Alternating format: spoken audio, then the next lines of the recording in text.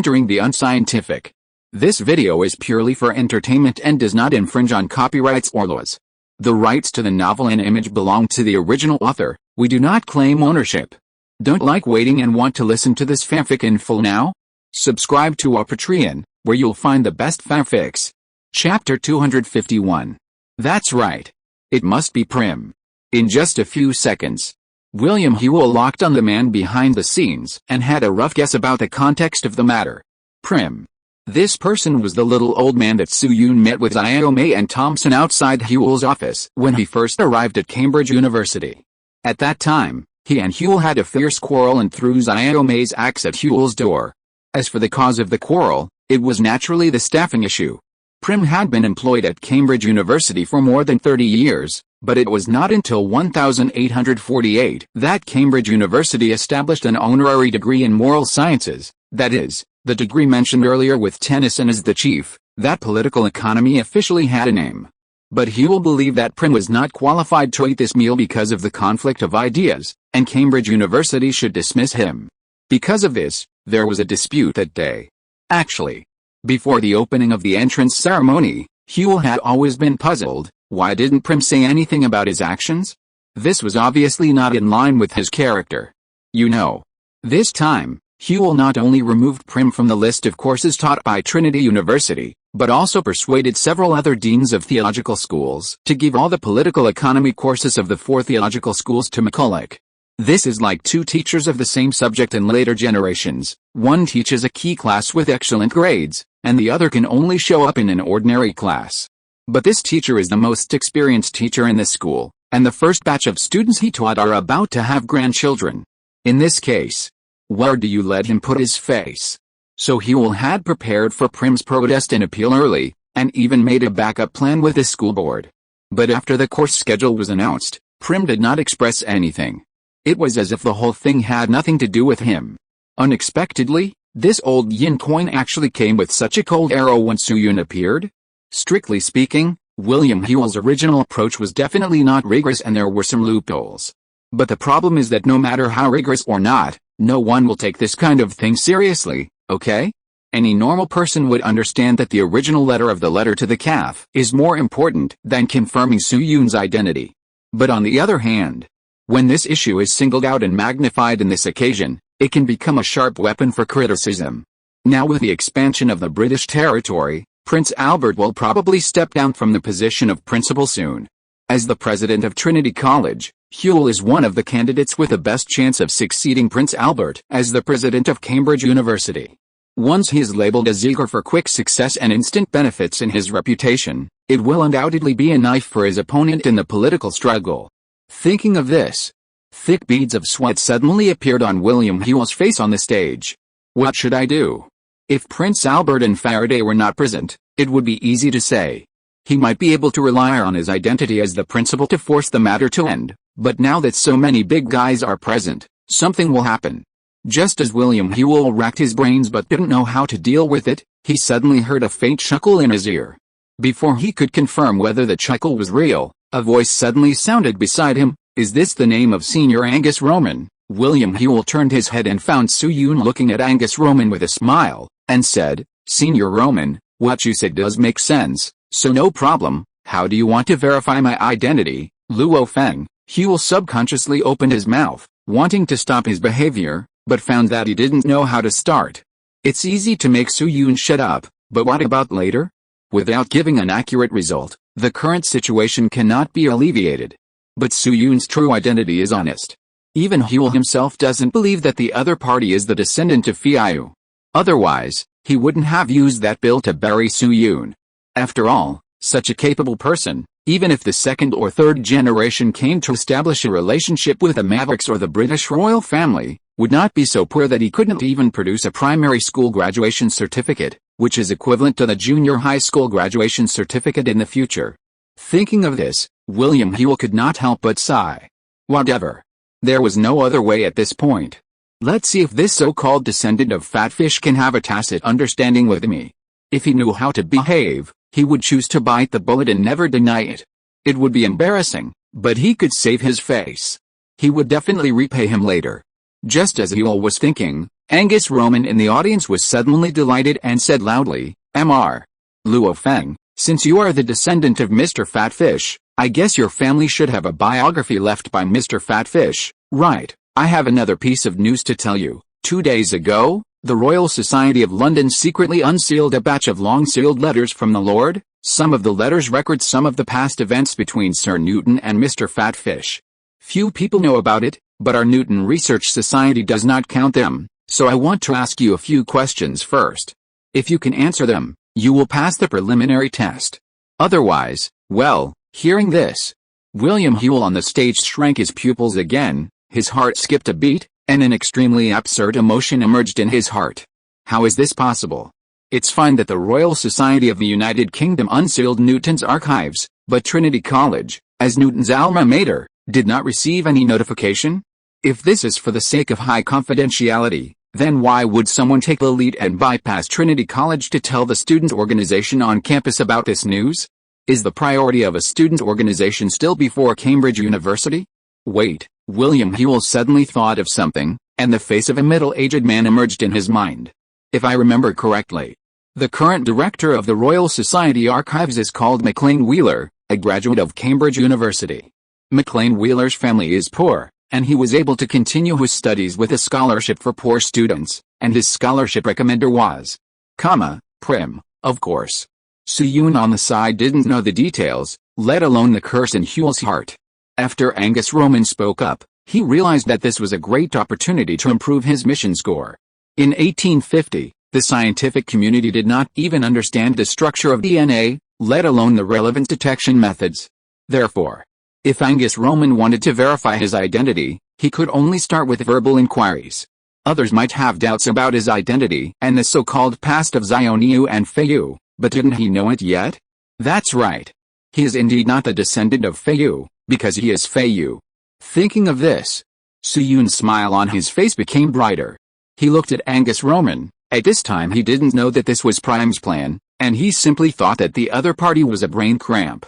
Iron-headed man said, "Yes, there are indeed some biographies left by the ancestors of Feiyu in my family, describing his deep friendship with Sir Newton like a life-and-death friendship, so Senior Roman, if you have anything you want to ask, just speak up, I will tell you everything I know." Under the stage, Angus Roman's eyes changed when he looked at Soo-yoon, as if he was looking at an idiot.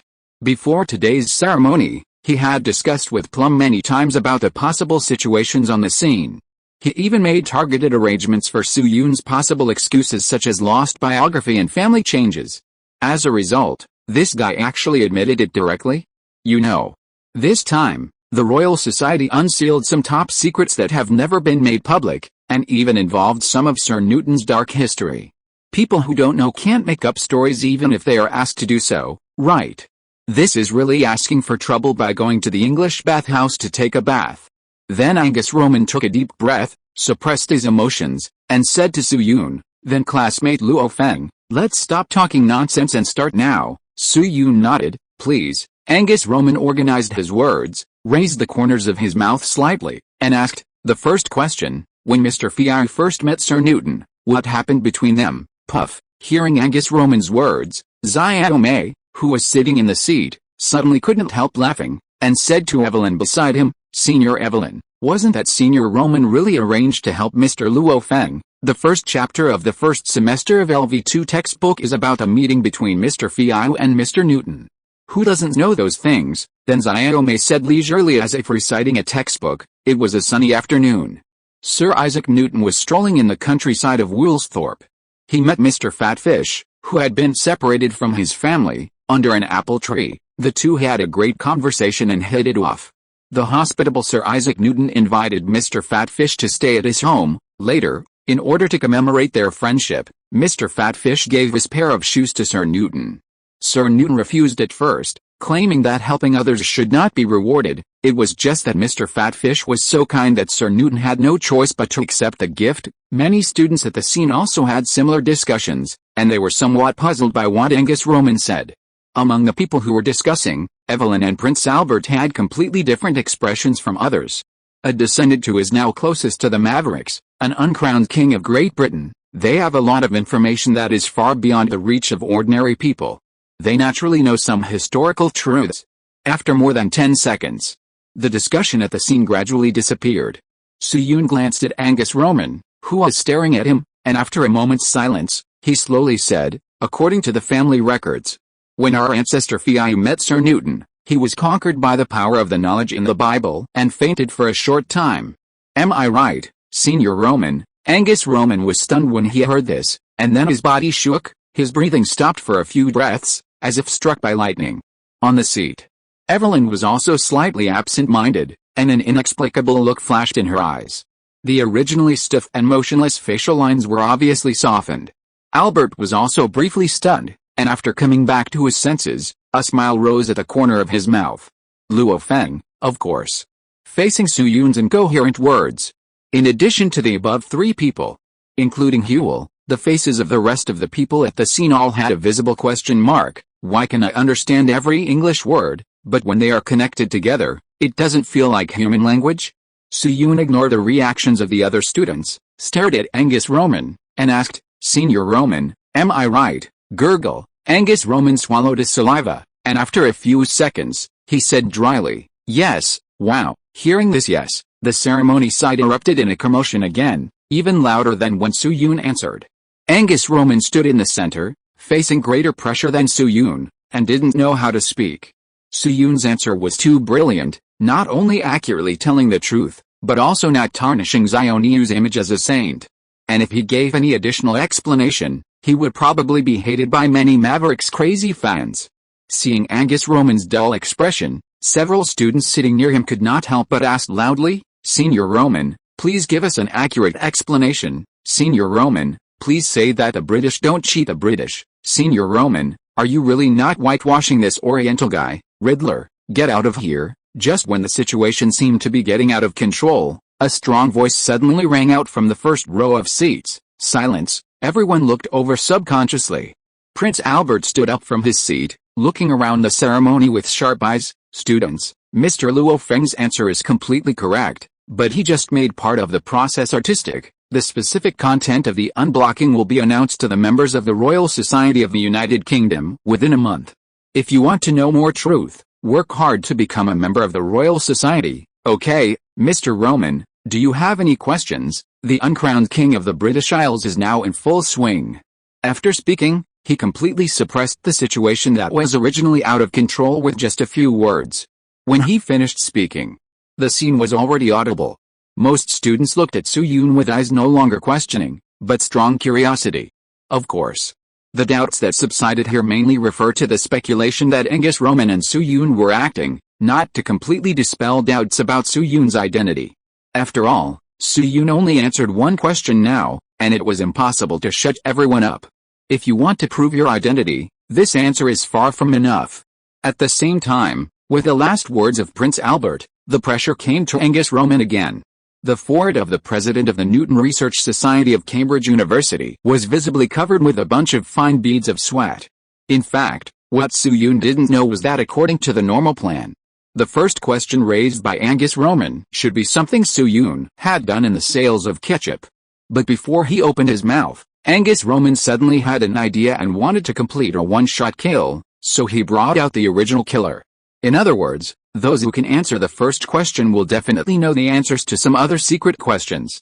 But if he gave up like this, not only would it be difficult to explain to Mr. Plum, but William Hewell would not be able to pass it. The Dean of Trinity College was almost spitting fire at this time, and he would never let him go just because he stopped. But what question could be more difficult than the killer? While thinking hard, Angus Roman suddenly caught a glimpse of Faraday in the first row, and a flash of lightning suddenly flashed through his mind. That's right. Professional knowledge. Angus Roman's brain, which had ranked 4th in his grade, started to work rapidly. As the president of the Newton Research Society, Angus Roman's understanding of Newton is indeed one of the best. In just a few seconds, Newton's life experience flashed through his mind. Soon, a word appeared in his mind, light. Yes, light. He took a deep breath, raised his head suddenly, and said to Soo-yoon, Mr. Luo Feng, you should know that Sir Newton once proposed two properties of light, namely the conjecture that particle nature and wave nature are simultaneously established, The basis for supporting particle nature is the dispersion phenomenon, and the basis for supporting wave nature is the discovery of Newton's light spot. Then Angus Roman changed the subject, looked around, and continued, but everyone knows that the dispersion phenomenon actually reflects more the wave nature of light. Sir Newton once used the theory of high-speed particle flow to explain the phenomenon of light going straight, but after receiving the letter from Mr. Fatty, this theory was abandoned by him. Hearing this, many people at the scene nodded in unison. It was mentioned a long time ago. In the original history, Zionia once proposed 1.5 wrong theories. One of them refers to the absolute view of space and time. The other half is the particle nature of light. As we all know, Zionia in the original trajectory is a very stubborn person.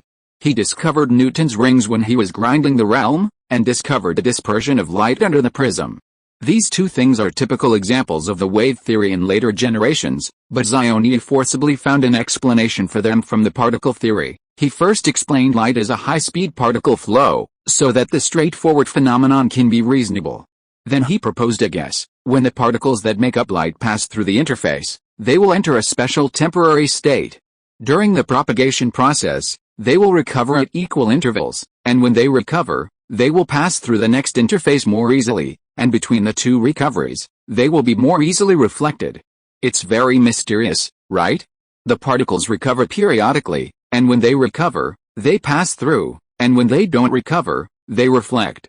This can indeed explain the phenomenon of Newton's rings, but this explanation has made the particle theory too similar to the wave theory. According to the understanding of the wave theory, this equal interval is the wavelength, and the same phase interference is easy to pass through, and the antiphase interference is easy to reflect. Therefore, whether it is Newton's rings or dispersion phenomena in later generations, basically, they are explained from the wave theory. But in this time and space, Zionia was influenced by Su Yun and became relatively humble. He didn't have the arrogance of Liu's theory as the truth. Therefore, after receiving Su Yun's letter, he gradually admitted that some of his explanations were far-fetched. So, in the scientific community of this copy, such a situation emerged. Zionia proposed the wave-particle duality theory of light, in which there are very few phenomena in the wave theory, but each one is extremely convincing. The phenomena that can serve as evidence for the particle theory are the opposite. There are many, but there are not enough examples to serve as the fulcrum of the theory. And Mr. Luo Feng, as a descendant of Fiu, you must be able to prove the particle nature of light, right? At the ceremony, Angus Roman stood in his seat and said word by word, "After all, Sir Newton once wrote a passage in his memoirs in his later years, which was the most widely circulated in Europe. That sentence is very concise. I can even recite it backwards.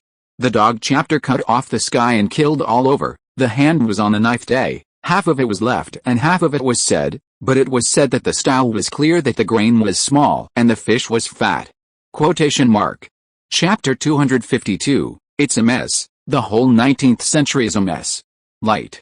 A word that is so simple that it cannot be simpler. A phenomenon that is so common that it cannot be more common. However, it is a mist that runs through the history of human science and is still confusing in the 22nd century. Speaking of light, the first thing that pops up in the minds of many people in later generations should be the wave-particle duality. Then there is ultramantiga, and then there are words such as interference and diffraction of light. In fact, the human thinking about the nature of light has already appeared before the Common Era. For example, in the ancient East, people believed that the sun was the incarnation of gods, such as Zai, Rizhu, Dongjin, and Jinwu shot down by Hawaii. In the ancient West, the view of Empedocles was popular at the beginning. He believed that the world was composed of 4 elements, water, fire, air, and earth, and that the human eye was ignited by the goddess Aphrodite with fire, and light also belonged to fire. Plato, who came after Empedocles, believed that there were 3 different kinds of light. They came from the eyes, the objects being seen, and the light source itself. As for vision, it is the result of the combined effect of the 3. After Plato, there appeared a lot of idealistic thoughts such as Lucretius and Al-Hasan. As there are many thoughts, naturally some people will use practical means to verify the authenticity. However, it is worth mentioning that the first document in history that clearly records the study of light propagation did not come from the West, but from the Mojing written by the ancient Chinese sages. The Mojing was completed in the 14th year of King An of Zhou, that is, 388 BC. There is a very famous research case in it. This case comes from Mozi Jingshu Oxia 43, scenery, 2 lights sandwich 1 light, 1 light is the shadow. The person of the shadow light is warm and like shooting, the person below is high, and the person above is low. The feet block the lower light, so the shadow is formed above, the head blocks the upper light, so the shadow is formed below. There is an end to the light at a distance, so the shadow is inside. Scenery is shadow, referring to the image of an object. Therefore, the meaning of this sentence is, light travels in a straight line like an arrow.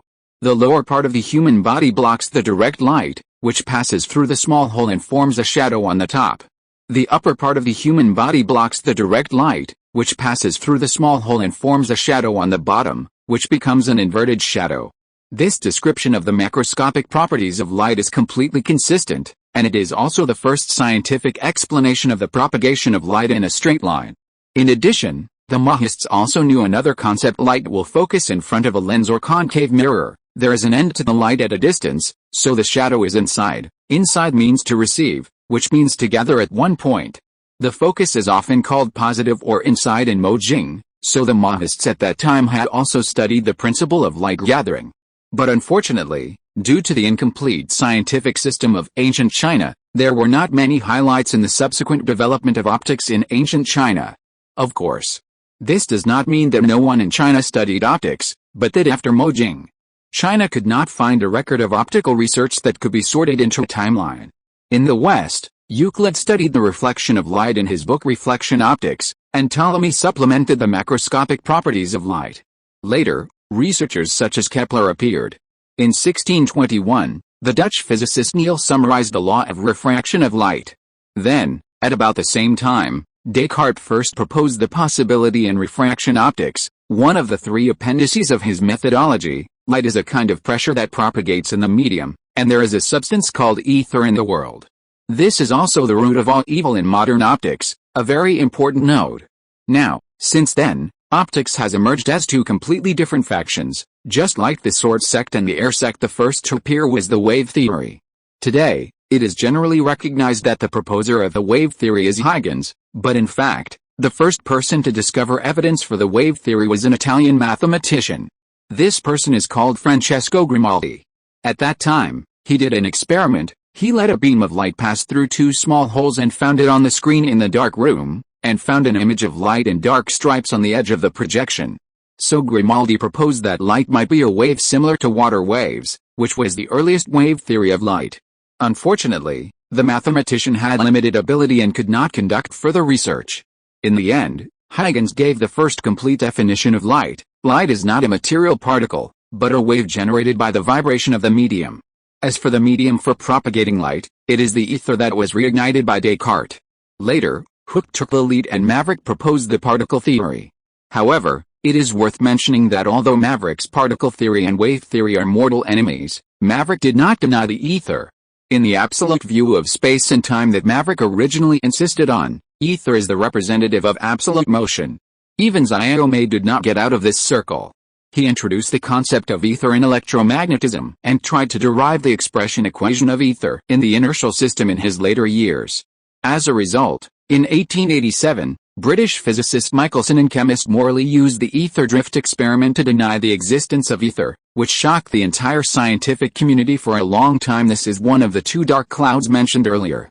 Classical physics has developed many correct results based on ether, but in the end, it was suddenly discovered that the foundation for deriving these results was wrong. Isn't that weird? Just like when the rabbits were working on stealth coatings for fighter jets, they saw that the B-2 across the sea never lost paint every time they flew, and they thought they had mastered some black technology. So the rabbits gritted their teeth and set up a project, chasing that unknown technology day and night. As a result, many years later, the rabbits found out that the B-2 didn't lose paint because they had bought a lot of Krypton gold. If it was broken, they would just repair it.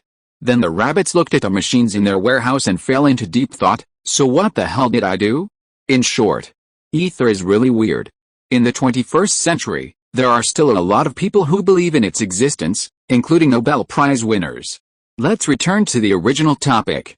The story after Huygens has been introduced before, so I won't go into details here. Modern optics is at the beginning of chapter 210. If you copy it here, it will be too long. So you can go back and have a look. This part plus the part in chapter 210 is almost the entire history of optics. If you are interested, you can keep an eye on it. However, in the current timeline, influenced by Su Yun, Xiongnu is no longer as arbitrary as before, and corrected his wrong theory in time. At the same time, it also led to the situation described by Angus Roman in the field of optics. The duality theory of light took the initiative, but there was not much core evidence for the particle theory. This is like the two holy places in fantasy novels. One of the holy places has a great emperor in the present, and the emperor's power is unparalleled. Although the other holy place is equally powerful, it lacks the great emperor's combat power and can only rely on the emperor's weapons left by their ancestors to barely compete with the opponent.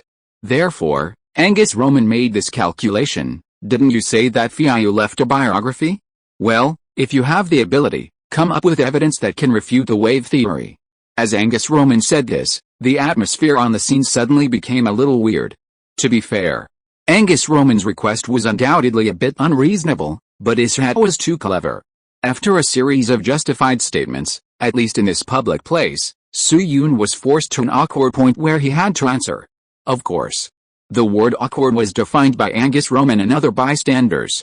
As for Su Yun, at this time, his cheeks were slightly bulging, and his back teeth were biting the flesh of the inner wall of the tongue cavity tightly, trying not to laugh out loud. To be honest, he really wanted to rush off the stage and run to this senior Roman and give him a grateful hug. Although the other party's purpose was to destroy his stage, he actually helped him a lot.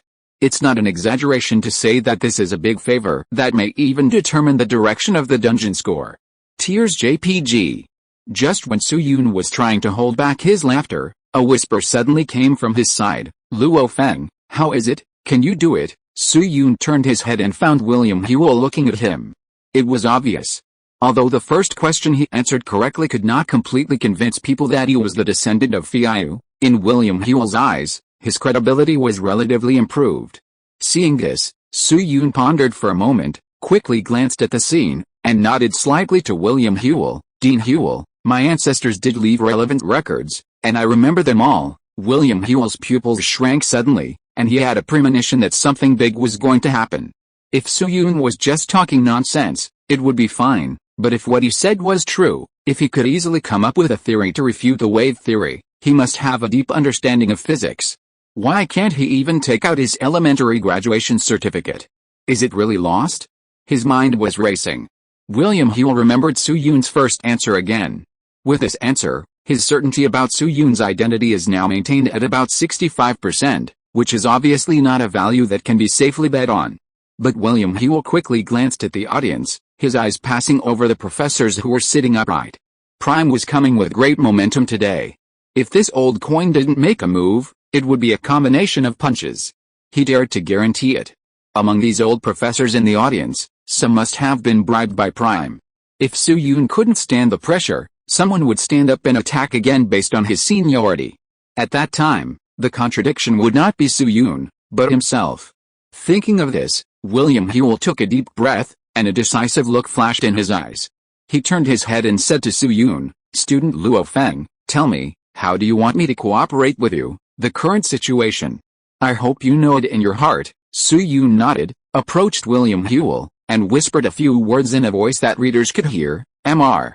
Dean, I need a flashlight, an electrolytic cell, a selenium cylinder, 3 convex lenses, a half-reflective half-mirror, a rotating mirror, and, in addition, a 1-meter wide field with a straight length of no less than 5 kilometers is required, and the experiment can only be carried out at night. William Huel ignored the noisy scene and stood on the stage and listened to Su Yun's words quietly. Then he glanced at the young man, walked off the stage quickly, and said something to Prince Albert. Prince Albert was slightly stunned, but still nodded. After William Huel finished speaking, he bowed to him and turned to leave the scene. Seeing William Huel turn around and leave, the discussion at the scene became much louder. Upon hearing this, Albert stood up from his seat and said to everyone, Dear students, please be quiet. Dean Huel has just guaranteed for Luo Feng. Trinity College will be responsible for providing the experimental equipment that Luo Feng needs. Although these equipment are relatively easy to prepare, the experimental environment is rather special and it needs to wait until dark before it can be carried out. Therefore, please do not get too excited for the time being. The entire experiment will be conducted in full public view. Students who are interested can wait on the roadside after dinner. After speaking, he glanced at Angus Roman, who was still standing, and asked, "Student Roman, do you have any objection?" Angus Roman was still a little absent-minded at this time. Hearing this, he shuddered and shook his head. "No objection, Your Highness. Everything will be done according to your instructions." His task was to expand the topic. Although Su Yun's approach could not immediately embarrass Huel, once Su Yun's demonstration failed, the backlash of public opinion would be countless times more severe. Seeing that Angus Roman was quite tactful, Albert nodded slightly and continued, "Then everyone, please concentrate for the time being. Next, Mr. Knowles, the Dean of Peter College, will temporarily replace Dean Huel to preside over the hymn singing at the opening ceremony." As soon as Albert finished speaking, an old man with silver hair stood up in the first row.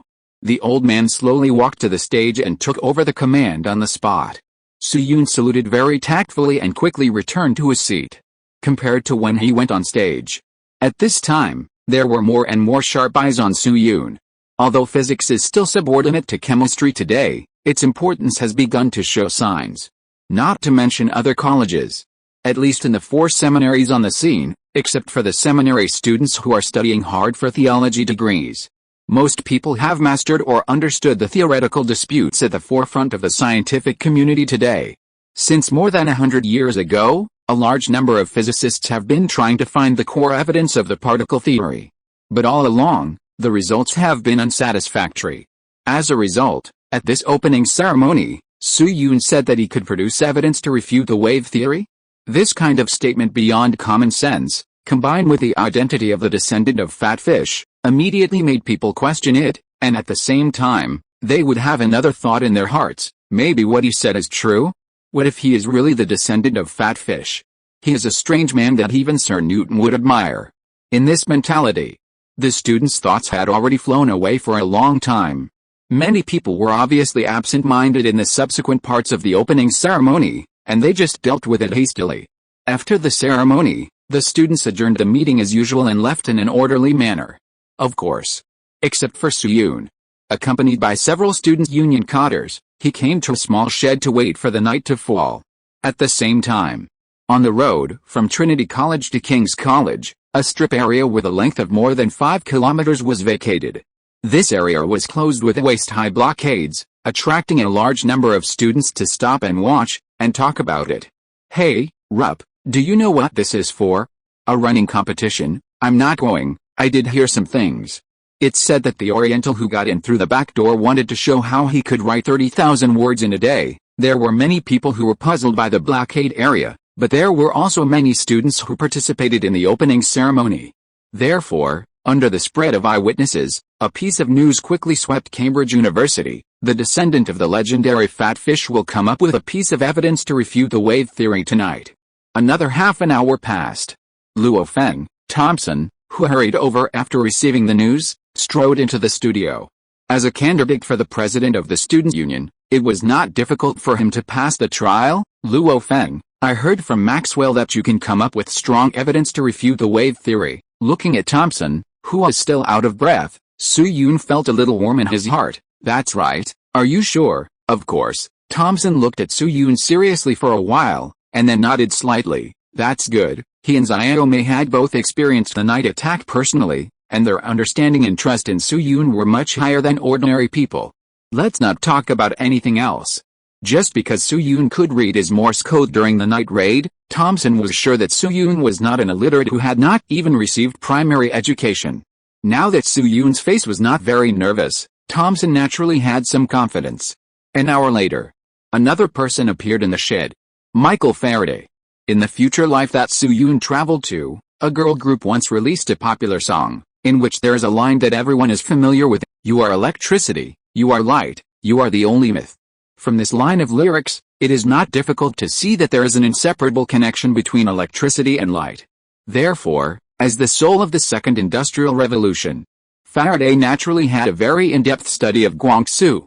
For example, he discovered in 1845 that when polarized light passes through a transparent medium with a magnetic field applied, polarization rotation occurs. This phenomenon was later called the Faraday effect, which discovered the relationship between light and electromagnetism for the first time. Then in 1846, Faraday speculated that light might be some form of disturbance derived along the magnetic field lines. 1847.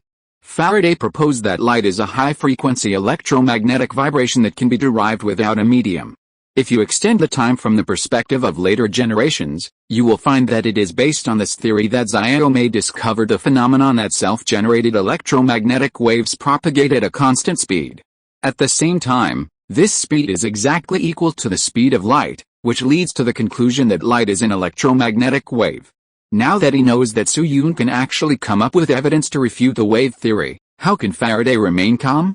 Therefore, after entering the shed, his first sentence was, "Student Luo Feng, are you telling the truth? Can you come up with evidence to refute the wave theory?" Looking at this handsome old man with stiff features, Su Yun's eyes vaguely showed a trace of respect, and he affirmed, "Yes, Mr. Faraday. The ancestor of fatty fish accidentally discovered some phenomena in the process of studying electrolysis. Later, through further research, he discovered some, very interesting things." Faraday raised his short eyebrows. "Very interesting things," Su Yun nodded, and a trace of excitement floated through his heart. The current copy world line is already a little crooked. In this case, I will add fuel to the fire and let the scientific community mess up again. Thinking of this, Su Yun took a deep breath and said to Faraday, "Professor Faraday, before the experiment begins, I would like to ask you a question." Faraday glanced at him and motioned for him to speak. "Go ahead. How fast is the speed of light?" "The speed of light." Faraday blinked. Although he didn't know why Su Yun asked this question, he quickly said, 212,000 kilometers per second. This is the value calculated by Mr. Huygens. It is also the answer that is generally accepted by the academic community. In addition, Mr. Newton also proposed in optics that light can pass through the Earth 16.6 times in 1 second, which is also around this number. Su Yun glanced at the handsome old man, was silent for a moment, and slowly shook his head. "Unfortunately, Mr. Faraday, this value is wrong." Faraday was stunned. "Wrong?" Su Yun turned his head, glanced at the already arranged scene, and smiled at Faraday. "Yes, Mr. Faraday. So the first mistake we have to correct tonight is the speed of light." Chapter 253. Turn him upside down. "What? Mr. Huygens' calculation of the speed of light is wrong?" Faraday was stunned when he heard Su Yun's words. As we all know, the unit of the speed of light is very large, so it is very normal to have errors, and it can even be said to be inevitable. Let's not talk about anything else. Just compare the results calculated by Huygens and Maverick. One is 212,000 kilometers per second, and the other is 210,000 kilometers per second, a difference of 2,000 kilometers. But the error that Su Yun said was worth correcting was obviously not this kind of error in the adjacent numbers. The error he referred to was undoubtedly a concept at the magnitude level, at least more than 20%. But how is this possible? You know, it is different from the exploration of the nature of light. Because the speed of light is so fast, people can't realize that it takes time for light to propagate from point A to point B on the scale of daily life. Therefore, in the ancient world, whether in the East or the West, the ancestors basically had no concept of the speed of light. This common-sense concept lasted until the 17th century, when it was questioned by Galileo and an experiment was designed. The experiment designed by Galileo was as follows. 2 people each held a lantern and stood on 2 hills. Each of them covered the lantern with a baffle. Next, one person took off the baffle in his hand. After seeing the light, the person on the opposite hill immediately took off the baffle in his hand. The first person recorded the time from taking off the baffle to seeing the lantern in the other person's hand, which was the time it took for the light to run back and forth between the 2 hills. Dividing the distance between the 2 hills by the time, we can get the speed of light. Undoubtedly, this experiment failed in the end. Because if the distance between the 2 hills is 1 kilometer, it only takes 0.000067 seconds for the light to run back and forth between the 2 hills. The reaction time of people is generally in the range of a few tenths of a second, which is 30,000 times the time it takes for the light to run back and forth between the hills. So no matter how Galileo measured, he only measured the reaction time of the 2 people. So Galileo finally gave up the idea of measuring the speed of light, and the first attempt by humans to calculate the speed of light ended in failure. However, Galileo is not the only genius in the human race. 20 years after Galileo's death, someone came up with a method to measure the speed of light. This person's name also contains the word, and his name is Romer. He is a Danish astronomer. In the early years, Romer noticed when observing the universe that Jupiter has a satellite called Io, that is, Io. At that time, the development of astronomy has enabled people to calculate the period of this satellite's orbit around Jupiter and calculate the exact time when it can be observed on Earth. Romer was keenly aware that the distance between the Earth and Jupiter is constantly changing throughout the year. Therefore, the time it takes for the light emitted by Io to propagate to the Earth is also different. The difference in time observed by people on Earth is exactly the difference in the time it takes for the light to propagate over different distances. Later, after Romer's long-term observation, he discovered a situation when the distance between the Earth and Jupiter is the closest. Io appears 11 minutes earlier than the average. When the distance between the Earth and Jupiter is the farthest, Io appears 11 minutes later than the average. 11 plus 11 equals 22. In other words, this 22-minute difference is the time it takes for light to travel the maximum and minimum distances between the Earth and Jupiter, which can be used to calculate the speed of light. The vast universe provides humans with a large enough scale to calculate this number. So, Romer made this speculation and the corresponding observational data public in 1676. However, Romer himself did not personally calculate a specific value. The person who finally completed the calculation was Huygens mentioned above, and the speed of light was 212,000 kilometers per second. Maverick mentioned a similar value in his optics, but did not say how it was obtained. Later, it was generally believed that it was probably based on Romer's data. Of course, with the urine of Maverick's official history, he would not admit it even if he referred to it. In short, with the calculation results of Maverick and Huygens, the concept that the speed of light is 212,000 kilometers per second has always been regarded as the truth in the scientific community. Although there have been examples such as Bradley who took a different approach and calculated the speed of light to be about 300,000 by the aberration method of stars. However, because the calculation method involves revolution, there are too many logical loopholes, so it has never been accepted by the mainstream, and even Bradley's descendants have been criticized. So when he heard Suyun's words correct the error, Faraday subconsciously wanted to open his mouth to refute. But before he said it, another thought emerged in his mind: the data in Suyun's hands is likely the result calculated by Fiu. But that's Fiu. The two emotions collided fiercely in his mind, making Faraday's face a little uncertain. After a while, he looked at Suyun deeply, left the shed silently, and chose to wait and see. The sky darkened quickly in winter. Less than half an hour after Faraday left, the sky began to darken. After a while, William Whewell sent someone to deliver bread and milk. Students who were watching the excitement gradually gathered around the entire closed road. An hour later, night fell completely. Dadada, a students' union cadre, walked into the shed quickly, and the leather boots made a crisp contact sound.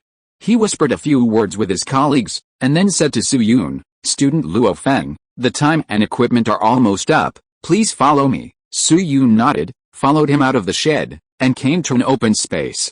At this time, except for the middle area of this open space, there were already many people densely surrounded. Among them were Xiaomei and Evelyn. One of them was the second reduced-fee student of Trinity College, known as the Second Maverick, and the other was simply the only direct descendant of the Ask family.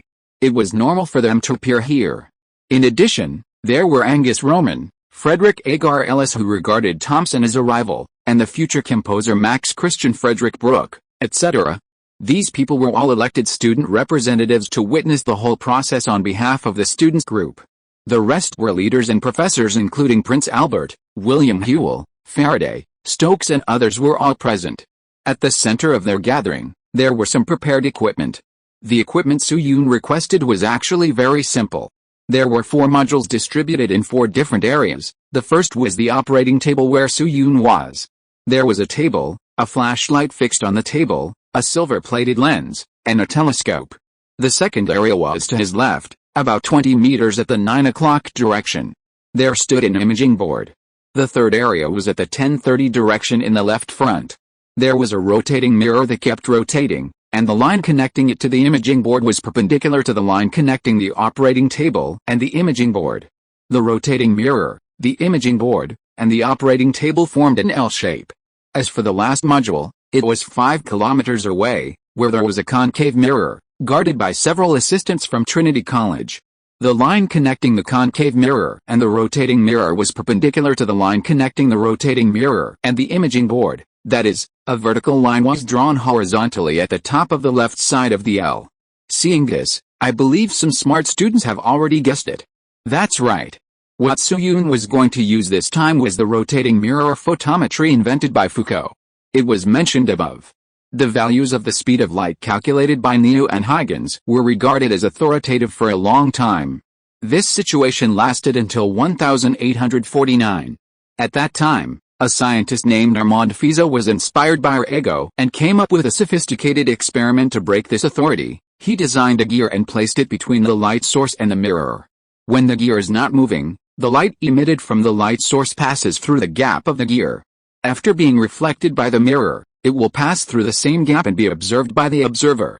When the gear starts to rotate and reaches a certain speed, the light will just pass through the original tooth gap when it returns. The light will hit the gear and cannot be observed. If the speed of the gear continues to increase, the light will pass through the next tooth gap and reflect back again. The whole process does not need to consider the speed of human visual reaction.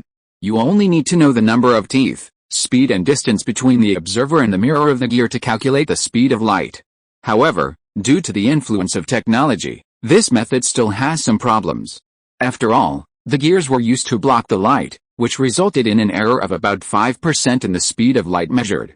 So later Foucault, the big guy who invented the Foucault pendulum, thought about it and changed the gears to rotating mirrors. At the same time, some optimizations were made in the process, locking the accuracy to 289,000 kilometers. When it came to the Michelson period, he changed to an octahedral mirror, which improved the accuracy again. Soo-yoon once discovered when he was looking up information in the library. In the copy, due to the change of the world line, our ego, who inspired Armand Fizeau, did not propose the idea of photometry. After graduating from university, he plunged into the embrace of the wave theory. Naturally, Armand Fizeau did not complete his gear photometry experiment a year ago. Gear photometry is not available yet, let alone Foucault. Foucault completed the rotating mirror photometry about a year and a half later than Fizeau, and Foucault's inspiration came from Fizeau's paper. So when he was in the library, Soo-yoon had already made a plan and prepared to use the speed of light measurement as a starting point. I just didn't expect that this opportunity would come so quickly. Of course. Some students may ask, that's not right. Isn't Michelson's precision higher? Why not use an octahedron? The reason is very simple. It comes down to two words, venue. Don't think that the steps of Fizeau's photometry seem simple and the distance on the schematic diagram seems very short. In fact, because the speed of light is too fast, the gears can't block the light at all, and Fizeau's experiment failed at the beginning. He could only continue to extend the experimental distance and the number of teeth, and increase the speed of the gears, hoping to block the reflected light. Later, the diagram of Fizeau's photometry can be found on the internet. It seems that the distance is very short, but the actual optical path reaches 8,633 meters. As for the octahedron, I'm sorry, 22 miles, 2 more can go to London. Therefore, after thinking for a while, Soo-yoon finally chose the rotating mirror photometry invented by Foucault. In fact, the optical path of the rotating mirror photometry can be shortened to about 20 meters at the shortest, but in order to make the experiment more popular, Soo-yoon chose 5 kilometers, which Cambridge University could spare. Doing experiments in a 20-meter field and demonstrating in a 5-kilometer field will attract completely different audiences. Anyway, the optical path and the rotation speed of the rotating mirror are positively correlated. Once the optical path is long, the rotation speed can be adjusted accordingly. When Soo-yoon came to the edge of the field, Faraday was standing at the operating table with Stokes, frowning and silent. Their expressions were obviously puzzled, but they also vaguely showed a little enlightenment, as if they were about to touch some boundaries. Seeing this, Soo-yoon stepped forward and greeted several bigwigs in turn. Your Majesty Albert, Dean Hewell, Mr. Faraday, Professor Stock, good evening, Faraday immediately pulled him to his side as if a reader had seen the author's update when he found Soo-yoon's appearance. Student Luo Feng, what is the idea of your equipment? Tell me in detail. Seeing this, Soo-yoon had not yet expressed his opinion, and William Hewell, who was always a little tense, couldn't help but feel a little relieved. Although William Whewell invented the word scientist, his main focus was still in the field of philosophy. Although his knowledge of physics was not completely unknown, it was relatively poor. Therefore, although he participated in the preparation of this equipment throughout the process, he was still unsure. But from Faraday's words, it seems that the equipment prepared by Soo-yoon is really worth talking about. Soo-yoon's wrist was a little painful because of Faraday's pulling, but he was too embarrassed to let him let go, so he had to ponder for a moment and said to Faraday, "Mr. Faraday, this equipment is a light speed measurement system designed by the ancestor of fatty fish, called the rotating mirror photometry." Then he pointed to the rotating mirror diagonally opposite and explained, "First, start lighting at the light source and adjust the position of the rotating mirror so that it can directly shine the light from the light source to the center of the concave mirror 5 kilometers away. In this way, this section of light will first reach the concave mirror and then return to the rotating mirror. The reflected light will be refracted by the rotating mirror and hit the imaging plate next to us. We just need to gradually adjust the rotation speed of the rotating mirror and then adjust the position of the light spot. When the position of the light spot moves to the best, we can collect data and start calculating the speed of light." Faraday blinked while listening, and by the end, the frequency of blinking was as high as that of a vibrator. After a while, he ignored Prince Albert beside him, walked to the operating table as if no one was around, picked up a pen and paper and drew a schematic diagram. Light source S half-silvered mirror M1 lens L rotating mirror M2 reflects to concave reflector M3. Then he paused his pen tip, looked at Soo-yoon, and asked, "Where's the center of curvature of the M3 mirror?" Soo-yoon pointed to the rotating mirror and answered without hesitation, "On the O-axis of the mirror, 3/4 position." Faraday didn't say anything, and he calculated again, O-axis. "That's right, symmetrical reflection will occur. The image of the light source produced at point S is shifted to the left." Stokes and several other professors on the side saw this and walked to Faraday and discussed the schematic diagram. The big guys present are not to say that they are currently the top in the world, but at least they are generally in the first echelon of the field of physics, so their abilities are naturally needless to say. They didn't expect that the experimental steps were a matter of inspiration and had little to do with theoretical knowledge. Now that Soo-yoon has announced the entire operation process, with their abilities, they can naturally analyze the specific principles quickly. So the angle that the reflected light turns is the approximate angle of the light path. No, it should be twice that. Does the concave mirror need to be calculated using Gaussian curvature, or is it enough to just form a direct beam? Oh, yes. After a few seconds, Stokes suddenly frowned and asked a question. "The general idea is fine, but should we consider the annihilation condition?" Faraday paused with his pen again, and after a few seconds of silence, he wrote down a formula. 4LWC plus Greek letter theta equals n plus 1/42 Greek letter pi n. After writing it, he drew a horizontal line under the formula. "How about this condition?" The professors looked at the formula written by Faraday and started a new round of discussion. "It seems to be fine, but what is the range of n? Wouldn't it be better to compare the angle and angular velocity directly?" "Good idea, but in this case, the optical path will have to be 2L plus 2D, right? Why use 2L plus 2D? We are obviously discussing the optical path in the reflection stage, right? It should be 2D plus L. Are you stupid?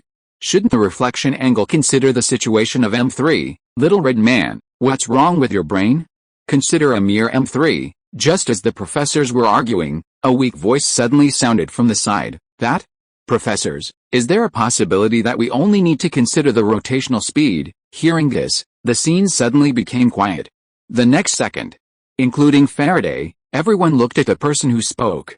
At this time, Soo-yoon was weakly raising his hand, looking at them with a smile on his face that was more honest than wheat. Everyone then remembered that they had been discussing for a long time and had actually forgotten the designer Soo-yoon. Faraday was silent for a moment, waved at him, and motioned him to come forward.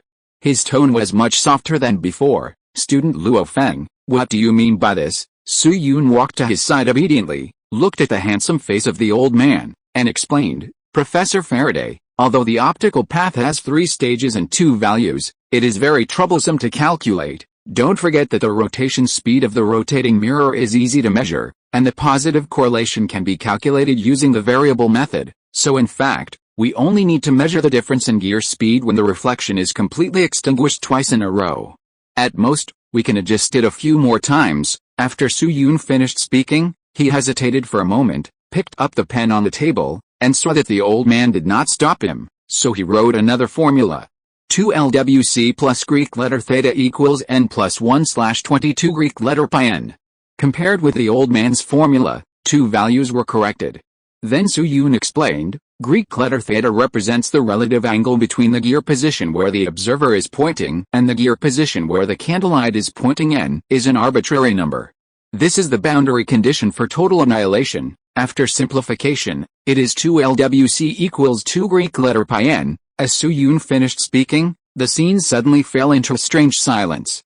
After a while, the old professor who had proposed 2L plus 2D suddenly slapped his head and said to the other person who had argued with him not long ago, "Oh, Professor Vertonghen, I heard that a live maggot cheese shop has just opened in London recently.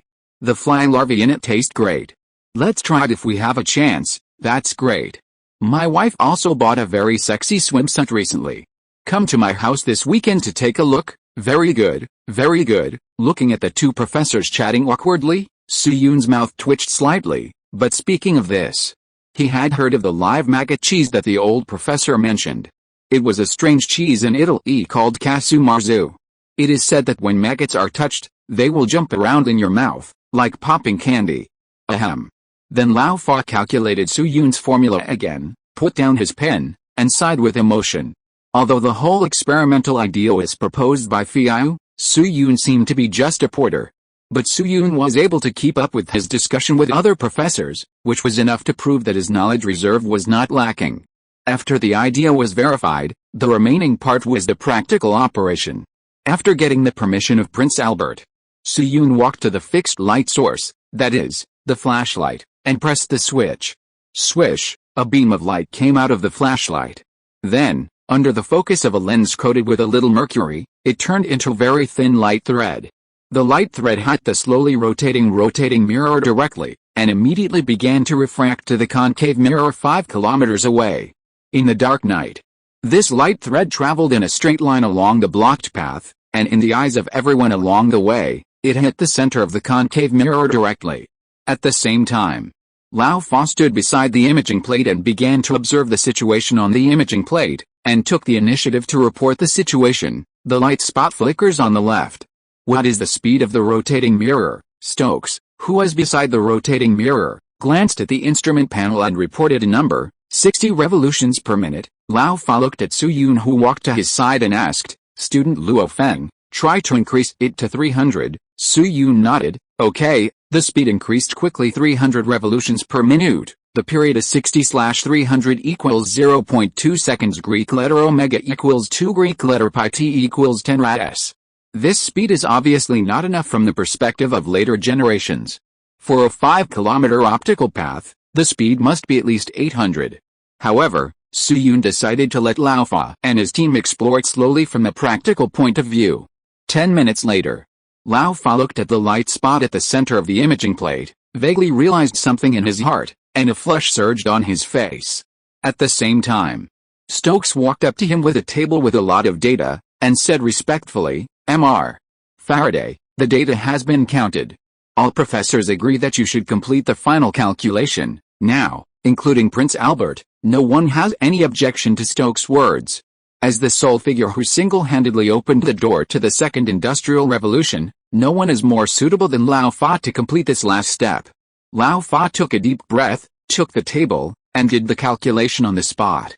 L equals 20 meters, D equals 5,000 meters, S equals 0.0007 meters, Greek letter theta equals 1.4232 degrees, W equals 26.7 Greek letter pi radians second. Although the operating table was full of onlookers at this time, no one dared to make a sound, and it was as quiet as the Busan Library in 2022.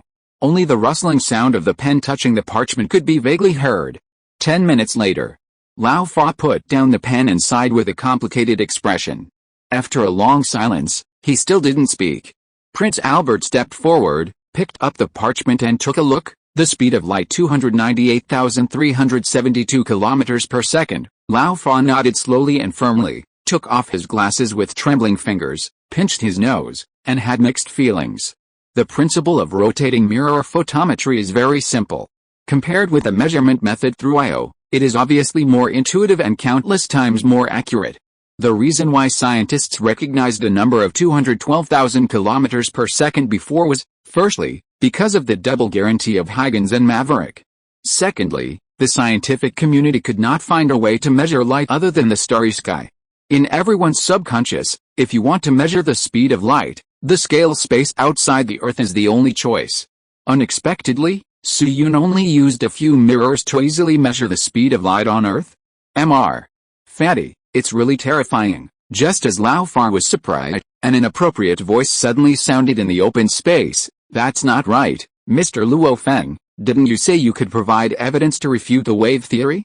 Is there any direct relationship between measuring the speed of light and the wave theory? Lao Fa and Soo-yoon looked over subconsciously. Sure enough. The person who spoke was Angus Roman.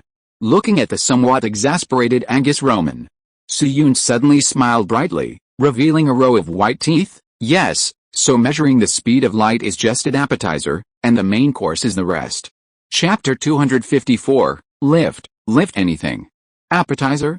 Feast? Hearing these two words coming out of Soo-yoon's mouth, Lao Fa, Stokes and other professors all felt a sense of weirdness. The measurement of the speed of light, which is enough to cause a stir in the scientific community today, is just an appetizer in Soo-yoon's mouth? Are you kidding? Although the word speed of light seems to be very high-sounding, in fact, it is a data of the nature of the base of physics. First, it represents that the movement of light has an upper limit. Or in other words, the transmission of information and energy has an upper limit.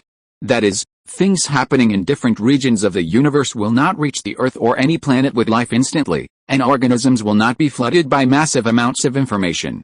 In this way, the macroscopic world can operate normally. From the perspective of later generations, it should be said that life evolution can proceed normally. Secondly, it is useful in geometric optics.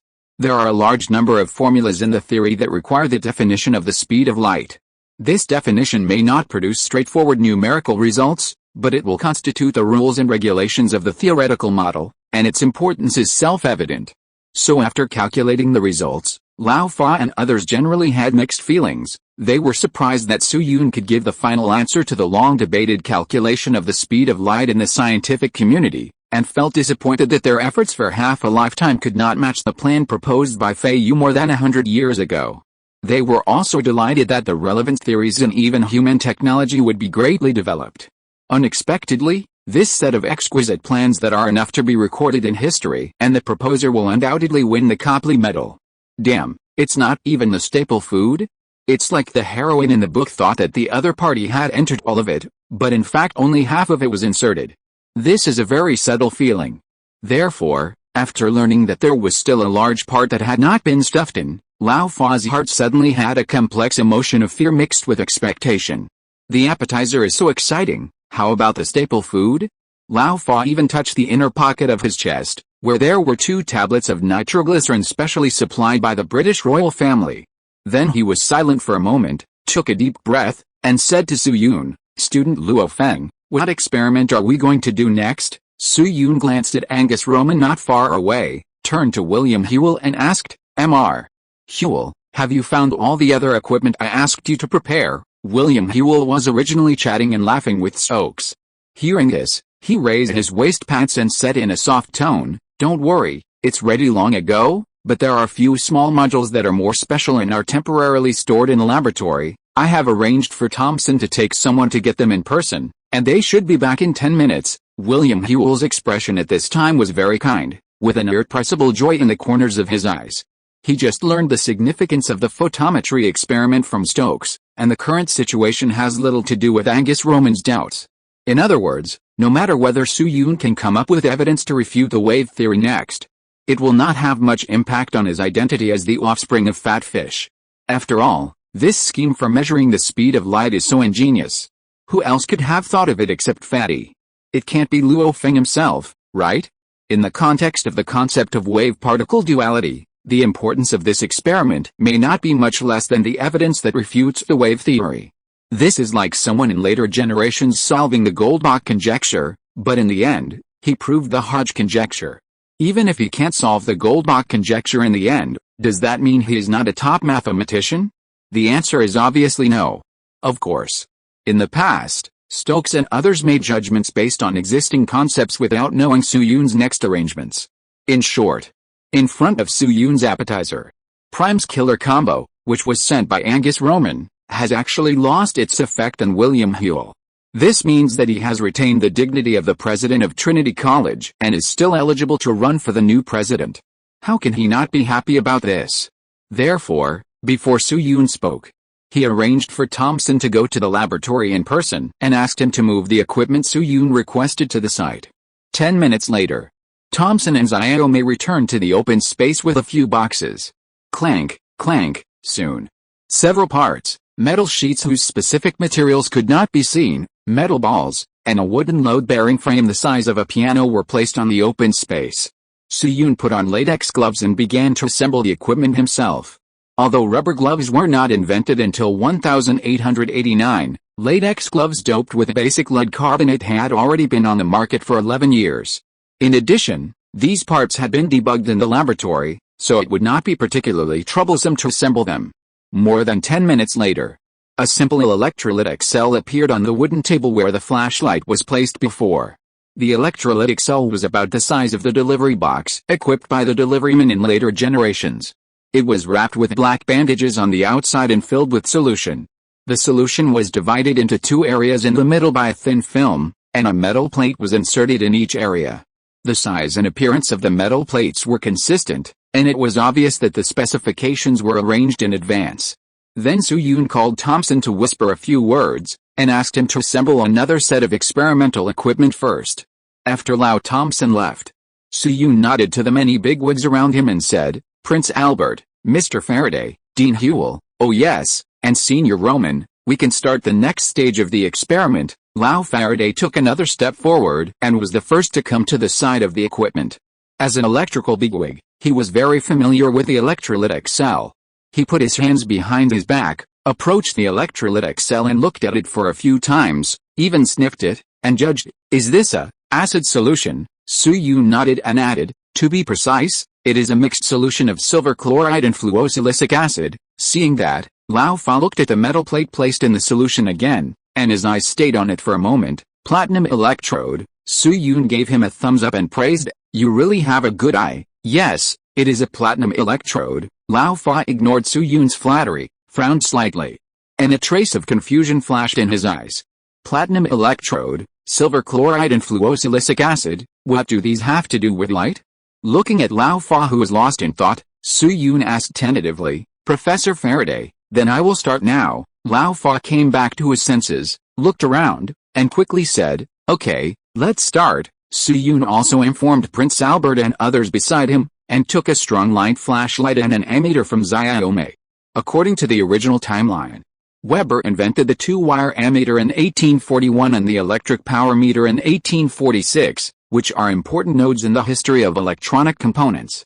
These two nodes are neither advanced nor postponed in this copy, so it is not surprising that Cambridge University can come up with a high-precision ammeter. Then Su-Yun connected the ammeter to the electrolytic cell, turned on the flashlight, calibrated it, and stuffed it into Xiaomei's hand. "Hold it, don't let go," Xiaomei said naively and acted as a tool man. Seeing this, Lau Fa couldn't help but have a question mark on his head. The electrolytic cell is not powered but uses light to illuminate. What kind of operation is this? However, Su-Yun had done an experiment to measure the speed of light with a rotating mirror before, so Lau Fa and everyone else watched patiently. 1 minute, 5 minutes, 10 minutes. When the time came to the 13th minute, Lau Fa yawned and was about to speak.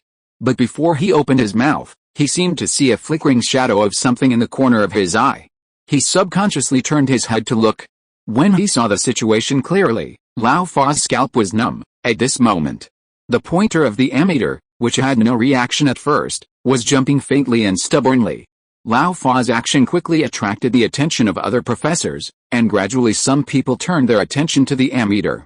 "Look at the ammeter, hallelujah, where does the electromotive force come from? What the hell, what is this? The ammeter is moving, I don't want to play anymore, WD and MD." Finally, Xiaomi said everyone's question in a naive way. It's so strange, there is no electricity, why is there a current in the electrolytic cell? Swish, the next second.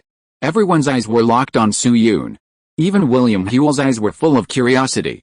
Although his knowledge of natural sciences was limited, he knew a little about the principle of the electrolytic cell. Electrolytic cell, naturally can't work without electricity. But now Su-Yun just relied on a strong flashlight to make the electrolytic cell have current again, or potential difference? Looking at the curious eyes of the big guys, Su-Yun looked up for a few seconds. Alice, there are only less than 4,000 words, and there is no way to talk about it in the next chapter.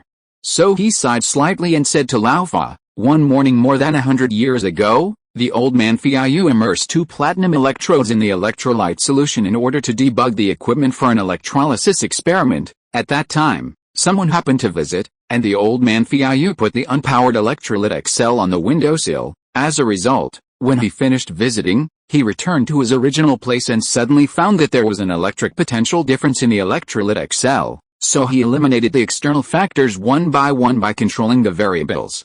And finally confirmed one thing at this point.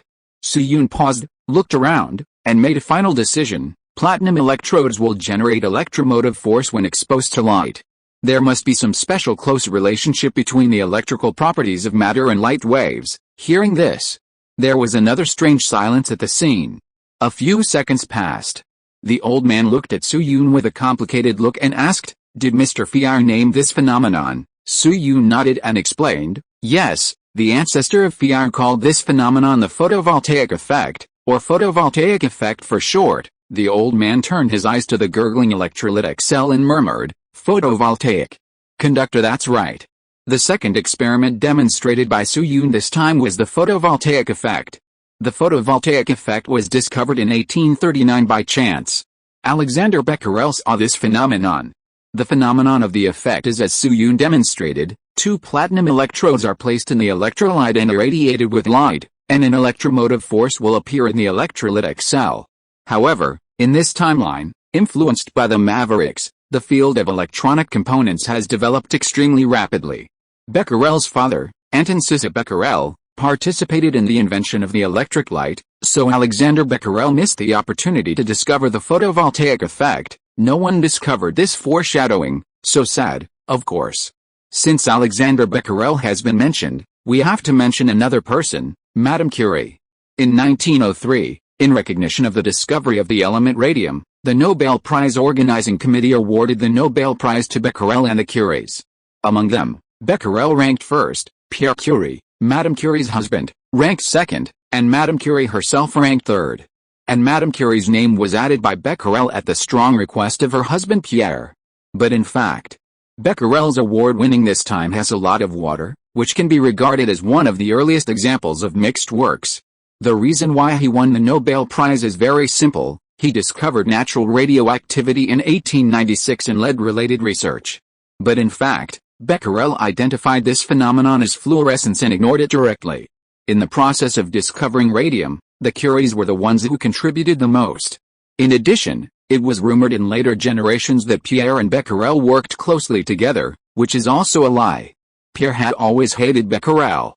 If Swedish mathematician Robbie Gallagher had not told Pierre the content of the nomination letter, Pierre might not have known who was nominated until the award ceremony.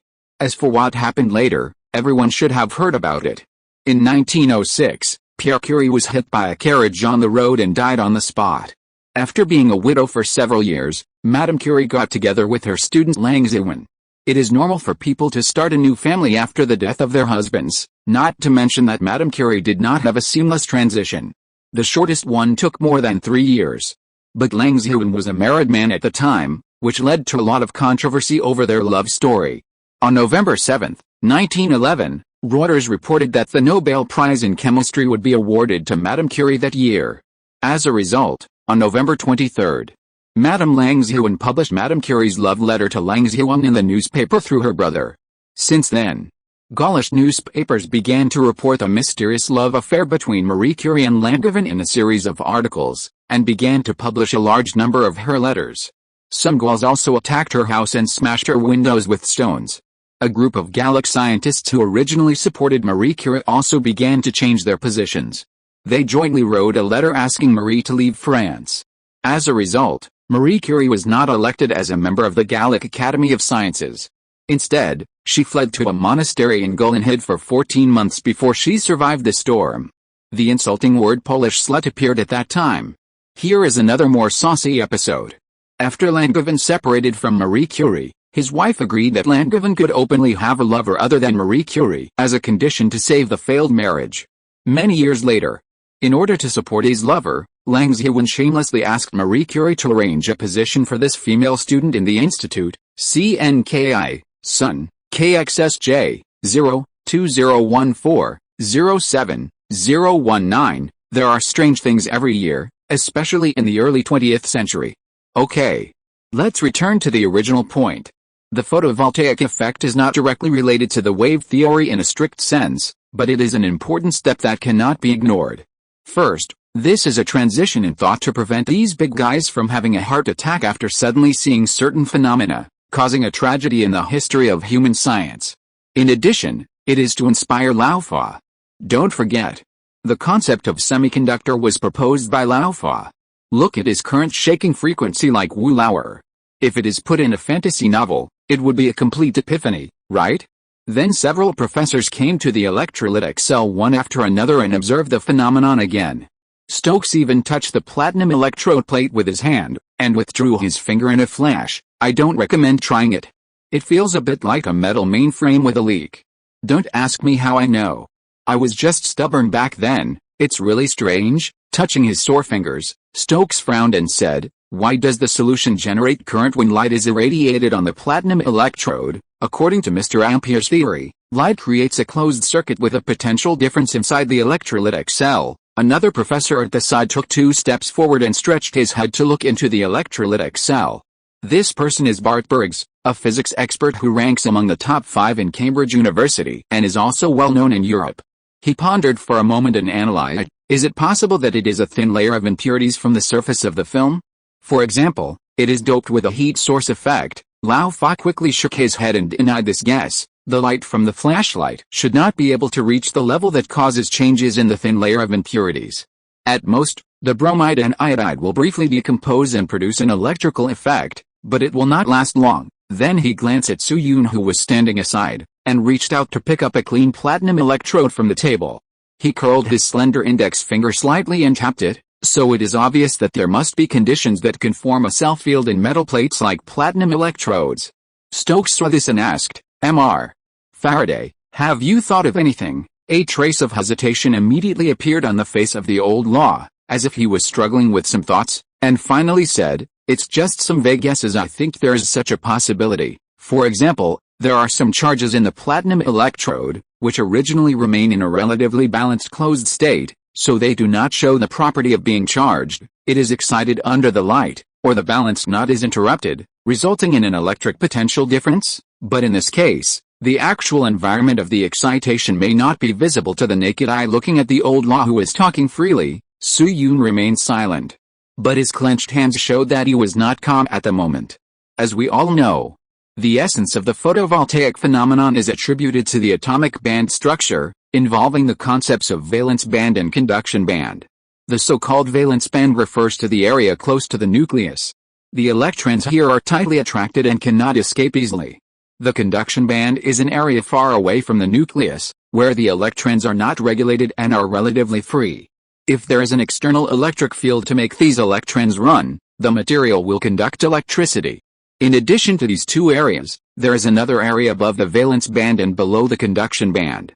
This area does not allow electrons to exist, which is the band gap. Therefore, in the self-heating world, there are generally two completely different materials. One has a very narrow band gap, or even no band gap. At room temperature, its outer electrons in the valence band can easily jump to the conduction band. This is a conductor. On the contrary, if the band gap of the material is very wide, generally greater than 3 electron volts, the electrons stay in the valence band at room temperature, and it cannot conduct electricity. This is an insulator. The material between the valence band and the conduction band, with an energy gap of less than 3 eV, is a semiconductor. These electrons will form something called a p-n junction, with different electrical properties at both ends, and then form an electric field pointing from N to P. This electric field is formed spontaneously, so it is also called the self-built electric field of the conductor. As for the role of the photovoltaic effect, it is to make those valence band electrons that have already formed pairs tempted again. That is, the valence band electrons absorb the energy of light, the energy becomes higher, and they jump to the conduction band. The holes that have separated from the electrons will be thrown to both sides under the influence of the self-built electric field, forming an electric field pointing from P to N. This is the photogenerated electric field, and the direction is opposite to the self-built electric field. At this time, as long as an external circuit is connected, due to the existence of the potential difference, a current will be generated in the circuit. This is also the principle of photovoltaic power generation in later generations, but the utilization rate has not been improved, so it is still a developing project. In 1850, when Laufey and his team lived, even electrons had not been discovered. At most, Coulomb proposed the concept of charge, which was still a long way from the real particles. Laufey was able to connect the phenomenon to the knot inside. How could this not be surprising? In fact, this is not the first time Su-Yun has encountered this situation. The little calf who calculated infinitesimal quantities in the 1665 copy. The old Geo who derived the curvature in the 1100 copy. The old Su who made a self-priming pump with primitive knowledge. In front of these scientific giants in human history, Su-Yun always felt his own insignificance. Compared with these real sages, he was just a lucky man who got a special halo, and there was still a long way to go in the future. Just as Su-Yun was sighing in his heart, Thompson walked over quickly. Luo Feng, the other set of equipment you want is ready. Su-Yun came back to his senses. He first glanced at Angus Roman not far away. Tisk-tisk, this villain actually stopped talking this time. He was waiting to be slapped in the face again. Then he coughed lightly, put aside this boring thought, and said to Laufey, Mr. Faraday, are you ready? Laufey was still thinking about the photovoltaic effect at this time. He was subconsciously stunned when he heard it. What are you preparing for? Su-Yun smiled mysteriously at him and glanced into the distance. Of course I'm preparing to overturn the foundation of the physics building. Chapter 255, a person in Cambridge waved with sleeves and attracted a dark cloud. Overturn the foundation of the physics building. Hearing these words from Su-Yun, Laufey was stunned at first. Then he thought of something and quickly glanced at the bustling crowd around him. Then he pulled Su-Yun aside and said to him in a low voice, Student Luo Feng, what you said about overturning the foundation of the physics building is a more exaggerated rhetoric, or, will it completely overturn our existing physics system? After saying that, he stared at Su-Yun, waiting for the young man's answer. If someone had said this to Laufey half a day ago, no. If it had been 2 hours ago, he would not have believed even a punctuation mark. What a joke. Modern physics has gradually established its foundation since the 15th century, and it has been more than 400 years so far. Relying on the efforts of predecessors such as Kepler, Mavericks, Franklin, and Ampere, physics today is already a very mature discipline. Faraday and other top physicists recently planned to write a joint letter to the Royal Society to separate physics from chemistry and establish it as an independent discipline. In this context, someone brazenly said that he could overturn the physics building, which I am afraid everyone would find absurd and ridiculous. But now, whether it is the speed of light calculated in the first experiment or the photovoltaic phenomenon that is still bubbling, it proves one thing, Su-Yun is likely to be telling the truth. After all, there is a fat fish behind him to endorse him. Therefore, as the current leader of the physics community, Laufey has to consider some extreme situations. If Su-Yun really made a super huge news that completely negated the existing physics system, what should we do? There is no doubt. If what Su-Yun said is true, then this news must not be spread. That is, the experiment still needs to be done, but it must not be carried out in the current environment where the melon-eating party gathers. Otherwise, if it is spread by those who do not know the reason and love to exaggerate, tomorrow may become the end of the world. In the worst-case scenario, it will be announced at the physics conference. Looking at Laufey, who looked like he was facing a great enemy, Su-Yun could roughly understand his feelings. After all, in his previous life, he was rumored to be a fishing girl. He was said to have a rich nightlife for staying up all night and typing. In the end, those group members pretended that nothing happened. Thinking of this, Su Yun pondered for a while, organized a language, and said, "Don't worry, Mr. Faraday. The main purpose of this experiment is to support the increasingly declining particle theory. Although it may have a little impact on the classical physics system, it will not cause the entire system to collapse completely, and it is even more impossible to make the efforts of the predecessors in vain." Although Su Yun paused, he decided to release something more, in his suicide note.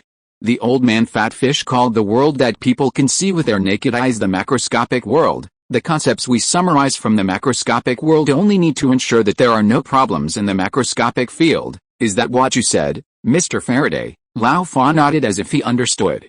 Although he couldn't find a problem in Su Yun's words, he always seemed to feel that something was wrong. Maybe I was overthinking. Then Su Yun led Lao Fa and others to walk forward for a while and came to the device that Lao Teng had made. The area occupied by this device was about the size of a piano. It was divided into two parts and was much more sophisticated than the previous two experiments. The first part was an electric spark generator. There were two large copper balls on the generator as capacitors, which were connected to two small copper balls very close to each other through copper rods. The wires stretched out from the two small balls and wrapped around the two ends of a large induction coil. Then they were connected to a Meitinger battery, connecting the device into a hole. I'll see if I can show the picture in this chapter. The second part was a receiver, not far from the generator. It consisted of two open rectangular copper rings, each with a small copper ball inlaid at the interface of the copper ring. As for the generator and the receiver, a metal plate was placed.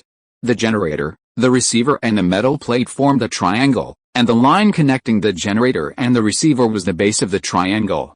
Lao Fa walked to the equipment calmly, and quickly locked his eyes on the part where the induction coil was wrapped. This induction coil has a large number of turns, and it is estimated to be as thick as the waist at the base of the ear, occupying a considerable area. Based on Lao Fa's years of experience in dealing with electromagnetism, if the wire specifications are normal, this induction coil should be able to emit a voltage of more than 10,000 volts. 10,000 volts, this is not a small number. What is this for? It can't be an electric shock play, right? Just as Lao Fa was thinking, William Hewell also came up. Now that he was free of pressure, he became very interested in Su Yun's experiment. He first walked around the receiver, then exclaimed softly, "Huh?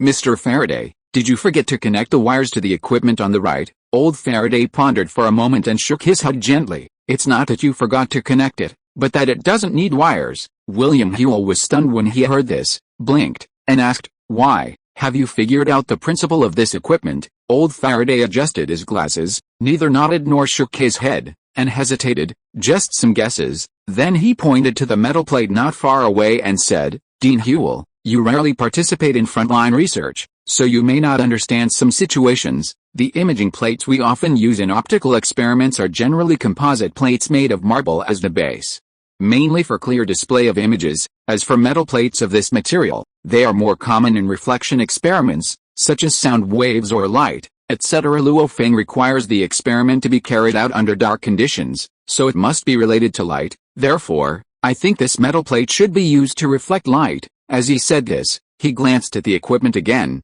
touched his chin, and finally decided, "So if nothing unexpected happens, this equipment should be that the coiled device is powered on first to emit light, and then the light is reflected by the metal plate, presenting a certain image on the receiver." Looking at the old Fa who was talking, Su Yun on the side couldn't help but shook his head slightly. Old Fa, you guessed wrong this time.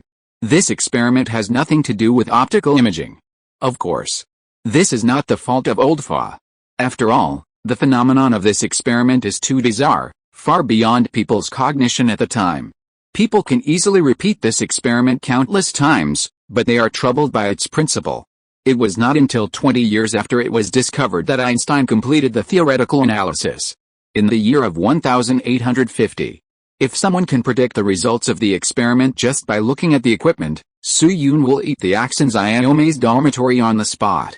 However, just as he was about to speak, a voice suddenly froze his expression on his face. "That? Professor Faraday, is there a possibility that there will be no imaging effect on the receiver, but a potential difference?" Su Yun turned his head with a confused look on his face and found that the person who spoke was less than 3 meters away from him. It was Iome. Where did he come from? Oh, I remember. This Scottish youth was originally watching the show and eating melons at the position of the student representative, but he was drafted by Soo-yoon during the photovoltaic phenomenon experiment and became the tool man responsible for holding the flashlight. So naturally, after the photovoltaic phenomenon experiment was over, he followed the professors to the venue for the third round of experiments. Of course, Soo-yoon was not surprised that Xiaomei would appear here, nor was he brave enough to put forward a view contrary to Lao Fa, but what he said. At this moment, Soo-yoon really wanted to say MMP, you are here to tear me down, right? Why can someone in 1850, just by looking at a few experimental equipment, be able to predict specific experimental phenomena? Where is the sickle of judgment? I want to report someone for cheating. But soon, after thinking about Xiaomei's connection with this experiment, Soo-yoon's mood began to calm down gradually. Instead, there was an inexplicable feeling. Is this a destined resonance? After all, in the original history, the result of this experiment was Xiaomei's lifelong wish that he had never seen until his death. At the same time, it also rectified Xiaomei's posthumous reputation. Perhaps in the dark, some people's compatibility with things is different from that of ordinary people. On the other hand, Xiaomei's words also attracted Lao Fa's attention. Seeing that Lao Fa was looking at Xiaomei, William Whewell took the initiative to introduce him. Mr. Faraday, this is Maxwell, the second student approved by Trinity College to receive reduced fees after Sir Newton. Oh? That Scottish genius. Lao Fa looked at Xiaomei with interest, and asked curiously, Maxwell, why do you think that there will be no image on the receiver, but a potential difference? Xiaomei was originally a social phobic, let alone the pressure in front of a big man like Lao Fa. The whole person looked very restrained. Mr. Faraday, I can't explain the specific reason. I just subconsciously thought of the possibility of a potential difference. Seeing that Xiaomei was about to cry, Soo-yoon couldn't help but cough lightly and stepped forward to help. Mr. Faraday, we have limited time, you see. Lao Fa was stunned when he heard this, and then he realized that he and William Whewell were a little rude. After all, Prince Albert was still standing by. So he quickly stepped back half a step and said to Soo-yoon, Sorry, please start, Luo Feng. Soo-yoon thanked him and nodded in several directions like a conductor who had just stepped onto the stage. He walked to the side of the equipment and turned on the power supply. Zizzy, as the switch closed. Invisible current passed through the induction coil in the device and began to charge the copper ball capacitor 1 volt 100 volts 300 volts 1000 volts when the voltage rose to 20,000 volts. Whoosh, the air between the two small balls was instantly broken. A large amount of electric charge began to flow between the two large copper balls, and a high-frequency oscillation circuit was formed. A few seconds later, snap, a beam of blue electric sparks exploded between the two copper balls. The tiny beam of electric current twisted in the air, looking like the op of Misaka Mikado. If it were an anime, some middle school boys might even say something like the electric light dancing on your fingertips is my unchanging belief in this life, and so on. However, this process is fleeting.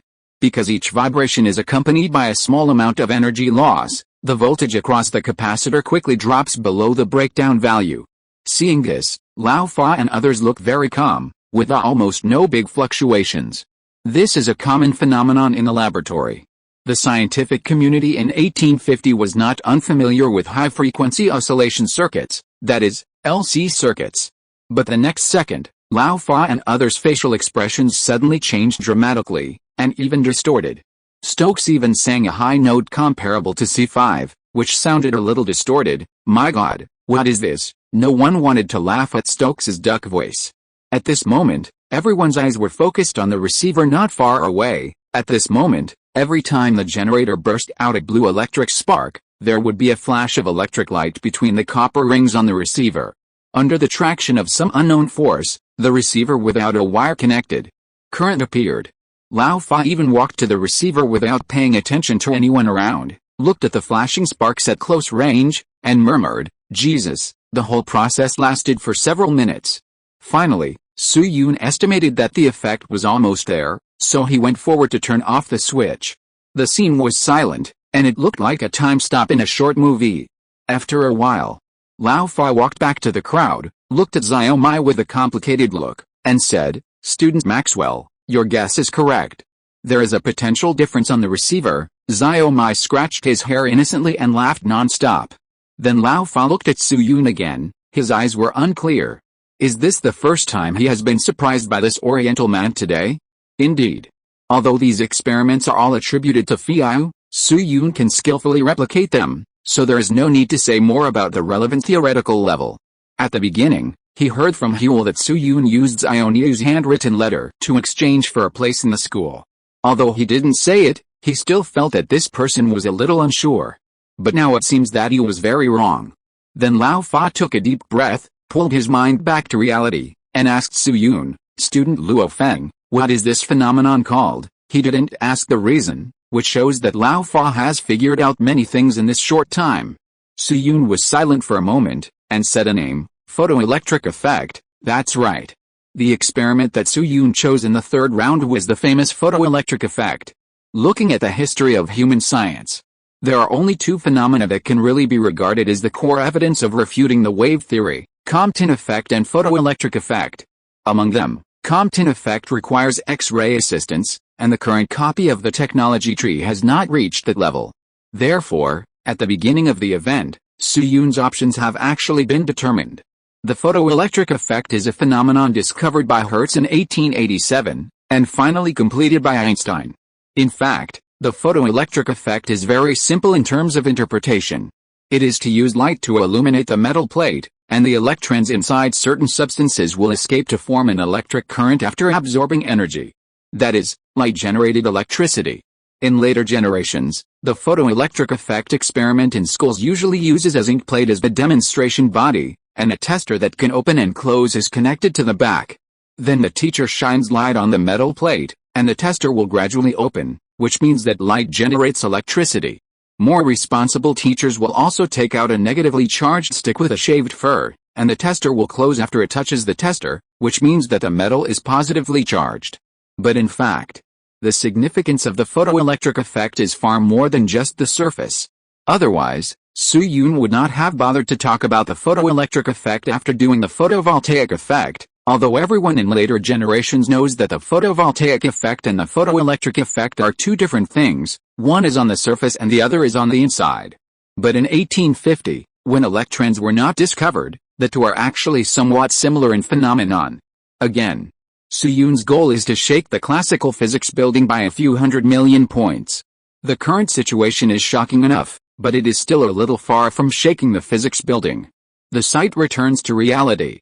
Photoelectric effect, Lao Fa repeated the word with a thoughtful expression. Light generates electricity. Electrochemical light is a really good name, but thinking about it, Lao Fa suddenly frowned and realized a problem. Wait, classmate Luo Feng, that's not right. Although the photoelectric effect is amazing, strictly speaking, it seems to be just an extension of the photovoltaic effect in the air. It can neither refute the wave theory of light nor have much impact on the existing physical system. So what you said before, after hearing what Lao Fa said, the other professors on the side also came to their senses. Yes. When they heard Su Yun say it so seriously before, they thought it would involve the reshaping of their three views, and the existing scientific framework might collapse. Some of the professors who were more imaginative were even prepared to be martyred. The result was just this. Looking at Lao Fa with a puzzled look on his face, Su Yun did not explain too much. Instead, he took something from Xiaomei's hand, put it in his palm, and stretched it in front of Lao Fa. Mr. Faraday, don't be in a hurry, take a look at this thing first. Chapter 256, A person in Cambridge waved with sleeves and attracted a dark cloud. Looking at Su Yun with a mysterious face, Faraday subconsciously looked at his hand. At this moment, on Su Yun's flat palm, there was a transparent crystal. This crystal was about the size of a mint candy in a metal box of green arrow, and it had a high light transmittance. At this time, the crystal had been polished into rectangular shape, with pointed ends and an even middle, and its appearance was somewhat similar to an anal plug. Faraday reached out and touched it a few times, feeling the frosted feeling, and judged, "Is this crystal?" Su Yun shook his head. 9 out of 10 people would mistake this thing for crystal. He explained, Mr. Faraday, this is the material I asked Dean William Whewell to prepare. It is called nonlinear optical crystal. It can be used to assist in the frequency conversion of light. We have prepared 7 pieces in total. You will soon know the specific function, nonlinear optical crystal. This is a very common device in optical laboratories in later generations. Its use is similar to that of gratings, and it can perform frequency conversion operations such as frequency doubling, sum frequency, and difference frequency on light.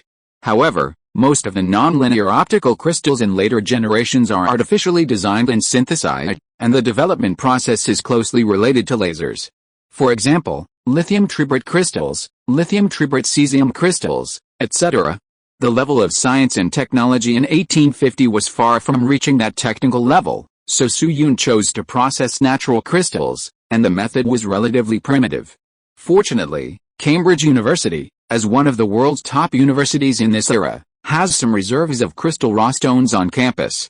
After a few hours of hard work, the tool people in the laboratory rushed out several potassium dihydrogen phosphate crystals. However, no matter how primitive the nonlinear optical crystal is, the effect of frequency conversion is still much better than that of the prism, which is worthy of its difficulty. As for the role of nonlinear optical crystals, it is naturally for the next performance. Then Su-Yun handed the nonlinear optical crystal to Lao Tang and asked him to place and debug it according to his requirements. After thinking for a moment, he said to Faraday, "Mr. Faraday, you are an expert in semiconductors, so you should know that the speed at which the charge leaves the metal plate is positively correlated with the voltage intensity, right?" Su-Yun's words may have some problems in expression in the eyes of later generations, but in 1850, when the electron had not yet been discovered, this description was very easy to understand.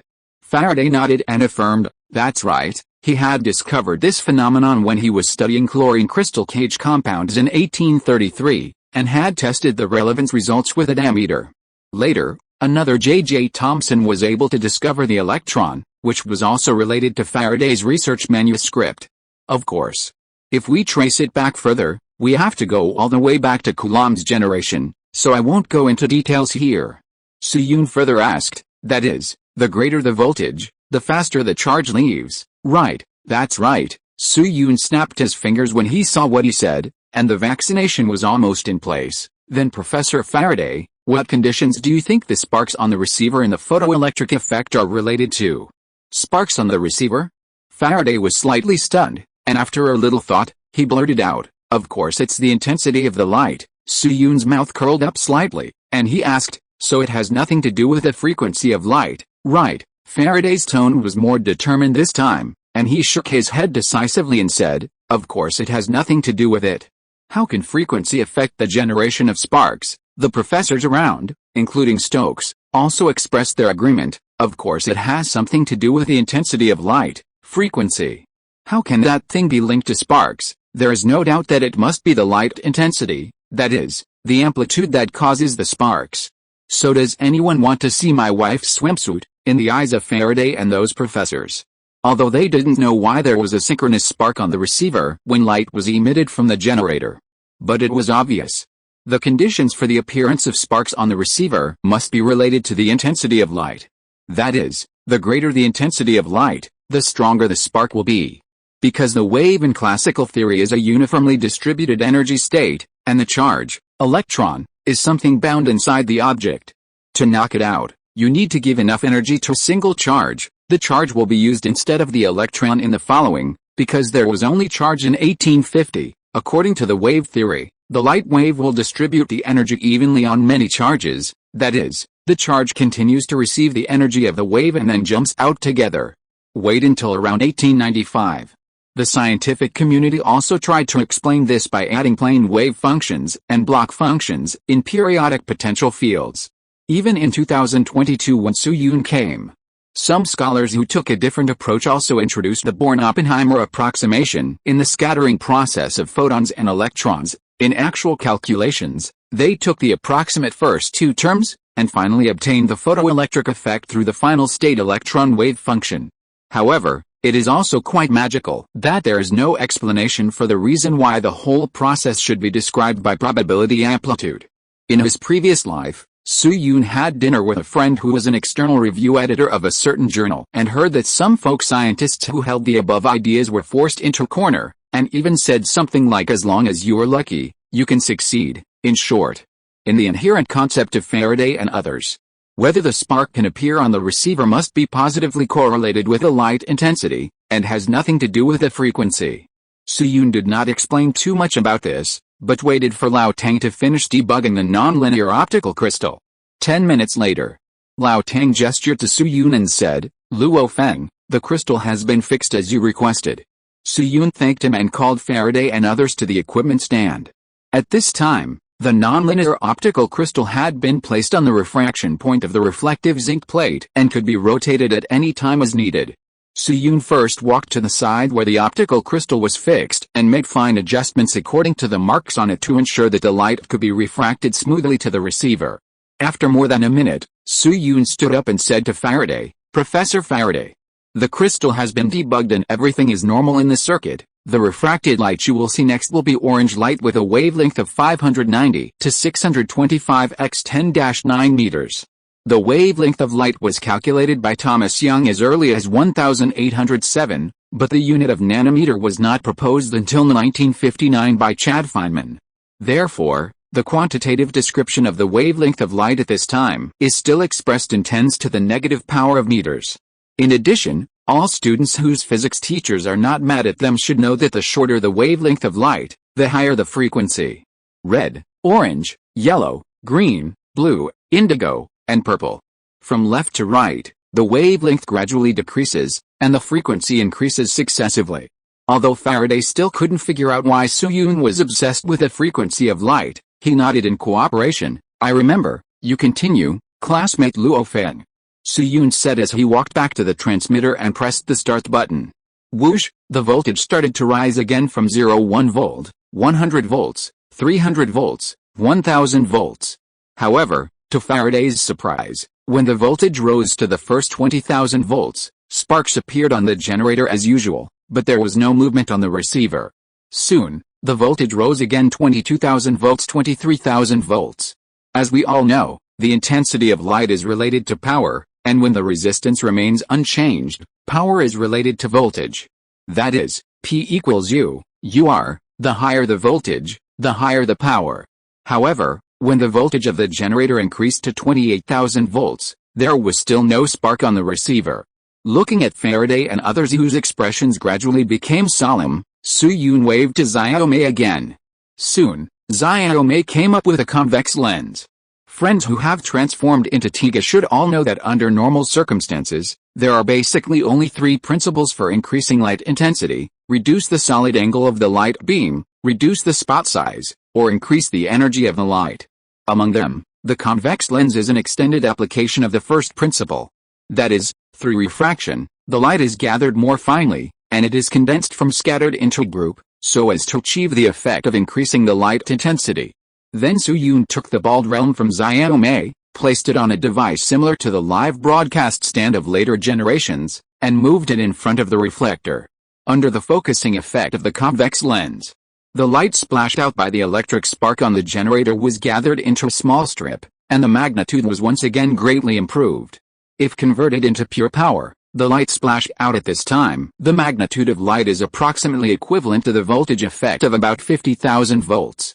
However, the reflector is still like a student doing a college physics problem, with nothing above it. Seeing this, Faraday, who originally thought that there would be no more accidents, could not help but feel unsteady. He walked quickly to the side of the reflector, wanting to check whether the optical crystal refracted the light to other directions.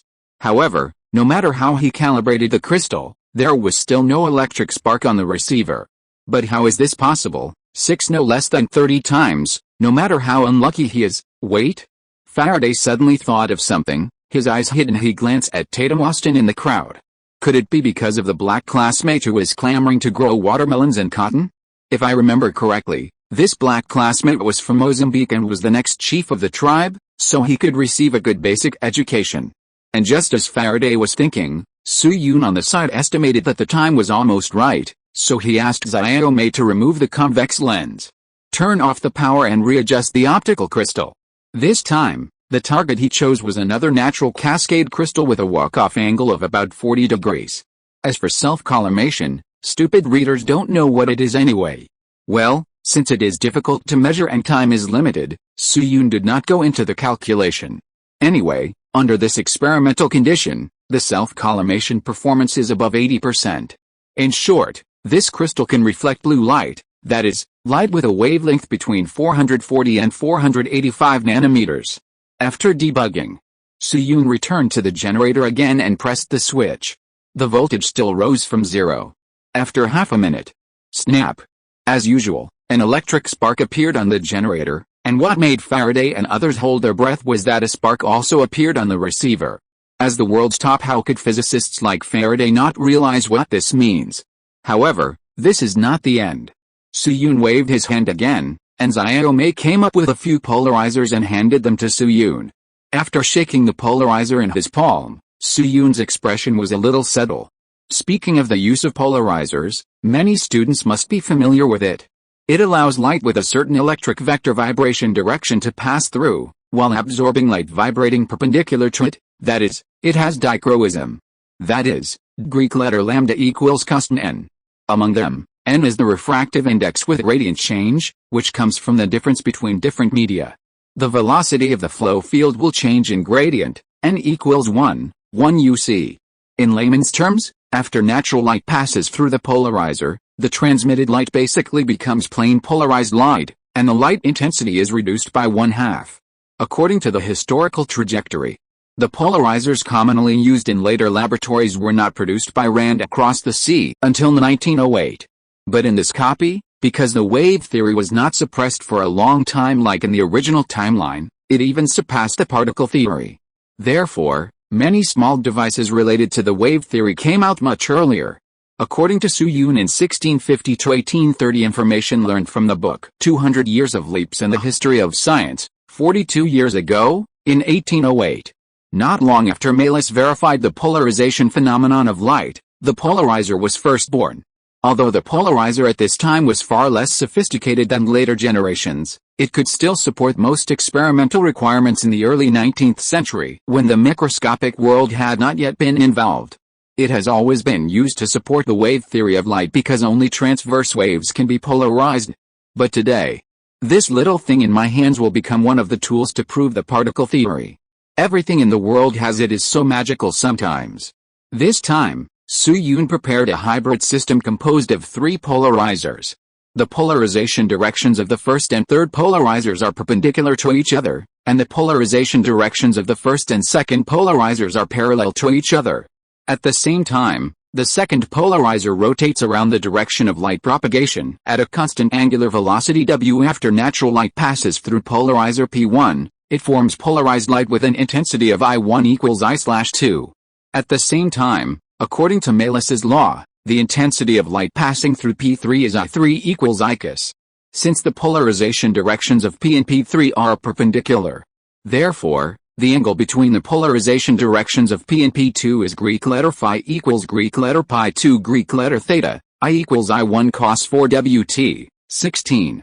According to Malus's law again, I equals ICOS equals I3 sin equals ICOS sin. So the intensity of light passing through P3 is equals I sin 2 Greek letter theta, 8 equals I1 cos 4 Greek letter theta 16.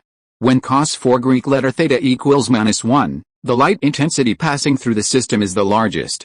This system saves Soo-yoon the trouble of manually reducing the light intensity. The calculation process is very simple and very easy to understand.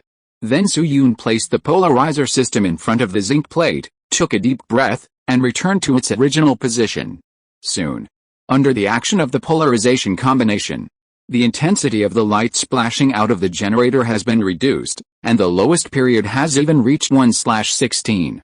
But what made Faraday and others speechless was that no matter how the polarization combination rotated, even if the light intensity was reduced by more than 10 times, electric sparks still appeared on the receiver.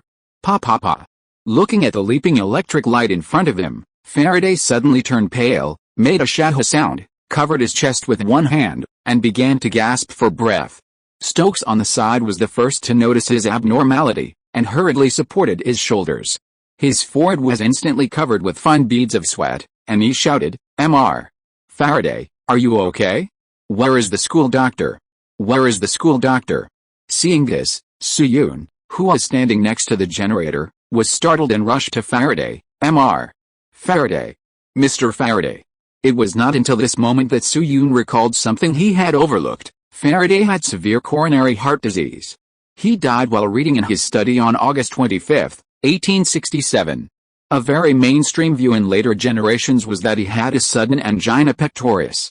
More importantly, considering that there were many people at the opening ceremony today and the indoor temperature was not conducive to the preservation of nitroglycerin, Su-Yun left the nitroglycerin in the dormitory and did not bring it with him. If such a great scientist had an accident because of himself, he could really be said to be more guilty than Sun Xiaochuan. However, what made Su-Yun's tense heartstrings relax slightly was that Faraday first waved at him with a twisted face, and quickly took out a small bottle from his chest. He tremblingly poured out a tablet, stuffed it under his tongue, and closed his eyes and swallowed it. After about a minute, Faraday's face gradually became rosy, and his breathing returned to normal. He first glanced at Stokes. "Thank you, Professor Stokes, I'm fine." Then, without waiting for Stokes to answer, he gently pushed away the support and quietly walked to the receiver, staring at the clusters of short and dazzling sparks. The strongest man in the physics world at this time had an unprecedented solemn look. The current situation clearly explained one thing: within a certain frequency, the photoelectric effect has nothing to do with light intensity. As long as the light frequency is insufficient, it is useless to pull the light intensity to the sky. As long as a specific frequency is reached, the phenomenon will still occur normally even if the light intensity is small. This is undoubtedly a situation that violates the existing scientific system, and the wave theory of light cannot explain it at all. Because the wave theory describes that the energy of light is continuous, and the greater the light intensity, that is, the amplitude, the greater the light energy, and the energy of light has nothing to do with the frequency. At the same time, when the receiver is irradiated with weak light, there should be an energy accumulation process on the generator, and electric sparks will not be generated instantaneously. This is like a train. If the flow of people at the entrance is not large, it means that the passengers have not arrived yet. According to the rules, the train must be full before it can start. What can be done? The answer is naturally to wait, and the train can only start when all the people have arrived. But the phenomenon of the photoelectric effect at the moment is equivalent to the train starting when only one or two passengers have arrived. As for the particle theory, Faraday pondered for a moment and soon thought of some explanations. When light particles shine on metals, their energy can be completely absorbed by a certain charge in the metal, and the kinetic energy of the charge increases immediately without the need to accumulate energy. If the kinetic energy of the charge is large enough to overcome the attraction of the metal inside, it can leave the surface of the metal to form an electric spark. But in this way, many theories based on the wave theory are questionable in terms of correctness. Even if you look into it in detail, even the existing particle theory cannot support the analysis of the photoelectric phenomenon. This is equivalent to the existing physical building being dug out of a foot. Although it has not completely collapsed, it has already tilted. Thinking of this, Faraday looked up at the night sky. At this time, the night sky was like a black curtain, with only a few dots of light dotted on it. On November 7, 1850, a Chinese man appeared quietly at Cambridge University. He waved his sleeves, but instead of attracting a ship of starlight, he summoned a dark cloud.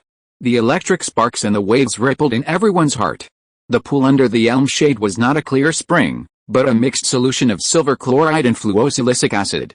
The summer insects were also silent because it was winter. Silence is Cambridge tonight. In fact, the shock brought by Su-Yun was far more than that. After all, as compensation for Faraday's angina pectoris, it is not too much to make up for his regret in life. As for Xiaomei, sorry, I am a time traveler. If you're listening to this novel on a channel other than Fanfic World, it means they downloaded and uploaded it without effort. We cordially invite you to visit our channel, Mundo Fanfic Novelists. There you'll find the original version of this story and you can explore many other novels of various genres. We're waiting for you to immerse yourself in a world of incredible novels. Chapter 257, Electromagnetic Boss Offline Team Building. On the open space. After coming to his senses, Faraday retracted his gaze. He took a deep breath, turned around, looked at Su-Yun, and asked, "Student Luo Feng, I wonder if Mr. Fiayu has conducted in-depth research on the photoelectric effect or drawn some conclusions." Su-Yun shook his head, and a trace of bitterness appeared on his face at the right time. "It's a pity, Mr. Faraday. When the ancestor Fiayu discovered the photoelectric effect phenomenon, He was already in the last years of his life, his energy was exhausted, and he had no ability to analyze this phenomenon. Therefore, all along, we descendants have been trying to conduct theoretical research, but unfortunately, there has never been any outstanding results. Faraday was slightly stunned, a trace of regret appeared in his eyes, and he sighed. That's really a pity. Su-Yun smiled freely, waved his hand, and explained, it can't be said to be a pity. Before his death, the ancestor Fiyu left Europe with his wife Tifa and Alice and returned to his homeland. According to the local saying, this is also considered to be the end of life and the return of fallen leaves to their roots. After speaking, he paused, his tone was a little hesitant. Although the ancestor of Fat Fish did not crack the truth of the photoelectric effect, he did have some achievements in other situations. Faraday immediately became interested and asked, what's the situation? Su-Yun did not speak, but looked around. Faraday understood his meaning immediately. Student Luo Feng, if you need the school to cooperate, just tell me. Hearing Faraday's words, William Hewell on the side also nodded affirmatively. With the support of the 3 rounds of experiments tonight, looking at the entire Cambridge University, no one would doubt Su-Yun's identity as the descendant of Fat Fish. At most, some people would complain that Su-Yun only relied on Faraday's eyes to get in through the shadow of his ancestors, and he actually didn't have any special skills. In addition, Su-Yun helped William Hewell out of a big siege without knowing it, so he naturally gave him everything he wanted. Su-Yun paused for a moment and recalled the retro experiment he did when he was a doctoral student at HKUST. Whenever he thought of this kind of experiment, he would be amazed at the wisdom of his predecessors, and even doubted whether those people might really be time travelers. Then he paused and said, I need a classroom that is large enough, with a length, width, and height as close to the specifications of 15, 14, and 6 as possible. In addition, I need a 4x2 meters ink plate, and, William Hewell wrote down Su-Yun's requirements one by one, and confirmed, Student Luo Feng, are you talking about a metal plate made of pure zinc? Or is it enough as long as it contains zinc? The zinc plate is related to the experimental results, so Su-Yun naturally did not dare to neglect it, and immediately said, it does not have to be made of pure zinc, but the surface must be completely galvanized. William Hewell frowned slightly when he heard this. There should be no relevant reserves of 4x2 meter galvanized metal plates on campus now. I'm afraid they have to be shipped to London. However, in this case, it is estimated that the earliest they can be delivered is tomorrow morning. London. Hearing this place name, Faraday suddenly thought of something, turned to look at Su-Yun and said, Student Luo Feng, may I ask, what is the content you are going to do next related to? Is it classical mechanics, optics, thermodynamics or electromagnetism? Su-Yun looked at him and answered honestly, it will involve some content of electromagnetism. Well, it should be said that it is a brand new field in electromagnetism. Faraday nodded thoughtfully, his eyes moving rapidly, and he seemed to be thinking about something. He pondered for a moment and said to Su-Yun, Student Luo Feng, since the zinc plate needs to be transported from London, how about we come here today and do the experiment tomorrow? Su-Yun looked at the sky. It was almost 11 o'clock in the evening, so he nodded and said, no problem, tomorrow is tomorrow, I can do it any time. By the way, the next experiment is indoors, and there is no need to consider whether it is dark or not. It can be done during the day. William Hewell and Prince Albert looked at each other and made a decision immediately. Okay, let's change the time of the experiment to 10 o'clock tomorrow morning. London is very close to Cambridge University. Counting the round-trip time, the things should be ready around midnight. I'm afraid of being accused of procrastinating, so I'll explain that I spent 3 hours without typing a single word just to determine whether Cambridge University in 1850 had the ability to prepare 4x2 galvanized metal plates. In the end, I found that the electroplating process room was not established on campus until 1887. Some people may say that there is no need to be so serious. I don't know how to explain it. I have late-stage obsessive-compulsive disorder. I feel very uncomfortable if I don't write realistically. After deciding the time for the experiment the next day, William Hewell began to find someone to prepare the relevant items. The professors, leaders, and students present also went back to their homes, and the order seemed to be in place on the surface. Of course, it was just on the surface. These things that happened in the open space tonight are destined to be like a stone falling into a pool of water, stirring up circles of ripples on campus and in the academic circles of the UK. Some may be gossip related to the descendants of Suyun Fiayu. Some may be far-reaching theoretical achievements. Even many years later, someone may brag to his grandchildren, "I was at the scene of the light speed measurement and helped to cross the cordon." At the same time, Angus Roman, the president of the Newton Research Society, who was pushed to the stage by Prime and wanted to give William Whewell a knife, will also become a topic of discussion. It's just that it's hard to say whether the topic is friendly. To some extent, he has been recorded in history in disguise? Of course. Before being recorded in history, he still has to survive William Whewell's repaying the favor. Then Xiao Mei and Lao Tang were captured by William Whewell to do hard labor, and Suyun returned to the dormitory building accompanied by Evelyn. Evelyn was still hugging a book, Classical Mechanics, and her soft golden hair fluttered slightly in the wind, with a strong bookish atmosphere. After walking for a while, she suddenly said to Suyun, "Thank you, Luo Feng." Suyun looked at her in confusion, a little confused. "Oh, classmate Evelyn, why are you thanking me?" Evelyn's eyes were still looking straight ahead, and she said quietly, "Do you still remember the question about a meeting between Newton and Fiayu?" Suyun was slightly stunned, and then he understood. Earlier, when Angus Roman asked about the first meeting between Xiaoniu and himself, Suyun used a more clever way of speaking to point out the key information, and at the same time protected Xiaoniu's glorious and upright image to a certain extent. Although the file has been declassified, only members of the Royal Society are qualified to access it, and it is far from being popular enough to be street sweeping. Suyun's answer did reduce the possibility of leakage. Therefore, as a descendant of Xiaoniu, it is not surprising that Evelyn expressed her gratitude. Then Evelyn looked at him again and continued, "In addition, I also want to apologize to you." This time Suyun was not confused and immediately understood what she meant. "Student Evelyn, do you also think that I am a fake descendant of Fiayu?" Evelyn hummed lightly. Suyun waved his hand indifferently and said with a smile, "Oh, what kind of apology is this?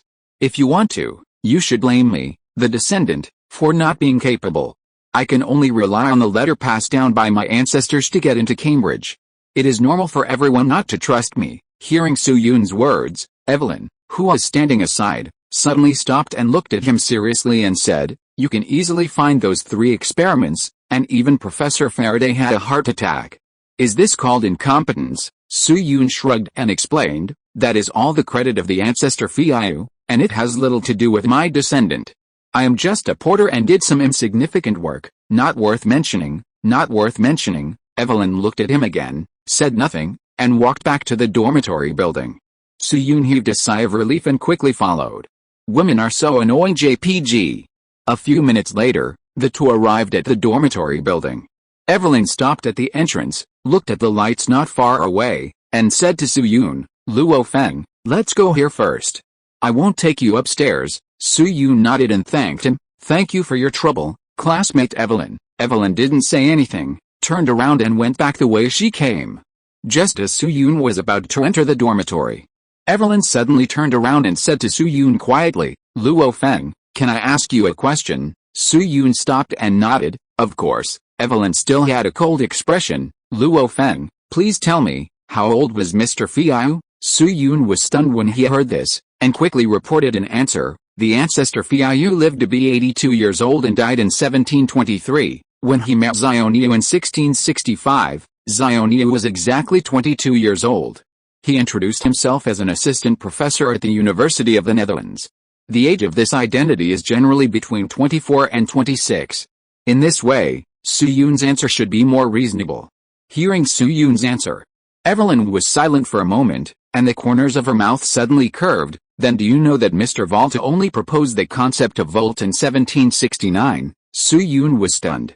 Evelyn looked at him deeply, her eyes shining like stars under the light of the street lamp. "So you still insist that the photovoltaic effect was discovered by Mr. Fiayu, classmate Luo Feng?" After saying that, she shook her hair and disappeared into the darkness, leaving Suyun disheveled in the wind. That night, Suyun had a dream. He dreamed that he returned to the 1665 copy, back to the day when he and Xiaoniu visited William Escu's family. When the door opened, Lalani threw a pile of cow dung at him. But soon, the pile of cow dung turned into a book, Classical Mechanics, and Lalani also turned into Evelyn. Suyun woke up from his dream in an instant, and subconsciously sat up from the bed. After a while, He wiped the sweat from his forehead with a wry smile. Is Evelyn really the descendant of Leilani? This IQ and personality are completely two types, okay? Then he took a deep breath, calmed his mind, and began to put on his clothes. At this time, the sky outside the window was already bright, around 7:30 in the morning. Xiaomi was not in the dormitory, but there were traces of sleeping on his bed, and there were a few pieces of bread and milk on the dining table. It was obvious. This unlucky child was called to be a tool again. Soo-yoon spent a few minutes washing up, and after breakfast, he planned to go to the agreed place to meet Faraday and others. As a result, as soon as he went out, in front of him, an acquaintance walked by with a kettle, looking like he was going to the water room to get water. Jones bowed. That was the greasy-headed guy who tasted stinky socks that Soo-yoon met on the day of enrollment. When they met the next day, he rolled his eyes at Soo-yoon. In the past few days, Soo-yoon had met this senior many times. The result was naturally without exception, and he was rolled his eyes all the time. But today, after seeing Soo-yoon, Jones both was stunned at first, and then a bright smile rose on his face, and he pounced on him like a wolf. Grandmother, good morning, junior brother Luo Feng. There is no doubt. This greasy-haired guy must have known what happened last night, maybe he was there at the time. Seeing that the greasy-haired guy's saliva was about to spray on him, Soo-yoon had to laugh dryly and exchanged a few words with him, calling him senior a few times. Then he declined the other party's invitation to taste the smelly socks together and hurriedly left the dormitory building. Then on the way to the meeting point, Soo-yoon also met many Cambridge students who greeted him. These greetings were kind and playful, and some had other purposes. For example, someone was carrying a small bag of pounds and directly proposed the idea of exchanging pounds for other achievements of fat fish. Soo-yoon dealt with these greetings one by one, and finally arrived at the outside of a teaching building that had been agreed yesterday. At this time, the outside of this teaching building had been martial law by the students of the student union. After seeing Soo-yoon, a young assistant teacher led him to a more remote classroom. At this moment, more than a dozen professors had gathered in this classroom. Among them were Prince Albert, Stokes, Faraday, and other bigwigs who were present yesterday and were relatively familiar. There were also some unfamiliar faces to Soo-yoon. Seeing Soo-yoon, the protagonist, appear, many bigwigs who were originally chatting suddenly looked over. Soon, Faraday smiled and waved at him, saying, "Student Luo Feng, come here." Soo-yoon walked to his side obediently. Perhaps because he just woke up in the morning, Faraday's spirit was much better than last night. After Soo-yoon came to his side, Faraday first patted him on the shoulder, then pointed to several unfamiliar faces around him and said, "Come, let me introduce you. These are electromagnetic experts who came from London in the early morning." After that, he first pointed to one of the bald old men and introduced, "This is Mr. Newman, the current chairman of the London region of the Royal Society of the United Kingdom and the chief lecturer in physics at University College London." The old man nodded to Soo-yoon. Then he pointed to a blond middle-aged man and introduced him, "This is Professor William Edward Weber, the director of the Göttingen Observatory in Germany and a top electromagneticist. He happened to be on a business trip in London recently, so he came to Cambridge University with Mr. Newman. This is James Prescott Joule, a rising star like your mentor Stokes. If nothing unexpected happens, you will see his name on the list of new members of the Royal Society of London in a month. This is Professor Weber's assistant, Kirchhoff." Faraday introduced 7 or 8 unfamiliar faces in a fluent manner, and Soo-yoon's heartbeat kept rising and falling. If the 5th Solvay Conference in 1927 was the pinnacle gathering in the history of human science, then what was taking place in this classroom at Cambridge University today was undoubtedly an electromagnetic version of the Solvay Conference. Let's not talk about Faraday, Xiaomei and Lao Tang. Let's take a look at the others. James Prescott Joule, one of the contributors to the law of conservation of energy and the originator of Joule's law. The units of energy or work in physics books of later generations were named in memory of this great man. As for William Edward Weber and Newman, the cognitive barriers may be relatively high. After all, there is not much introduction to them in the physics books of the 9-year compulsory education. But their contributions and abilities cannot be ignored. Take a more understandable achievement introduction. Faraday discovered the phenomenon of electromagnetic induction, and the law of electromagnetic induction was summarized by these two. In addition, Weber's assistant Kirchhoff is also a future great man. Kirchhoff's current law and Kirchhoff's voltage law are of great importance in electrical appliance design. It can be said that, in addition to Lao Tang's main contribution to thermodynamics in the future, the status of the rest of these academic experts present in the history of electromagnetism are all within the top 15. True electromagnetic great man offline team building. If there is another Ørsted and Ohm, it will be a sure kill. It's just a pity. These two great men are not in the UK, and they have already entered the end of their lives at this time. One will die in a few months and the other in 3 years. Therefore, even if the news could reach their ears, there was no possibility for the two to rush to the scene. Then Soo-yoon resisted the urge to ask everyone to take a group photo to show off, and greeted everyone like a good baby. According to Faraday's introduction, Jill and others received the news at 1 o'clock in the morning, and rushed to Cambridge University at 4 or 5 in the morning. Since it was still dark at 4 or 5 o'clock in the winter, they successfully witnessed all 3 experiments of Soo-yoon. Because of this, their attitude towards Soo-yoon was quite friendly, except that Kirchhoff was relatively difficult to communicate because of his unfamiliarity with the language. After everything was ready, Soo-yoon cast his eyes on the galvanized metal plate with a size of 4x2 meters fixed on one side of the classroom, and the generator light source more than 10 meters away from the metal plate. Then he called Xiaomei and handed him a note. "Maxwell, please read the words above." Xiaomei took the note and looked at it for a few seconds, and her face suddenly flushed. "Do I really have to read this out?" "Read it, it's not like we'll talk about this in the next chapter anyway. Are you afraid that the readers will hit you?" Soo-yoon glanced at him and said, "This is called a sense of ritual in the East. It is related to the success or failure of the experiment and cannot be missed." Xiaomei opened his mouth and stammered a few times, as if he wanted to resist. In the end, he sighed as if he had accepted his fate. He walked to the light source of the generator, spread out the note, and read from it, "The key that hides the electromagnetic force. Please show me your true power. Xiaomei, who has made an agreement with you, orders you to lift the seal." Chapter 258 Witness the Miracle. A long, long time later, when Xiaomei mentioned today's experiment in his memoir He Changed Cambridge, he wrote a sentence very affectionately, "My dear Luo Feng." This sentence contains Xiaomei's extremely complex emotions. In short, it is the embarrassment of social death to the point of picking feet. After all, in addition to Xiaomei himself and Soo-yoon, there were also Prince Albert, Faraday, and Joule and other units in physics books. Of course. At this time, Xiaomei was still a very honest young man, and he had not yet realized how childish he had done. Although he blushed a little after reading this sentence, he had not yet reached the point of wanting to kill Soo-yoon with an axe.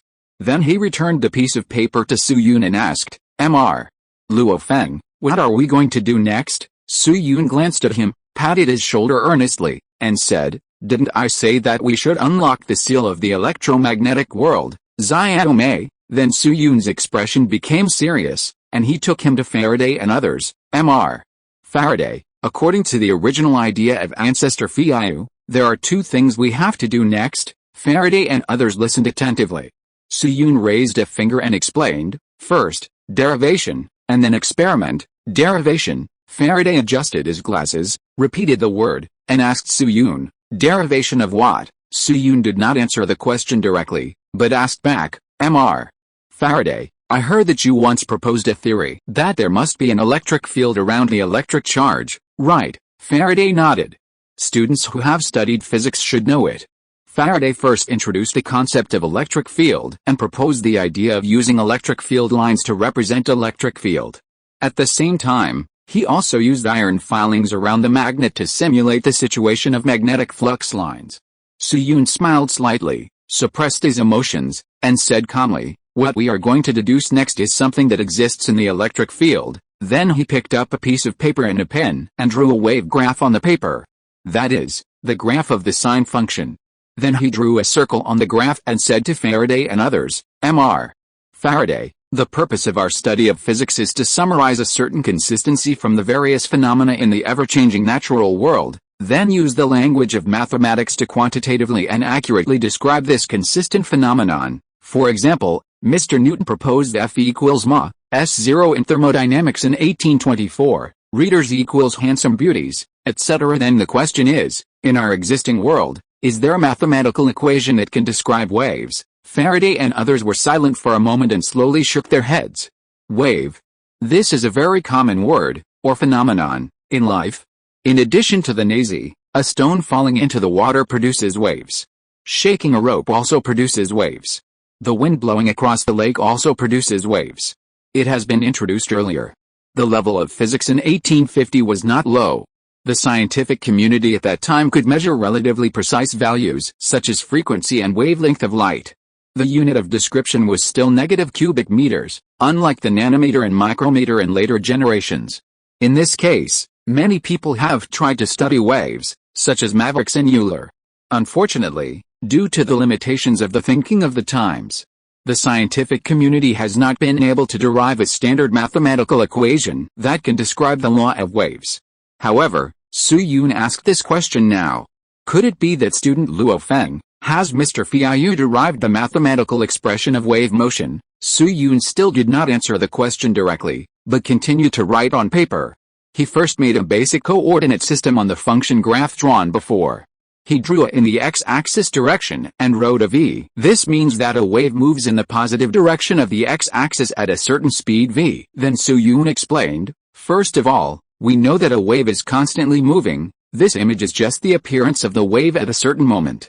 It will move a little to the right at the next moment. Faraday and others nodded in unison. This is standard human language, not difficult to understand. As for how much the wave moves at the next moment, it is also easy to calculate, because the wave speed is v. After time, the wave will move to the right by a distance of v. Then Su Yun drew a circle on one of the peaks and said, from a mathematical point of view, we can regard this wave as a collection of a series of points, x, y, so we can use a function y equals fx to describe it. Right, a function is a kind of mapping relationship. In the function y equals fx, for every given x, a y can be obtained through a certain operation fx. This pair of x, y constitutes a point in the coordinate system. Connecting all such points will give a curve. This is a genuine first-grade concept. Then Su Yun wrote a t next to it, which means time. Because the simple y equals fx only describes the shape of the wave at a certain moment. If you want to describe a complete dynamic wave, you have to take time t into account. That is to say, the waveform changes with time. That is, the ordinate y of a point in the image is not only related to the horizontal axis x, but also to the time t. In this case, a binary function y equals fx, t, must be used to describe a wave. But this is not enough. There are things in the world that change with time and space. For example, apples fall, and authors are hung up by readers. What is the essential difference between them and waves? The answer is also very simple. When waves propagate, although the positions of the waves are different at different times, their shapes are always the same. That is to say, the wave was in this shape 1 second ago, and although the wave is no longer in this place 1 second later, it is still in this shape. This is a very strong restriction. Since fx, t, is used to describe the wave, the initial shape of the wave, the shape at t equals 0, can be expressed as fx, 0. After time t, the wave speed is v. Then the wave moves to the right by a distance of vt. That is, the initial shape fx, 0, moves to the right by vt. Therefore, Su Yun wrote down another formula, fx, t, equals fx vt, 0. Then he looked at Faraday. Most of the big guys present were from professional schools, and only Faraday was an apprentice. Although he made up for a lot of knowledge later, mathematics was still a weak point for this electromagnetic big guy. But what made Su Yun slightly relieved was that the expression of this electromagnetic big guy did not fluctuate much, and it seemed that he had not fallen behind for the time being. So Su Yun continued to deduce.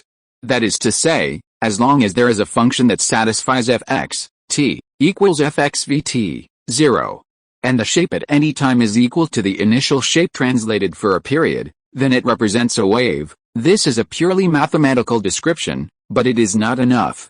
We also need to analyze it from a physical perspective. For example, tension, as we all know. When a rope is placed on the ground, it is still, and when we swing it, a wave will appear. So the question is, how does this wave travel far away? Our hand only pulls one end of the rope and does not touch the middle of the rope, but when the wave reaches the middle, the rope does move. The movement of the rope means that there is a force acting on it, so where does this force come from?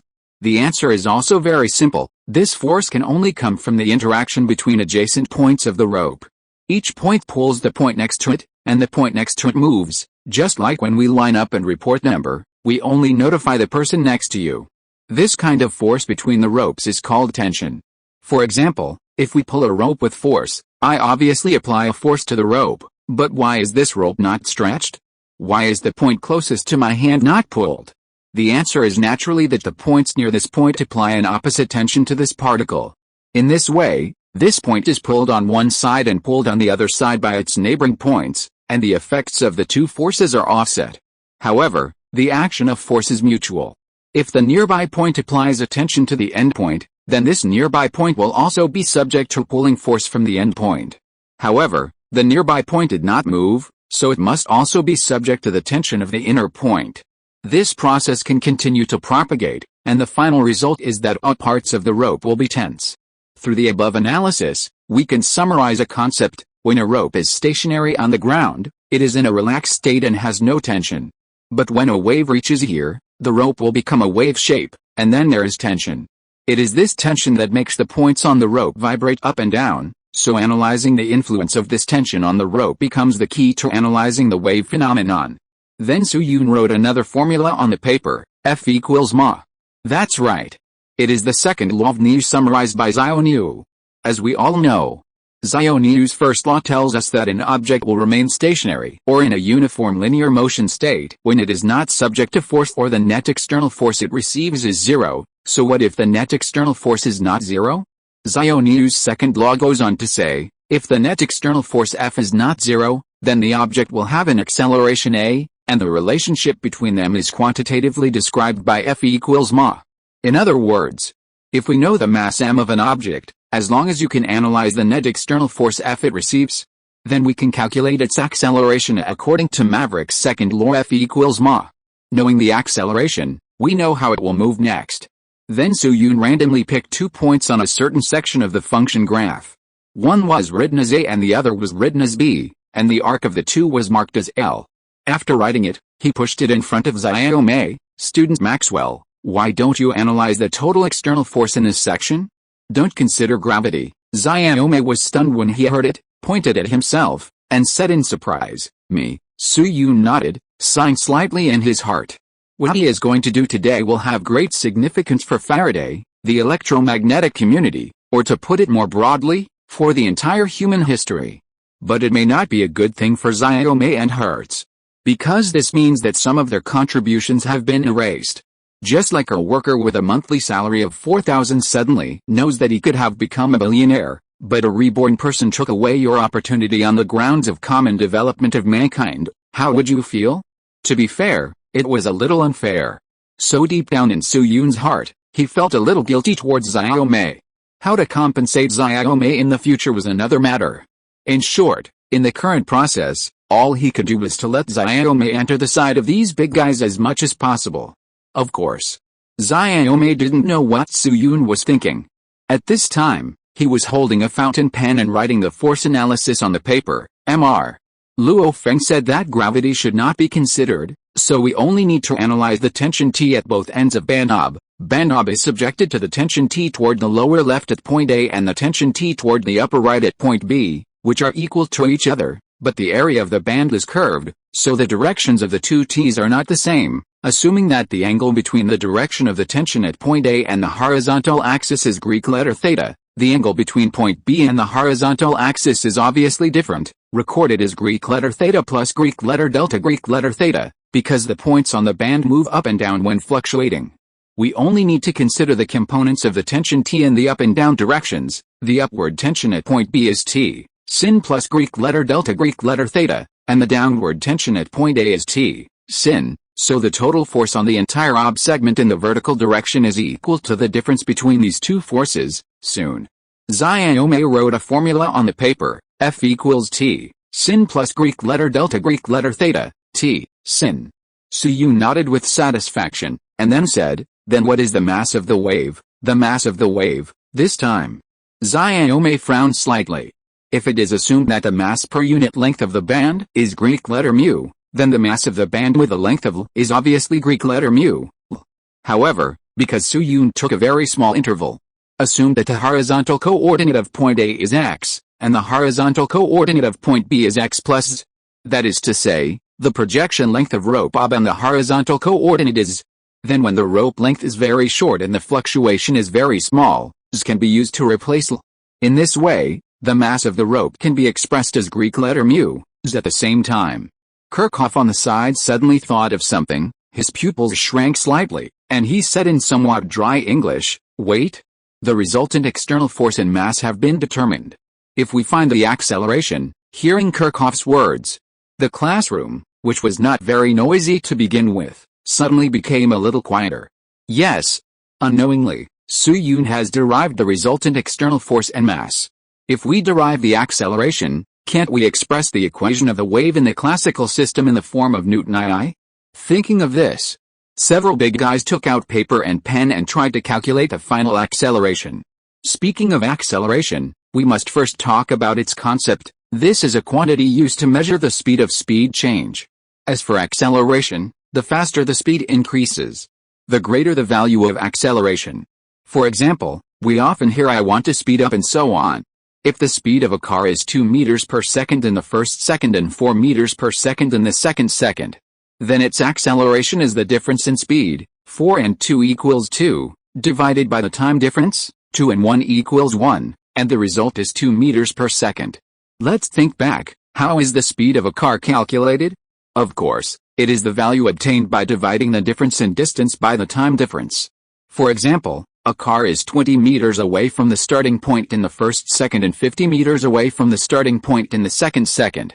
Then its speed is the difference in distance, 50 and 20 equals 30, divided by the time difference, 2 and 1 equals 1, and the result is 30 meters per second.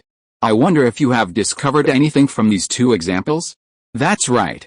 Dividing the distance difference by the time difference gives the speed, and dividing the speed difference by the time difference gives the acceleration. Both processes are divided by the time difference. So what if we combine these two processes?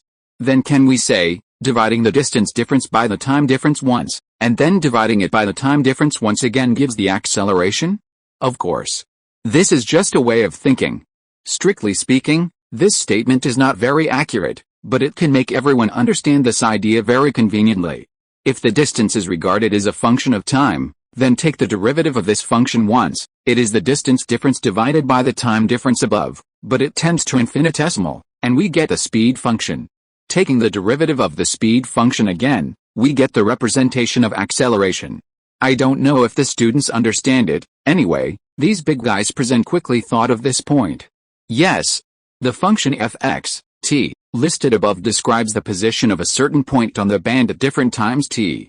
So as long as we take the derivative of fx, t, twice with respect to time, we will naturally get the acceleration at this point.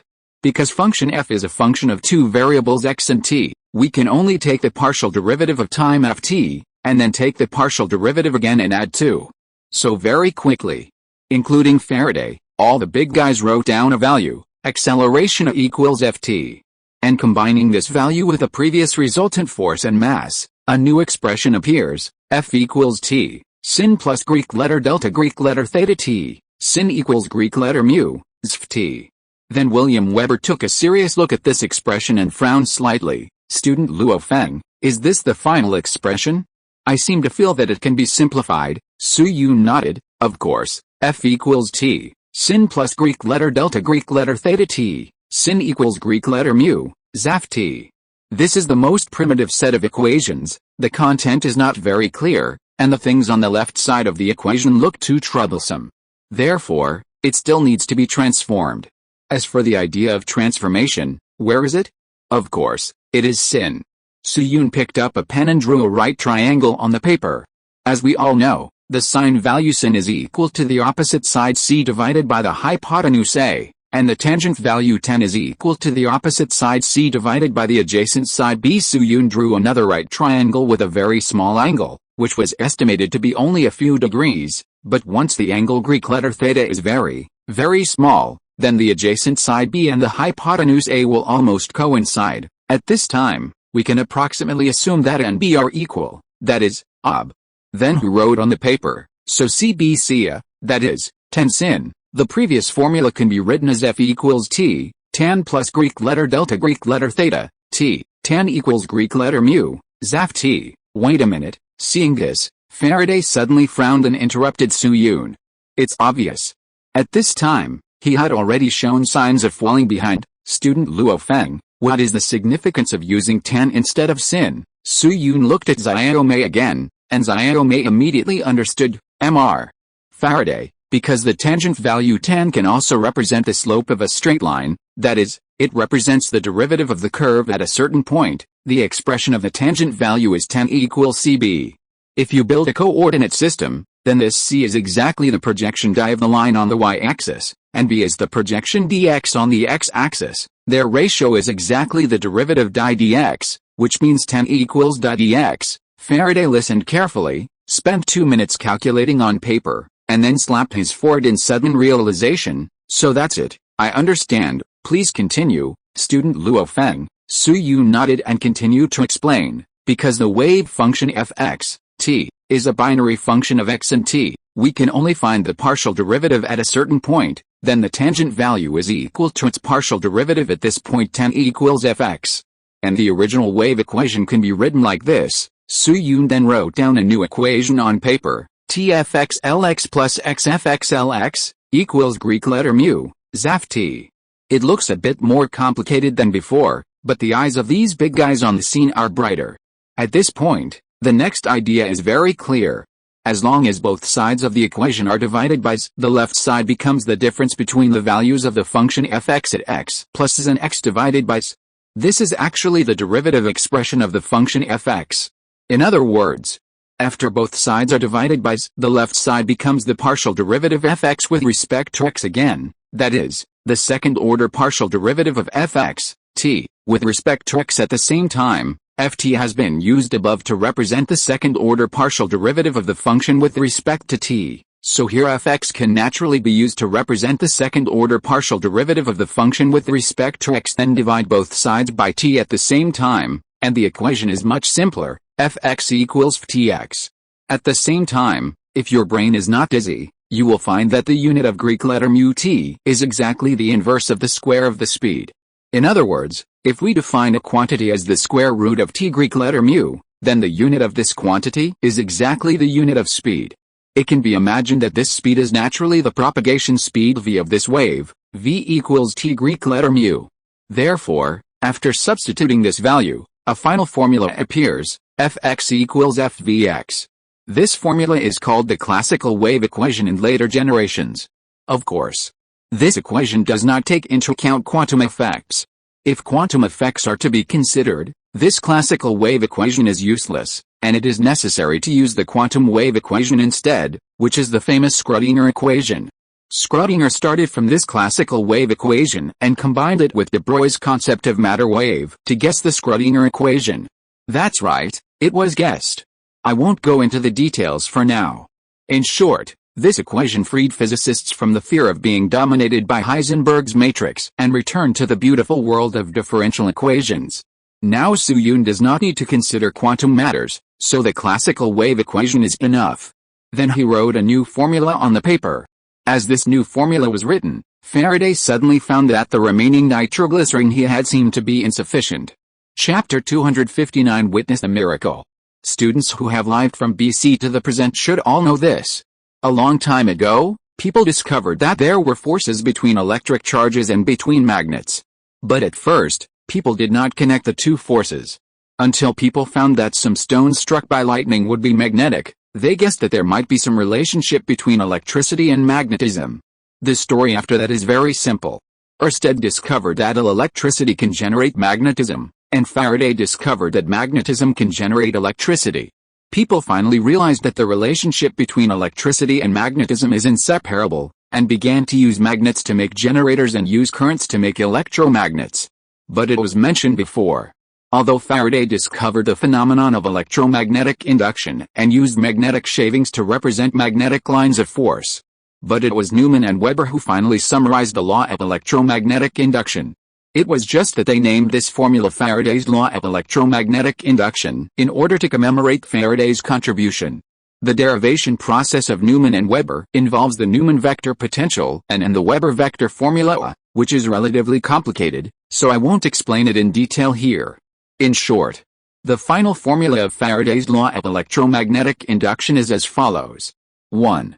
E equals T, 1, when the change of magnetic flux is caused by the change of area, Greek letter delta Greek letter phi equals R, then E equals T, 2, when the change of magnetic flux is caused by the change of magnetic field, Greek letter delta Greek letter phi equals Ps, then E equals T, 3, when the change of magnetic flux is caused by the change of area and magnetic field, then according to the definition, Greek letter delta Greek letter phi equals Greek letter phi and Greek letter phi beginning, 2. When the conductor bar cuts the magnetic flux line, E equals BLV3. When the conductor bar rotates around one end to cut the magnetic flux line, E equals BL2 Greek letter omega 4. When the wire frame rotates around an axis perpendicular to B, E equals Ms. Seeing these formulas, do you recall the fear of being dominated by high school physics? Ahem, and it was on this basis that Su-Yun wrote down another formula that made Faraday's scalp tingle. Zxel equals E equals E, ET equals TX plus TY plus TZ. That's right. Smart students must have figured it out. The first small formula is the triple product formula of the vector to deduce the curl of the electric field E, and the second is the Laplace of the electric field. The name curl is curl, which was proposed by Weed in 1871. But the related concept appeared as early as 1839 in the construction of optical field theory, but it has not been formally summarized. Actually, with Faraday's mathematical accumulation, he probably couldn't understand this formula instantly, and needed more in-depth analytical calculations. However, considering that some of the lesser-known students were about to cry because they failed the course, let's assume that Faraday was possessed by Gauss. Then, looking at the formula written by Su-Yun, Weber, who had the highest level of real mathematics among the people present, realized something again. He frowned and stared at the formula for half a minute, and suddenly his eyes lit up. He spread his left hand flat, clenched his right fist, and knocked it hard on the palm. This is the value that can be obtained by subtracting the Laplace of the electric field from the gradient of the electric field divergence. Su-Yun gave him a thumbs up. No wonder some people in later generations said that if Weber had not entered electromagnetism, perhaps a great master would have appeared in the history of mathematics. This kind of thinking sensitivity is rare even in later generations. In the above formula, E represents the gradient of the divergence of the electric field E, and E can be replaced by E, and can also be written as F. This leads to the Laplace operator later. As long as we assume that the temperature of a point, x, y, z, in space is represented by T, x, y, z, then this temperature function T, x, y, z, is a scalar function, and we can take its gradient T. And because the gradient is a vector, the gradient has a direction, pointing to the direction of the fastest change, we can take its divergence. As long as we use the expansion of the operator and the rule of vector coordinate multiplication, we can express the divergence of the gradient of the temperature function T, x, y, z, that is, T. It is very simple and very easy to understand. Okay, the pure mathematical derivation ends here. There are many reductions. If there is any link that is difficult to understand, please leave a message and I will try my best to answer it. Then Su-Yun looked at Xiaomei again and said, Maxwell, I will give you another task. Use the Laplace operator to express the wave equation we obtained before. Xiaomei's mind had long been attracted by the formula written by Su-Yun. Hearing this, he almost subconsciously picked up the pen and calculated quickly. But I don't know why. In his heart, he always felt that this formula was inexplicably kind. He even had a very subtle and inexplicable feeling when he saw Su-Yun list this formula. He seemed to see his girlfriend holding someone else's hand and kissing him wantonly in front of him. Oh, he doesn't have a girlfriend, that's fine. On the other hand, if Su-Yun knew Xiaomei's thoughts, his face would probably be a little weird. Because in a sense, he was indeed behaving like a minotaur. The formula he listed was nothing else but one of the expressions of Maxwell's equations under the Laplace operator. Unfortunately, Xiaomei would not ask, and Su-Yun would not say it.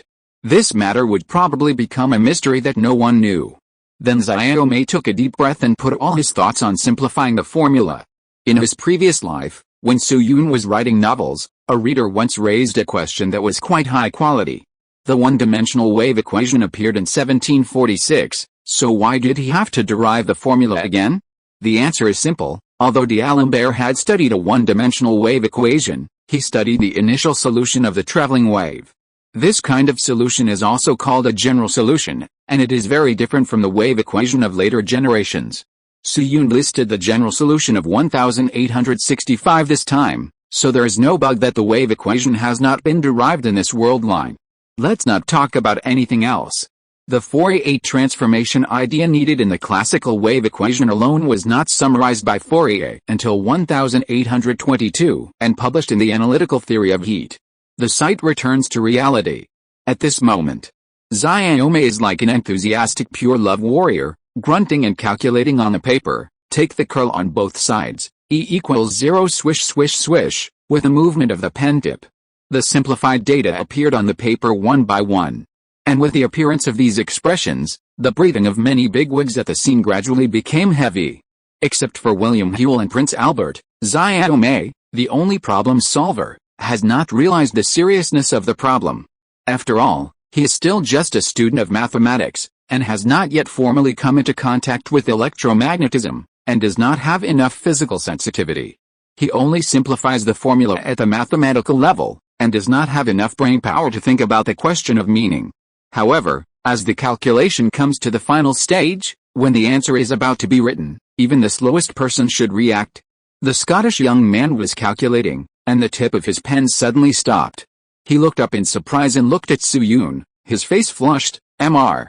Luo Feng, this formula does not mean. Suyun nodded at him lightly, sighed, and said, "That's right, finish it, it's time to unseal some things." Gurgle. Xiaomi swallowed dryly, and his eyes quickly swept across the classroom. Faraday, Thomson, Weber, Joule, Stokes.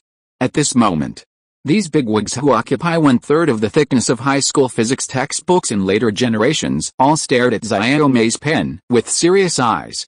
Weber's lips were trembling slightly, Faraday was holding a small bottle in his hand, and Stokes's fist was quietly clenched. Even Giles' big bald head seemed to reflect a lot brighter. They were waiting to witness a mathematical miracle. Howitt's cheeks puffed up, took a deep breath, and did the final calculation on the paper. Greek letter mu0 and Greek letter epsilon 0 are both constants, so the right side naturally becomes the double partial derivative of the electric field E, sort out the negative sign, and finally, a few minutes later, an expression for the final term appeared on the parchment. B equals Greek letter mu0 Greek letter epsilon 0 bt E equals Greek letter mu0 Greek letter epsilon 0 et. The former is the equation for the electric field intensity E, and the latter is the independent equation for the magnetic induction intensity B. As the expressions were written, the classroom suddenly became so quiet that you could hear a pin drop. Faraday gasped heavily, and once again tremblingly took out nitroglycerin and took it sublingually. Looking at the big guys who were as excited as Parkinson's patients, William Whewell on the side couldn't help but look at Prince Albert and asked, Professors, may I ask, what is the meaning of this expression? Stokes then remembered that there were a few unknown people at the scene, so he turned his head and explained to William Whewell, Mr. Whewell, you are an authority in the field of philosophy, so there may be some, barriers in your professional knowledge of natural sciences. As he said this, he pointed to the classical wave equation derived by Suyun earlier, and continued, first of all, we know that the classical wave equation derived by classmate Luo Feng, or Mr. Fatfish, is absolutely valid in mathematics. That is, where this mathematical formula is met, there must be waves. Suyun heard the words, his eyes looked at his nose looked at his mouth, and his mouth looked at his heart, and did not correct Stokes' mistake after all. At that time no one knew the concept of quantum. At this time, Stokes said again, then classmate Luo Feng introduced the concept of electric field and magnetic field. After calculation, the expression still holds. What do you think this shows?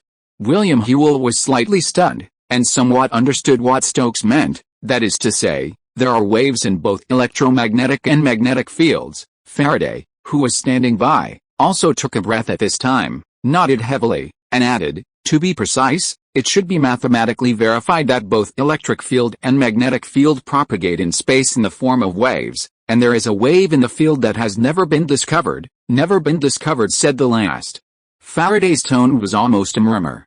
Now, He now understands the meaning of seal lifted that Su Yun said. There is an unknown wave in the electromagnetic field that he has studied for decades. Such an important thing, he actually knew nothing about it before. Looking at Faraday with an uncertain expression, Su Yun couldn't help but feel a little emotional. When he was in high school, he once read an article by chance. The name of the article is Faraday's Regret. Of course. This article is not a piece of chicken soup published in Reader or Yulin. It is a short article serialized in a kind of newspaper called Learning Newspaper, which was common when Su Yun was in school. That kind of newspaper cost about 50 yuan a semester, and 90% of the pages were various topics, but sometimes some articles were printed in the corners. This kind of learning newspaper and another book called Current Affairs were the few channels for Su Yun to get in touch with social news when he was in school. I don't know if these things still exist after nearly 20 years. In short, in Faraday's Regret, the author said that because Faraday did not receive a good education and his Chinese level was very low, the papers he wrote were obscure and difficult to understand. Therefore, his series of major discoveries did not cause much shock at the time. Xiaomei received an excellent education, so he summarized electromagnetic waves. The article talked a lot, and finally wrote a summary. Middle and primary schools are the period of learning knowledge and laying the foundation, and you should learn all the subjects well. Among them, Chinese is a basic course and a tool course for learning all subjects well. It should not be underestimated. We must not repeat Faraday's Regret. Su Yun didn't have any idea at that time. After all, he was only in high school at that time and didn't know the specific life of Faraday.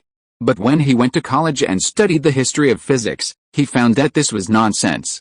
Faraday was almost worshipped when he was alive. The generator he developed could become the soul of the Second Industrial Revolution. How could anyone ignore him? On the contrary, Xiaomei only had a bright moment when he was studying at Cambridge University, and his life has not been satisfactory since then. In addition, if we talk about obscurity, Maxwell's equations are definitely countless times more difficult to understand than Faraday's magnetic lines of force. Not to mention that Su Yun later read the English scanned version of Faraday's paper, and the content was not difficult to understand even with the cognition of the 19th century. But on the other hand, although Faraday himself may not feel it until his death, from the perspective of God on the future, electromagnetic waves can undoubtedly be said to be the biggest regret of Faraday's life. Because of Faraday's research accumulation throughout his life, he should be able to deduce electromagnetic waves. For example, the Newman vector potential proposed by Newman in 1845, combined with the magnetic field law and then calculating the curl, can get an approximation of the static magneto-electric equation. This is actually very close to electromagnetic waves. At the same time, in some letters left by Faraday, later generations can also find some speculations about electromagnetic waves. For example, in a letter to Weber in 1865, Faraday wrote a sentence, perhaps between the conductors with electricity and the conductors, in the space that we cannot see with the naked eye, there is some unknown force that is transmitting and interacting. Unfortunately, Faraday's mathematics has always been bad, so it was Xiaomei who finally predicted electromagnetic waves through derivation, and Hertz proved it for him. So from Su Yun's perspective, it is actually a pity, even unfair, that Faraday did not discover electromagnetic waves. After all, electromagnetic waves are a concept that can be called the heart of electromagnetism. This is like a marine biologist who has studied blue whales all his life and has an incomparable understanding of the migration routes, calls, and living habits of blue whales. However, due to the underdeveloped deep diving technology, he had never seen a blue whale fall in his life, but he had encountered many shark falls. This was obviously a pity.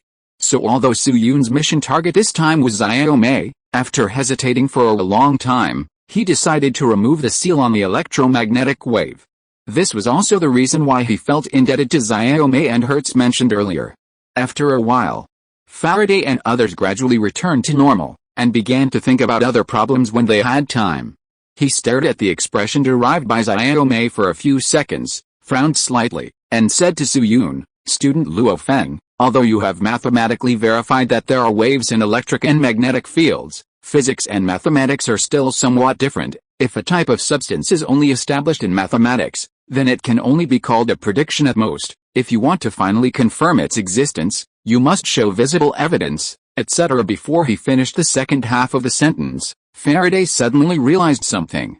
He stared at Su Yun, with a hint of expectation on his handsome face, and asked, "Student Luo Feng, you said before that there are two things to do today, one is deduction and the other is experiment. Could it be that experiment you are referring to?" Su Yun nodded gently at him, his tone slow and affirmative. "Yes, what we have to do next is to catch the waves in the electromagnetic field." Chapter 260 Witness a Miracle. Catch the waves in the electromagnetic field. Hearing Su Yun's words, Faraday subconsciously turned his head and looked at his good friend William Weber. Then the two electromagnetic masters thought of something at the same time. They shifted their gaze to the huge galvanized metal plate in the classroom. Different from ordinary visible light. If there is really a wave in the electromagnetic field, then it must have properties that cannot be observed by the naked eye. This is a truth that even children understand. After all, if electromagnetic waves can be seen, Faraday and others would have noticed this thing long ago. Therefore, the catch that Su Yun said must not be to directly present the electromagnetic waves in front of everyone, but to use a certain phenomenon or reaction as evidence. Just like the iron filings experiment Faraday did at the beginning, at that time, he sprinkled a layer of very fine iron filings on a piece of paper, placed a magnet under the paper, and then gently tapped the paper. As a result, the vibrated iron filings were neatly arranged along the magnetic lines from the North Pole to the South Pole of the magnet. Faraday thus discovered the concept of magnetic lines of force. Therefore, if nothing unexpected happens, Su Yun's capture this time is obviously to replace the real object with a phenomenon, which will definitely not be a surprise. But what kind of phenomenon will it be? Is it a physical reaction? Or is it to replace the invisible object with a phenomenon? Just as Faraday and others were thinking, Su Yun spoke again. "Professor Faraday, can we start the experiment now?" Faraday came back to his senses and cast an inquiring look at Prince Albert on the side.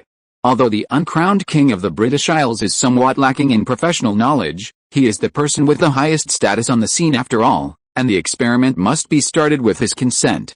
Prince Albert nodded slightly to Faraday and said to Su Yun, "Please start, classmate Luo Feng." Su Yun said yes, and glanced at Prince Albert with his peripheral vision. In these few short words just now, Prince Albert paused twice, and swallowed during the pause. It's obvious. The stomach and esophageal spasms that eventually led to Prince Albert's untimely death had clearer symptoms at this time. Albert was the most famous son-in-law in British history. Later generations, especially British medical scientists, have explored his illness during his lifetime. What is certain is that Prince Albert suffered from lumbar rheumatism, prostate hypertrophy, gastric spasm and reflux esophagitis during his lifetime. The last two are most likely the culprits of Prince Albert's death.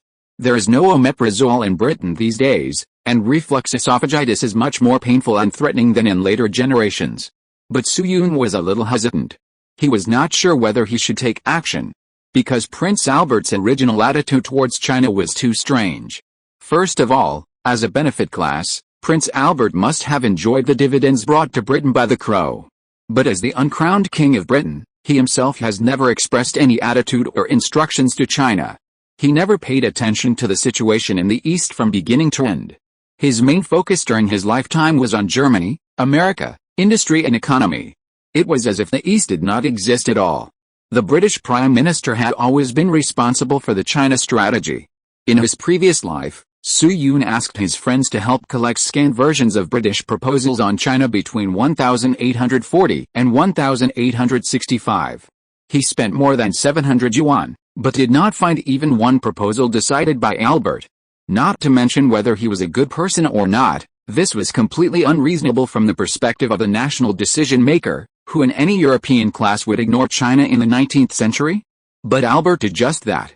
It's like you have a stock software that gives you tens of millions of dividends and interest a year, but you never care about this part of the money, and you don't even think about opening your phone to see how much it rose yesterday. This is obviously a very, very strange behavior.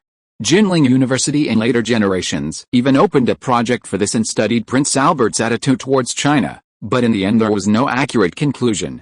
So Su Yun really couldn't understand what kind of personality this person had. If it was a foreign rifle captain like Grant who committed a heinous crime, or an international friend like Lindsay who deserves respect, it would be much easier to deal with. Thinking of this, Su Yun couldn't help but shook his head and put this idea behind him. There is still a lot of time, So let's observe it slowly. The most urgent thing now is to deal with the experiment and connect Faraday's line. Then he walked to the side of the experimental generator and said to Thomson, Mr. Thomson, please pull down all the curtains in the room. Thomson nodded immediately and said, understood. Swish. After a while, all the black curtains in the classroom were put down. In addition, the classroom was originally in a remote corner, so the room was not pitch black at this time, but at least it could be regarded as a darkroom standard. Soo-yoon checked the equipment one last time and then pressed the switch of the equipment. Compared with yesterday's experiment, the generator prepared by Soo-yoon today is more sophisticated in specifications. The copper ball remains unchanged, but the length of the copper rod connecting the copper ball is uniformly constant at 12 inches, and the side length of the square zinc plate is 16 inches. Soon, as the voltage increases, sparks appear again. Whoosh, immediately afterwards. As the light reflects, sparks also appear on the receiver at the same time. Seeing this, Faraday and others looked at each other again, with a hint of doubt in their pupils. The phenomenon is still shocking, but it seems to be no different from yesterday. But soon, Faraday's attention was attracted by something in Soo-yoon's hand. It was a glass tube similar to the size of a flashlight, with some black powder inside, which looked a bit like sesame powder. There was a wire outside the glass tube, and the two ends of the wire were connected to the two ends of the glass tube to form a loop, and a voltmeter was hung on one end.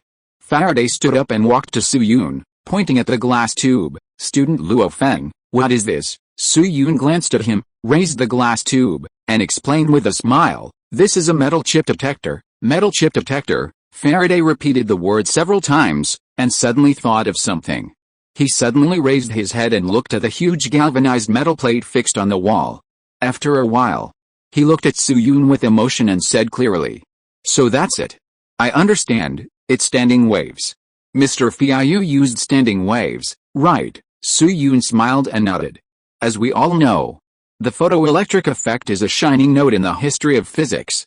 It has many theoretical derivative directions, but in terms of concept, there are actually only two main points. The first is to refute the wave theory of light. It hits the aorta of the wave theory hard 3 times.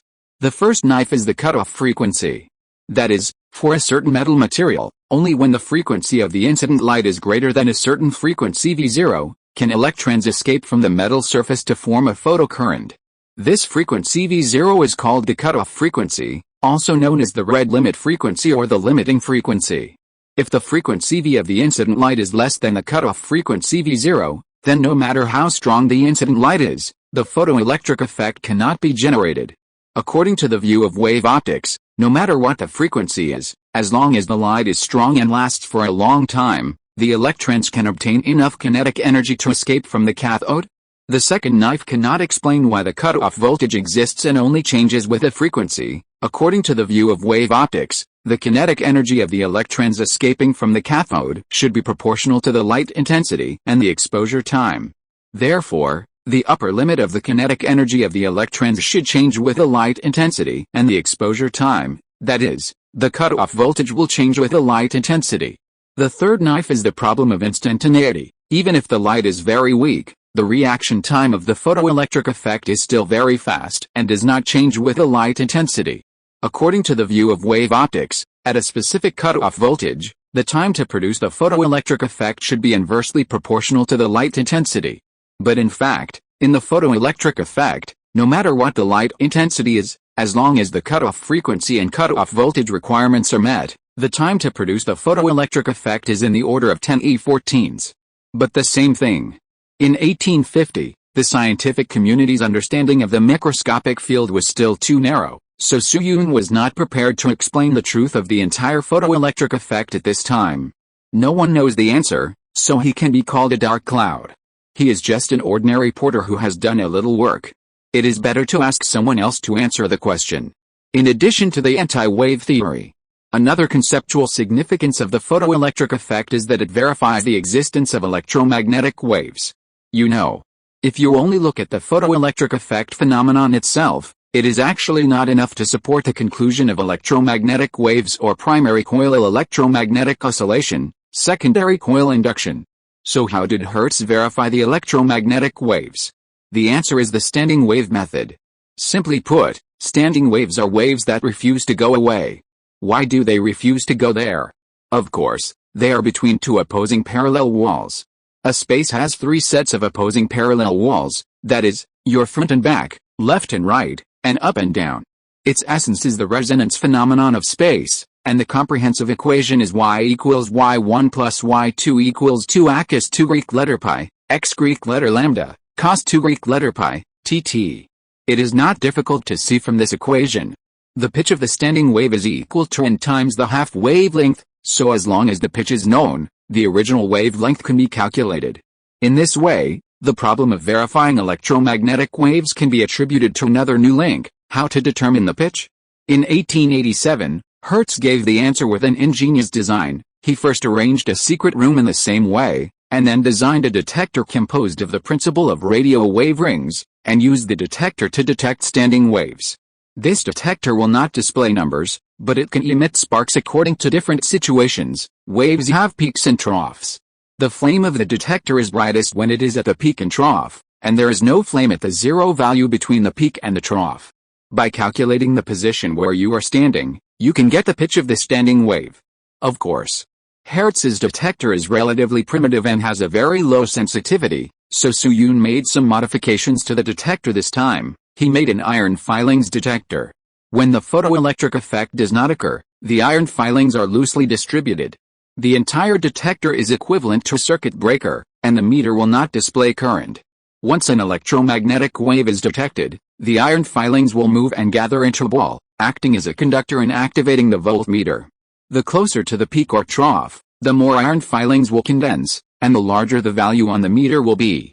In this way, it is undoubtedly much clearer and more accurate than observing with the naked eye. In a sense, this is also the most attractive part of physics. Sometimes you don't need equipment that is accurate to the femtometer and nanometer scales, and the idea is the most important. Like when Suyun was in school, there was an experiment that needed to simulate the oscillation of spider silk, but for a while, there was no equipment with a suitable oscillation period. As a result, a female man took out the X-pressing stick and the X-protecting treasure on the spot, and perfectly simulated the required period data through the sponge pad. That incident once became a legend in the University of Science and Technology, and later Suyun and his classmates mentioned it at a reunion.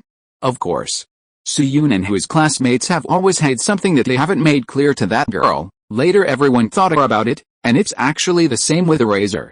Ahem, let's get back to the topic. The idea is clear, and the rest is very simple. Suyun kept the generator running, distributed several detectors prepared by William Whewell to everyone, and started to test the standing waves. The voltmeter here is 0, a 0 point. Is there any higher value than 1.7 V? There shouldn't be. 1.7 seems to be the location of the peak and trough. 1, 5, 1, 6, 1, 7. Found it. I am in a peak area here. The voices of the big guys came one after another in the room, and soon, the pitch of several standing waves was detected. 0.26 meters. Looking at the numerical values after statistical comparison, Faraday touched his chin. The distance between the 2 points where the standing waves cancel each other is half a wavelength, that is, 2. So if calculated in this way, the wavelength of the electromagnetic wave is 6.5 times 10 to the power of -7 m. Suyun nodded. There are actually two main spectral lines of the photoelectric effect. One is 6.5 by 10-7 meters, and the other is 4.8 by 10-7 meters. These scales can be easily measured in the macroscopic world after being magnified by standing waves. In other words, Suyun really captured the electromagnetic wave. Looking at the value on the paper, he glanced at the detector in his hand. Faraday was shocked and impressed, and at the same time, he couldn't help but sigh in his heart. Although he knew that he couldn't compare with Mr. Fatty Fish, he never expected that the gap between him and Mr. Fatty Fish would be so big. This experiment designed by Mr. Fatty Fish is probably enough for everyone present to reminisce for a lifetime. Not to mention that according to Suyun, this is just one of the experiments designed by Mr. Fatty Fish. He is worthy of being a figure who can be ranked with Sir Newton. In short, things have come to this point, and the next thing is very simple. In those days, Hertz had not yet proposed the concept of frequency unit, that is, Hertz. But the spectrum was invented as early as the Mavericks, but the definition is still closer to period. The generator designed by Su Yun is equivalent to an oscillating dipole. During the occurrence, it will arouse high-frequency oscillations, and the induction coil will be charged at a frequency of 10-100 per second, producing a damped oscillation diagram. I'll try to see if I can put it in this chapter. The review mentioned in this chapter is a bit speechless now. Knowing the number of turns and power, it is very simple to calculate the period. So it's very fast. The two values of wavelength and oscillation period were placed in front of Faraday and others at the same time. Faraday stared at the values for a long time, and finally picked up the pen and began to calculate. The frequency of electromagnetic waves is the same as the oscillation frequency of the wave source, and the wavelength is related to the refractive index of the medium.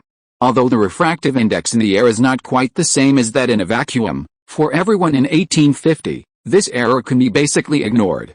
Swish, swish, swish, Faraday's pen tip moved steadily and quickly across the paper. He was not very good at math, and he felt more or less struggling with the amount of calculation at the moment. A few minutes later, Faraday finally calculated the last digit. Just as he was about to breathe a sigh of relief, his brows subconsciously frowned again.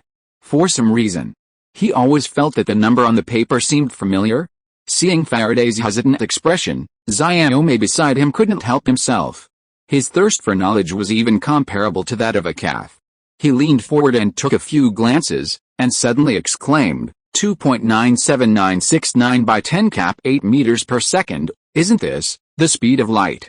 Chapter 261. Are electromagnetic waves light? The speed of electromagnetic waves is similar to the speed of light. As Xiaomei said this, Faraday was stunned for a moment, and then he slapped his forehead in realization, making a crisp pop. So that's it. No wonder he felt that this number was familiar. 2.97969 by 10 cap 8 meters per second, isn't this almost the same as the speed of light calculated before? But why is this so? You know, in this era, the scientific community has a relatively clear understanding of mechanical waves. It is the transmission of momentum and energy in matter caused by the propagation of disturbances. At the same time, mechanical waves can be divided into two categories, longitudinal waves and transverse waves. For example, waves along strings and sound waves, etc., and of course mixed waves. In addition to the different categories, the propagation speeds of waves are also different. For example, the speed of sound waves is 340 meters per second. The person who measured this value is called Durham, an Englishman. In 1708, he observed the cannon with the naked eye and measured that the speed of sound was about 343 meters per second at 20 degrees Celsius. As for the person who calculated the speed of sound in water, it was Corridon. He was in Geneva, the place name, and he conducted a small and precise experiment on Lake Geneva and calculated that the speed of sound in water was 1,435 meters per second. In addition, there are string waves and even light waves, and these values have already been calculated and have results. In Faraday's view, electromagnetic waves originate from electric and magnetic fields, and the oscillation frequency of the electric field is inherently high. Coupled with a comparison of phenomena, the speed of electromagnetic waves is naturally unlikely to be a low value. But this unlikely to be a low value means that it is at most tens of kilometers per second, which is faster than the speed of seismic waves guessed by John Michel in 1760. But now, according to the actual measured results, the speed of electromagnetic waves is actually close to the speed of light. With a vision of Faraday or every big guy present, they can realize what this similarity represents. This kind of coincidence of magnitude basically does not exist in physics. Materials with similar key values on ultra-high scales must have some relationship with each other. Seeing Faraday remain silent, Jill hesitated for a moment and asked, "Student Luo Feng, could it be that we made an error in the measurement?" Su Yun glanced at him. As a person from the future, Su Yun could understand Zhao's idea to some extent. It is normal to have doubts in the face of a phenomenon that can challenge one's three views. Su Yun shook his head gently and explained, "Mr. Jewel, you also saw the detection link just now. We collected no less than 50 sets of pitch data in total. Although the values calculated from this may still have deviations, this deviation will at most result in a difference of a few decimal places, and the concept of magnitude is still very accurate. In addition," Su Yun said while flipping out the earliest classic wave equation from the table, Pointing to the equation and continuing, we can actually start with a wave equation and calculate the speed of electromagnetic waves from a purely mathematical perspective. Faraday and others heard this and quickly turned their attention to the equation. After a few seconds, Newman, who had not played a role before, suddenly snapped his fingers and drew a circle on Greek letter mu0 Greek letter epsilon 0 with a pen. Yes, we can infer the wave speed from the equation. Oh, I should have thought of this earlier, it was mentioned before. The wave equation of the electric field is B equals Greek letter mu0 Greek letter epsilon 0, bt. The wave equation of the magnetic field is E equals Greek letter mu0 Greek letter epsilon 0, et. Comparing the wave equations of the electric field and the magnetic field, you will find that their forms are exactly the same, it's just that E and B are swapped. This shows that the waves in the two are exactly the same in speed. At the same time, comparing the speed terms of the classical wave equation, it is not difficult to find another situation. The speed of electromagnetic waves can be inverted from the wave equation of the electromagnetic field. That is, V equals 1 Greek letter mu0 Greek letter epsilon 0. Among them, Greek letter mu0 is the absolute dielectric constant, and the value is force 10⁻⁻7 m. kgc. Greek letter epsilon 0 is the dielectric constant of vacuum, and its value is 8.854187818 times 10 to the power of -12 Cs kg, m. The unit of the former can be written as Na, and the latter can be expressed as Fm. It's just according to normal history. Whether it's farad or ampere, these units will not be formally defined until the International Electrical Conference in 1881. But like the previous girl, the scientific community in 1850 had already recognized this concept, but the expression form was still Cs kg, m for the time being. Just like the unit of capacitance, coulomb, it was also defined at the International Electrical Conference in 1881, but it had been used everywhere before that. The reason why such a conference was held in 1881 was mainly because the American and Asian countries did not have a complete system in this regard, so such a formalized meeting was used to characterize the unit. Among them, the Asian countries mainly refer to Japan, which is related to the Meiji Restoration, so I won't go into details here. By the way, 7 electrical units of measurement were defined at that meeting, namely, coulomb, ampere, volt, ohm, farad, Henry and Siemens. Of course.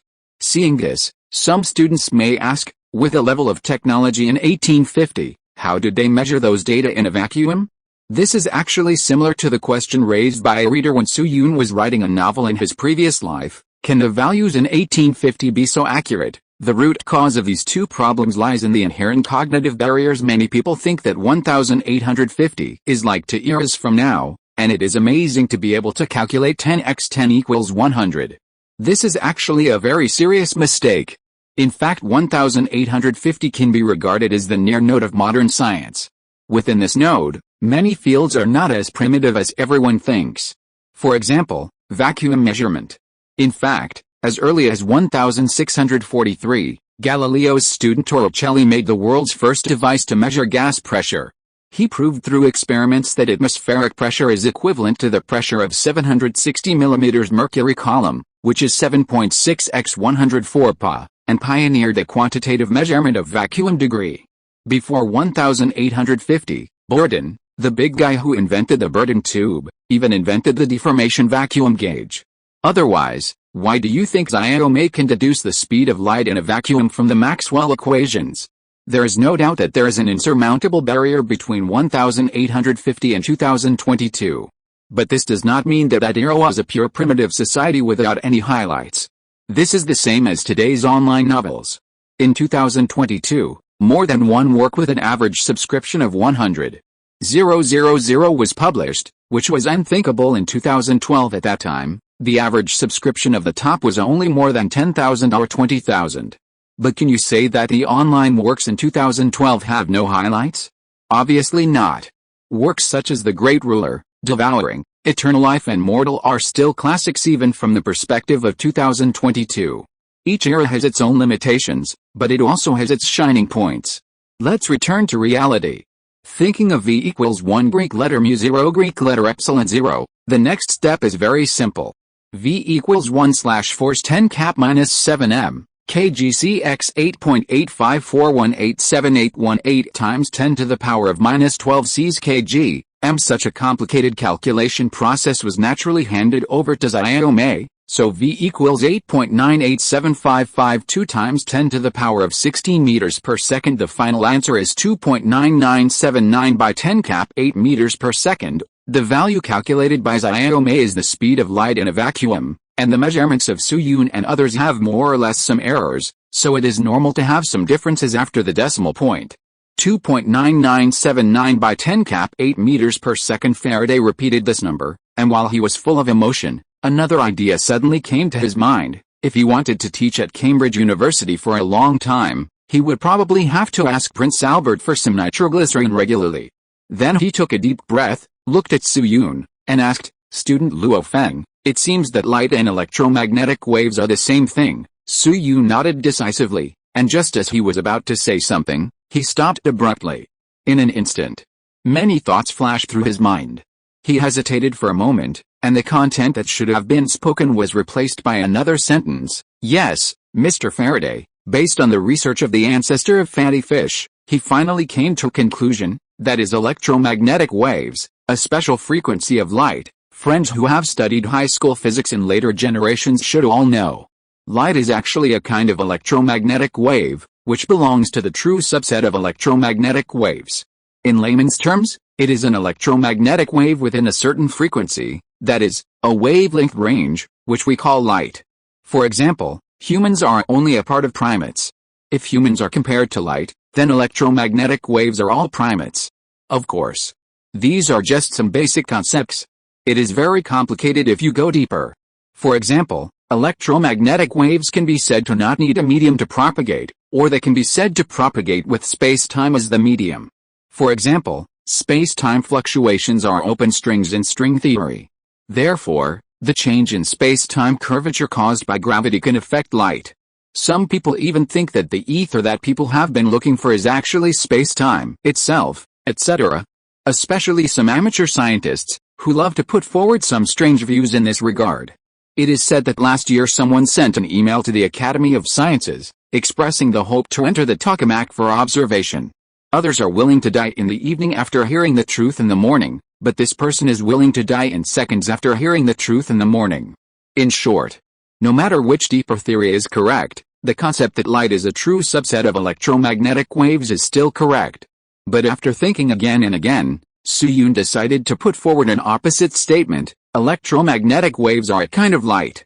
After all, for the current situation, the character setting of fat fish is really too perfect.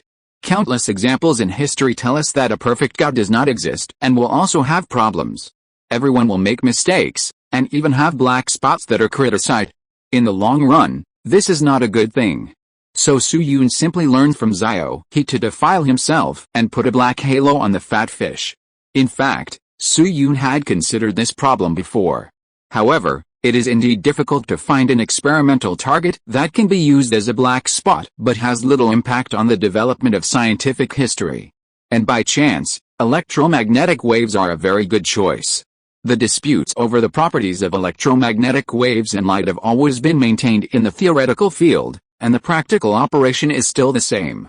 Even if you say that light and electromagnetic waves are another non-existent thing, for example, they are both called fishing girls, it will not have much impact in the practical operation. At the same time, in a few years, when J.J. Thomson discovered cathode rays from the experiment, most of the scientific community will doubt Su Yun's statement. Once the truth that light is electromagnetic waves is discovered, many people will surely be relieved. Oh, it turns out that Mr. Fatty can also make mistakes. Pattern JPG. Of course. At this time, Faraday did not know Su Yun's thoughts. After hearing Su Yun's words, he only felt a slight sense of weirdness in his heart, and quickly accepted this explanation. After all, from the current phenomena, there is really no obvious difference between light and electromagnetic waves. Then Su Yun and Faraday and others used equipment such as polarizing plates to verify the characteristics of electromagnetic waves and found that it also has the characteristics of refraction, reflection and polarization. At this point, the only thing left is the finishing link. Faraday took out a piece of parchment and wrote the final conclusion on it. It has been verified that electromagnetic waves are a special kind of light. Then Faraday and others summarized the experimental results again and prepared to officially announce the relevant content at the next academic conference. So far, Suyun's first wave of operations at Cambridge University was officially put to rest. I think from now on, I won't encounter anything more exciting than this, right? Faraday, Jill and Kirchhoff are all out. Suyun really can't think of anything bigger than this. Well, absolutely impossible. If there is, he is willing to eat the axe again on the spot. Half an hour later, after packing up the equipment, Suyun took Xiaomei and returned to dormitory 302. As soon as he entered the room, Suyun untied his scarf and lay on his back on the bed. To be honest, the experiments in the past 2 days seem to be very smooth, but for Suyun, the pressure on his shoulders is really not small. After all, even if there is a mistake in the whole process, it may have an irreversible impact on the results. Fortunately, relying on the character accumulated by his diligent updating in his previous life, this level was successfully passed. And just as Suyun was lying on his back, a light curtain appeared in front of him for the first time in a long time. It is detected that the first ring task of the wall facer has been completed, and the task evaluation and the second ring task are being generated.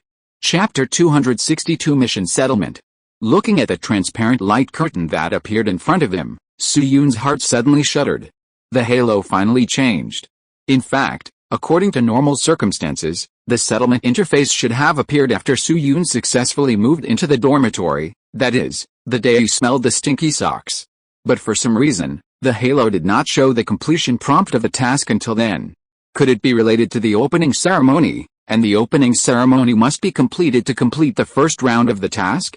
Just as Suyun was thinking about it, the light curtain changed again. Main task, Xiaomei, you don't want to see Mr. Thompson being nailed to the pillar of shame, do you? Task note, Lord Kelvin's remarks on the two dark clouds at the Royal Institute on Albemarle Street have always been misinterpreted by later generations. In order to prevent the great pioneer from being wrongly accused, please help Xiaomei correct the wrong history. Current progress, Ring 1 mission difficulty, difficult extremely difficult mission content, become close friends with Maxwell and become a student at Cambridge University within 2 months. The specific rating depends on the completion of the task. If you can enter Magdalen College, you will get an extremely difficult rating. After completing it, you can start the second round of tasks. Ring 1 mission time limit, 2 months mission reward, depends on the rating penalty for unfinished mission, +8 favorability of all male ketones in reality, -5 luck, -20% company profit. Supplementary explanation, after completing the first round of tasks, the wall can return to reality for a short time. The specific return time depends on the completion level, and the maximum is no more than 5 days. The first round of tasks is being settled. Result generated, seeing the last 4 words. Suyun's expression condensed, and his heart was slightly moved. Not only did he enter Trinity College this time, but he also made such a big event at the opening ceremony. The rating must not be too low, right? Extremely difficult must be the basis, and there may even be some special evaluations or prizes. For example, another national destiny, or a TIFA in the real world as an assistant? With this thought in mind, he continued to read. First ring task completion score, difficult. First ring task reward, AI growth progress plus 0.2%. The wall facer can return to reality for 3 days. The return time can be selected by the wall facer. Second ring task is being generated. Huh? Looking at the dull settlement interface in front of him, Suyun was stunned. WTF. I did such an exciting thing, but the score is only difficult? Is the halo sure that it is not possessed by Wade? Then he suddenly recalled the scene of replying to Maverick's letter in the space. Judging from the process at that time, this halo should be able to give feedback on some problems. Thinking of this, Suyun couldn't help but take a deep breath and silently said in his heart, Halo, why did I do so many things, but the settlement score of the first ring is only difficult? 10 seconds later, a reply appeared on the halo. The deadline for the first round of tasks is 30 seconds after the wall facer student status is officially registered, and the exact time is 3 days, 11 hours, 42 minutes and 23 seconds before the wall facer asked the question. After the deadline, the wall facer's behavior will not affect the score of the first round of tasks. Suyun's face suddenly showed a series of question marks. No. The first round of tasks ended 3.5 days ago. Why are you only prompting the settlement now? This time, the Halo's reply was very fast. When the wallfacer was engaged in online novel creation, didn't there happen to be a situation where today's chapter was postponed to the next day? Looking at this sentence, Soo-yoon's mouth twitched, feeling that he had been hit. Okay. It makes sense and cannot be refuted. Then he took a deep breath and asked again, then all the things I did before will not be evaluated or rewarded. Behavior after the deadline will not be recorded in the evaluation of the single round task, but will be recorded in the final settlement link. Please rest assured, wallfacer, do you want to proceed to the second round of task generation interface? Soo-yoon finally relaxed and nodded, saying, let's get started. As soon as he finished speaking, the light screen changed. The second round of tasks is being generated. Tasks are generated. Second round of tasks. I just did a little work. Second round of tasks. 179 days, 23 hours, 59 minutes, 59 seconds. Task reward, depends on the score. Penalty for unfinished tasks, plus 30 favorability of all males in Cambridge University, minus 40 favorability of all females. Task description, give Thompson some small help to assist the future Lord Kelvin in successfully running for the president of the Cambridge University Student Union. President of the Student Union, looking at the second round of task prompts, Soo-yoon couldn't help but touch his chin.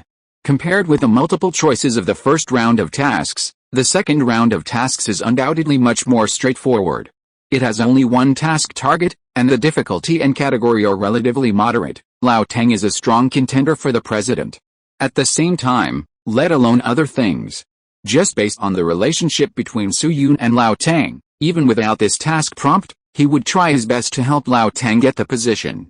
After all, the loser who failed in the election for president will drop out of Cambridge. In other words, the direction of the second ring task is not so clear, and the concept is more inclined to adaptability.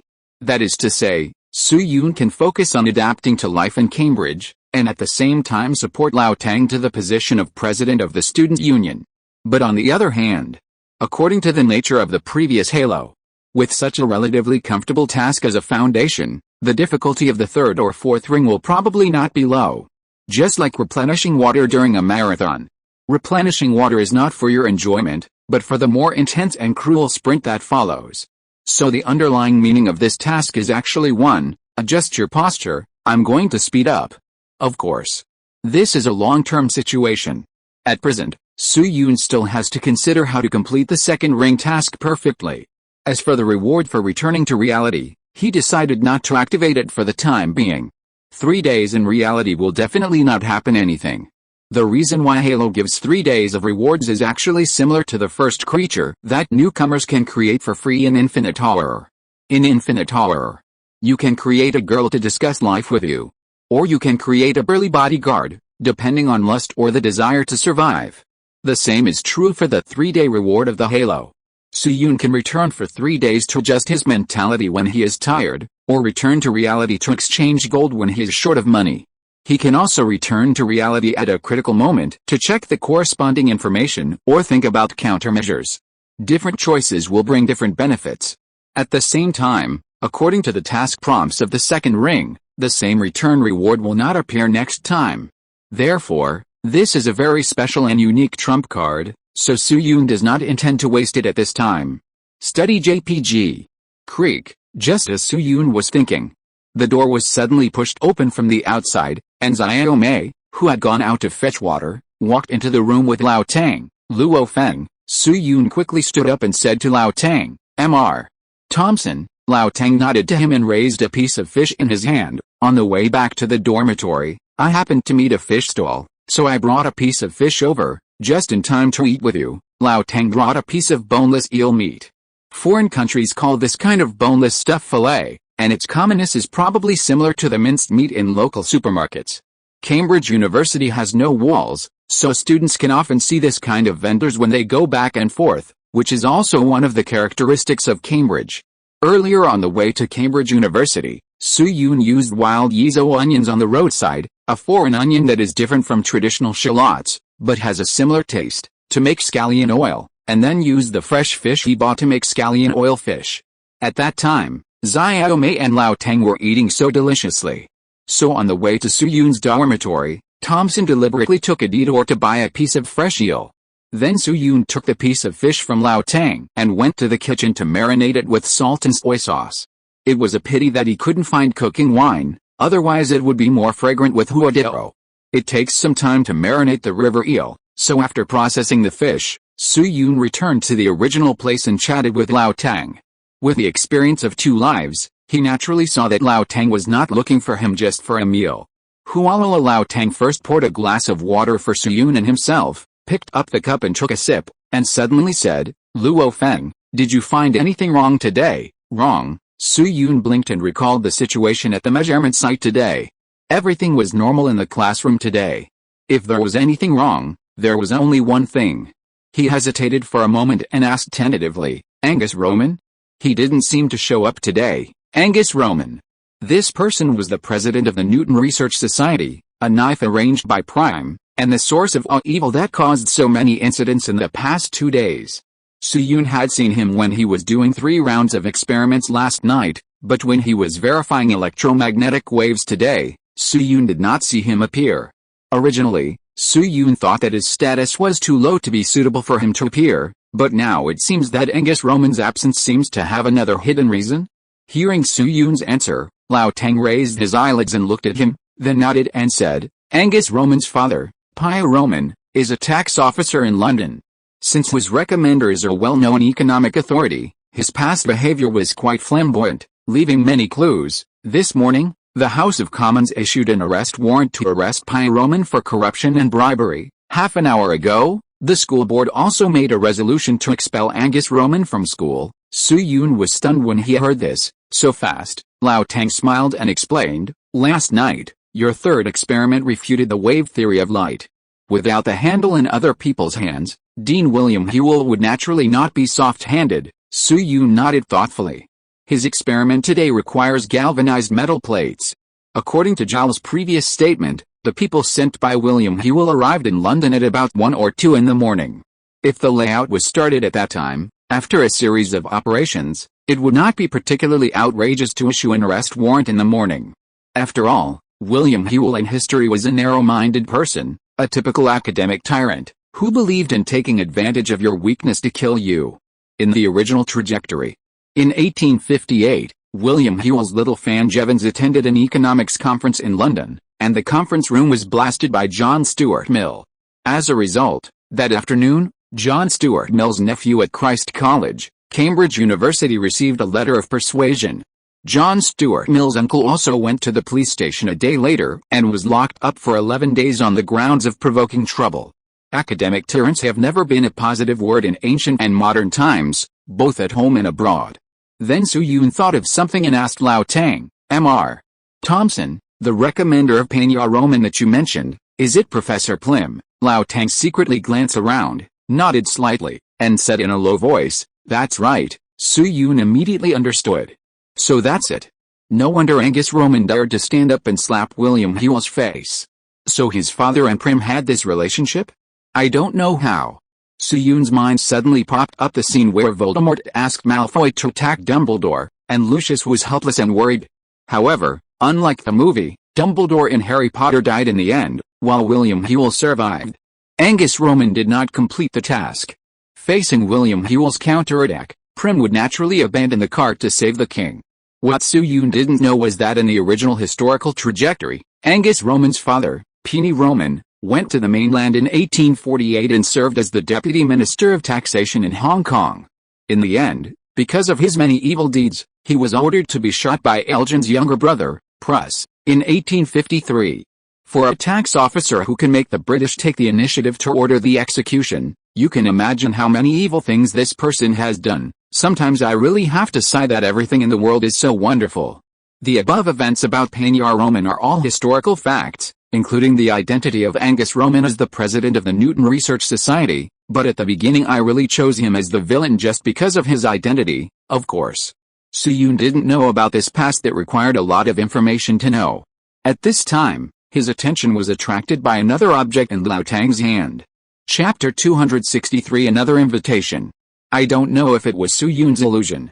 After mentioning the matter of Angus Roman and his son, he felt that Lao Tang's expression suddenly became more serious. How to describe this atmosphere? It looks like he is entrusting his son to someone else. Wrong, wrong. It looks like something big is going to happen. There is no doubt about it. What Lao Tang is going to say next is far more important than the gossip about Angus Roman. Then Lao Tang pondered for a moment, turned his head, and said to Xiaomei beside him, "Maxwell, you go to the door and keep an eye on it. If there is any abnormal situation, remember to knock on the door and notify in time." Xiaomei was slightly stunned, then nodded and said, "I know, Mr. Thompson." After Xiaomei went out, Lao Tang got up and walked to the window, drew the curtains, and turned on the light.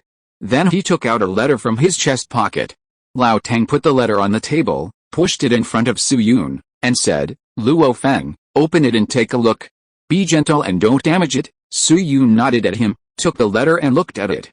This is a standard cowhide letter, with a small piece of ink stuck to the seal. The recipient column has a few words written, "To Luo Feng."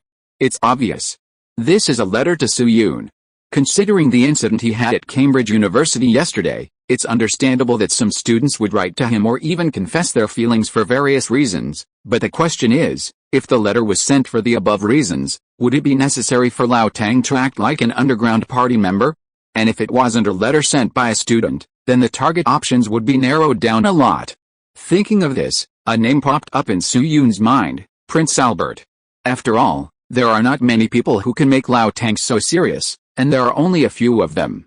Faraday and William Whewell are definitely included, but if they have anything to say, they can just call him at the experiment site. Prince Albert is the only exception. Due to his status, many of the behaviors of this uncrowned king of Great Britain are restricted, and it is reasonable to want to pass some words to him privately. So, could it be him? With this guess, Su Yun tore open the envelope. A moment later, a paragraph of English appeared in front of Su Yun. The Cambridge Conversazione Society will dine at the Hyde Park Place on Saturday, November 10, 1850 at 7:30 p.m. Reply to Sir William Thomson. After reading this paragraph, Su Yun couldn't help but raise his eyebrows. It's not Prince Albert? The content of this paragraph is not complicated. Even without the Halo translation, Su Yun can understand its meaning. It's basically a certain Cambridge society organized a party at Hyde Park. If you want to come, just reply to Lao Tang in front of you. At the same time, Su Yun's eyes were a little dazed. It's okay if it's not a letter from Prince Albert, but an invitation letter from a society. Why is it worth it for Lao Tang to make such a big fuss? Wait. Su Yun suddenly thought of something, and he looked up and asked Lao Tang thoughtfully, "Mr. Thompson, is this an invitation letter from the Cambridge Apostles Society?" Lao Tang looked up at him and nodded affirmatively. I saw him pacing the table with his index finger, explaining, "Yes, the Apostles Society will hold a banquet in 2 days, and the membership qualification of the new batch of Apostles Society members will be voted on at that time. I came to you this time to give you this invitation letter. Congratulations, Luo Feng, you have obtained the interview qualification of the Cambridge Apostles Society." Cambridge Apostles Society. I have introduced this mysterious group a long time ago. This is a society jointly established by Morris, Tennyson Hallam and others from Cambridge University in 1820. The apostles here correspond to the Acts of the Apostles in the Bible, that is, the 12 disciples of Jesus. Therefore, the upper limit of the number of members of the Apostles Society has always been 12. In the society, undergraduate members are usually called apostles, while graduate students are called angels. At first, the activities of the society were mainly debates, called Cambridge Symposium, which was somewhat like a tea party. The Cambridge Apostles held a meeting every Saturday night. At the regular meeting, group members gave speeches on a certain topic, and members discussed freely after the speeches. However, as the early batches of members of the Apostles entered politics or the business world, some people gradually realized the value of this society. The nature of the Apostles Society has changed.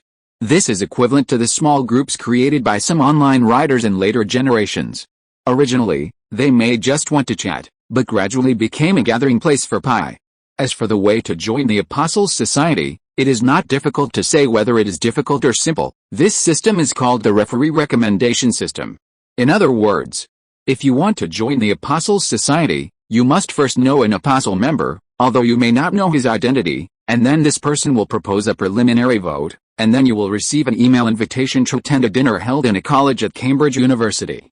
At this dinner, banquet, all previous members who can attend will attend and vote to decide whether new members are eligible to join. New members are required to swear an oath of secrecy and listen to a spell written by theologian Anthony Fenton. Then Lao Tang paused and continued, "But Luo Feng, you have to be clear in your mind. This invitation letter is not an official letter of admission. It is not easy to pass the interview, otherwise, the Apostle Society would have been overcrowded long ago." Su Yun nodded in understanding. The upper limit of the number of people in the Apostle Society is 12, which does not mean that it must enroll this number every year. In the later decryption of some documents of the Apostle Society, it can be found that the number of people in the Apostle Society in many years was only 7 or 8 or even 5 or 6. In this case, it is not a sure thing for Su Yun to enter the Apostle Society. But on the other hand, if he can join this extremely mysterious Cambridge Society, Su Yun's score will definitely be greatly increased when the settlement is settled. Even if he can have an impact on long-term history through the society, it is possible that there will be a reward of national destiny level. Thinking of this, Su Yun couldn't help but look at Lao Tang and thanked him. Mr. Thompson, thank you this time. The model of the Apostle Society has been said to be a standard referee recommendation system, and there must be a recommender. So in Su Yun's opinion, the reason why he received this invitation must be that Old Tang had helped behind the scenes. But what Su Yun didn't expect was that Old Tang waved his hand at him and shook his head, saying, "Don't thank me. I just proposed it a few minutes earlier than some people. Even if I didn't say anything, you would still receive this letter." Some people, hearing this word in Old Tang's words, Su Yun was stunned and asked subconsciously, "Mr. Thompson, are there other apostles who propose to send me an invitation?" Old Tang took the water to moisten his throat, put down the water cup and said, "That's right." Su Yun hesitated for a while and tentatively reported a name, "Student Evelyn." Old Tang smiled, and just when Su Yun thought he guessed it right, he said again, "Evelyn also wrote a proposal, but she was not the second person to submit it." Su Yun was completely stunned. Evelyn, as the descendant of the Esco family who is currently the closest to Xiaoniu, has excellent academic performance, so Su Yun had guessed long ago, if nothing unexpected happens, she should be one of the active Cambridge apostles. Therefore, after Lao Tang said that in addition to him, there were others who proposed to absorb him into the Apostle Society, Su Yun immediately thought of that smart girl. Unexpectedly, this answer was only half right. Evelyn did make a suggestion, but she was only ranked third. That is to say, between Evelyn and Lao Tang, there was another apostle who proposed the same idea. This is interesting. Xiaomei is just a freshman at this time, and he didn't even receive an invitation letter this time, so he couldn't be qualified to make such a suggestion. In addition to Xiaomei, Su Yun didn't know many ordinary students at Cambridge University, let alone the great ones. Indeed, the experiments he made last night were indeed shocking, but they were still a little far from the level of being recommended by a passerby. Whether it was Lao Tang or Evelyn, one of them was saved by him, and the other was the descendant of Xiaoniu. They were people with whom he had some friendship, so it was completely reasonable for them to make suggestions. But the other person?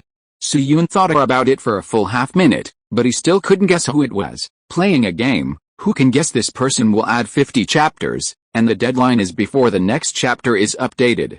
There are related clues left in the previous chapters. Then he looked at Lao Tang and asked, "Mr. Thompson, I wonder who the second person who proposed the idea is." Lao Tang waved his hand at him again and said, "You will understand when you arrive at the banquet. Don't worry, the other party has no ill will towards you." After saying that, Lao Tang seemed to have thought of something, and his expression became visibly solemn again. He paused, and then said, "Luo Feng, I said before that this invitation letter is not the final letter of admission, but just an interview opportunity for you and other candidate apostles, so you have to prepare in advance. Well, some people are opposed to your admission, so maybe." Lao Tang didn't finish his words, but Su Yun understood what he meant. Lao Tang, Evelyn and the mysterious apostle wanted him to join the society, but some people held the opposite opinion. And if nothing unexpected happened, there would be quite a few opponents, otherwise Lao Tang wouldn't have bothered to emphasize this matter. Therefore, during the interview, he might encounter some special difficulties. As for the reasons why these people don't welcome him, there are many. It may be because they have a bad relationship with Lao Tang, or because of their Oriental origin, etc. Of course, The most likely reason is that the experiments he did were all replicating the achievements of fat fish. Some apostles may think that this has little to do with him. Are you a porter worthy of being with us? So it's obvious. I'm afraid this time's interview of the Apostle Society will not be easy. In short, after handing over the invitation letter, Lao Tang's task for the day was successfully completed. Then Su Yun personally cooked and showed off his scallion oil fish that had once attracted a girl. Fresh river eel meat was taken out of the pot, and a spoonful of scallion oil was poured on it with a sizzling sound. The fresh aroma immediately filled the dormitory. After finishing the meal, Lao Tang and Su Yun parted ways. Su Yun and Xiaomei rested for a while, and at around 2 o'clock in the afternoon, they officially welcomed their first class at Cambridge University. If you're listening to this novel on a channel other than Fanfic World, it means they downloaded and uploaded it without effort. We cordially invite you to visit our channel, Mundo Fanfic Novelis. There you'll find the original version of this story and you can explore many other novels of various genres. We're waiting for you to immerse yourself in a world of incredible novels. Chapter 264 The Second Interviewer. In the dormitory. Pa. Su Yun first put a book about 5 centimeters thick on the table, then dusted his hands, turned to Xiaomei and asked, Maxwell, in which classroom will your undergraduate students have their first class? Xiaomei was pouring water into his thermos cup at this time. Hearing this, he stopped and thought for a moment and said, Holly classroom, Holly classroom. Su Yun blinked and nodded thoughtfully. It seems that our first class will have to be taken separately. Readers who studied at Cambridge University in 1850 know. In 1850, Cambridge University did not have many students, so the majors at the graduate level were not as detailed as in later generations. At present, looking at all the colleges of Cambridge University that offer graduate courses, there are only the following 6 categories of graduate majors: theology, mathematics, linguistics, philosophy, humanities, and natural sciences. Among them, the degree examinations of linguistics, philosophy, and humanities are uniformly classified as moral sciences. Physics, chemistry, and biology belong to natural sciences. To be honest, among all the subjects, Su Yun's favorite subject is natural science. First, it is professionally matched. Second, there is Faraday, a big boss, in charge. Unfortunately, his chief tutor Stokes is Professor Lucas of Cambridge, so he can only temporarily defect to the mathematics major to tinker with symbols. Of course, graduate students in the Department of Mathematics also have the opportunity to take natural science and even humanities courses, but the frequency is relatively low. In addition, according to the information Su Yun learned from Lao Tang, this year, Cambridge University has enrolled a total of 227 graduate students, and a total of 11 colleges. Among them, Gonville and KS College, the least, enrolled 17 people, and Downing College, the most, enrolled 38 people, with an average of 25 to 35. As for Trinity College, it is quite standard, with only 29 graduate students. This year, Trinity College has opened 4 majors: theology, mathematics, philosophy, and natural sciences, and languages and humanities are only electives. There are a total of 12 people in the Department of Mathematics that Su Yun selected, which is the major with the largest number of people in the college. After all, in the classical education system, mathematics is the most important subject and the most real subject. If you know it, you know it. If you don't know it. But today is the first day of school, so the first class on the schedule is not mathematics, but the history of Cambridge. Originally, Su Yun thought that this was another class for undergraduates and graduate students, but he didn't expect that the two were separate. But think about it carefully, this is normal. First, Cambridge University does not have many lecture halls, and small classrooms are the most common teaching mode. Secondly, the number of professors in the humanities at Cambridge University is much higher than that of other majors. If you don't find something for some people to do, they will become empty-handed. This kind of thing is also very common in later generations, so I won't go into details. After sorting out the relevant books, Su Yun glanced at the clock on the wall and left the dormitory with Xiaomei. The classroom he was going to today was in the teaching building behind the left side of Trinity Chapel, which was in 2 completely different directions from Xiaomei's Holly classroom. Therefore, the two of them left the dormitory building and said goodbye at the entrance of the corridor. The warm winter sun was very comfortable.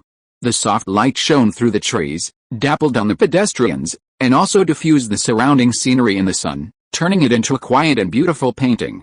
But at this moment, Soo-yoon's heart was not so free and easy. He was staring at the thick math book in his hand, and a certain idea floated in his mind. Can I find a chain to string this book together and carry it? A 5 centimeter thick book in my hand is too damn heavy. If I can string it together with an iron chain, I can put it on my shoulder to save some effort, and I can also convince people with reason when I encounter a dangerous moment. And just as Soo-yoon was muttering in his heart, suddenly, he heard a somewhat awkward English voice in his ears, which sounded like a spit stuck in his throat. Hello, classmate Luo Feng. Soo-yoon turned his head and looked in the direction of the voice. He saw that 4 or 5 meters to his right, there was a big man who looked like Li Kui with the glasses. In fact, under normal circumstances, Soo-yoon is somewhat face-blind to European faces. For example, when searching for resources, he often mistook Melody for someone else. However, the face in front of him was so recognizable that Soo-yoon almost shouted out the other person's name without hesitation. Student Brook. Full name Max Christian Friedrich Brook. This person is the German student who stole the limelight at the opening ceremony, a future music master, and the man who caused Soo-yoon to lose a mobile phone in the future. When Brook introduced himself, he once said that he was 22 years old and a theology graduate student at Trinity College. It was normal for him to appear here. Another point that Soo-yoon had a good impression of him was that when he went on stage to introduce himself, Brook was one of the few people who applauded. At that time, under the leadership of Brook, several students around him also applauded politely, so that Soo-yoon would not be too embarrassed on the stage. Whether it was true friendliness or the elegance cultivated by literary thoughts, in short, in the end, it did help Soo-yoon a little. Seeing Soo-yoon called out his name, Brook seemed very happy, and walked to Soo-yoon in 3 or 2 steps. Student Luo Feng, what a coincidence, have you had lunch? Soo-yoon glanced at the footprints where Brook had stood before, and did not deliberately point it out, but said, I have eaten. What about you, Brook? Brook immediately curled his lips upon hearing this, and a depressed look appeared on his face. I have eaten, but this damn British black pudding a kalpikat is a German swear word, which is almost the same as ours. Hearing Brook's complaints, Soo-yoon's mouth twitched slightly. Hearing the word black pudding, he could guess what the future great composer's lunch combination would be. Although German cuisine is mainly based on sausages, beer, and kimchi pork knuckles, the exquisiteness is actually somewhat different from the presentation of Western food, but in terms of edibility, it is indeed far ahead of British cuisine. Anyway, few of the Germans that Soo-yoon met in later life could adapt to British cuisine. Then he smiled and said to Brook generously, Brook, if you have the opportunity in the future, you can come to my dormitory to eat a few meals. Let's not talk about anything else about us Chinese, but we are really not inferior to anyone in terms of cooking. For example, scallion oil fish. Put the marinated fish into the pot and steam it for a while, and pour a spoonful of oil on it when it comes out of the pot. The sizzling sound is accompanied by a fragrance. There is also spicy chicken. Heat oil in a pot, pour in the chopped chicken pieces, and fry until golden, and the skin is fragrant and crispy. For example, braised Fujian people. Take an adult Fujian person, wash and marinate the southern Fujian people. The taste is tender, while the eastern Fujian people are more chewy. Soo-yoon said a lot of local food names and methods, and Brook almost drooled. With food as a breakthrough, the two quickly became familiar with each other. For example, Soo-yoon knew that Brook was born in a middle-class family in Cologne and had been a disciple of Lennox since he was a child. Although he is only 22 years old now, he has won numerous honors. This time, Cambridge even offered him an invitation. Brook knew that Soo-yoon's nickname was 30,000 words a day, that he never complained when writing books, and that he had won the honor of Tentacle Monster when he was studying. The two of them chatted as they walked, and the topic soon continued to other aspects. Although Soo-yoon did not have a high level of musical literacy, he had heard some symphony performances in his later years, and he was a distinguished vinyl member of NetEase Cloud Music. Therefore, some of the words that occasionally popped up could hit Brook's point. Student Luo Feng, your knowledge reserves really surprise me. After turning a bend, Brook showed a sigh on his face, and said with a smile, as far as I know, after the experiment yesterday, some people in the school thought you were just a porter who was seeking fame and reputation. Now it seems that their judgment is obviously wrong. After that, Brook stopped at the fork in the bend, pointed to a building and said, Student Luo Feng, The first class for theology graduate students is service and worship, which is in 2 directions from the school history museum classroom. Let's say goodbye here first. Soo-yoon nodded and was about to say a few polite words. Brooke stretched out his hand and said, "Student Luo Feng, see you at the dinner the day after tomorrow." "Okay, we'll meet then." Soo-yoon subconsciously prepared to shake hands with him, but after just a few words, his expression froze on his face. "Huh?" Looking at Soo-yoon's bewildered face, Brooke was slightly stunned. His face was a little surprised. "Why, Mr. Luo Feng, didn't anyone inform you of the dinner?" Soo-yoon came back to his senses, shook his head quickly, and said, "Someone has already sent me an invitation, but I didn't know that Mr. Brooke was also an invitee." Brooke smiled and explained, "Perhaps your contact thinks this information is not important. There are 7 interviewees for the dinner the day after tomorrow, and there are only 2 places for the planned admission of apostles. There is no grade limit for these 2 places. As long as the interview is passed, both places may even be allocated to freshmen. So Mr. Luo Feng, you and I should be considered healthy competitors. Let's work hard together then." Looking at Brooke, who was talking freely, Soo-yoon's expression was thoughtful. He said why this future composer was waiting for him on the road. It turned out that he knew that he was also an interviewee, so he came to show his goodwill and make friends. Think about it carefully. Although Lao Tang's previous words vaguely revealed the meaning of multiple candidates, he did not give the exact number and names. But judging from the friendship between Lao Tang and himself, if he knew this news, he would not deliberately hide it from me. Combined with what Lao Tang said, some people hold opposing opinions. It is obvious. Lao Tang is likely to be isolated from the decision-making level. This is actually normal. Because the Apostle Society's admission model is a voting system, including the previous members who may be present each time, the number of people at an interview party may exceed 30. Let's take 30 people as an example. The voting process is based on the majority rule, that is, even if there is an extreme vote ratio of 16 to 14, the voting object can still successfully become a Cambridge apostle. In this way, it gives the opportunity for factions to grow. After all, it is not difficult to see from the voting system of the Apostle Society that the old members who have graduated can also influence the activities of the Apostle Society. Now Lao Tang may be considered a figure in the school, but after leaving Cambridge University, or in other words, from the university to the society, Lao Tang may not be so impressive. Of course, Lao Tang may not be exaggerated to be isolated and helpless in the society. He is at least a candidate for the president of the student union, but he has obviously encountered some rejection. At present, it can be roughly determined that Lao Tang and Evelyn are mostly from the same department. The other mysterious person who recommended him may also be a friendly force. The attitude of the person behind Brooke may not be friendly, but he is probably not an enemy, and the probability of neutrality is relatively high. There is no way. Where there are people, there is struggle. This is true everywhere. Soo-yoon met a friend who studied at a third-rate university in the future. The school's Philharmonic Society was going to buy musical instruments. As a result, several vice presidents went to 7 or 8 musical instrument dealers and fought for their own rebates. A Philharmonic Society in an ordinary university is like this, let alone a top society in a top university like Cambridge. And just as Soo-yoon's thoughts diverged, Brooke seemed to have thought of something again, and his expression began to change. A few seconds later, a trace of determination flashed in his eyes. He looked around for a moment, lowered his voice and said to Soo-yoon, "Student Luo Feng, I heard that one part of this interview will involve eulogy poetry, and the target is those in London. As for the details, I don't know, you can prepare yourself from this aspect." Soo-yoon was stunned. Good guy. Ode poetry? So the British also like to play this game? But think about it carefully, hey, it really is. For example, the famous God Save the Queen. This ode, the British national anthem and royal ritual music, was sung by Admiral Edward Vernon at a banquet in 1740 to congratulate Carey for seizing the port of Picpello from the Spanish. The title of Lake Poets was basically exclusive to the royal lackeys around 1790.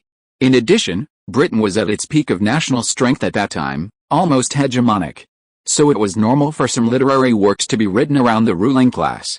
Just like the authors of later generations licking the readers, it was not shabby. On the other side, looking at Soo-yoon, who was thoughtful, Brooke had an expression of wanting to say something but stopping, and repeatedly opened and closed his mouth. But in the end, he gritted his teeth and said slowly, "That? Mr. Luo Feng, The spicy chicken you mentioned before. Soo-yoon blinked, and after coming to his senses, he immediately patted his chest. Oh, these are all trivial matters, leave it to me. Let's go to my dormitory on Sunday, and I will make you a delicious meal then. My dormitory is quite big. You are welcome to come to my dormitory to play and sleep after eating. No problem. Brooke was happy to hear this, and wiped the corner of his mouth. Then it's settled. Classmate Luo Feng, it's getting late. I'm going to class first. Looking at Brooke trotting away, Soo-yoon's expression was a little subtle.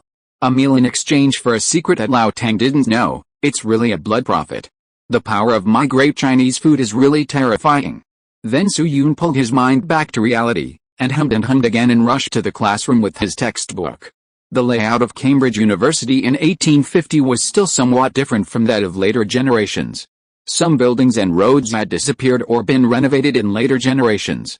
Therefore, it took Soo-yoon more than 10 minutes to find the classroom where he was going to take classes. This classroom was much smaller than the lecture hall where the opening ceremony was held, and it could accommodate about 100 people. When Soo-yoon arrived at the door, there were already more than 40 students sitting in the classroom. Most of the more than 40 people were boys, and there were very few girls. Considering that there were no transgender people or gender-fluid people these days, this statement should not be a big problem. It is not difficult to see from the badges on the chests of these students that they came from the same 4 seminaries as at the opening ceremony.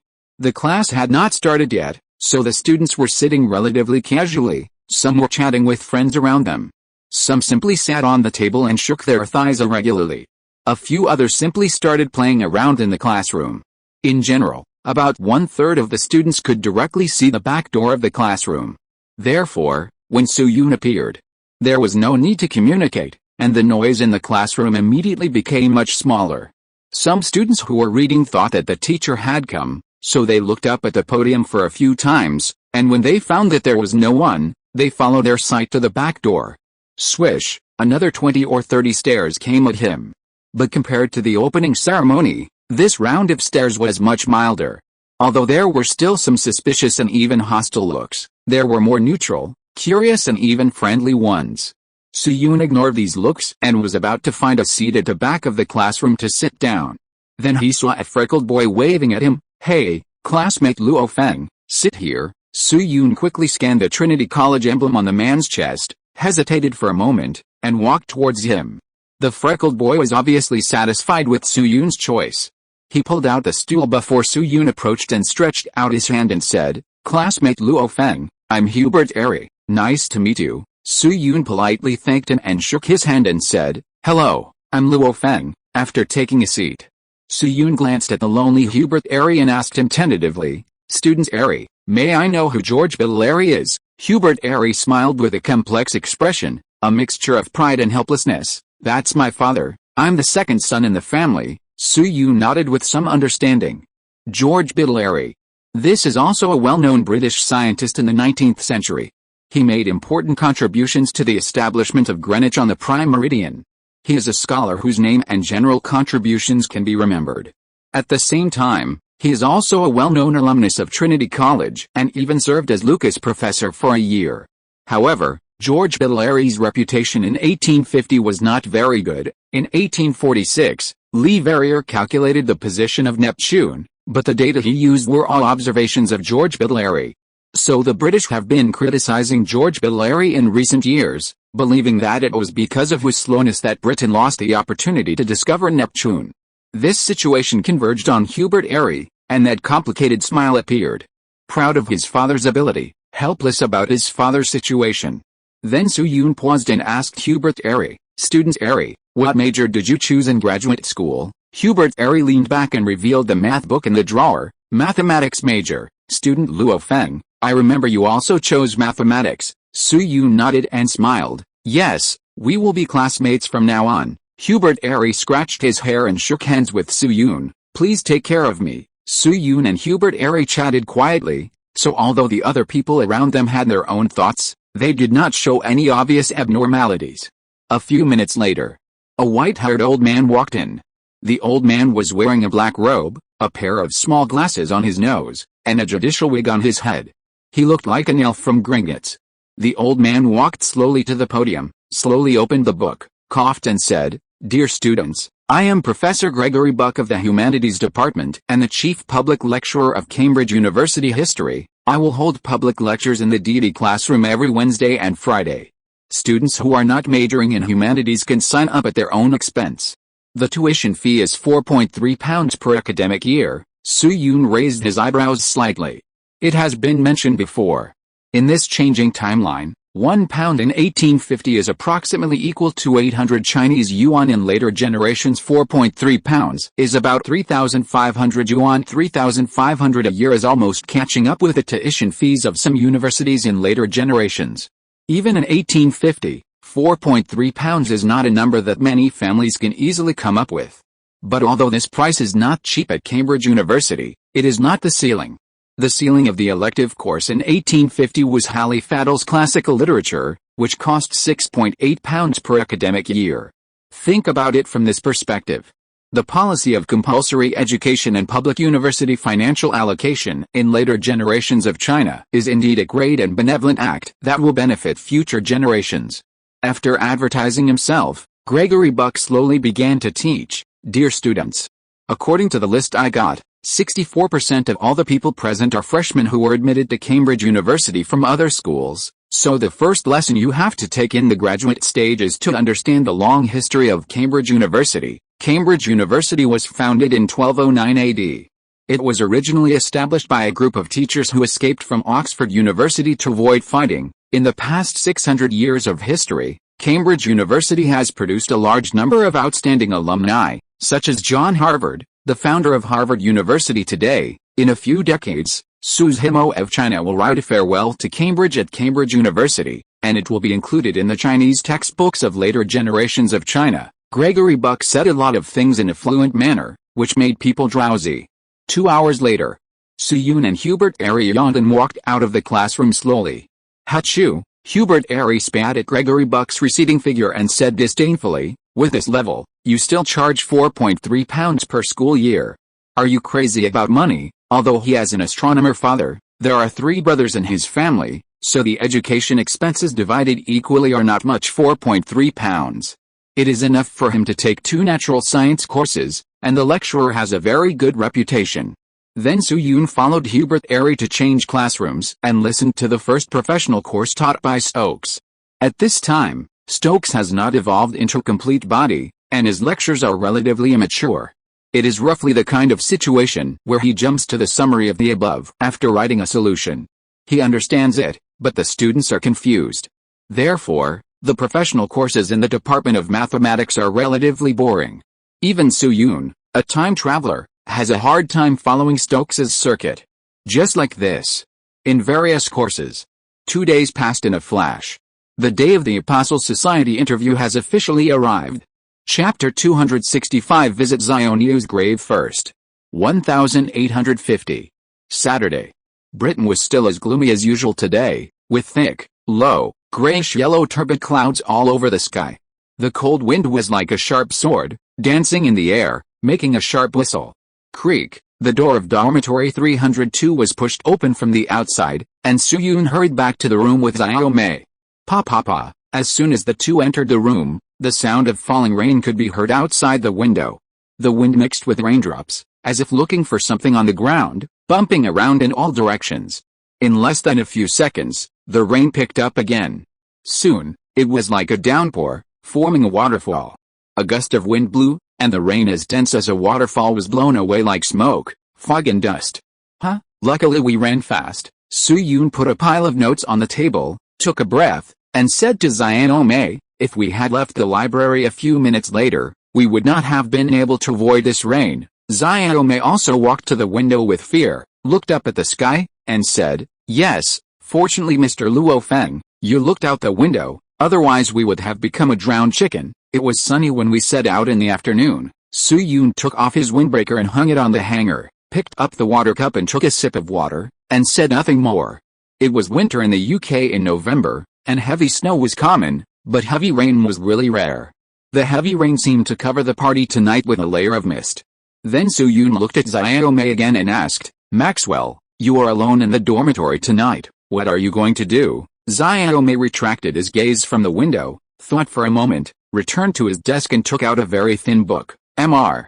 Faraday asked someone to send me this book yesterday, and I plan to read it roughly tonight. Try to see if you can get the basic knowledge first, so that you won't be unable to answer Mr. Faraday's questions next week, which will be embarrassing. Mr.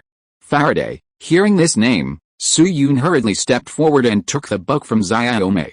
The book is less than 1 centimeter thick, and there is a line of words written on it, Electrical Experimental Research, Volume 1. Seeing this, Soo-yoon couldn't help but raise his eyebrows, and a hint of joy emerged in his heart.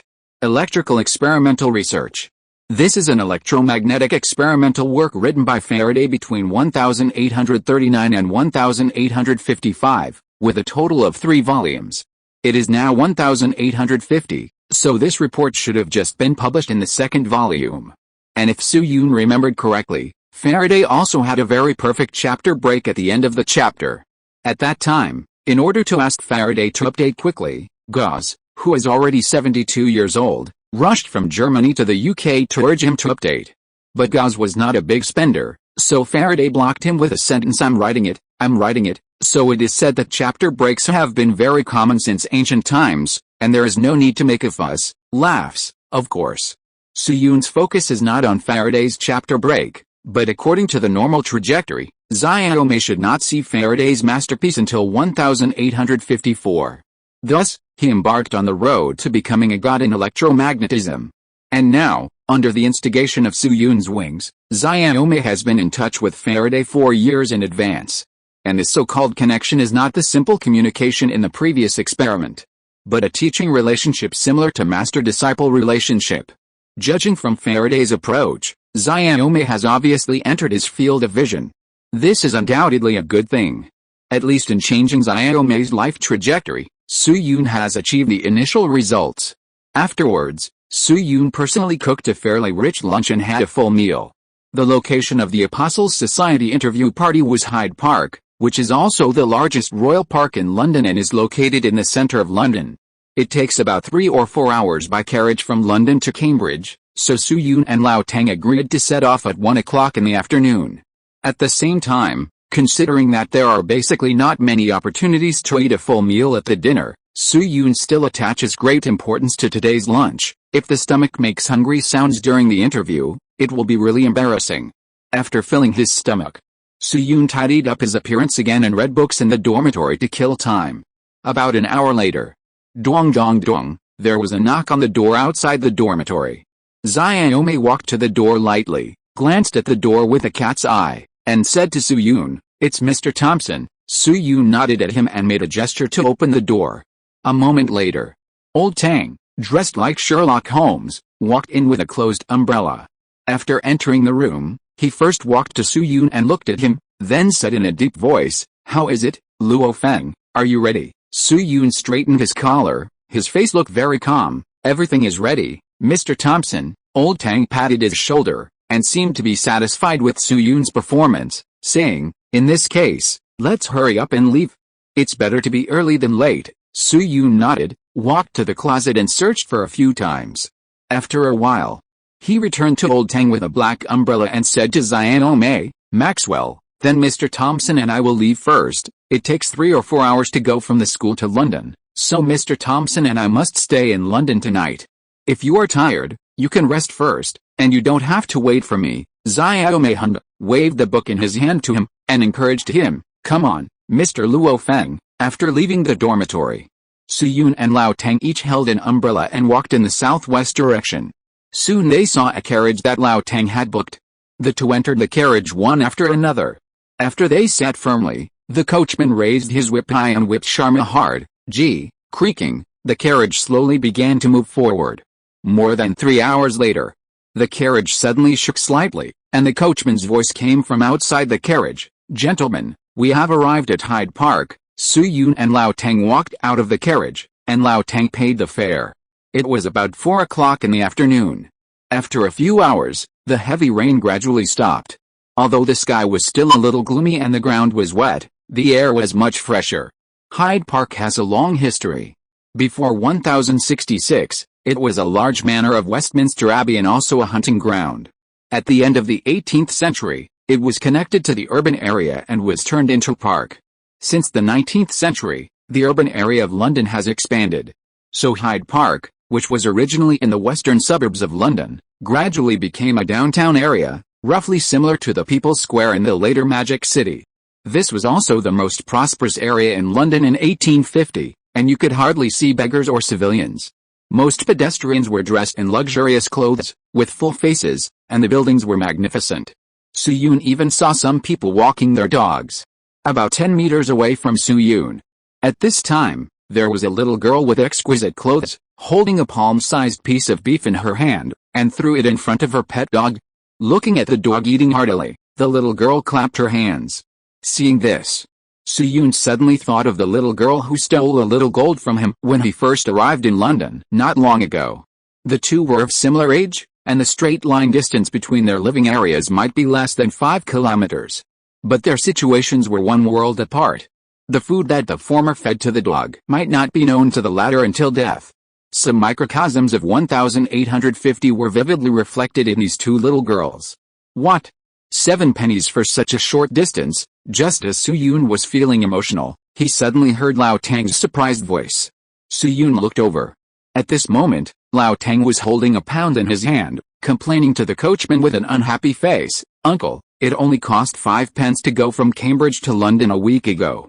How come it has increased so much in just a few days?" The coachman was a little old man with fine wrinkles on his face. He couldn't help but smile bitterly when he heard this. "Sir, it's not that I want to raise the price, but if I don't raise the price, I really can't live." As he said that, the coachman spread his left hand and started to argue in front of Lao Tang. "The price of fodder has increased, the price of carriage maintenance has increased, and the city tax has also increased. The price of food, accommodation and transportation in England has increased. My family of 5 depends on the income from my carriage. If the price doesn't increase, we will have to starve." After that, the coachman sighed again and continued, "Sir, the horse-drawn carriage is actually quite good. I heard that the oil burned by trains now costs 10 pence per litre." Lao Tang's eyes stayed on the coachman's dead wood fingers for a few seconds, exhaled a breath of turbid air, and stuffed the pound into the coachman's hand. "Well, 7 pence is 7, keep the money." The groom smiled, quickly collected the money and gave the change, and drove away after finishing the job.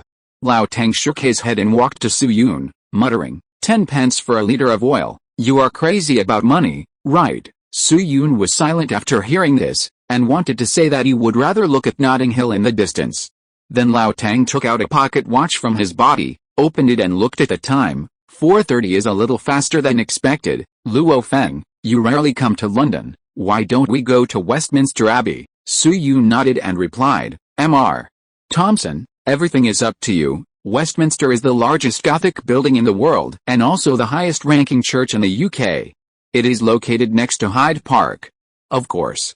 The reason why Westminster Abbey is famous, in addition to its religious color, is more because it is the state funeral mausoleum of the United Kingdom. The ticket price of Westminster Abbey in later generations is about 200 yuan in Chinese currency, which is not very expensive in terms of cost performance.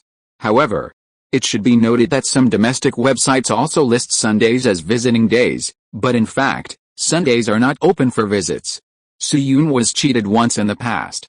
In the past few years, domestic ticket purchasing websites were not standardized, so Soo-yoon has not recovered the money so far. Fortunately, Westminster Abbey in 1850 had not become a famous tourist attraction in later generations, so no tickets were charged, but registration identity verification was required. After showing the emblem of Trinity College, Soo-yoon and Lao Tang were easily put in. I have to say, this early Gothic building, which was first established in the early 11th century and took 300 or 400 years to build after many twists and turns, is indeed quite shocking visually. Entering the church and looking up, the small stone pillars that make up the large pillars are spread out in an orderly manner on the top. They are connected with other scattered small pillars to form exquisite patterns, repeating over and over again. The meeting points of the columns are connected with golden flowers, making the top tall, majestic and magnificent. In the nave of the church hall, the first is the monument to the unknown soldier, which commemorates those soldiers who died for their country in the war. Wait until 2022. There are no less than 3,300 tombstones in the entire church, most of which are engraved with epitaphs, which is also one of the characteristics of Westminster Abbey. But when it comes to epitaphs, I have to dispel another rumor here. That's right. The long-lost corpse-whipping reader program has begun again. In the Reader magazine a long time ago, there was an article describing the epitaph of Westminster Abbey. Even now, it is still quoted by a bunch of marketing accounts, and a search will yield a large number of results.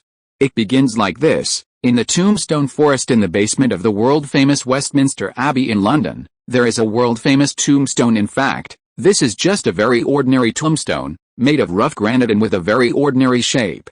Compared with the tombstones of more than 20 former British kings from Henry III to George II, which are of high quality and fine workmanship, as well as the tombstones of celebrities such as Newton, Darwin, and Dickens, it seems insignificant and not worth mentioning. Then comes the content of the tombstone. When I was young, my imagination was never limited, and I dreamed of changing the world. When I matured, I found that I could not change the world, so I narrowed my vision and decided to change only my country. When I entered my twilight years, I found that I could not change my country, and my last wish was just to change my family.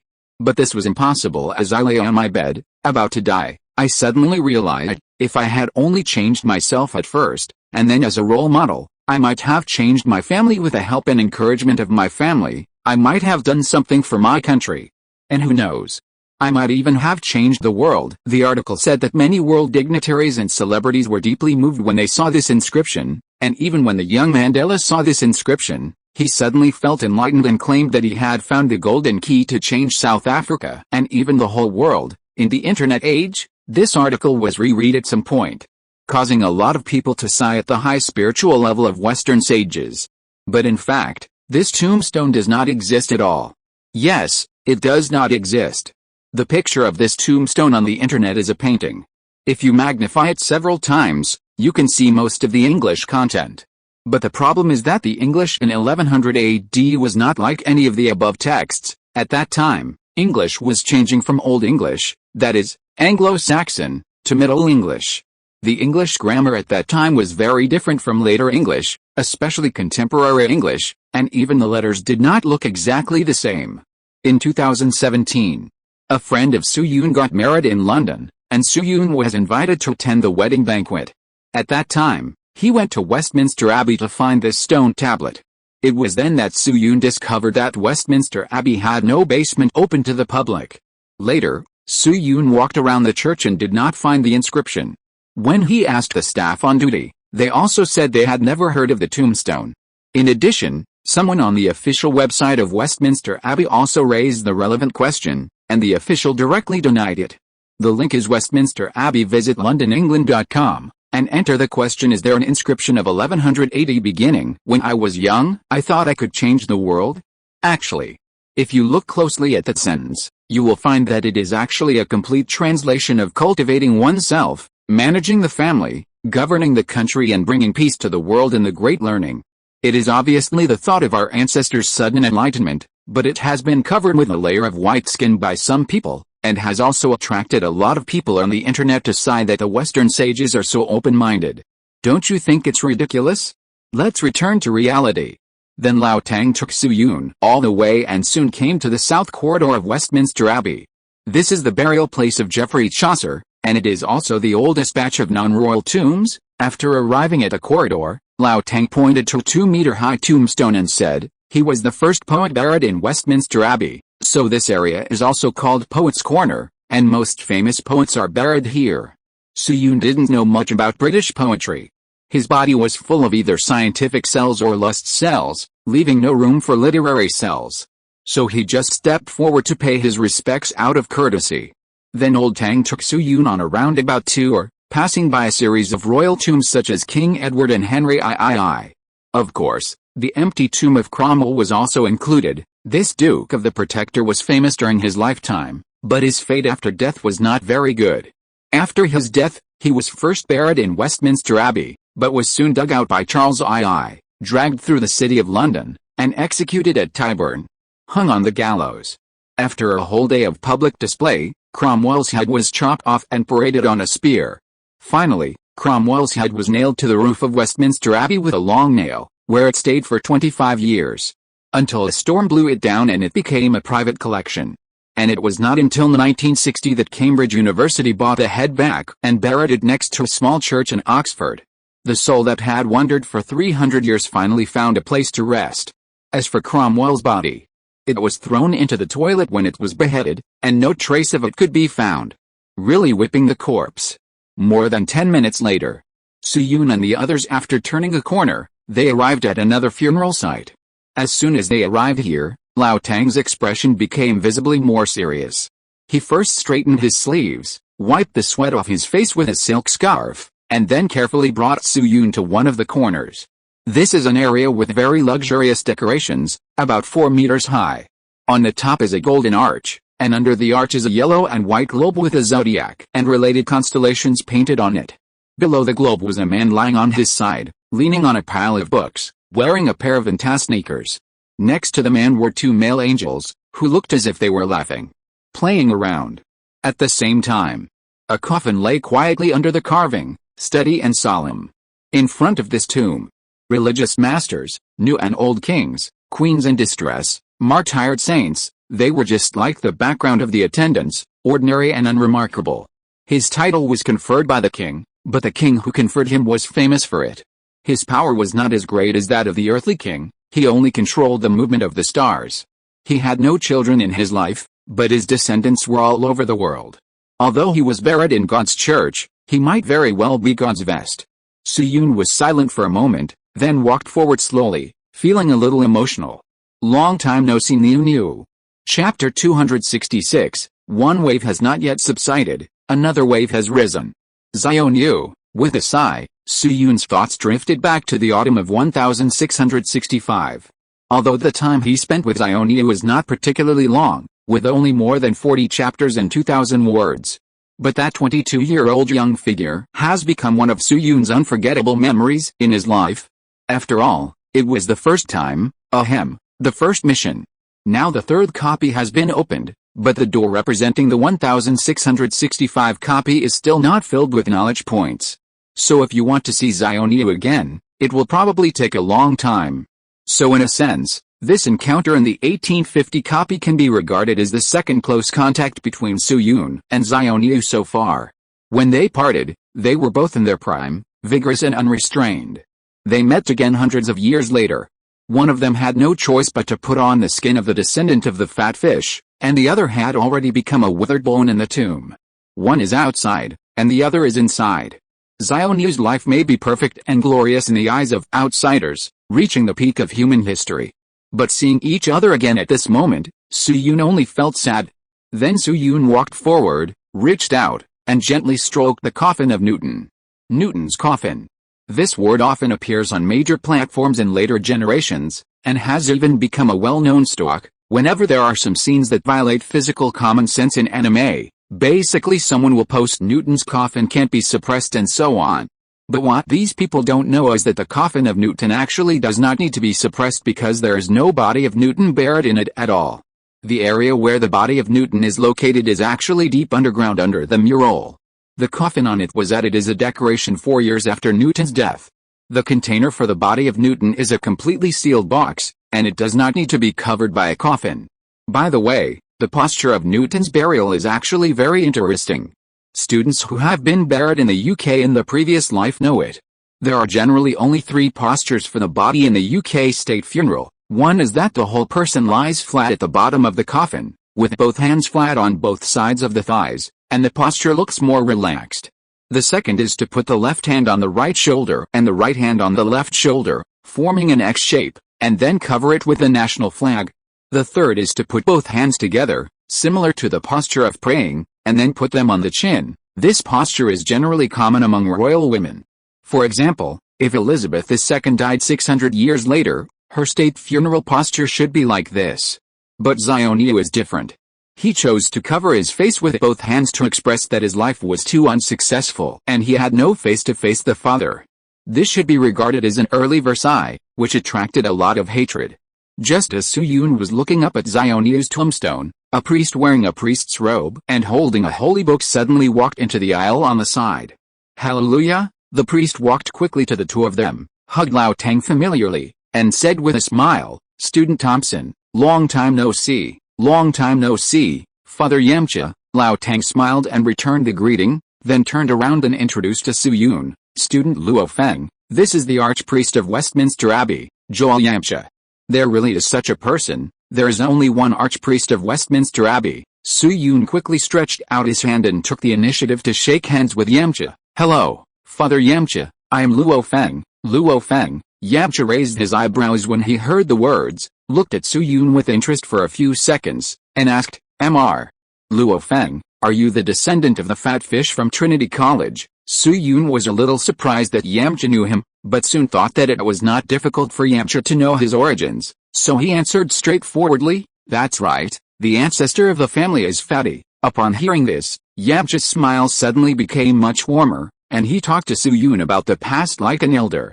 After a while, feeling that the atmosphere was about right, Su Yun pondered for a moment and said to Yamcha, Father Yamcha, you should know that Sir Newton is a close friend of our ancestor, and the two sides are friends who exchanged their lives for their lives, so I want to follow our Eastern custom of paying respects to Sir Newton and burn some Eastern-specific paper money.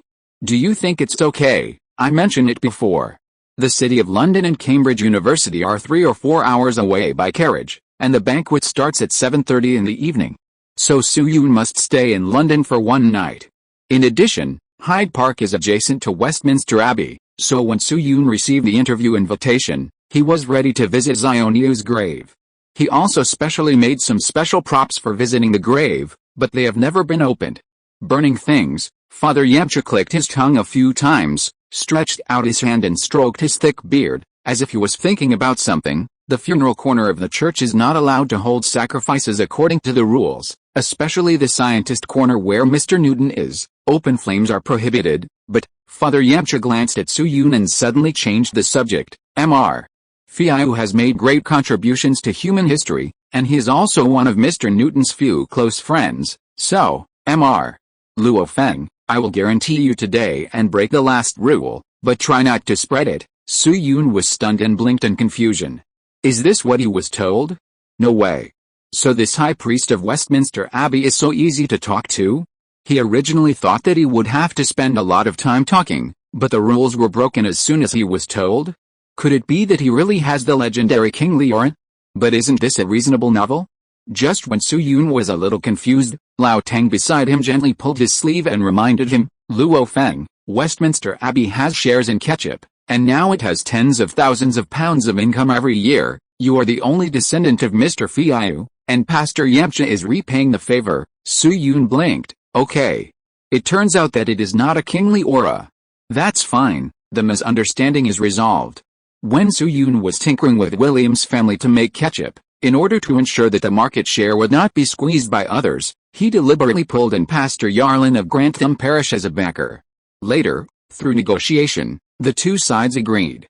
The parish holds 65% of the shares and is responsible for ensuring the market share, and Su Yun, Xioniu and William's family share the remaining 35%. According to the deduction results, in just over a decade, ketchup has brought huge financial income to the parish. Now more than 100 years later, ketchup has become a must-have condiment on European tables. The most famous of these is the UE Tomatoes brand ketchup produced by the British Protestant Church, which has a market share of more than 70%. Faced with such a descendant of the god of wealth, it is nothing to be surprised that Father Yamcha made an exception and sold well. Then Father Yamcha found an iron basin, and Su Yun placed the iron basin in front of the coffin and officially buried the calf. As an authentic Westerner, Lao Tang was naturally curious about this kind of Oriental behavior, so he also hummed and came forward to join in the fun. Su Yun first put down his backpack and took out a stack of homemade paper money from it. Then he put the paper money in the palm of his left hand, bent his right index finger, pressed the paper money with his second joint, and twisted it. The paper money spread out like flowers. Old Tang stretched his neck to Su Yun and stared at the paper money for a few seconds. Is this Chinese characters? Su Yun nodded and threw the homemade paper money at him. Yes, they are all Chinese characters. Old Tang took a piece of paper money and looked at it over and over for a while, and a question mark popped up on his forehead. Luo Feng, what is written on this? Su Yun casually explained, this one of yours, it says relativity and the mass energy formula. Then he took out another piece of paper money and threw it into the brazier, burning it while saying, "This one says Riemann's hypothesis, this one is about computers from entry to death, this one is, but only the first 3 chapters, the subsequent content needs to be paid for in dreams, this one is Yang-Mills gauge field theory, this one is a hand painted photo of Yakumo-Nyong and Mu-Lali crackling, the paper money turned into ashes in the flames." I don't know if it was Soo-Yoon's illusion, he always felt that when he burned the money, the coffin board on the ground seemed to move a little bit. After more than 10 minutes, Soo-Yoon stood up and patted the ashes on his hands. He first returned the iron basin to Father Yamcha, and then followed Lao Tang to circle around Westminster Abbey again. The place we passed before is the Poets' Corner, where Chaucer, Shakespeare, Shelley, and Byron are buried. I heard that Mrs. Browning, who is not in good health now, may also be buried in the Poets' Corner after she dies. Father Yamcha was very tactful and did not follow to join in the fun. Lao Tang took Soo-Yoon to the southwest from the calf's grave, introducing as he walked, "As for this area, it is the scientist's corner." As he said, Lao Tang stopped in front of a tombstone and pointed to the name on it and said, "This is the tomb of Thomas Young, a world-famous eccentric, known as the last man in the world who knows everything." Then he pointed to the left side of the tombstone, where a mural was engraved, "George Green is buried here, a scientific giant who died less than 10 years ago. I attended his funeral with my uncle. This is William Herschel." Lao Tang was very eloquent. He was like an experienced tour guide, leading Soo-Yoon forward and explaining. Throughout the process, Soo-Yoon's expression was also very solemn. Although he was quite disgusted with the practice of putting fictitious achievements on foreigners, he still had to give due respect to these Western predecessors with real talents and knowledge. Many of their achievements have far-reaching benefits, including China, and these crystallizations of wisdom are the commonwealth of mankind. Half an hour later, Lao Tang stopped in front of the last tombstone, looked up at the portrait hanging on the tombstone. "This is the tomb and tombstone of Mr. John Dalton. It is also the one closest to the present age. It was built only 6 years ago." As he spoke, Lao Tang's eyes showed a trace of obvious envy, and he sighed, "The tombstone of Westminster Abbey. I don't know if I will have the chance to be buried here after I die." Soo-Yoon looked up at this young boss who was sentimental about life, and said nothing. "Just kidding. You are the future Lord Kelvin, right? In the future, not only will you be buried here, but you will also be ranked quite high. In fact, it's not just Kelvin. Xiaomei, Darwin, Faraday, Stokes. These people who had met Soo-Yoon several times will be buried in Westminster Abbey after their death. Darwin's tomb is even next to Xiaomei, and in more than 100 years, there will be a younger generation named Stephen Hawking. Speaking of which, when I return to reality after this mission, can I take some time to go to London and cook something for Xiaomei, Lao Tang and the others?" Half an hour later, Soo-Yoon and Lao Tang left Westminster Abbey step by step with a warm farewell of Father Yamcha. Considering that they would stay in London tonight, Lao Tang took Soo-Yoon to a hotel to book a standard room, and filled his stomach with 6 points of fullness, and began to wait for the last time. More than an hour later, click, Lao Tang looked at his pocket watch, closed it neatly, and said to Soo-Yoon, "Okay, Luo Feng, it's almost time, we should set off." Soo-Yoon nodded, put away the book in his hand, got up and walked out of the room with Lao Tang. Hyde Park covers an area of 360 acres. In addition to being adjacent to Westminster Abbey, it is also close to the British Museum and Buckingham Palace. As a result, the park is naturally divided into many areas. Although most areas are not fortified to ordinary people, there are some areas that are not so easy for ordinary people to enter. For example, the location of this dinner. The regular gatherings of the Apostles' Society are held on the Cambridge campus, but the 2 major events of member recruitment and annual meetings are not organized by the Apostles' Society on campus. Lao Tang entered from the southwest corner of Hyde Park and walked straight in a certain direction, while introducing. "So a few years ago, after some discussions among the apostles who have graduated, everyone finally decided to set up the interview dinner at Totting Cottage in Hyde Park. As for the rent and other expenses of the party, they will be paid from the club funds." Soo-Yoon's knowledge of the Apostles' Society in his previous life was relatively limited. Hearing this, he couldn't help but look at Lao Tang. "Club funds?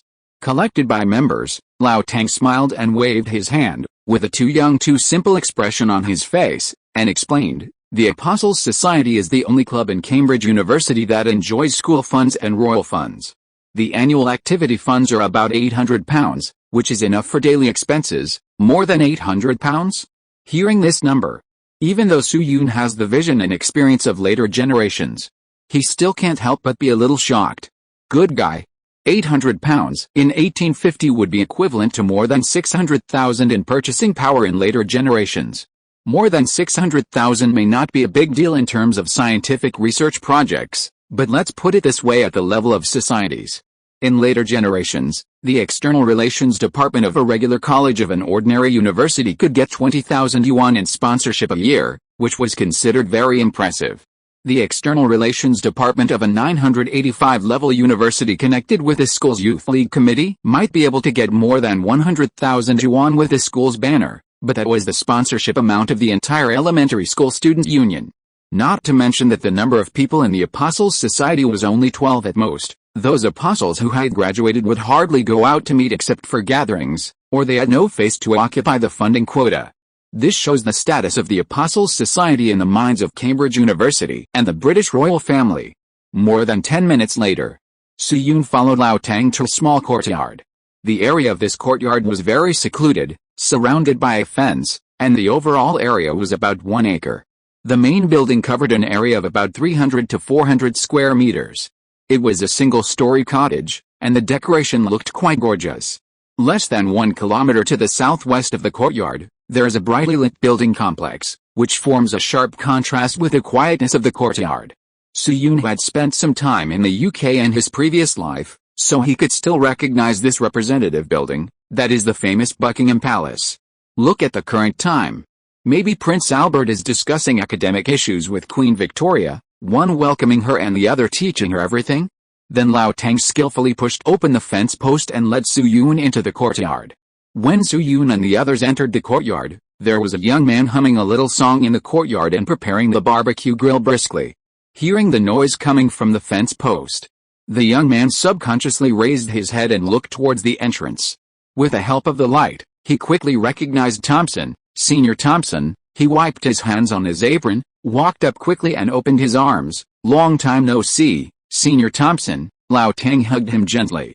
After the two sides separated, the young man cast his eyes on Soo-yoon again, blinked, and asked Lao Tang tentatively, Senior Thompson, is this the one you recommended? Lao Tang nodded, patted Soo-yoon on the shoulder a few times, and said, yes, he is Luo Feng. After that, Lao Tang spread his left hand flat, and formally introduced to Soo-yoon, Luo Feng, this is Edward Bull Stanley, a good friend of mine and a member of the Apostles' Society. Stanley? Hearing this surname, Soo-yoon's brows subconsciously frowned slightly. If I remember correctly, Stanley represents the Earl of Derby family in the UK, and Edward Stanley is the 14th Earl of Derby. It seems that he has served as British Prime Minister 3 times? Although Soo-yoon doesn't remember the detailed resume of Edward Stanley. But how clean can someone who can become the British Prime Minister during this period be? It's impossible for a coincidence to meet a leader with an ambiguous attitude towards China like Prince Albert.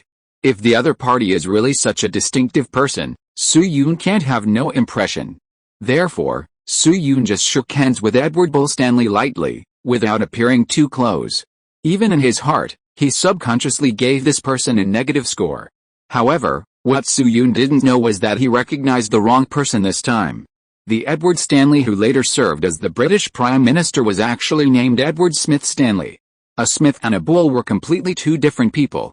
Edward Smith Stanley was born in 1799 and was 51 years old at this time.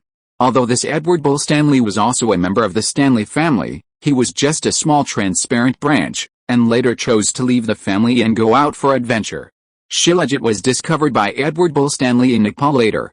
Later, he also adopted more than 20 orphans from Guangdong province in Magan, but he lived a very frugal life. The child of one of the orphans became a well-known patriotic general later. In terms of contribution, Edward Bull Stanley can obviously be classified as an international friend, not an enemy. Unfortunately, since Soo-yoon did not carry Baidu with him, this misunderstanding might continue for a while. Then Lao Tang took Soo-yoon and followed Stanley into the house. There was a porch at the entrance of the house, and the corridor was in an L-shaped layout. Therefore, visitors could not see the interior after entering the house. However, although the view was blocked, the conversation coming from the corner showed that some members of the Apostle Society were already in place in the house. Lao Tang helped Su-Yun change his shoes, and patted his shoulder meaningfully, saying nothing. Su-Yun took a deep breath and adjusted his breathing. Following Lao Tang, he walked towards the corridor. The corridor was about 2 or 3 meters long. After turning right, a spacious living room appeared in front of Su-Yun. The living room was estimated to be no less than 100 square meters, with several sofas, tables and chairs. On the table were some common hospitality items such as fruits, candies, and drinks. A little further away, a huge rectangular dining table could be vaguely seen. There were about a dozen people sitting in the house at this time, including young people and middle-aged people, and there were still more men than women.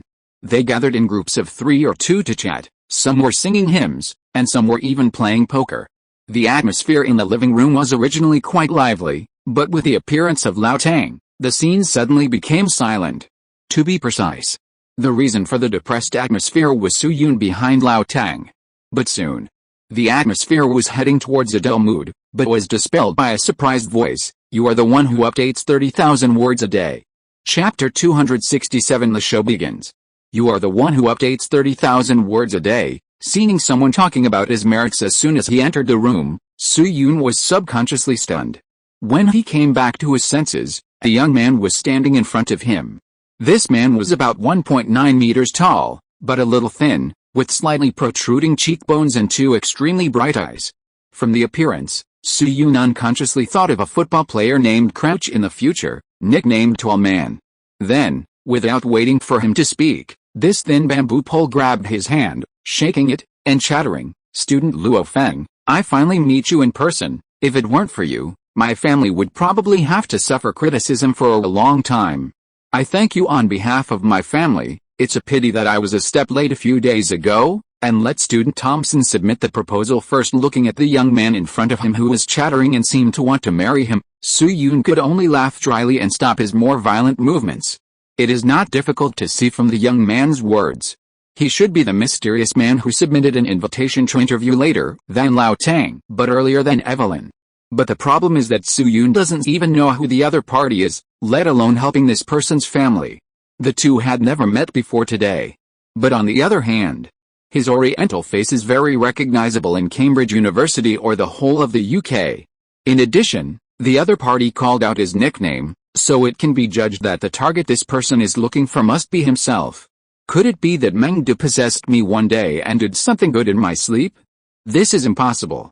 It's almost the same if it's Ming Li Tsumuji. Thinking of this, Su-Yun couldn't help but look at Thompson on the side and began to blink frantically.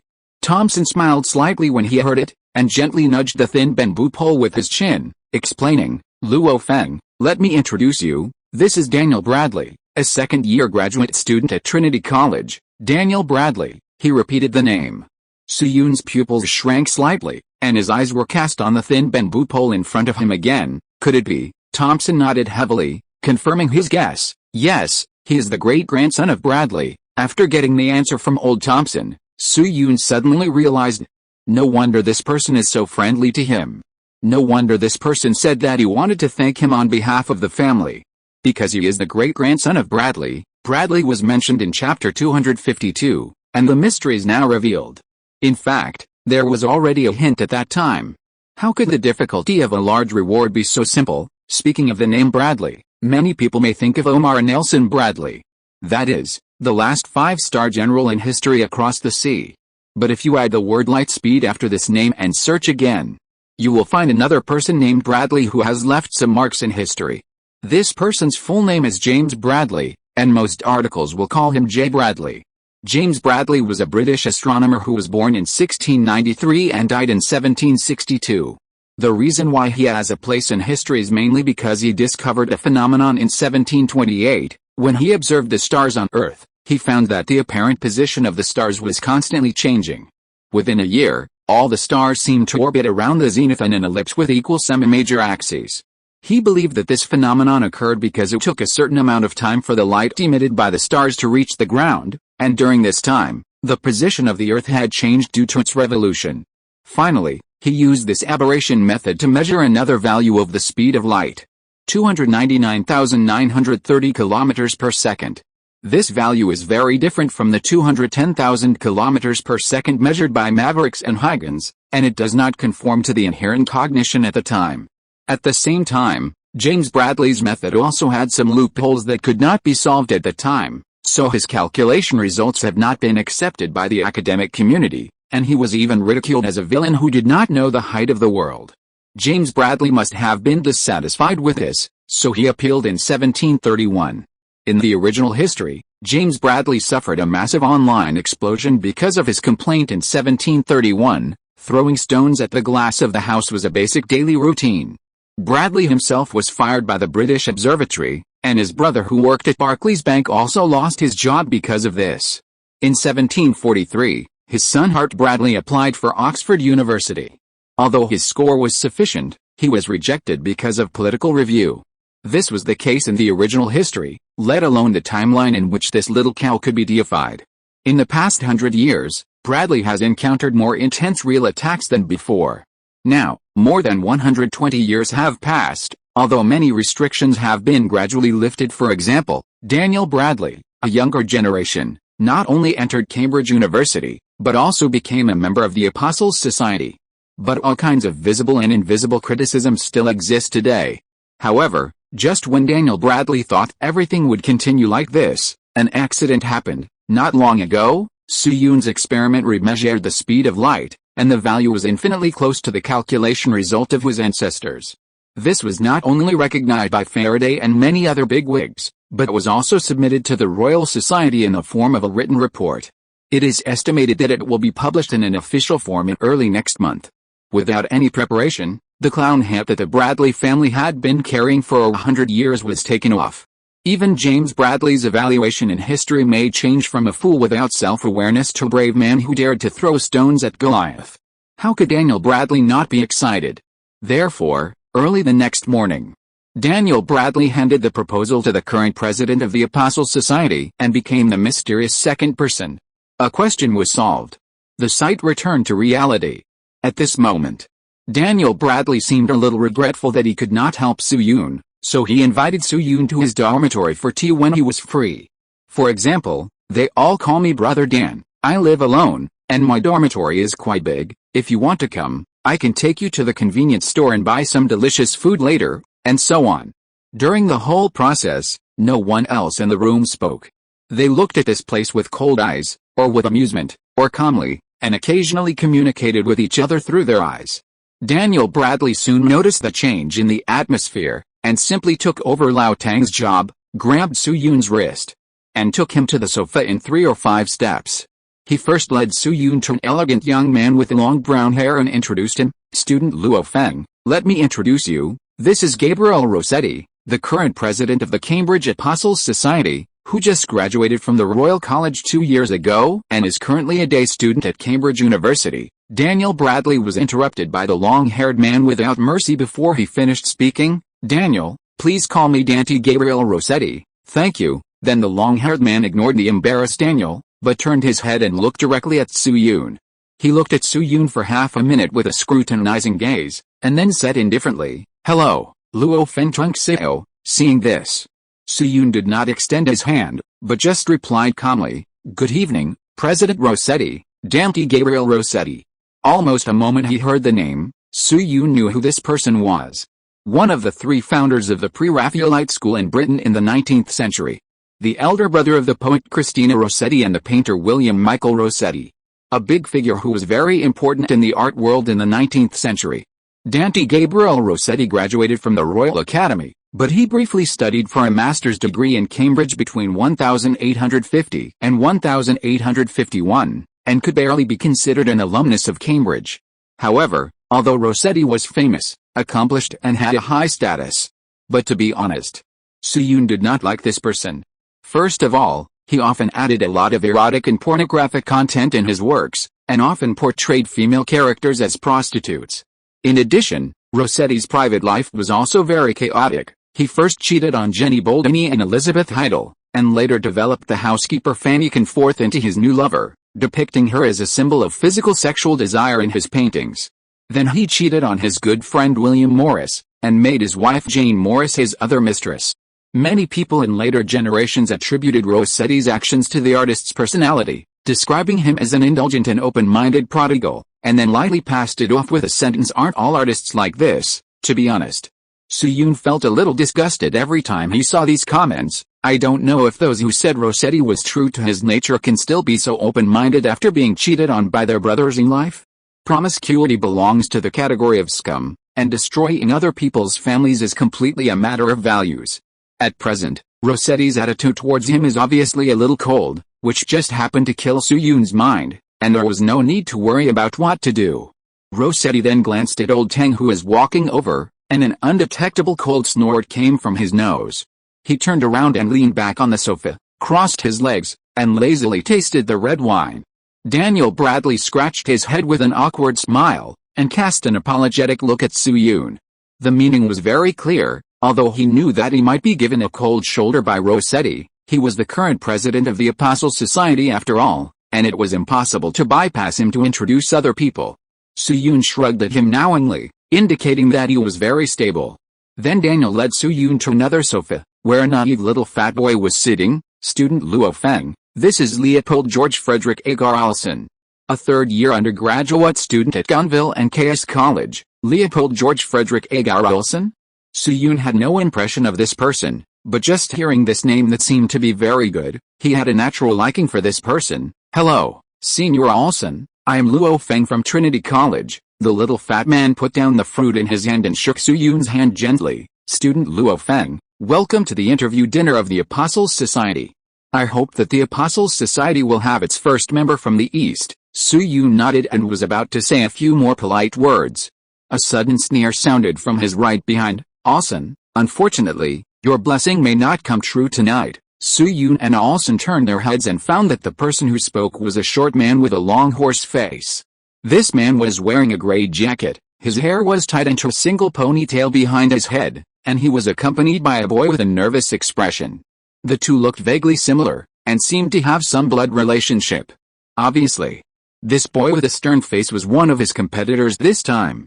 Hearing the slightly provocative words of the horse-faced man, Daniel on the side was the first to feel unhappy. "You bastard, Patrick Adam, what the hell are you talking about?" Patrick Adam pretended to curl his lips innocently, glanced at Olsen and Lao Tang on the side, and raised a little arc at the corner of his mouth. "Tonight's interview is 6 out of 1. Daniel, do you think this Oriental man will have a chance?" 6 out of 1. Daniel was slightly stunned, and then frowned and asked, "Isn't it 7 interviewers who chose 2?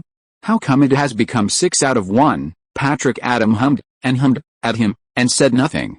Instead, he walked to a corner with the boy next to him. Seeing this situation, Daniel couldn't help but turn his head and look at Lao Tang, and a trace of doubt flashed in the eyes of both of them. It seems that there has been some changes in this round of dinner tonight. After introducing Olsen, Daniel did not take Soo-yoon to pay a visit to the dock again, but took him to choose a seat with fewer people and sat down. Lao Tang went outside with Edward Bull Stanley, whom he met in the yard, to prepare the things needed for the dinner. After they were seated, Soo-yoon first glanced at the scene. Stanley, Lao Tang, Daniel, Patrick Adam, Olsen, Rossetti, and Evelyn, who had not yet arrived at the scene. He had already met 7 members of the Apostle Society. And looking at the house, there were 2 boys with a school badge on their chests and interviewers behind them, distributed in 2 corners. There was no doubt that they were also current members of the Apostle Society. But Daniel and Lao Tang did not take him over to say hello, so the answer was obvious. These 2 people were definitely not friendly forces. No, maybe they were not even neutral. Then Soo-yoon picked up a biscuit and chewed it, then looked at Rossetti, who was shaking the red wine glass, and whispered to Daniel, "Mr. Daniel, are there some conflicts between President Rossetti and Mr. Thompson?" Daniel looked at him, pondered for a moment, and nodded calmly. "Yes, Mr. Thompson is a little uncomfortable with President Rossetti's lifestyle, and they ran for president together this year. Although Mr. Thompson is extremely outstanding, President Rossetti was born in the upper class after all." So, Daniel left half of his words. But Soo-yoon had already understood what he meant. So that's just as Daniel said. Although Lao Tang has outstanding personal abilities, the status of natural science is still not high enough these days, and the Apostles Society still values literary accomplishment more. Rossetti is the son of Italian scholar Gabriel Rossetti, born in the upper class. Now he is also well known in the art world, and there is a hint of explosion, so it is not surprising that he successfully defeated Lao Tang and was elected president. As for why Rossetti did not run for the president of the Students' Union, firstly, the president of the Students' Union looks at comprehensive ability, and the hexagonal warrior Lao Tang can obviously beat Rossetti, who is seriously biased in one subject. Secondly, Rossetti is a specially recruited A student and is not eligible to participate in the election of the president. In other words, one of the obstacles that Lao Tang is facing in the Apostle Society should be Rossetti's fear. That's right. 1. After all, according to the number of people, Lao Tang has Stanley and Evelyn as allies, Daniel and Alson as neutral parties, accounting for half of the members. Even if Lao Tang is suppressed by Rossetti, he will not be squeezed to the point that he doesn't even know which interview to choose. Therefore, the real resistance that troubles Lao Tang should still come from those former apostles who have graduated.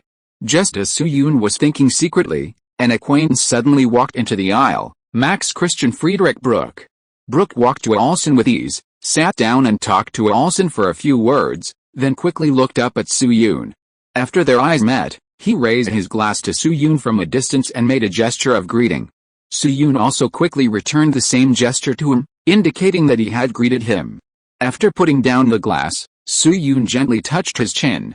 So the person who recommended Bruck was Alson? Alson. It seems to be a German name as well. As time went on, the answers to some mysteries gradually appeared in front of Su Yun.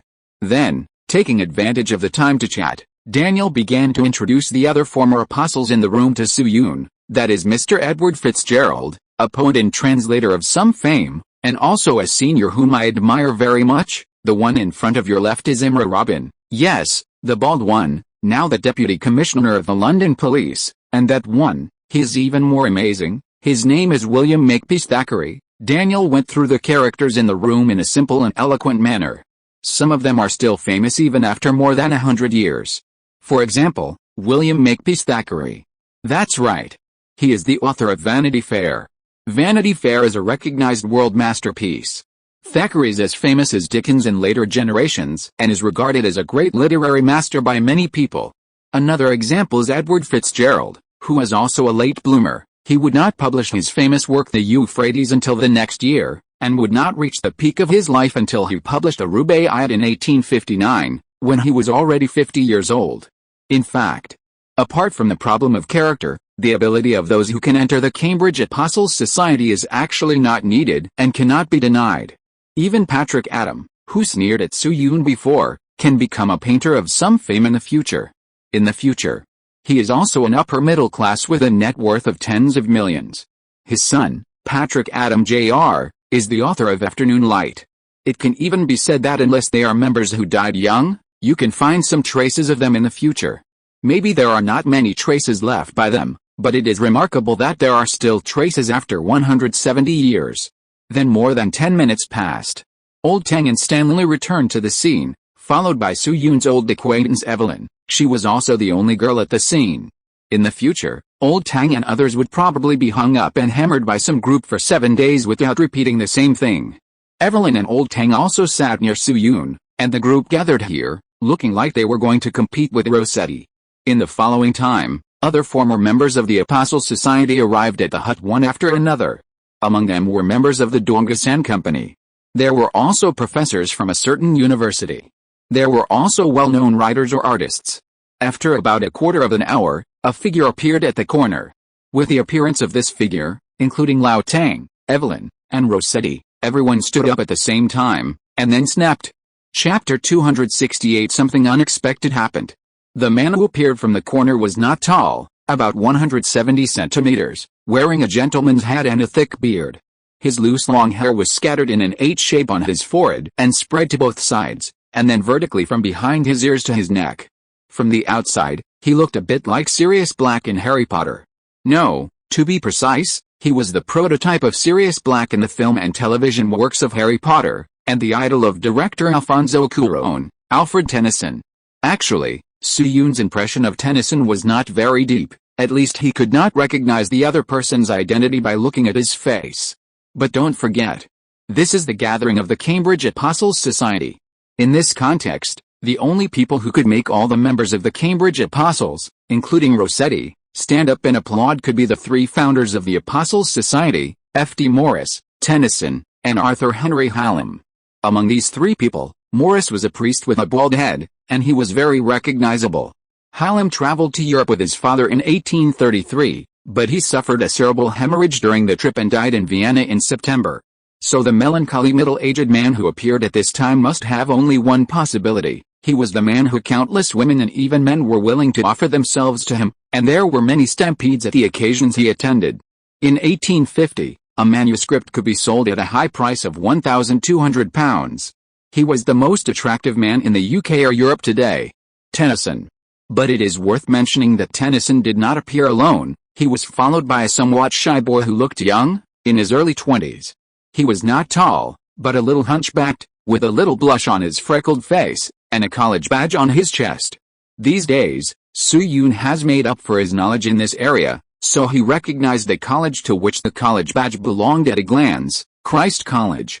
After entering the living room, Tennyson first clapped along with everyone else. With a simple little move, he calmly changed the object of applause from himself to the group. After more than 10 seconds, the applause died down. Tennyson greeted the people around him, took off his hat, and hung it on the hanger, as if he was back home. Then he came to Rossetti and asked, "Mr. Rossetti, are all here?" Rossetti looked at Tennyson with respect, and replied in a low voice, "Mr. Tennyson, everyone is here. What about the dinner? It's all ready." Tennyson nodded slightly, and he had a bottom line in his heart, so he said, "In that case, let's start the banquet. Don't let everyone wait with an empty stomach." Rossetti's expression was serious, and he replied, "Understood." With the instruction of Tennyson, the sole figure, many new and old members of the Apostles' Society began to walk to the long table one after another and began to sit down. There are generally two ways to sit at a long table in the West, namely the French style and the Anglo-American style. But they are actually very similar when broken down. Both methods are divided into three categories: host, guest, and secondary guest. The only difference is the gender of the left and right. Since Evelyn is the only girl in the Apostles' Society, the seat allocation is much simpler. Tennyson and Rossetti sit on the front two sides, and former apostles such as Thackeray sit on Tennyson's left. Current apostles such as Lao Tang sit on Rossetti's right. As for Soo-yoon and other interviewees, they naturally sit at the end. Brooks sits on Soo-yoon's left, and an unknown man with gold-rimmed glasses sits on his right. The school badge shows that it is Peter College. The shy boy brought by Tennyson sits 3 seats away from him. After the seats are allocated, Tennyson first stood up, raised his hands, and said to everyone, "Hallelujah, thanks to the guidance of my Lord, we lost lambs can gather here today. Ladies and gentlemen, let us first give cheers and glory to the Father." Pa-pa-pa-pa. Another round of applause and cheers rang out on the long table. Although the purpose of this dinner was to select new apostles, Tennyson did not rush to start the interview, but warmly invited everyone to have dinner. It was mentioned earlier. Hyde Park is very close to Buckingham Palace, just a very short distance away. In addition to the organizational relationship of the Cambridge Apostles' Society itself, the main course of this dinner is naturally the dark cuisine prepared by the British royal chef. In addition to the live maggot cheese and black pudding, Soo-yoon also saw beef brain burgers, potato paste made of potatoes plus reindeer fat plus red dates and horse body oil, minced pork, etc. In those food dramas, these dishes have to be marked with 7 or 8 black lines. Speaking of which, I don't know how these British people came up with these tricks. Logically speaking, Britain in the 19th century was a hegemony, leaving footprints of conquest almost all over the world, but why didn't they learn well in the field of food? If Chinese food has conflicting tastes, then what about the Middle East? What about Northern Europe? All of the above regions have some special food. To the extent that they can be criticized by various countries for their food culture when they have almost conquered the world, the British are also quite awesome. I don't know if they are pretending or really don't care. During the meal, almost no members of the Apostles' Society mentioned the interview.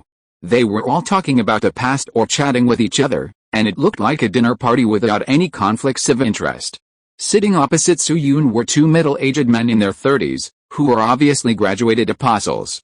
One of them had a smooth face, and the other had a mustache like that of an Austrian art student who failed the entrance exam. The two seemed to have a good relationship. At this time, the mustache was chewing an apple and said to the other person, "Hey, Holt, I heard that your police station has been busy recently." The middle-aged man named Holt picked up a piece of beef with a fork, chewed it slowly for a while, and then slowly said, "Yes, last month a group of thieves ran into London, and the higher-ups directly issued a search warrant, and even the Bow Street detective team was sent out to search together." Good guy. Bow Street detective team. The middle-aged man with a mustache was slightly stunned, and his face suddenly became interested, and he asked, "What happened?" The middle-aged man with a mustache is currently working at the General Customs Department. He just returned to London a few days ago to attend the Apostles Society meeting. On the way back, he heard that the London Police Department was a little busy recently, so he asked his friend Holt, who was working at the police station, at the table, intending to chat to kill time. As a result, it seems that something big is involved. You know, the Bow Street detectives are the earliest modern detective force in the UK, or even the world. It was founded in 1750, and since then, the British police system has been established. But on the other hand, it was replaced by the London Police in 1829.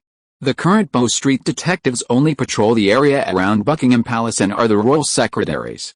Now that this team has been sent out, it is definitely not a trivial matter. Facing the inquiry of his friend, Holt pondered for a moment and said hesitantly, "I don't know much about the specific situation. I only know that it is a direct order from the Home Secretary's office. I heard that those thieves stole some special treasures, and they are not British, but from..." As he spoke, Holt's voice gradually became lower. Even though Soo-yoon slightly turned his body, he couldn't hear Holt's whispers clearly. He didn't have a good ear. But from the description, it seems that a special group of thieves ran to London and stole something, which made the British authorities a little annoyed. The thing that made the British police authorities so fussed must be very valuable. In addition, the prerequisite that it was not British was that it was some treasure stolen from France or Italy. For example, the white flag used for surrender 2,000 years ago. However, this matter had nothing to do with him anyway, so Soo-yoon put it aside temporarily after thinking about it. Tick tick tick tick. The hands of the clock on the wall moved slowly, and time passed by in the midst of laughter and chat. An hour later, Tennyson glanced at the dining table and estimated that everyone's gossip was almost over. He stood up and said, "Okay, ladies and gentlemen, please be quiet for a moment." As soon as he finished speaking, the table was suddenly audible, and Tennyson's prestige was evident. The interviewees in Soo-yoon's row also realized something, straightened their chests, and sat upright. Then Tennyson was silent for a moment, and suddenly a trace of emotion appeared in his eyes. "More than 20 years ago today, in this small house, I founded the Cambridge Apostles Society with two like-minded friends. Now, nearly 30 years have passed, and our Apostles Society has 77 members. Many people have played an important role in politics and literature, and the influence of the Apostles Society is constantly expanding." At this point, Tennyson picked up the wine glass and raised his voice a little. "So this glass of wine, first toast to ourselves.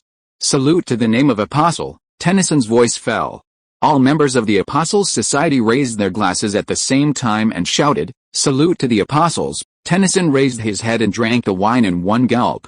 After putting down the wine glass, Tennyson quickly glanced at the end of the table and said, "Everyone knows that every year on this day, in addition to celebrating the establishment of the Apostles Society, we will hold another event, that is to elect new members of the Apostles Society. In July this year, two apostles, Fatty Sage and Lind Alexandrovich, graduated.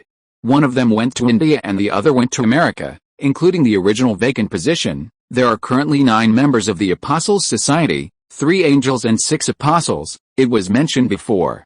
In the Apostles Society, graduate students are called angels, and undergraduate students are called apostles. The 3 angels in the society are Lao Tang, Evelyn and Rossetti.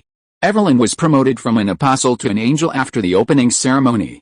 Then Tennyson paused and continued, "Today, the club is going to set aside 2 places to interview 7 interviewees, and the rest of the club members will vote based on the interviewees' speeches. The interviewees will be ranked according to the number of votes, and the top 2 interviewees with more than 15 votes will be officially accepted as members of the apostles. In addition, according to the old rules, the recommenders of the 7 interviewees will not participate in the scoring." After hearing Tennyson's words, several interviewees scanned the table almost at the same time.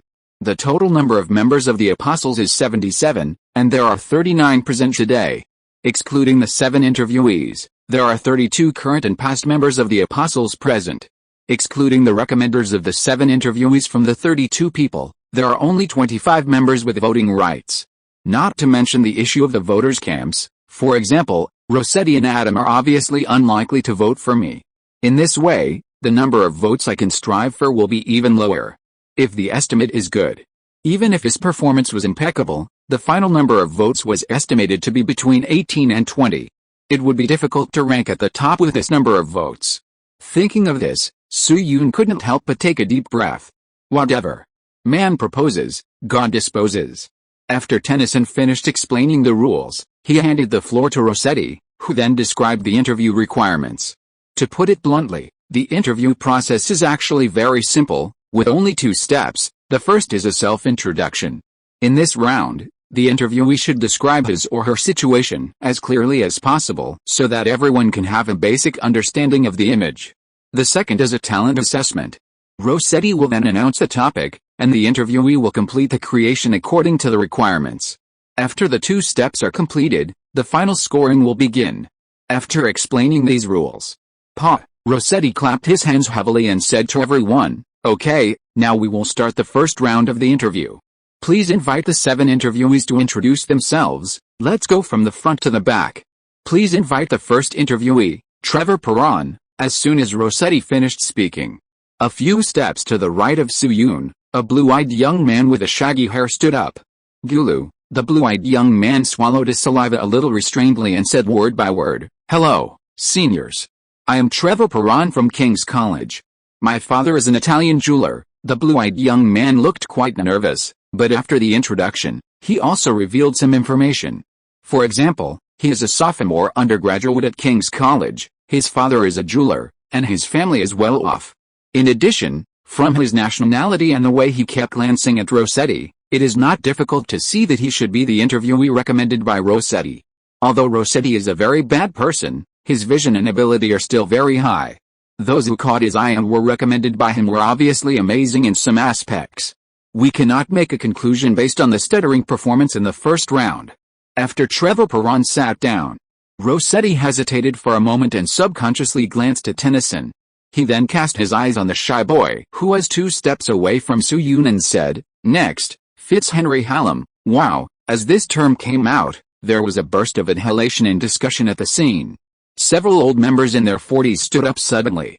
One of them stared at Fitzhenry Hallam and asked, "It looks too much like this classmate.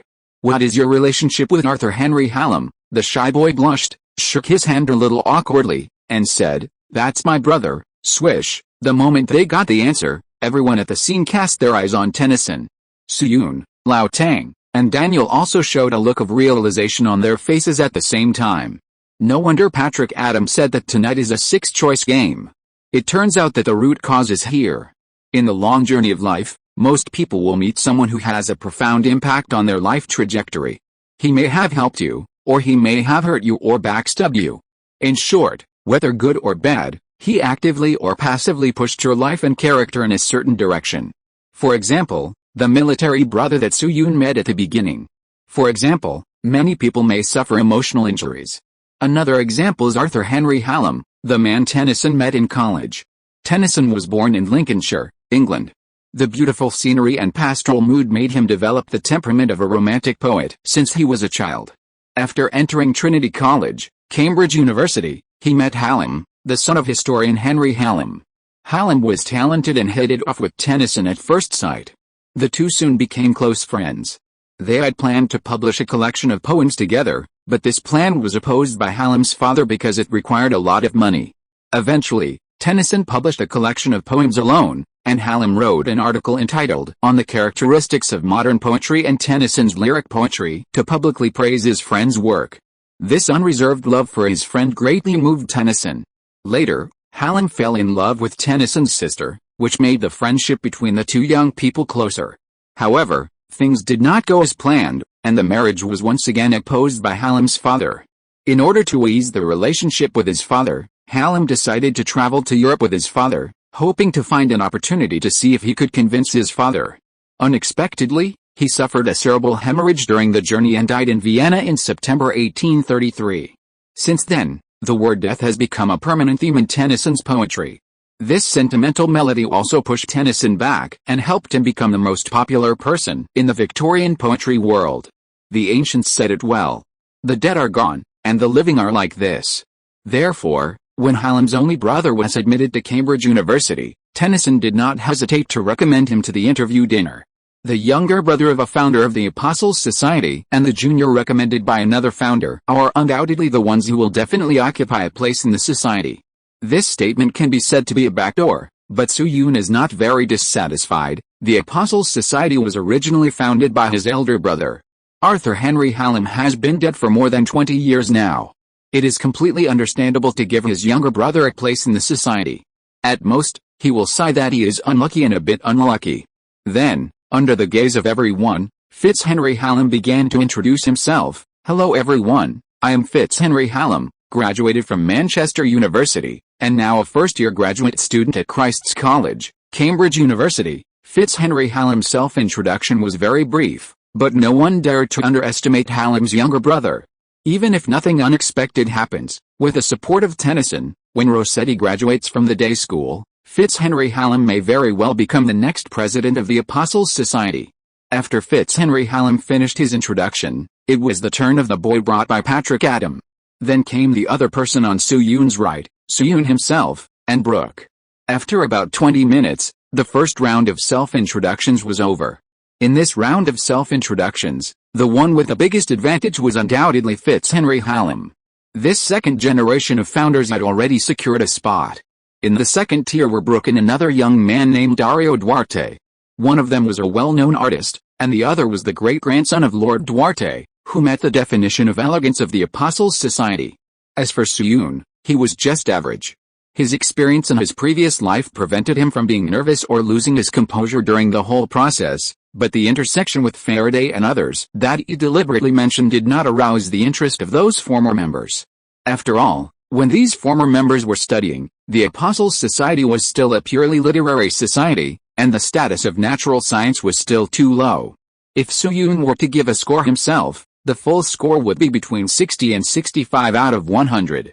After the interviewees had introduced themselves, the real highlight came. Rossetti took out a letter, tore open the seal, and took out a piece of parchment from it. He gently spread out the parchment, coughed lightly, and said, "Dear angels, apostles, and 7 interviewers, next, I will announce the talent topic of this interview. This topic is the result of a joint discussion and decision by many predecessors. The content is in 1 hour. Create a poem praising Foreign Secretary Henry John Temple in the Spenserian sonnet style." Henry John Temple. Hearing this name, a discussion suddenly broke out at the table. It looked lively. A few seconds later, Old Tang, who was sitting next to Rossetti, suddenly raised his hand and said, "President Rossetti, I'm sorry to interrupt you." Rossetti's eyes flashed with a gloom, and he turned to Old Tang and asked, "Student Thompson, do you have any questions?" Old Tang glanced at the letter in his hand, then at Tennyson, and said, "President Rossetti, the original intention of the Cambridge Apostles' Society was to stay away from politics and to become a secret society that is free from worldly things, but Mr. Temple's identity is. So is today's interview question a bit not appropriate?" Old Tang originally wanted to say that it was against his original intention, but after hesitating for a moment, he changed it to a more euphemistic way of expression. As soon as Old Tang asked this question, the atmosphere at the table gradually began to depress. Several former apostles twisted their bodies, and their expressions were vaguely uncomfortable. However, just as Old Tang was about to speak again, a hoarse voice suddenly came from Tennyson's left hand. The tone of the voice could be mixed with that of an elder of the Soul Hall in a fantasy novel. "Student Thompson, I don't agree with your opinion." Soo-yoon looked over. The person who spoke was a middle-aged man with short blonde hair. His appearance was decent, but his eyes were a little fierce. He put down the wine glass in his hand, picked up a piece of raw meat with a fork, put it in front of him and gently turned it, letting the blood flow down the fork handle to his hand. Mr. Henry John Temple is a famous politician, but he is also a generous senior.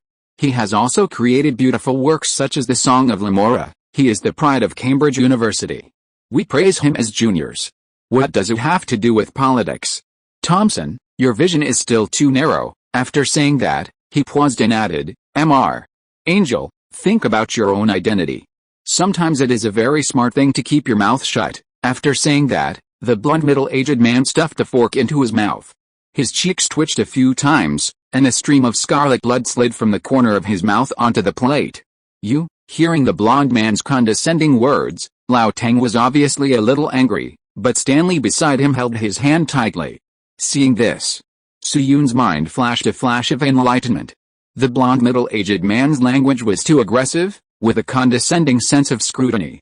Generally speaking, even if there is a disagreement, it is not necessary to say such sharp and harsh words in a public occasion like this.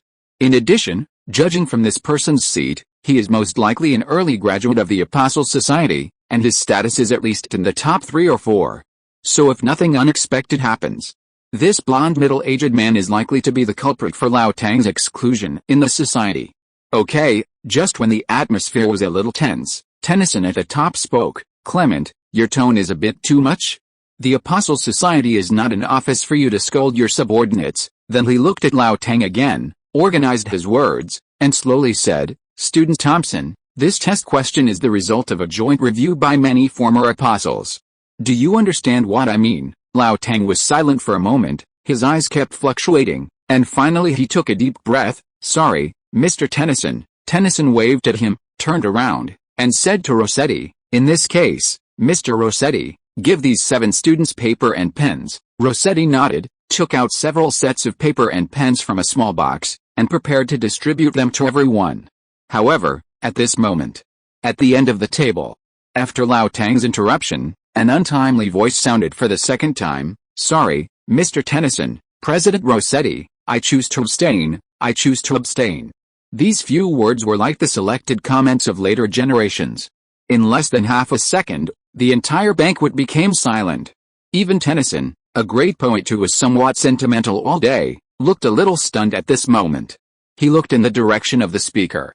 At the end of the table, the young man from the east was calmly and firmly raising his right hand, like a pillar. Obviously, he was the one who abstained. Facing the surprised and strange eyes of the people around him, Su Yun's expression seemed very calm. Henry John Temple. In fact, when he heard this name, a doubt emerged in his heart. Why is it this person? He had previously received a hint from Brooke that the talent part of this interview might involve some upper-class people. But in Su Yun's opinion, this so-called upper-class person is nothing more than 3 possibilities: Prince Albert, Queen Victoria, or then Prime Minister John Russell, who is currently the 3 giants in British politics. But unexpectedly, Rossetti's candidate turned out to be Henry John Temple. You know, when the object of praise becomes this person, it is no longer a question of how many manuscripts have been prepared, but a national blood debt. The first time Su Yun came across this name in a copy was after the night attack on the Dumfries outpost. At that time, Lao Tang got the news. Henry John Temple will go to the Dumfries outpost in person to discuss the attack with the Scottish side. Henry John Temple's full name is Henry John Temple Palmerston, and some people call him Palmerston. He served as Foreign Secretary for 3 terms from 1830 to 1834, 1835 to 1841, and 1846 to 1851. He also served as British Prime Minister from 1855 to 1858 and 1859 to 1865. The famous saying "there are no eternal friends, no eternal enemies, only eternal interests" came from this person.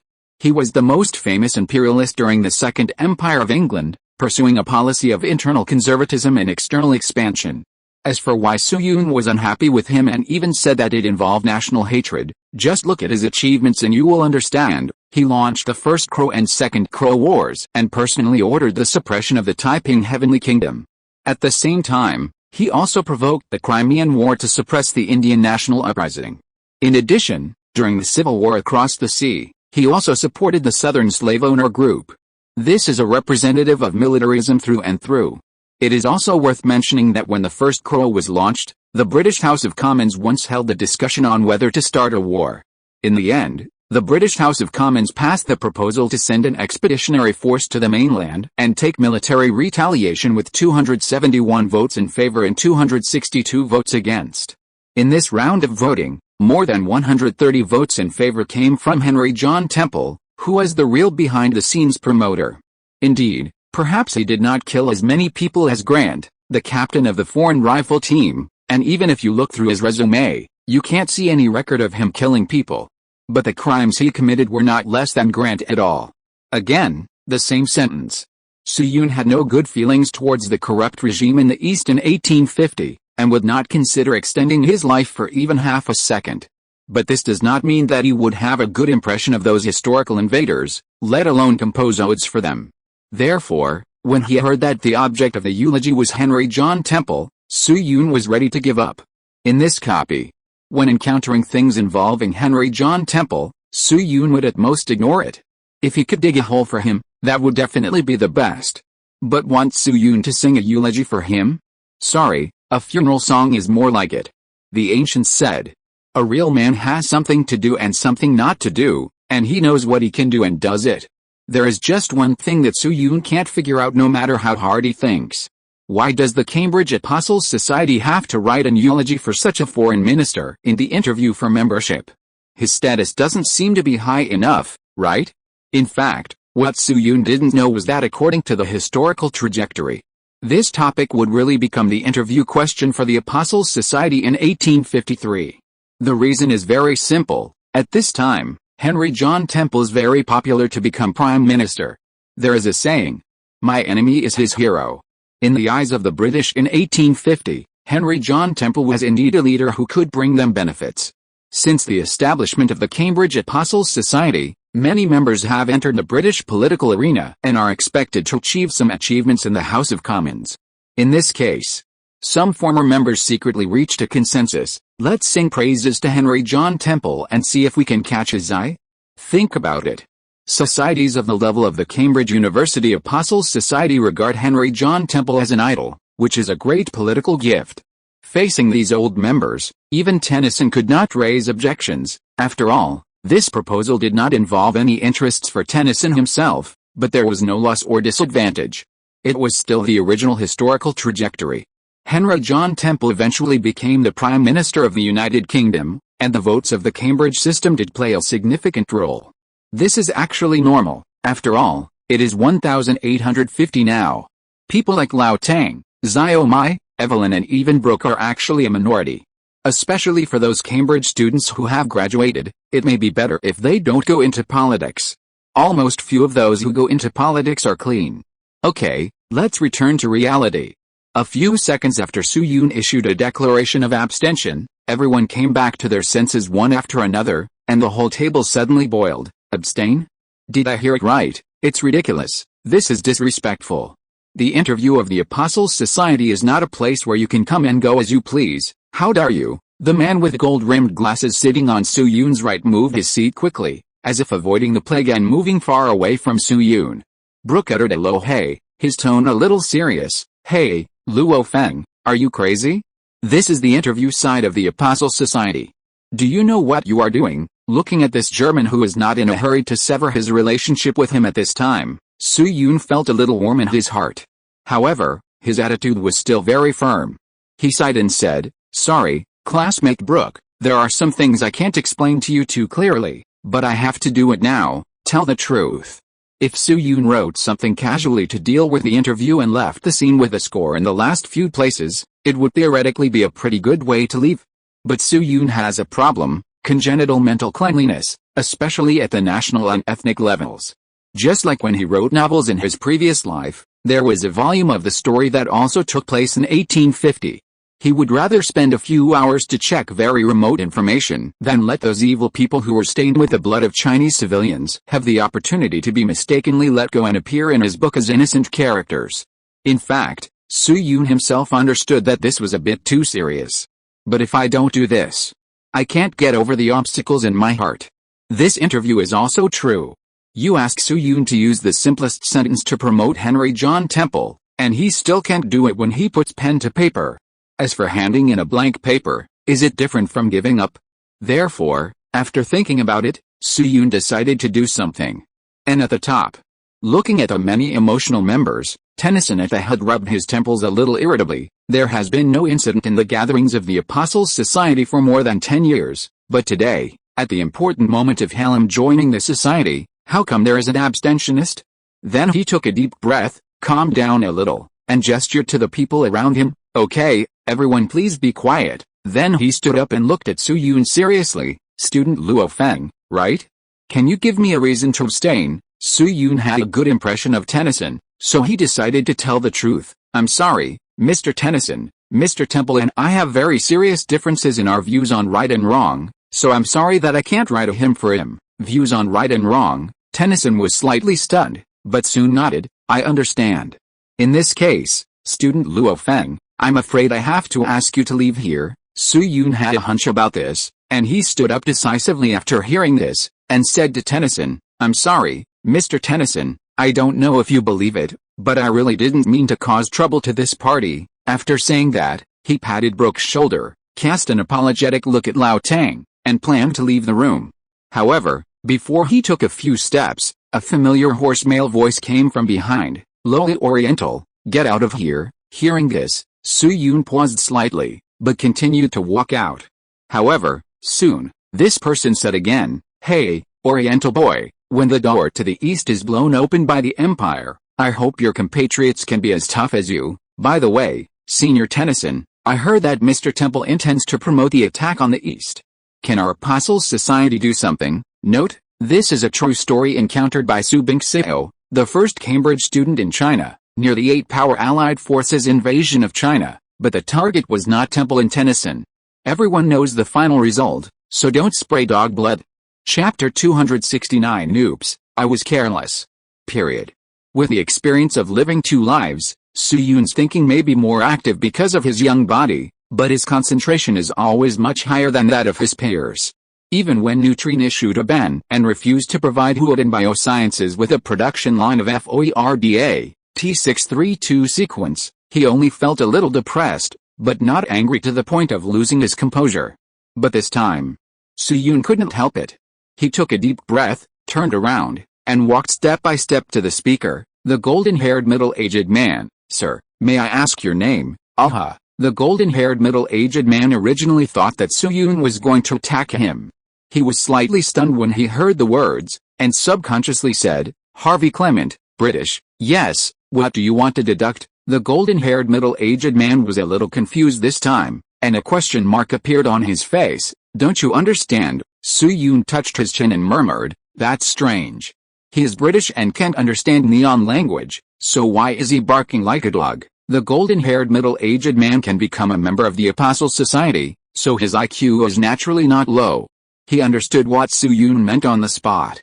His face suddenly darkened, and a trace of violence flashed in his eyes. Are you scolding me? Do you know? However, Su Yun spoke before him. You want to say you know who I am, right? Seeing that his words were answered first, the golden-haired middle-aged man was stunned again, and then his face turned red. Who? Su Yun spoke before him again. Who gave you the right to speak? Lowly Oriental, is this the only adjective you know how to scold people? It would be a miracle if you could keep a page in your household registration book in Zun. This time. Looking at the golden-haired middle-aged man who only uttered one syllable and stopped talking, Su Yun looked at him for 2 seconds and spread his hands. You say it, I won't guess this time. You don't have to cooperate with me, I'm going to kill you. In shame and anger, the golden-haired middle-aged man roared with red eyes and swung a punch at Su Yun. Su Yun, who was well prepared, slightly turned his body and raised his knee to hit the middle-aged man's abdomen. Ouch! The middle-aged man immediately fell to the ground, holding his stomach, and vomited filth continuously. Seeing this, many members of the Apostles could no longer sit still and stood up from their seats.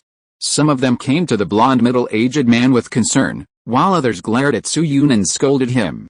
Bold, Senator Clement, are you okay? Hurry up and bring a broom and rag. Where's the security? Where's the security? Facing the scolding of these members, Su Yun didn't care at all.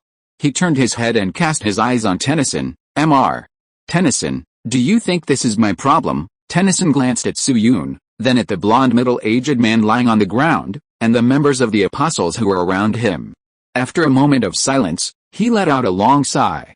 Everything is self-evident. Looking at Tennyson, who looked a little tired between his eyebrows, Su Yun couldn't help but feel a little emotional. When Tennyson and others founded the Apostles Society, their purpose was actually very pure: no politics, no money, no hierarchy, just to give everyone a secret base where they could chat about dreams and literature. But when the Apostles' Society had its first member who entered politics, the society was destined to undergo some irreversible changes. Its political value is too high. Now nearly 30 years have passed. Tennyson is still the same Tennyson, but some people are no longer the pure-minded members. Although Tennyson's status is still high, facing so many demands in the political circle, his so-called founder identity can't go against the big forces. Literature and science can beat politics from the perspective of human contribution, but when the three are compared horizontally, literature and science are completely insignificant in front of politics. Of course. Reason is reason. No matter how much Su Yun sympathizes with and understands Tennyson, he is still a little disappointed in the treatment of the Apostles' Society as a group. In fact, what Su Yun didn't know was that what the blonde middle-aged man said was actually the real history that happened in the real timeline. The protagonist of the story is Su Bingxiao. He is the first Chinese overseas student in the history of Cambridge University, who was introduced before. Su Bingxiao was admitted to St. John's College, Cambridge University in 1892. At a school rally in 1896, a member of the Apostles' Society named Clifford Mackay said this to him. Su Bingxiao wrote this in his diary. After returning, he founded the Minley Magic City Middle School and devoted himself to the education industry. In his lifetime, he and his brother Su Binayan founded a total of 6 ordinary middle schools and 2 girls' middle schools. Unfortunately, Su Bingxiao died of illness in 1948 and did not really see the rising of the morning sun. What Su Bingxiao encountered happened to Su Yun at the beginning. Perhaps this is the inertia of history. While Su Yun was talking to Tennyson, the blonde man on the ground also came back to his senses. He was seen baring his teeth and rubbing his stomach, and stood up tremblingly. The elegant look on his face was gone, and he stared at Su Yun fiercely. Lowly, humble Oriental, even my grandfather never beat me. Su Yun glanced at the middle-aged man with the golden hair, who was full of villain labels, pondered for a moment, and calmly moved a few ceramic plates to his side. Although dueling is still popular in Britain these days, and the number of people who died in duels in England alone exceeded 300 a year, duels also have to follow basic rules. For example, except for judicial duels, both parties in ordinary duels must have a certain status. Foreigners like Su Yun can only accept duels, and cannot apply for duels. Another example is different from judicial duels in the Middle Ages, which used swords. The life and death duels these days all use guns, and the method is actually not much different from the duels of Western cowboys. Although Su Yun is from 2022, when it comes to playing with real guns, he may not be sure that he can beat the middle-aged man with the golden hair. Just like those sand sculpture readers in Su Yun's group in later generations. They may know nothing about how to chase girls, but when it comes to Genshin Impact, they get excited. I don't really understand you two-dimensional people JPG. Damn it, the golden-haired middle-aged man didn't notice the small movements of Su Yun's hands, and was still cursing. Under Su Yun's multiple critical hits, he looked a little out of control. If you have the guts, just shoot me. Do you want to kill me? Oriental. Do you dare? One day I will set foot on your hometown and put you Oriental bastards together with those Scottish bastards. I'm afraid of being criticized for being brainless and hateful, so I'll explain first. I copied Clement's original words directly from the scanned version of Lao Tang's autobiography, but he originally said Northern Irish bastards, before he finished speaking. Su Yun felt his hands empty. When he came to his senses and realized what happened. Snap, there was a crisp collision sound, and a ceramic plate exploded into fragments directly on the golden-haired middle-aged man's head. Seeing this situation, while Su Yun was surprised, an inexplicable thought popped up in his mind. Looking at the quality of this porcelain plate, it is obviously not made in China. In the future, domestically produced porcelain plates may break when they fall to the ground, but they will not break into pieces when they hit the head. Then he moved his eyes to the left and locked onto Lao Tang, who appeared at some point. At this time, Lao Tang's chest was heaving violently, his hair stuck to his forehead with sweat, and his tone was full of anger. If you have the guts, shout again. Don't think I don't know what the forces behind you did not long ago. Harvey Clement, hissed the golden-haired middle-aged man, covered his forehead with his left hand, licked the blood left along the wound with his tongue. His eyes were almost resentful. Very good, Thompson, you did a good job. Then he turned his head suddenly, looked at Tennyson at the top, and asked, Alfred, according to the rules of the society, what should be the punishment for the current members of the Apostles' Society attacking the third president? Hearing this, Stanley, a good friend of Lao Tang, became anxious, stood up and refuted, Mr. Clement, you were the first to insult Scotland and the Eastern continent. This is racial discrimination and personal attack. Personal attack. The golden-haired middle-aged man sneered disdainfully, stretched out his hand and slapped the table, and 5 bright red fingerprints immediately soaked the white tablecloth. I am just expressing my views on current affairs. Stanley, which British law stipulates that members of the House of Commons cannot comment on international issues. Besides, if you are unhappy, you can just curse back. Alfred, I think we should focus on how to deal with this matter. Just as the golden-haired middle-aged man was nagging, Lao Tang suddenly said, Mr. Tennyson, I apply to withdraw from the Apostle Society. In an instant, you could hear a pin drop at the dinner party. Tennyson was also a little surprised by Lao Tang's reaction, and hurriedly persuaded him, Student Thompson, you don't have to do this. Although the Apostles' Society has formulated rules for conflicts between members, as long as, Lao Tang sneered at this and continued, as long as I apologize to him and write an apology letter to read at the next gathering, I can be forgiven, right? He looked at the golden-haired middle-aged man and spat lightly, sorry, for such a villain, my bottom line does not allow me to apologize to him. Anyway, Clement, haven't you always wanted to kick me out of the Apostles' Society? Now you have got your wish. Then he looked around, saluted a few friends, and said loudly, Dear classmates and seniors, I, William Thompson, officially withdraw from the Apostles' Society. Goodbye. After that, he walked to Su Yun and patted his shoulder. He walked out of the door neatly.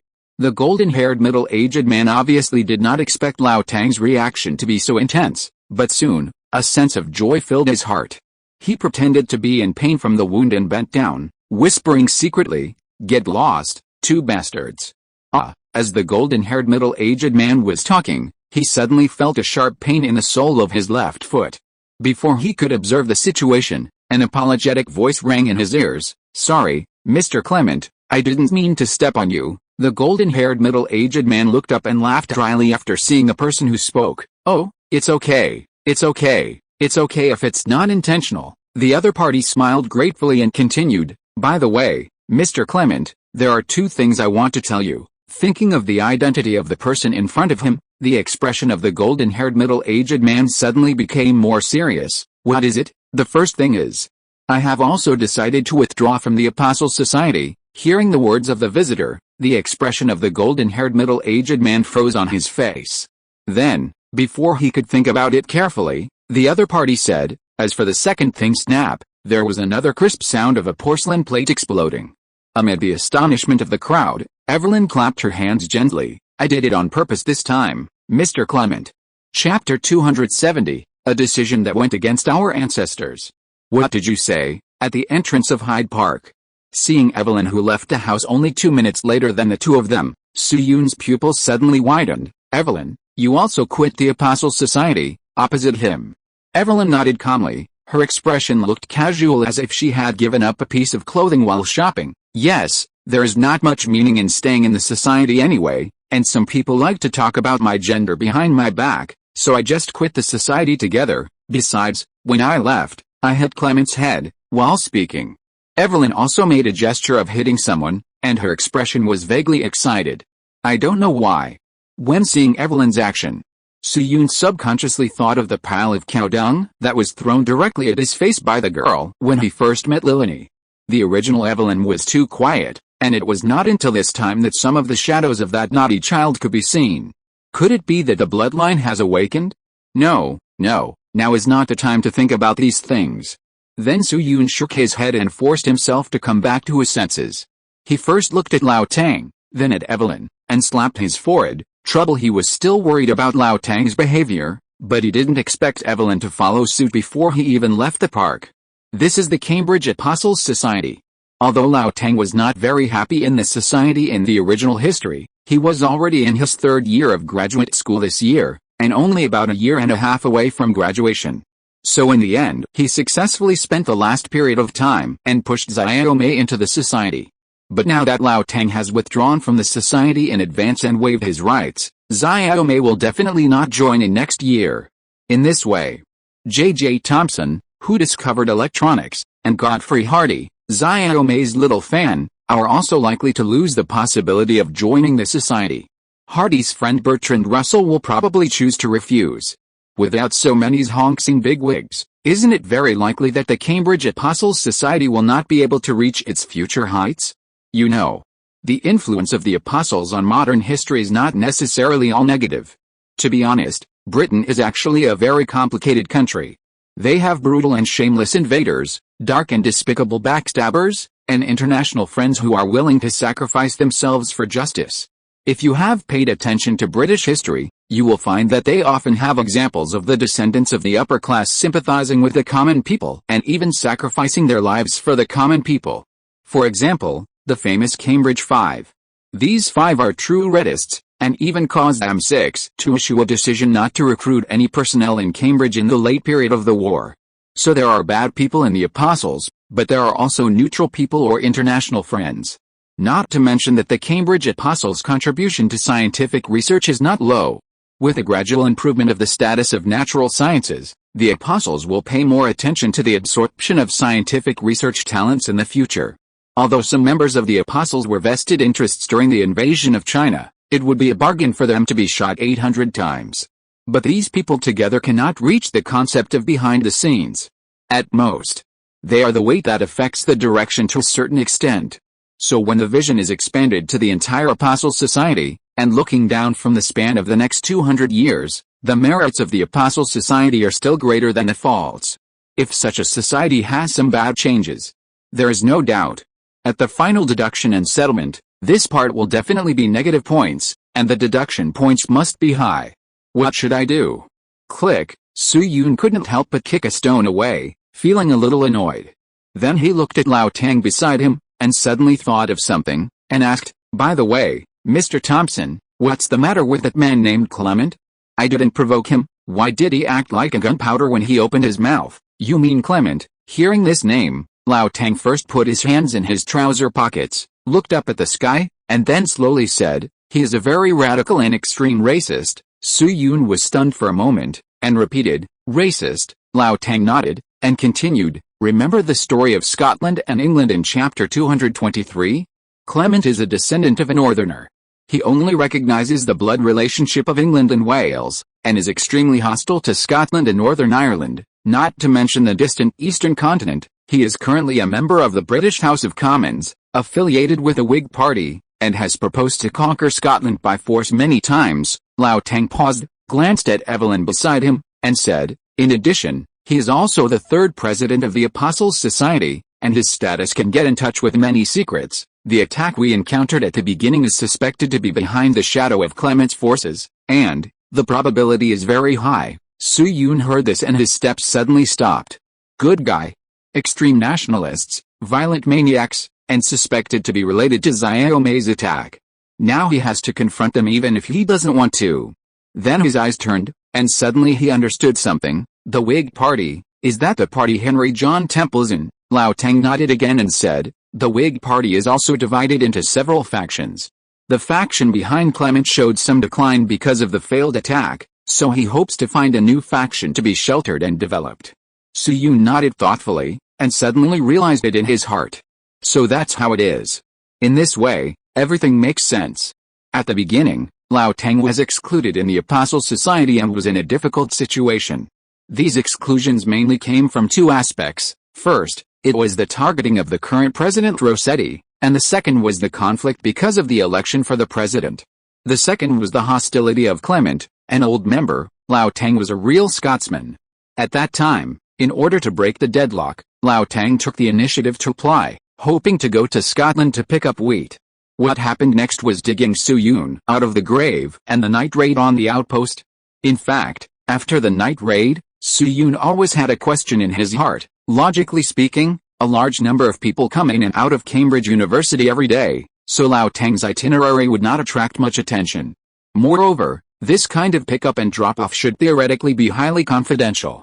But why can we see the portraits of Lao Tang and Xiao Mei on Kurtz, the informant hunter in Mendesalo village? Who was caught at the beginning? Now that Lao Tang said this, the mystery is solved, because there is a traitor in the Apostles Society. It is not difficult for the third president of the Apostles Society, who is also a member of the House of Commons, to get in touch with this secret. Perhaps from another angle. Perhaps it was because of this incident that Clement and the forces behind him were exposed. On the other hand, Henry John Temple is a major pillar of the Whig Party, but he is not part of the faction behind Clement. The attack should have little to do with the Foreign Secretary. So when faced with a counterattack of William Whewell and other real main forces of the Cambridge system, he can watch the fire from the other side of the river leisurely. After the attack failed, Clement noticed the change in the situation, so he actively contacted some members of the Apostle Society. They set the interview questions of the Apostle Society to sing praises for Temple as a token of their loyalty. All the doubts were connected into line, which was completely solved today. The foreshadowing is long JPG. Tell the truth. This move is indeed a very clever idea, but it is a pity that Su-Yun, an unexpected visitor, did not play by the rules. After all, even if you let him think of it, he could not guess that there are time travelers in this world. In other words, inadvertently, Su-Yun actually ruined Clement's good deeds twice. Then Su-Yun looked up, glanced at the seemingly leisurely old Tang, and asked, Mr. Thompson, what are you going to do next? Old Tang lowered his eyes, and his heart was far from being as relaxed as it seemed on the surface. Let's take it one step at a time. Anyway, I will graduate in more than a year, and I don't plan to stay at Cambridge University after graduation. It's Evelyn. You were a little impulsive tonight, and you provoked Clement, such an enemy, for nothing. Hearing this, Evelyn shrugged at him and said indifferently, provoke me if you want to. The ancestor of Lilani left behind a saying, throw a punch first, and then ask all the questions while fighting. It was Mr. Fatty who told her this, Su-Yun. After saying this, Evelyn looked at old Thompson again. Her deep blue eyes reflected faintly in the darkness. She said meaningfully, Mr. Thompson, you are the one with the most pressure. Next, you will participate in the election of the president of the student union. If you fail in the election, it will not be a question of where to go after graduation. Hearing Evelyn's words, before Lao Tang could say anything, Su-Yun on the side was stunned. Oh, right, the president of the student union. How could I have forgotten about this? Lao Tang has now completely fallen out with the Apostles' Society, and Rossetti and Clement, two of Lao Tang's enemies, are eyeing them covetously. Even if you use your toes to guess, you can guess that the Apostles' Society will definitely support Lao Tang's opponents. In this way, the pressure Lao Tang faces will be countless times greater. After all, the election for the president is a one-way street. Once he fails, the only result waiting for him is to drop out of school. Not to mention the problem of task scoring, just based on the friendship that Su-Yun and Lao Tang have built during this period, he can't sit idly by and watch this happen. Thinking of this, Su-Yun's mind suddenly seemed to have a feeling, and an idea came out without warning. He was silent for a moment, looking at Lao Tang and Evelyn on the side. With an extremely subtle emotion in his tone, he said, Senior Thompson, what do you think if we also form a new club? Is this idea feasible? What? Forming a new club? Lao Tang was slightly stunned, but soon frowned. Simply establishing a new club is of course no problem, but if you want to compete with the Apostles' Society, it may be very difficult, from the perspective of school rules. Cambridge University has no restrictions on students forming clubs, at least with Lao Tang's connections, there is obviously no pressure. But if combined with the current background, the new club that Su-Yun mentioned is undoubtedly a new organization built towards the Apostles' Society. Although the number of people in the Apostles' Society is not large, its uniqueness is there. It can be said to be the highest status club in Cambridge. In the eyes of the school leaders, the rest of the clubs combined may not be as important as the Apostles' Society. In this case, Su-Yun wants to establish a club and let it surpass the Apostles' Society. It is really difficult, and it can even be said to be a fantasy. But he was opposite, and Su-Yun seemed a little excited at this time. No, Mr. Thompson, you may be wrong. Maybe our newly established club will not be able to surpass the Apostles' Society in all aspects in the short term, but if the scope is positioned within the school, I think this matter is still feasible. As he was speaking, Su-Yun's face suddenly became uncertain, as if he was hesitating about something. After a while, he seemed to have made some decisions. He gritted his teeth, and with an expression of an old Chinese medicine practitioner on TV, he said to Lao Tang, Mr. Thompson, to be honest with you, in fact, there are quite a few manuscripts left by our ancestor Fiyu, but many of them involve the inheritance of the Fengling Yuan sect, and are required to be kept confidential. Although our family's ancestral precepts do not allow these manuscripts to be shown to others easily, the current situation is special, and I have no choice but to make a decision that goes against our ancestors." Looking at Su Yun with an expression of "I am a non-filial son," Lao Tang was stunned for a moment. Then his eyes lit up. "Fatty?" Yes, there is Fatty behind Su Yun. If Su Yun does have some inheritance left by Fatty, maybe there's really a chance? Prince Albert, who is in power now, is an industrial maniac.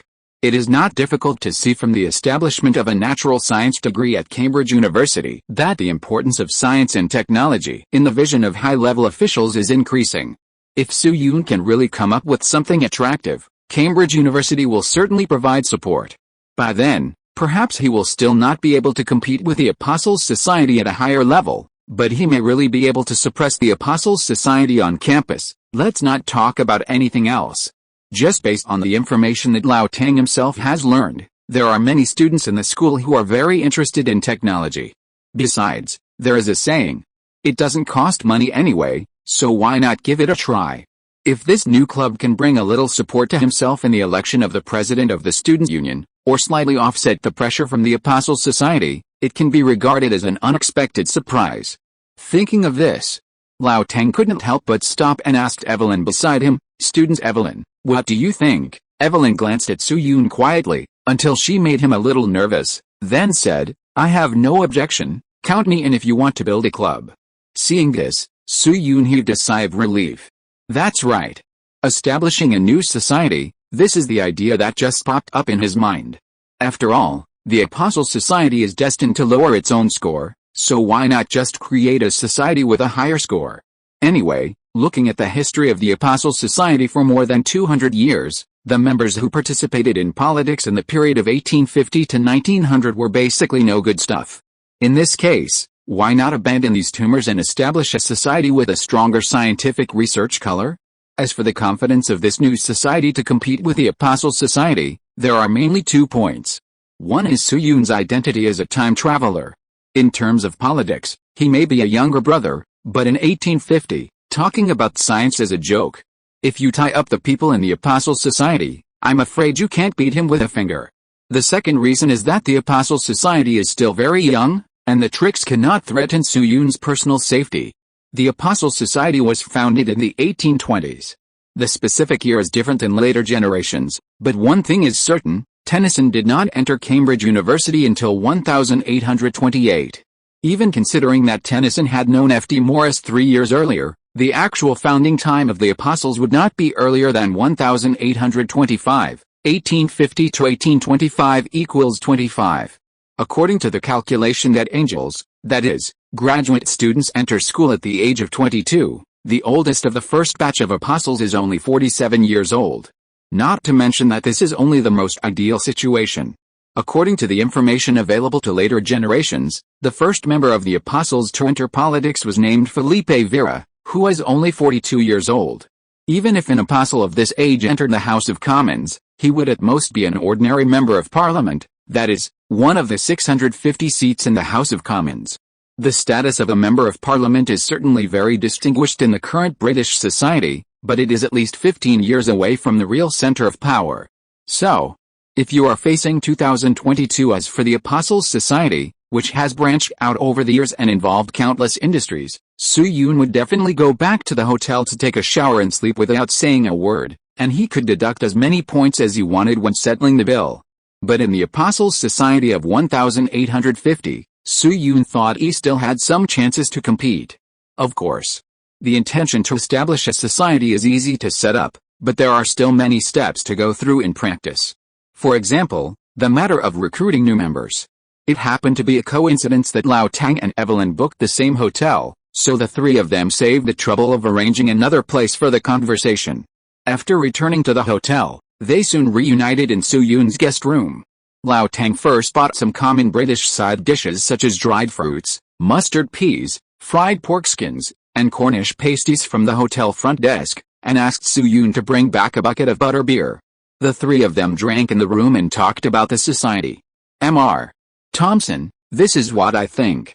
Su Yun picked up a piece of fried pork skin from the plate, put it in his mouth and started chewing it. Our new club does not participate in politics or literature. Its only purpose is to explore scientific truth. As for the venue, we will rent it from Dean Hewell first.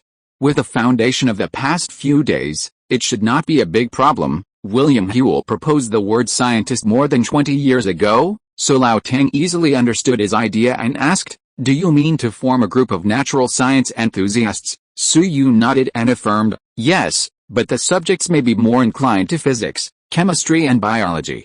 I will not consider classical subjects for the time being." After he paused, he leaned his left elbow on the chair, changed to a more comfortable posture, and said, "In fact, I have also observed some situations on campus these days. Although natural science is an emerging discipline, there are many potential audiences on campus, let alone just the open space where we did experiments a few days ago. There have been people tinkering with something there these days." Old Teng nodded gently. He also knew what Su Yun said. After Su Yun finished 3 rounds of experiments, some students have been trying to replicate related experiments. The school did not order a stop to this, and generously provided some new equipment for students to try to restore. Now at night, more than a dozen students will gather in that area, plus a varying number of onlookers. So just as Su Yun said, although Cambridge University has only established a natural science course not long ago, the audience is still very potential. In fact, it is normal to think about it. After all, science and literature are the 2 major fields of later generations. There are many people wandering in the ocean of literature, but there are also many people who like to do experiments, right? Not to mention that 1850 was still in the Enlightenment stage of modern science, and many experiments did not actually require too sophisticated equipment to be carried out. This unknown phenomenon is still very impactful in terms of concept. In addition, there is a piece of data in later generations that can prove this point. In the original history, in 1850, the number of freshmen who chose natural sciences at Cambridge University was 107, accounting for 16.5% of the freshmen. In 1852, it rose to 176, accounting for 23%. In 1855, it reached 297, accounting for 35%. This is the number of specialized students, and there will be more students who take electives. Looking at Su Yun, who was quite confident, Lao Teng pondered for a moment and asked, "Su Yun, if the club is successfully established, how do you plan to recruit new members? Do you go directly to the vacant land to recruit people, or print flyers? Or recruit members privately?" Friends who have been engaged in sales in later generations should all know. Potential customers are one thing, and turning them into real consumers is another. At present, Cambridge University can only be regarded as a soil for the development of scientific societies, but it is obviously not something that can be done in a short time to make these soils grow fruits.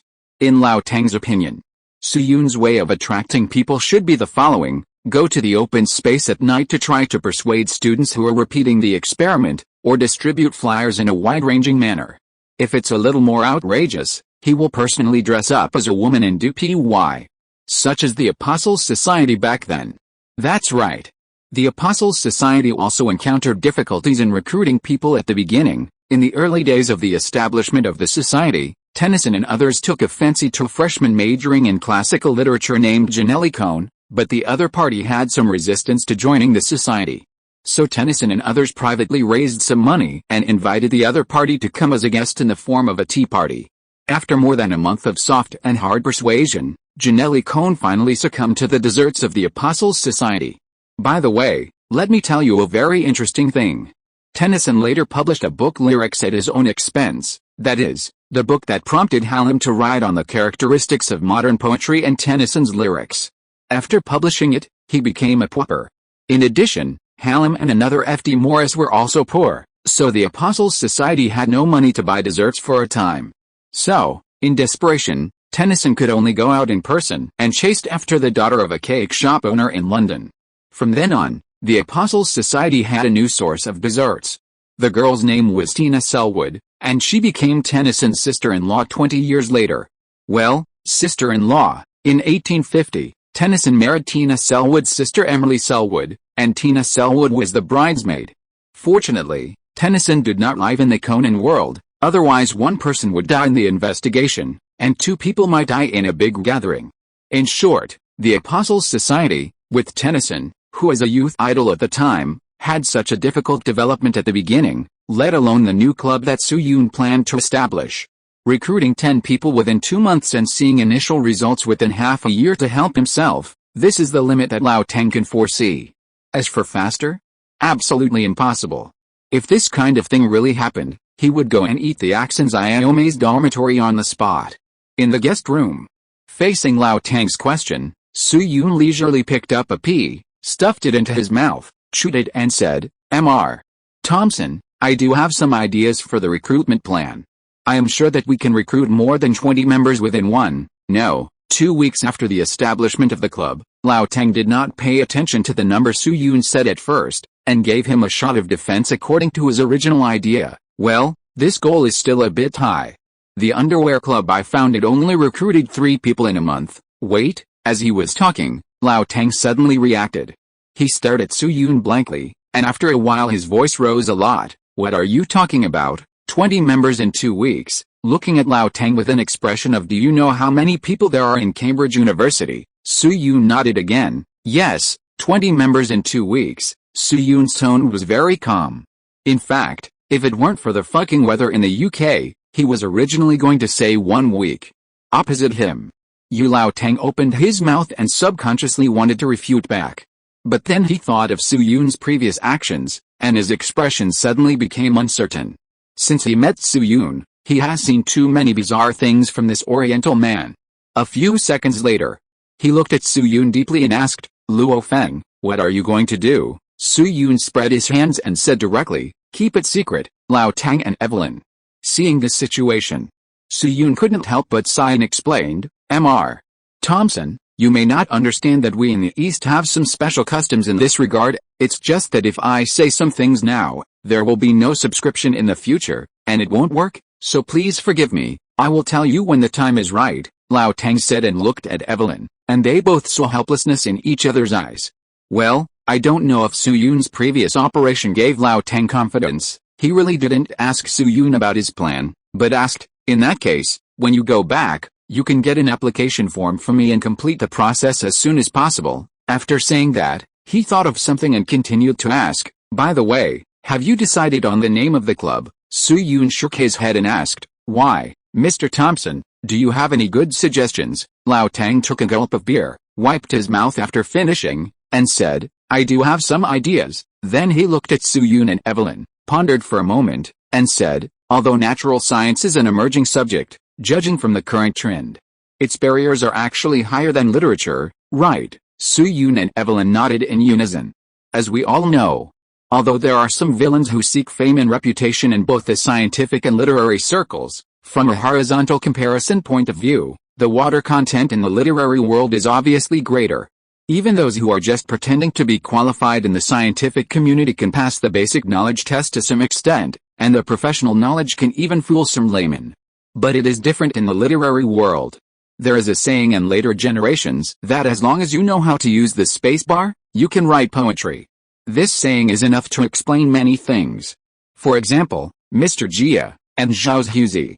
Therefore, from the concept of industry barriers, science is indeed higher than literature.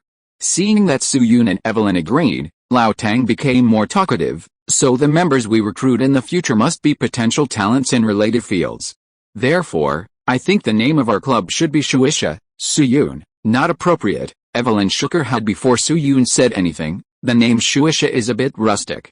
Mr. Thompson, Newton once said that physics is to complete human cognition, so I think it can be called the Human Completion Committee. Evelyn, how about we set a benchmark, which means transcending the literary club, and call it the Yuan Group? It doesn't sound good. Mr. Thompson, isn't our club going to explore science and understand everything? Then let's call it No, which is the Akatsuki organization. Evelyn, how about this? We want to be the trendsetters of the new era, singing and dancing on the crest of the waves in the sea, and then take the number 7 when God created the world, and attach the respect for Her Majesty the Queen, and call it the Queen's 7 Dances of the Sea. The more Su Yun listened, the more his scalp numbed, and he finally couldn't help interrupting. Enough, listen to me, swish. Old Teng and Evelyn looked at him. Su blinked, pondered for a moment, and said, back then, the ancestor Fiai met 2 people in the East. One was called Mr. Sai and the other was called Mr. Da. Later, The ancestor was inspired and built a school to discuss academics. It's called Zhou Society. If you're listening to this novel on a channel other than Fanfic World, it means they downloaded and uploaded it without effort. We cordially invite you to visit our channel, Mundo Fanfic Novelists. There you'll find the original version of this story and you can explore many other novels of various genres. We're waiting for you to immerse yourself in a world of incredible novels. Chapter 271 Gu Ojing, I am familiar with this matter. Investigate things and acquire knowledge. This is an important concept in ancient Chinese Confucianism. The Book of Rites, University points out, the 8 items are investigating things, acquiring knowledge, sincerity, rectifying the mind, cultivating oneself, regulating the family, governing the country, and pacifying the world. But unfortunately, the Book of Rites, University did not explain the true meaning of investigating things and acquiring knowledge. Therefore, there have been many interpretations and debates about it in various industries. The mainstream view in ancient times came from Zhu Zai of the Southern Song dynasty. He once pointed out in the collected annotations of the 4 books, investigate means to reach. Things are like things. To explore the principles of things, to reach the extreme, to reach everything.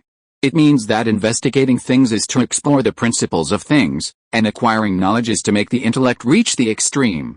Zhu Zai has received mixed reviews in later generations, and the money he recharged in Su Yunzi Wang is almost used up. Ahem, he does not have a deep understanding of Neo-Confucianism and mind learning. So I will not give a deep evaluation of this person. But from the perspective of the cognition of investigating things and seeking knowledge, Zhu Zai and Wang Yangming's interpretation should be the most appropriate explanation for the Chinese people's cognition. To what extent have these 4 words influenced modern Chinese physics? As we all know, physics was introduced to China when Western learning spread to the East in the late Qing dynasty. At first, it was not called physics, but investigation of knowledge.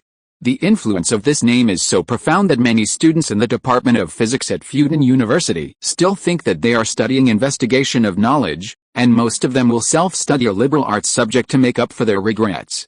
Therefore, after repeated hesitation, Su Yun finally chose to name the new club Investigation of Things Society.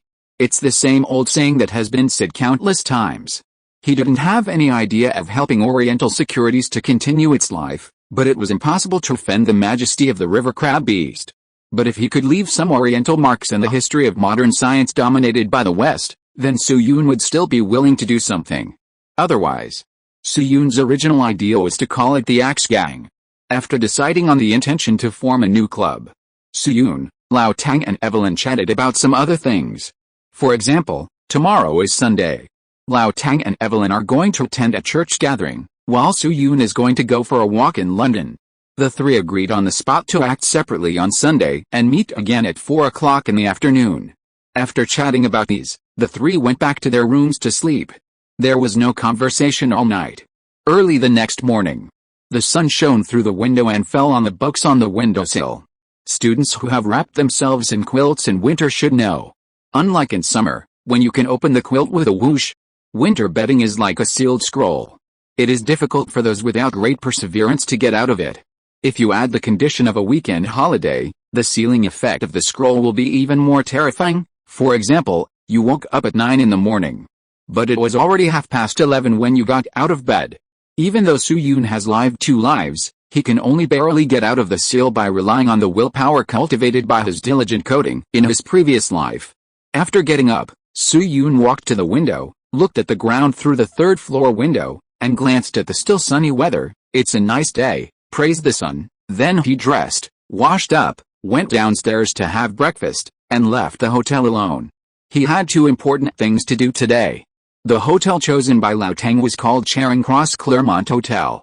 The later specifications were only 4-star, and it could only be considered a mid-range hotel in London. But in 1850, it could rank among the top in London. With a higher ranking, there were naturally many people who relied on it for meals. For example, as soon as Su Yun went out, a coachman appeared in front of him and said attentively, "Sir, do you need a carriage? The price is very cheap." Su Yun glanced at him and saw that the man was dressed quite neatly, so he asked, "Master, are you familiar with London?" Hearing this, the coachman put a towel on his shoulder, patted his chest confidently, and said, "Sir, you have finally found the right person. I have lived in London since my ancestors. Even if it is some remote places, I can definitely take you there." Seeing that Su-yoon was still a little hesitant, the coachman added, "Sir, how about this? I will give you 10 pence for half a day. What do you think?" Su-yoon was silent for a moment, and finally nodded, and took out 5 pence from his pocket. "Okay, master, this is the deposit. Hurry up and get on the road." The coachman carefully took the penny, with a bright smile on his face like a flower of hope. "Okay, this carriage of KZIE Galileo is famous for its speed and stability." Su-yoon stepped on a small stool and got into the carriage. After a little thought, he said, "Master, let's go to Dean Street in Soho first." "Okay, sit tight." Creaking, the carriage slowly began to move forward. In this day and age, carriages that can pick up passengers on the north bank of the Thames are equipped with passes, and can travel on a lane specially planned for carriages in London, which is relatively convenient to drive. Soho, where Su-yoon was going, is located in the southwest of London. In later generations, it is considered a commercial district frequented by tourists, with a large number of shopping malls and open-air bars. Of course, the large flow of tourists naturally indicates that the gangs that overcharge tourists often gather here. For example, West Broadway Street. On this street, you often encounter the kind of merchants who come up to put a bracelet on you and then ask for 40 euros, and they specifically target yellow people to do this. Su-yoon almost got caught in the trap in his previous life, but fortunately he was quick to stop the other party and barely saved his wallet. Compared with later generations, Soho in 1850 was even worse. At that time, Soho was the earliest Red X district in London, and it was also a gathering place for homosexuals, bisexuals and transgenders, and it had a very bad reputation. Hyde Park, where Su-yoon set out, was the absolute economic center of London, with all kinds of high-rise buildings everywhere. Therefore, as the carriage moved forward, the surrounding buildings also visibly changed from luxurious and grand to low and dilapidated. Su-yoon once again saw the drunkard lying on the ground, the ragged beggar, and the newsboy with ashes on his face. When the car passed a corner, a long line of civilians suddenly appeared outside the window. Su-yoon was moved when he saw this. He observed the long queue for a few seconds and asked the driver, "Master, what are these people doing outside?" The driver whipped the horse hard, glanced in that direction casually, and said, "Oh, you mean that? That's the registration point for going to America to work." Su-yoon was stunned. America, good guy. Just now, when he saw the battle outside, he thought that the army was recruiting people. The driver nodded and explained, "In recent years, North America has established a responsible government. It seems that a large number of people are needed to work. So in the past 6 months, the government has been recruiting workers." As he spoke, the driver sighed slightly. Although the remuneration is good, it is said that there can be £8 a month, but in the past few years, only 3 or 4 out of 10 people can survive. Like my neighbor, Old Man Charlie, his son signed up last year, but he was infected with plague on the way and was thrown into the sea before he died. In the carriage, Su-yoon leaned against the window and sighed slightly. Although his history grades were average, he could still barely remember some recent historical events. The recruitment mentioned by the driver should refer to the impact of the Union movement in North and Central America in the 19th century on business. Before 1845, there was a waterway called the St. Lawrence River in America, which was the main route for maple leaf merchants to transport grain to the Atlantic coast for export. However, as the Union movement progressed, the situation gradually began to change. In 1846, the Congress across the sea passed the Return Tariff Act. The act stipulates that grain transported to New York through Lake Erie can be exempted from import taxes. Stimulated by this bill, maple leaf merchants changed their original transportation routes one after another. As a result, the amount of grain exported from Western Canada across the sea was 15 times the amount of grain exported through the St. Lawrence River. The shipping industry of the St. Lawrence River fell into decline, and the merchant group in Montreal suffered a huge economic blow. So at this time, Britain began to find another way. While negotiating with the other side of the sea, it accelerated the pace of sending workers to Central and North America. It was just according to normal history. The recruitment wave in the UK lasted less than 3 years, and the Chinese workers completed the replacement of the types of work. However, in this timeline, the first crow had not yet broken out, so the local civilian workers escaped. But the demands of certain classes have not changed at all, and the objects of suffering naturally became these lower-class people in Britain.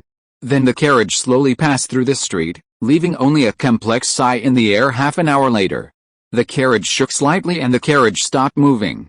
I only heard the driver say, "Sir, we have arrived at Dean Street." Soo-yoon came back to his senses, got off the carriage, and looked around.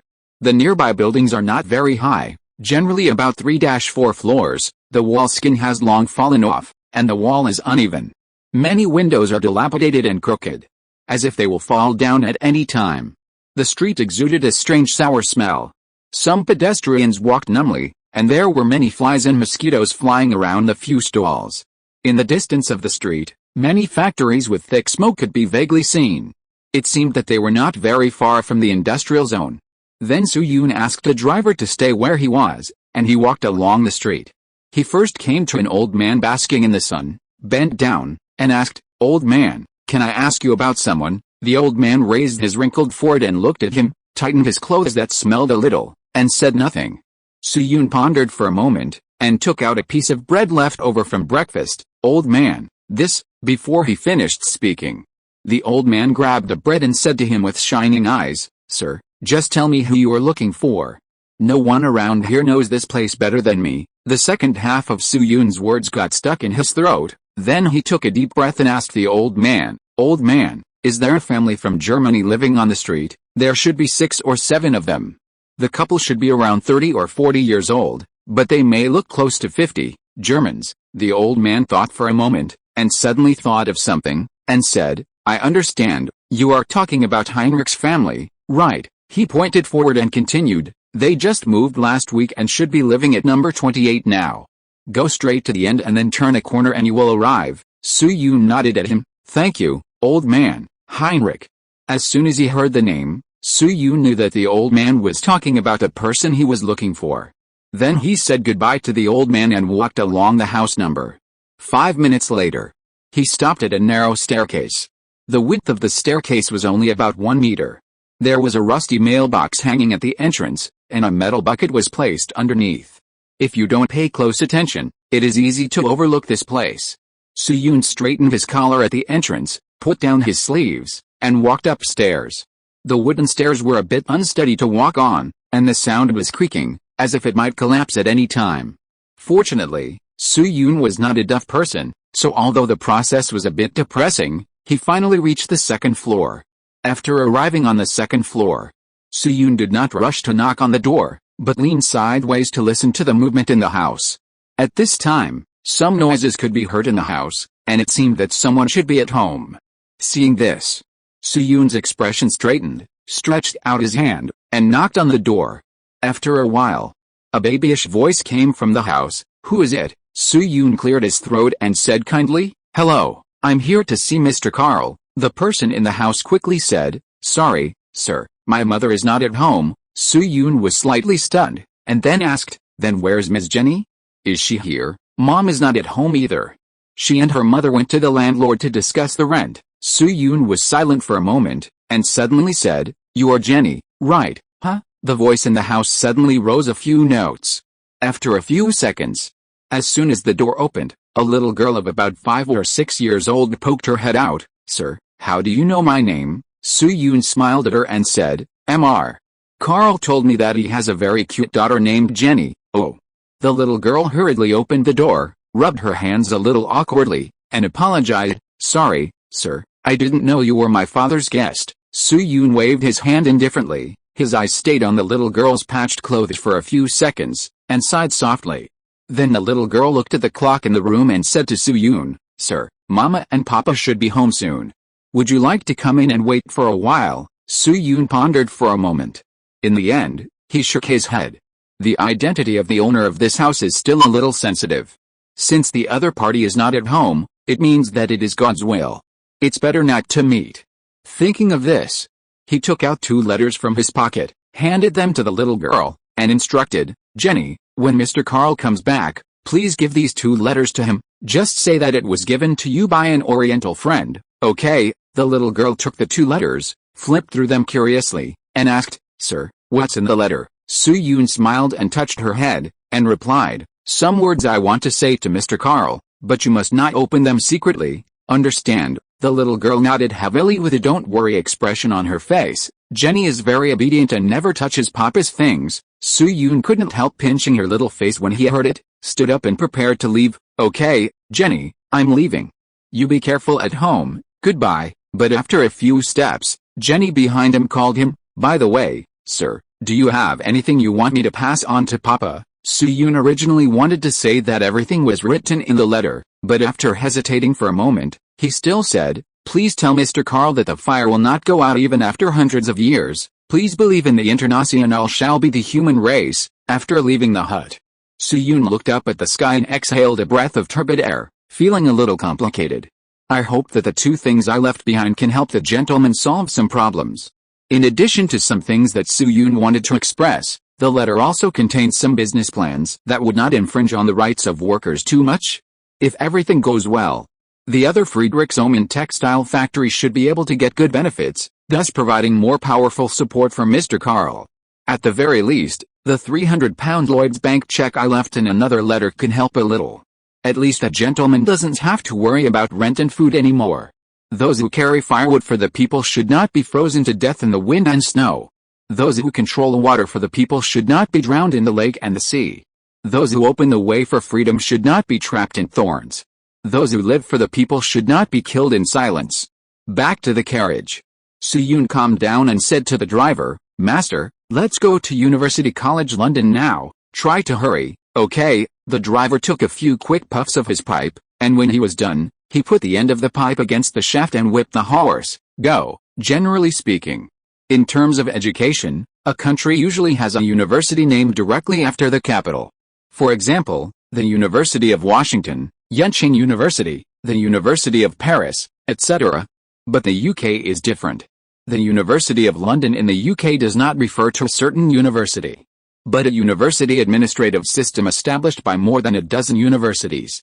The official name is called Public University Federation. The university that can truly represent the traditional concept of University of London is a university that is a bit difficult to pronounce and even a bit low, University College London. This university was founded in 1826, and later generations ranked it between 10 and 20 in the world in comprehensive rankings, which is in line with its definition. When Soo-yoon arrived at the gate of University College London, it was just after the Sunday morning service, and many students had just returned to campus. Afterwards, Soo-yoon still asked the driver to wait outside the school, and he walked into University College London alone.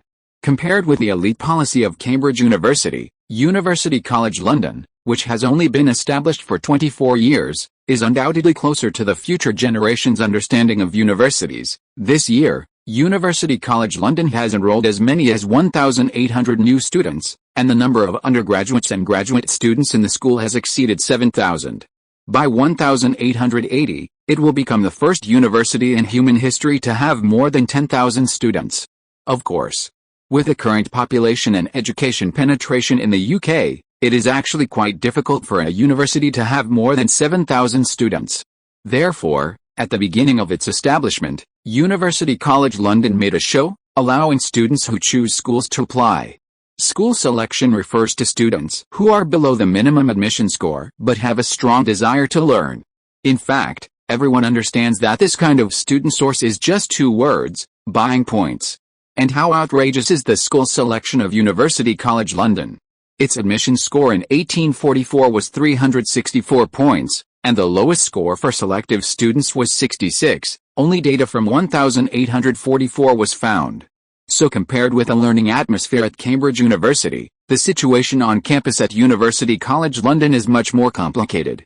It is even quite close to the settings of some Japanese comics, such as some aristocratic groups, school bullying, etc. This situation lasted until 2004, when it was abolished by University College London in the name of elite training. Just like Teo Bayo used to be full of fakes and Xiaoma J used to pretend to be a girl to chat, even top universities have a lot of black history. Although the students of University College London are uneven, the campus environment is still very pleasant. It is located in the City of London and was built by the British government, so the architectural style has a strong royal atmosphere. It looks more like a garden than a university. Soo-yoon walked and asked along the way, and it took him almost half an hour to find his destination, University College London School of Medicine. The School of Medicine of University College London is one of the largest medical schools in the UK, and will only recruit more than 300 undergraduates a year in the future. By the way, its undergraduate course lasts for 6 years, and it is a good place to treat excessive hair. Soo-yoon knew a buddy who has admitted to the University College London School of Medicine. He originally had a head of fei xiang-like hair, but 6 years later he turned directly into Chen Pc. These days, the main building of the University College London School of Medicine is a 3-story building, covering an area of about 2 acres. The front of the building is a grand gate supported by 7 or 8 pillars, and inside is a small courtyard and corridor with multiple entrances. The last few entrances are student dormitories and classrooms, while the first few entrances also function as a school clinic. Therefore, when Soo-yoon walked in, many students were queuing up to see a doctor. Soo-yoon glanced at the form of the staff on duty and quickly locked his eyes on one of the names, Joseph Lister. Then he went upstairs according to the sign. After turning 7 or 8 times, he soon arrived at a somewhat deserted room. In this day and age, school clinics do not require registration or outpatient fees. The doctor's commission comes entirely from the medicines prescribed. After arriving outside the room, Soo-yoon first glanced in from the door, then curled his index finger and knocked on the door. "Hello, is anyone there?" Sitting in the room at this time was a young man in his early 20s. This man had 3-dimensional facial features and handsome eyebrows, and was somewhat similar to the actor who played Jilly Kun in the first part of Detective D-Ring-G. In addition, his cheeks were a little bulging, which was somewhat similar to the character of a female anchor named Annie in later generations. However, the cheeks of the female anchor were deliberately propped up with quail eggs, while this man was born like this. After hearing Soo-yoon's knock on the door, the man raised his head from the table, made a gesture of invitation, and said, "Hello, please come in." Soo-yoon nodded to him and walked into the house quickly. The common medical disinfectants in later generations were not officially invented until World War I. Therefore, the potassium hypochlorite solution invented by Lavoisier's good friend Berthollet, also known as Boisville water, is still used in hospitals today. This solution is made by chlorine gas through potassium carbonate solution, and the smell is more irritating than the 84 disinfectant in later generations. Some people even feel dizzy when they smell this smell. By the way, speaking of medical disinfectants, here is another little knowledge. Many people think that the 84 disinfectant in the later generations of China is the abbreviation of pasteurization, but in fact it is a genuine Chinese product. In 1984, the first infectious disease hospital of Yanjing developed a disinfectant that can quickly kill all kinds of hepatitis viruses. Later, after being identified by experts organized by the Yanjing Municipal Health Bureau, it was awarded the second prize for application results and named 84 hepatitis disinfectant, and later renamed 84 disinfectant. From a chemical point of view, the essence of this thing is actually sodium hypochlorite. It is not a particularly mysterious thing, but it is indeed a product we have made ourselves. Type 56 semi-automatic rifle, Type 59 main battle tank, Type 67 happy stick, Type 84 disinfectant. These 4 are artifacts after the founding of the People's Republic of China. The site returns to reality. After Soo-yoon takes his seat, the young doctor first looked at Soo-yoon for a few times, then took the initiative to extend his hand and said, "Hello, I'm Joseph Lister, the surgical doctor on duty in the medical department." Soo-yoon shook hands with him and introduced himself. "Mr. Lister, I'm Luo Feng, from the East." Lister didn't seem to be interested in Soo-yoon's nationality. After releasing his hand, he said, "Okay, Mr. Luo Feng, please take off your pants." Seeing that the other party spoke such fierce words, Soo-yoon's first reaction was to tighten his collar. "Mr. Lister, I'm a serious person. If you really want, I can introduce you to a friend named Chu Xing." Lister blinked blankly. "Mr. Luo Feng, what are you talking about? Aren't you here for a urology examination?" As soon as Lister said this, it was Soo-yoon's turn to be stunned. "Huh?" Seeing that Soo-yoon really didn't seem to understand the situation, Lister frowned and pointed outside the door and said, "The School of Medicine now has 5 surgical departments, namely general surgery, orthopedics, urology, cardiothoracic surgery, and otolaryngology. Among them, I am in charge of orthopedics and urology. These are written on the project column outside the door. Mr. Luo Feng, you are able to move normally and have all your limbs intact. Isn't the only department you need to see the urology department?" Soo-yoon, it's well-reasoned and convincing. Lister waved his hand again, with an expression of an experienced person. Mr. Luo Feng, I have seen many patients like you. There is no need to have too much psychological pressure. It's no problem for your friend Mr. Chu to come and see a doctor. The second one is half price. Seeing that the other party was about to get started, Soo-yoon quickly stood up and stopped him. Well, wait a minute, Mr. Lister, I'm not looking for you to see a doctor, but I have something else to talk to you about. Other things. Lister was slightly stunned, and there was a hint of displeasure on his face. After all, he would have no income if he didn't prescribe medicine. Mr. Luo Feng, we are a formal and advanced medical center here. We will not chat about other things except medical means. I can pay the consultation fee, 5 pence an hour. However, providing consulting services to patients can also be regarded as a kind of psychological counseling. Mr. Luo Feng, you can ask as long as you want. A doctor should be kind-hearted. Looking at Lister's face changing in Sichuan opera, Soo-yoon couldn't help but smile in his heart, and didn't care too much. Then he took out a few pieces of letter paper from his body, flattened them and placed them in front of List, saying, Mr. List, take a look at this. List took the letter hesitantly, looked up at Soo-yoon, and then looked down. At first, List's expression was still a little casual. But not long after, his expression began to become solemn, and finally he was completely immersed in reading. Time passed by minute. List also read from the first sheet to the second sheet, and the third sheet.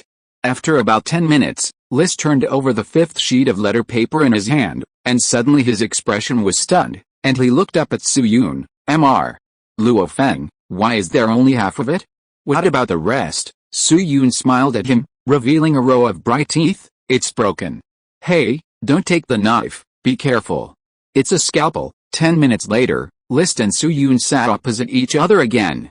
Go ahead, Mr. Luo Feng. List pointed at the letter with his index finger and asked Soo-yoon, what should I do to get the content of the second half? Soo-yoon glanced at the scalpel beside List calmly, motioned him to come closer, and whispered. You do this first, that second, and then, half an hour later. Soo-yoon generously slapped 7 pennies and pulled up his trousers. He walked out of the room with a comfortable look on his face. It's done. He returned along the same route, found the driver, and prepared to return to the hotel to meet up with Lao Tang. Next, it's time to consider the recruitment of new members to the Zhu Society. Then show off your skills again. Why does this sentence seem a little weird? Chapter 272 Accidents happen one after another. After leaving the medical department, Soo-yoon looked at the bright sky and stretched his body. His stiff bones made crackling sounds. To be honest, today's 2 operations went smoothly, a little easier than expected. Although he didn't meet Mr. Carl in the first one, sometimes meeting is not necessarily a good thing. After all, there's always a sword floating above Soo-yoon's head. In his previous life, Soo-yoon was slashed by it, which led to a little unknown person named Wu who is still missing. If he is hit again now, he will really become a fishing girl. Compared with the first one, the second meeting with List was undoubtedly a great success. List. Hearing this name, the first person that comes to many people's minds may be Franz Liszt, the Hungarian pianist whose hairstyle is somewhat similar to Suzuki Sanako, one of the most outstanding representatives of the early Romantic period. But in fact, in 1850, there was another Liszt in Britain. He was Joseph Liszt. This Lister played an important role in the history of modern medicine and was known as the god of surgery. In a sense, his contribution to modern medicine was almost equal to that of Maverick plus Dirac in physics. Now that Soo-yoon had successfully connected with him, some plans could be officially launched. The code name of this plan was Dawn in the Dark Night, which had a profound meaning. However, Soo-yoon still preferred its alias, Secrets That Cannot Be Told to Readers. It's just that this name is not easy to use openly, otherwise there might be corresponding measures such as monthly tickets that cannot be cast for the author. In short, after dealing with the hidden line of Lister, Soo-yoon had nothing to do in London in the short term. After leaving the school gate, he asked the coachman to start the carriage, ready to leave University College London, and return to the hotel to meet up with Lao Tang and Evelyn. Creaking, the carriage moved slowly on the driveway. The driver, KZI Galileo, seemed to be in a good mood because of a big income today. He hummed a song while driving, just because the flower of hope, the bond between people, exists in our hearts. Soo-yoon leaned on the soft cushion and looked at the scene outside the window casually. The route chosen by KZI Galeao passed through a commercial district, where all kinds of people shuttled through. It was a scene that Soo-yoon had not seen before. In addition to the Europeans everywhere, Soo-yoon also saw a lot of foreigners dressed in African and Arab costumes, which showed that London was a trade center at this time. He even saw a camel caravan in front of a stall. Just when the carriage passed a corner, Soo-yoon suddenly caught a glimpse of something from the corner of his eye, and subconsciously shouted to the driver, "Master, stop for a moment." After that, his eyes locked on an alley about 30 meters away from the carriage through the window. Although Soo-yoon in the later generations had myopia of nearly 1,000 degrees and could not distinguish between humans and animals at a distance of half a meter, and it was difficult to restore his vision even with glasses. But in the copy, his vision was a standard 5.2, and he could clearly see some things happening in the distance. At this moment, 4 or 5 middle-aged people were standing at the entrance of the alley. They were wearing white coats, yellow skin, smooth foreheads, and a braid tied behind their heads. It was obvious. They were from the East. To be precise, they were from the Qing dynasty.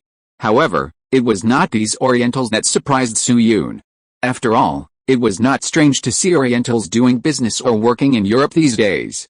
Even Soo-yoon himself used this layer of skin. What really surprised Soo-yoon was the other two figures standing next to these people. One of them on the left was a European. He wore a pair of white gloves, held a long wooden stick in his right hand, and hung a bell around his waist. This was the standard dress of the early British police. It has been introduced in the previous article. In 1829, the London Metropolitan Police replaced the Bow Street Detectives as the patrol organization in London, marking the beginning of the modernised police system. Its founder, Home Secretary Sir Robert Peel, established a principle of low armament at the beginning of its establishment. That is, new police officers were restricted from carrying sharp weapons and guns, and only carried a bell and a wooden baton hidden in their coats, giving people a civilian image. This situation continued until 2 police officers were killed in 1884, when the London Metropolitan Police finally made up its mind and officially purchased a batch of Webley Bulldog revolvers, which were newly designed at the time, as police sidearms. To be honest, it is not strange to see a policeman on the streets of Britain these days, but the problem is that Soo-yoon had just seen this person yesterday. That's right. This person was one of the 2 men who sat opposite Soo-yoon and chatted at the Apostle Society gathering last night. What seems to be the Hobbit? Oh, I remember. It's Hoyt. This person seems to be a cadre in the London Metropolitan Police Department, but Soo-yoon is not sure about his specific position. But from the information that this person can know about the mysterious gang, it is obviously impossible for him to be an ordinary grassroots cadre. At least he's a middle-level cadre. If Holt's appearance can be barely explained by coincidence, then the existence of the second person shocked Soo-yoon a little. The other person standing next to Holt was the Chinese student Tian Heo-suo, who met at the opening ceremony. Holt, Tian Heo-suo, and those Chinese people, why did they gather together? Then Soo-yoon lowered the curtains and observed secretly. Holt seemed to have taken the lead in the conversation at this time, and said something to Tian Heo-suo and several white coats with an unpredictable look. In the end, he was even more angry and used the baton as a crutch, hammering it hard on the ground a few times. Several white coats nodded while listening. After half a minute, the person who spoke changed to the scarred face in the lead. Scarface turned around and asked Tian Heo-suo, and his tone was obviously extremely harsh. Facing the Scarface's inquiry, Tian Heo-suo shrank his neck and shook his head, and said something timidly. As soon as the voice fell, snap, Scarface's face turned blue, and he slapped Tian Heo-suo fiercely. Under the force, Tian Heo-suo, who was already a little thin, took several steps back, covering his left face in silence. Seeing this, instead, Holt on the side stopped Scarface's subsequent actions. The few people talked about something again and then separated. After Holt left, Scarface spat lightly on the ground, kicked Tian Heo-suo's calf with the tip of his shoe, and the few people quickly disappeared in the alley. In the car, looking at the dark alley, Soo-yoon's brows were tightly twisted into a ball, and he didn't relax for a long time. Although he and Tian Heo-suo have not yet had any intersection, and they haven't even said hello. But the other party is the first Cambridge student in this timeline after all, and Soo-yoon is born with some goodwill towards him.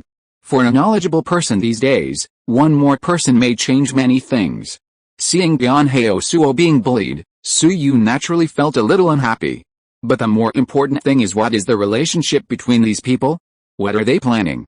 At present, it is certain that Yeonhae-seo should be willing or passive to obey Scarface and do something for them. It may be to find something, or it may be to steal something, and it is not even ruled out that he may kidnap, poison or kill someone. But what about deeper and more specific information? Su-yoon knows nothing. Thinking of this, he pondered for a moment and asked the driver outside the carriage, "Master, do you know where the third alley in front of us on the left leads to behind?" The third alley. The voice outside the carriage paused for a few seconds, as if looking for a target, and soon said, "This, sir, there is a gathering place for Oriental people. The atmosphere inside is quite chaotic. Everyone calls it Limehouse." Inside the carriage, Su-yoon touched his chin thoughtfully and repeated, "Limehouse." As an exchange student who had spent a year in Cambridge in his previous life, Su-yoon was not unfamiliar with this word. As everyone knows, in later generations, the gathering places of Chinese people abroad were either called Chinatown or Chinatown, and the English name was Chinatown. In fact, before these two names, the gathering places of Chinese people actually had a more derogatory name. That is Limehouse. Limehouse was actually an administrative area in East London at the beginning, and the literal translation can be called Limehouse, just like the Soho area that Su-yoon had visited before. However, since the mid-19th century, a large number of Chinese workers have settled in Limehouse, where gathering places for opium dens, brothels, and gambling houses have gradually formed. Various gangs and groups are mixed, and because the lower-class Chinese people had a low awareness of hygiene at the time, the environment in Limehouse has gradually become a bit worse. The lime in Limehouse happens to be a relatively dirty creature in British country stories, and house is a house. Combining the two, it can also be said that it is the house where that creature lives. So gradually, the word Limehouse lost its landmark characteristics and became a derogatory term to describe the gathering place of Chinese people. Just like pigeon originally refers to a kind of bird, but with the development of network culture, it has become a synonym for a certain group of people who are slow to update. At some offline events, if someone points to someone on the stage and says that bastard is an old pigeon, it obviously does not mean that he is a bird, but implies that he is a crazy slow updater. Of course, when ordinary people see Su-yoon, they often praise him in a friendly way. "Tentacle monster, why do you update so quickly?" In short, Limehouse is also a concept. Although the one crow has not erupted in this year, many workers have already secretly run to the UK to make a living, and the number is not small. Then Su-yoon thought about it and asked Kzie Galio, "Master, do you know what the Oriental man who is about 1.7 meters tall, in his early 40s, with a scar on his face does?" Outside the carriage, Kzie Galio was slightly stunned. "About 1.7 meters tall, in his early 40s, with a scar? Tell the truth." There is a lot of traffic in this area, and Su-yoon did not deliberately remind him, so he did not notice the few people gathered at the alley just now. However, the characteristics given by Su-yoon were quite distinct. Kzie Galio was an old driver who had contact with all kinds of people, so he quickly thought of someone. "Sir, is the scar on that person's face curved from the left cheek down to the corner of the mouth?" Su-yoon recalled for a few seconds and said affirmatively, "Yes, that's it." Kzie Galio pondered for a moment and said, "I have heard of that Oriental man. It seems that his name is something like Siaopio." "Sorry, sir, I am not familiar with your Oriental names, but I know that he is a coolie in the area of the Gateway Port. He manages 30 or 40 people and occasionally collects some protection fees. He is quite famous." In the carriage, Su-yoon repeated the name Siaopio. "Private appointment with prostitutes? Tearing up monthly tickets? This name doesn't sound like a good person. Okay, let's talk about it seriously.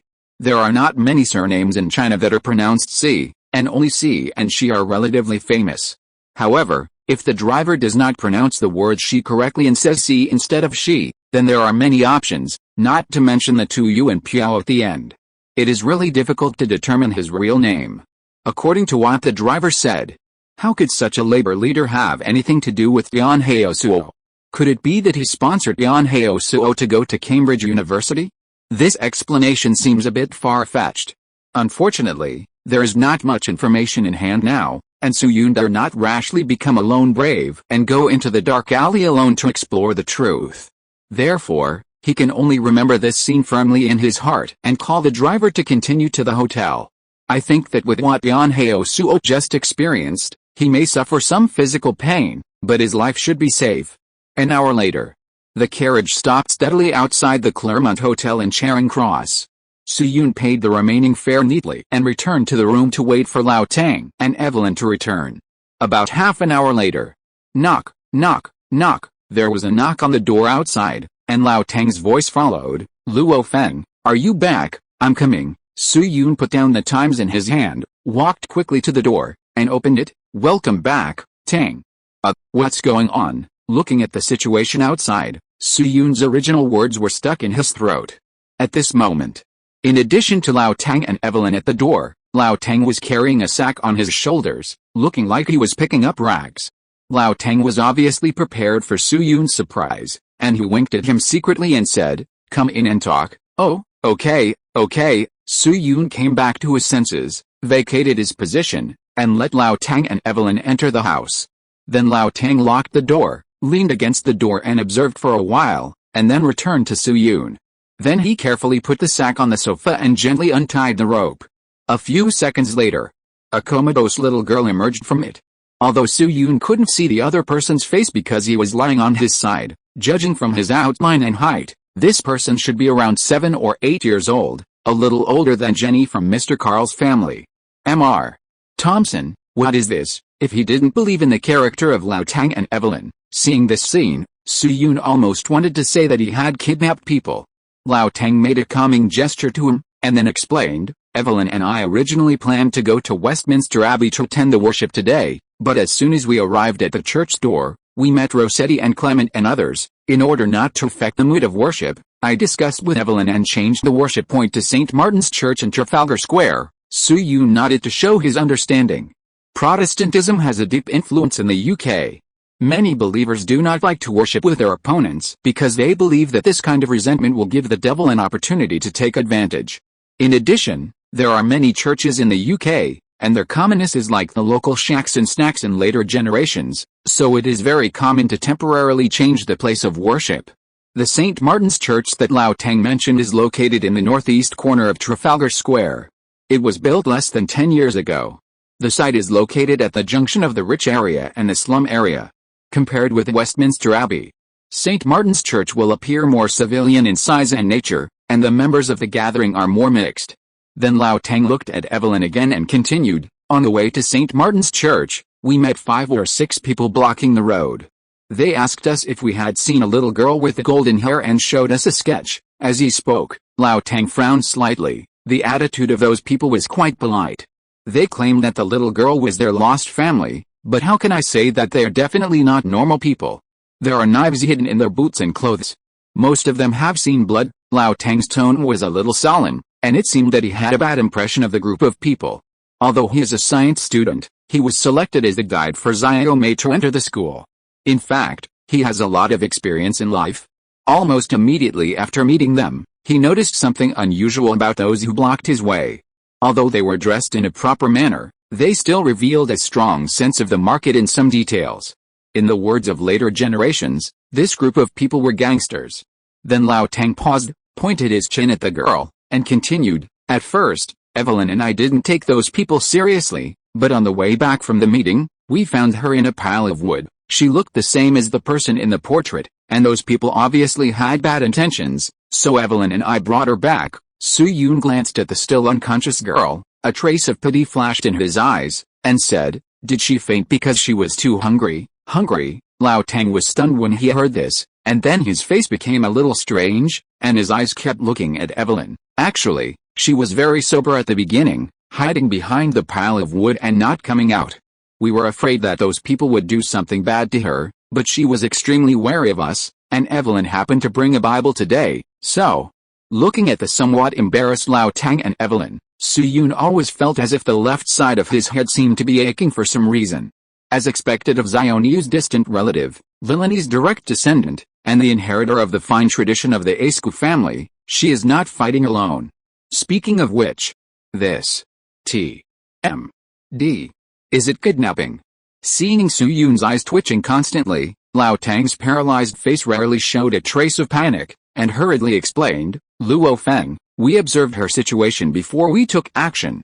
She is obviously a street child, otherwise we would not have resorted to such extreme measures." Su Yun exhaled a breath of turbid air full of complex emotions, and understood. "So you brought her back?" Planning to take her back to Cambridge University, Lao Tang nodded and said, "Yes, at least take her out of London first, and then try to see if you can contact her family. If it really doesn't work, settle her in the orphanage of Trinity College Church. Maybe she will feel that Sunday school life is a bit boring, but at least it is much better than staying in a den of thieves." Su Yun pondered for a moment and did not object. Although the methods used by Lao Tang and Evelyn were somewhat violent, their starting point was indeed not a problem. Judging from the girl's clothes and skin color, she had obviously been in a state of malnutrition and wandering for a long time. She was either an orphan or had lost contact with her family. In this case, some people who were obviously mixed up in the underworld were looking for her, which obviously could not be a good thing. The other party was wary of Lao Tang and Evelyn, so Evelyn had no choice but to come to Bo to convince them with reason. To be honest, faced with this situation, even Su Yun had no good solution. In 2022, he could try to hum a song of the Lone Brave Man to see if he could connect to the Bluetooth, but this trick was obviously useless in 1850. Either he chose not to save her, ignored her coldly, turned around and walked away, or he could only control the other party's ability to move first. When he brought her back to Cambridge University, his own territory, the options would naturally be much more relaxed. At that time, he could try to help her find her relatives, or he could foster her in the church's orphanage.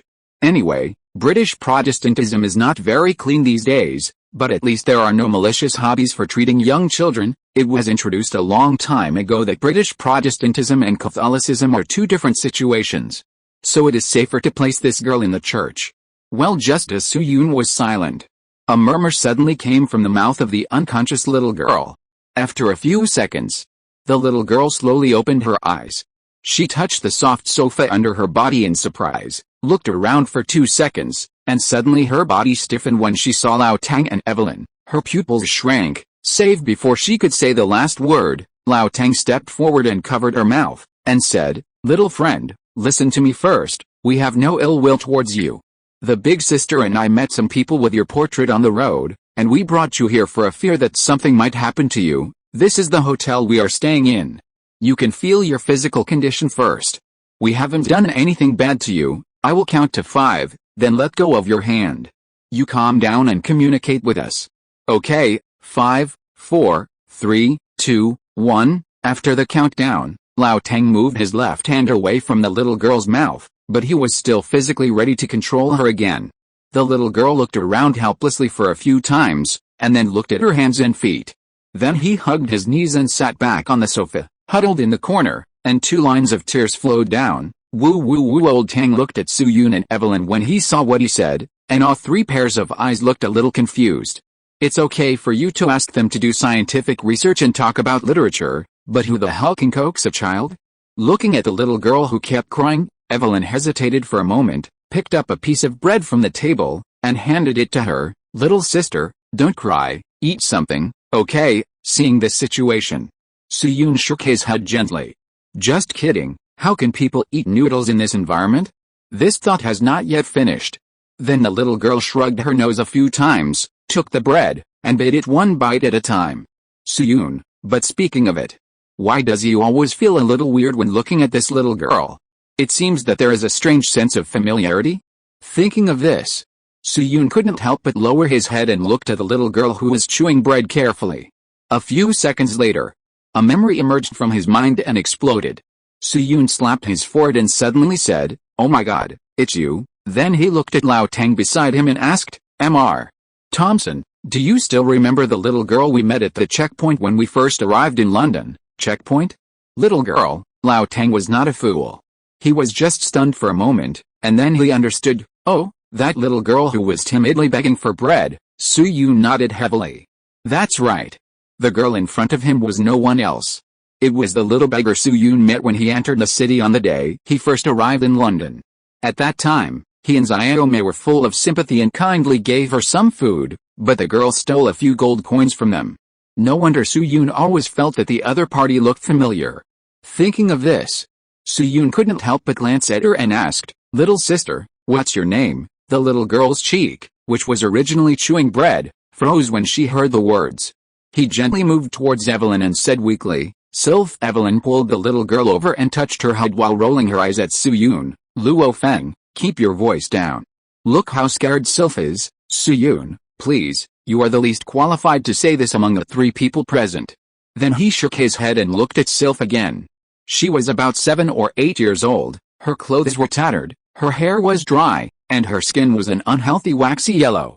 The only thing that could be considered intact about Sylph was a small gray bag tied around her waist. The small bag was a little shriveled. To the naked eye, the things stored inside were about the size of an egg. It should be a small treasury that she had saved up with great effort.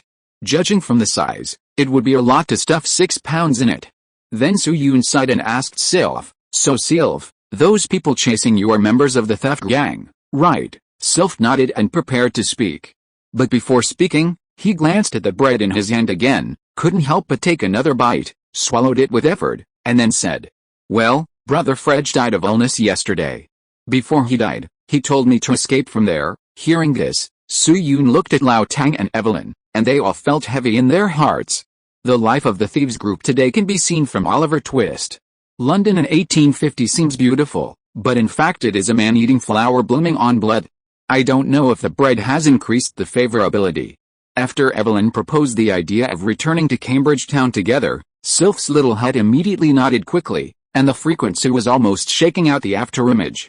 According to her, her parents abandoned her on the street when she was born, and she was raised by the street kid named Fred since she was a child.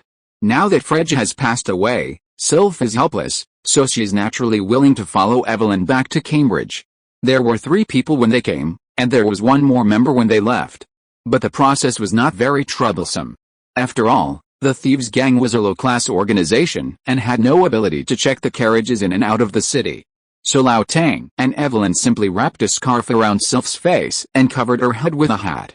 Then they stuffed her into the carriage and left the city leisurely. I don't know if it was because she was educated in the thieves' den. Sylph seemed very well behaved and sensible. She held Evelyn's hand tightly all the way without saying a word. After leaving London, Lao Tang suddenly thought of something and turned to Su-yoon and said, "By the way, Luo Feng, the list of new members of the Apostle Society has been released." Su-yoon was slightly stunned and subconsciously wanted to ask Lao Tang how he knew about this. But then he thought about it. Since Lao Tang and Evelyn met Rossetti and Clement in the morning, they must have met other members of the Apostle Society. It is not surprising to know the result from Stanley and others who are familiar with him. Think about these. Su-yoon's eyes were filled with curiosity, and he asked, "Besides Hallam, who is the other one?"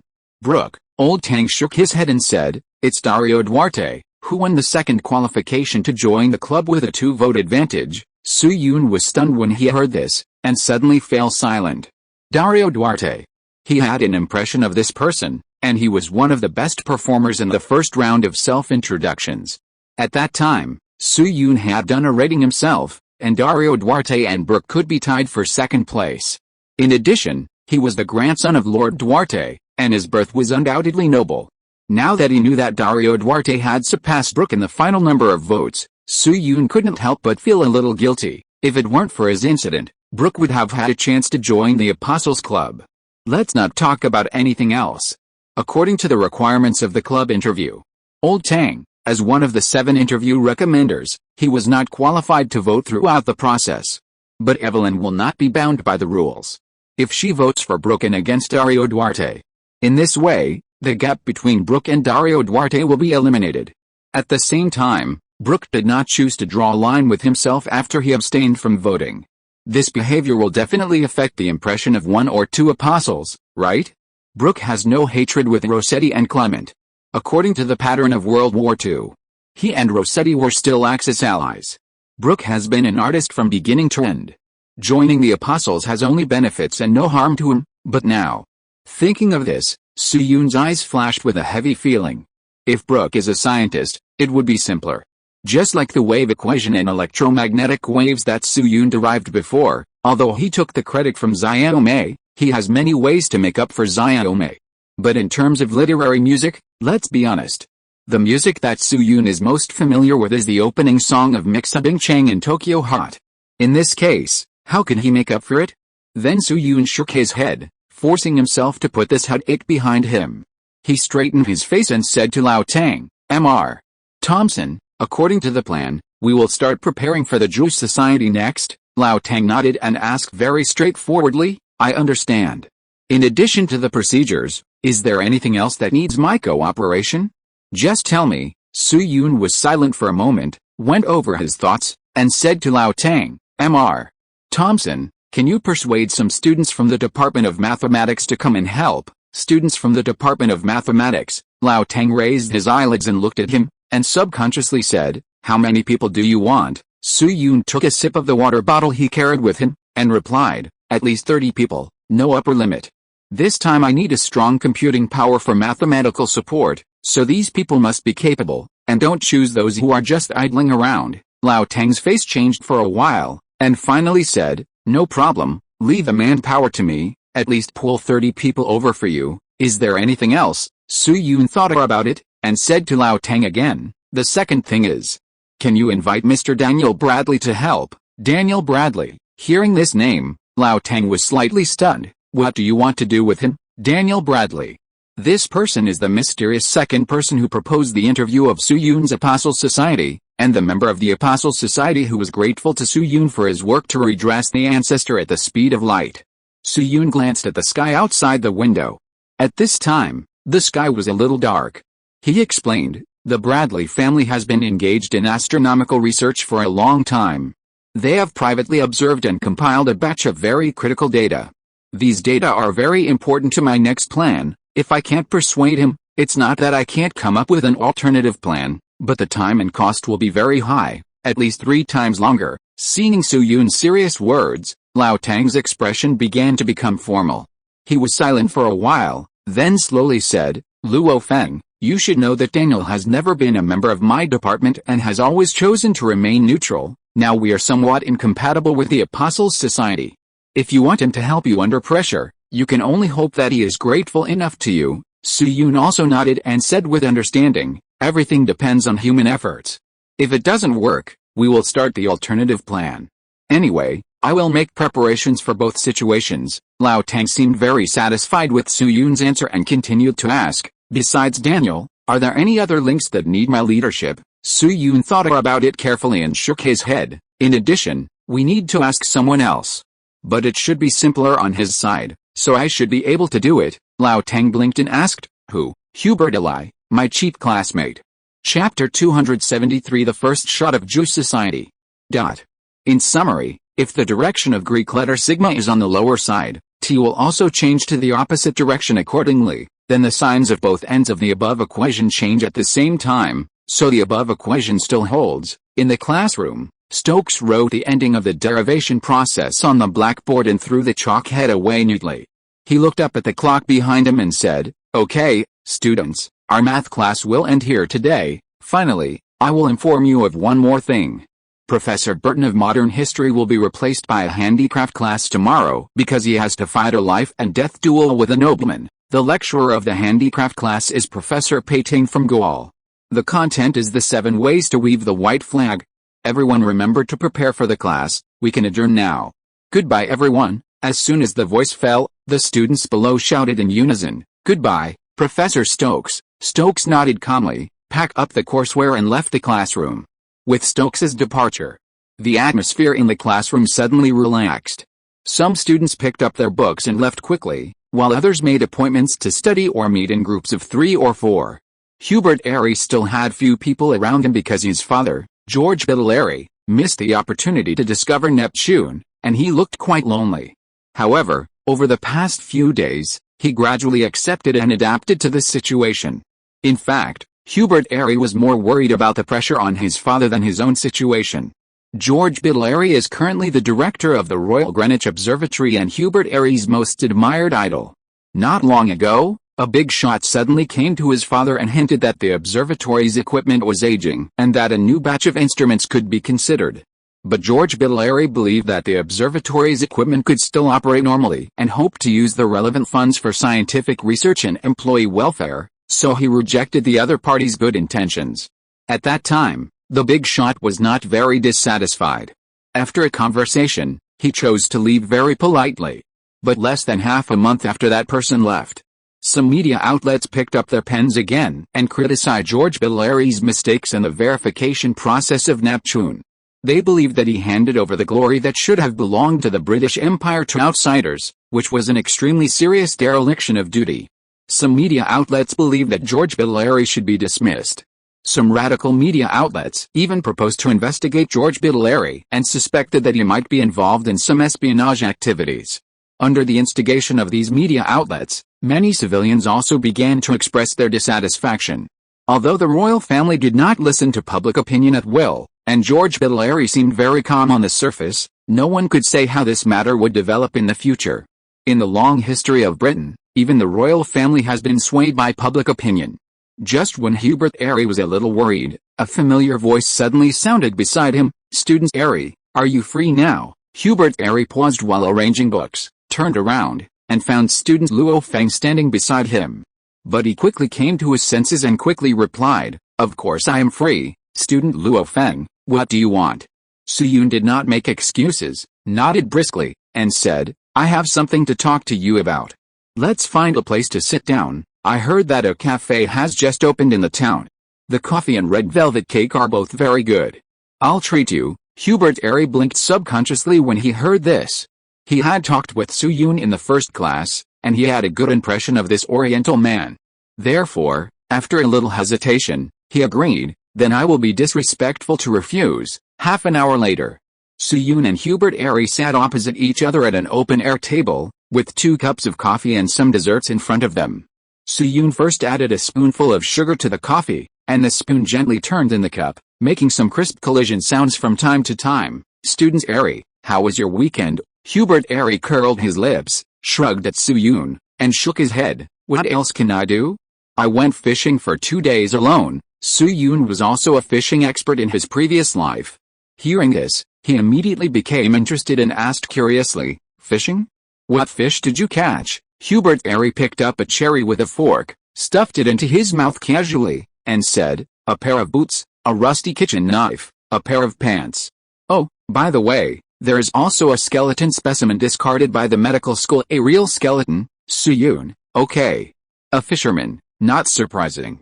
After saying that, Hubert Ally looked at Su Yun again and asked, "Student Luo Feng, I heard that you attended the Apostle Society's dinner party this weekend." Su Yun's eyes flashed with a trace of astonishment, and he was obviously a little surprised by this question.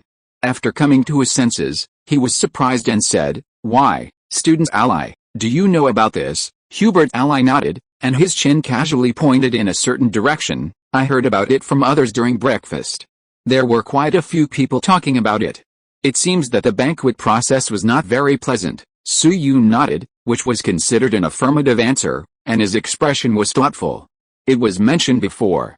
As a secret organization, the Apostle Society's gatherings and lists have long been highly confidential on campus, at least for the students group. Many interviewees did not even know that they knew an apostle before receiving the invitation letter. 90% of students can only guess whether someone may have joined the Apostle Society based on their fame. In this case, the news of the weekend party was spread to the students in less than a day. Even Hubert Airy, who was more marginal than Su Yun, had heard about it. Rossetti and Clement had already started to exert their strength. No wonder Su Yun felt that some people in the class looked at him in a strange way. He thought that those people had activated some attributes of gay England. So that's what happened. But then again, although the Apostle Society's move once again pushed Su Yun and Lao Tang to the forefront, it also saved him some trouble in introducing the situation. Then Su Yun's expression became serious and he said to Hubert Airy, "That's right, classmate Airy, I had some disagreements with several members of the Apostle Society at the banquet, which involved some racial discrimination, so there was a quarrel, which also affected Mr. Thompson." After that, he observed Hubert Airy's reaction with his peripheral vision. Although he was not very clear about George Biddleary's detailed resume, he remembered one thing very clearly. George Biddleary was once considered Irish because of his orange hair color in his childhood, and he suffered a long period of cold violence and school bullying. So after he became an adult, George Biddleary has been calling for racial equality, and he has indeed achieved some results. This view of equality may be a stress product of bullying, and it is not necessarily an innate idea, but at least it is much cleaner than those rights organizations in later generations for various purposes. As the son and admirer of George Beadle Airy, Hubert Airy should have been instilled with these ideas. Sure enough, after hearing what Su Yun said about racial discrimination, Hubert Airy immediately slammed his hammer on the table and frowned. It's really outrageous. Seeing that Hubert Airy was moved by him, Su Yun continued, so I discussed with Senior Thompson and planned to form an independent club called the Jewish Society. This club does not involve politics and literature, does not distinguish between races and skin colors, and is purely engaged in scientific research. Good idea. As soon as the voice fell, Hubert Airy clapped his hands again, and his expression was slightly moved again. His father, George Beadle Airy, was a scientist who wanted to do research, but in reality he collided with politics and capital. In addition, he did make some mistakes, which led to the pressure like today. Therefore, Hubert Airy still had some resonance with Su Yun's pure scientific research, and coupled with Su Yun's previous experience of racial discrimination, he had already slightly leaned towards the Jewish Society emotionally.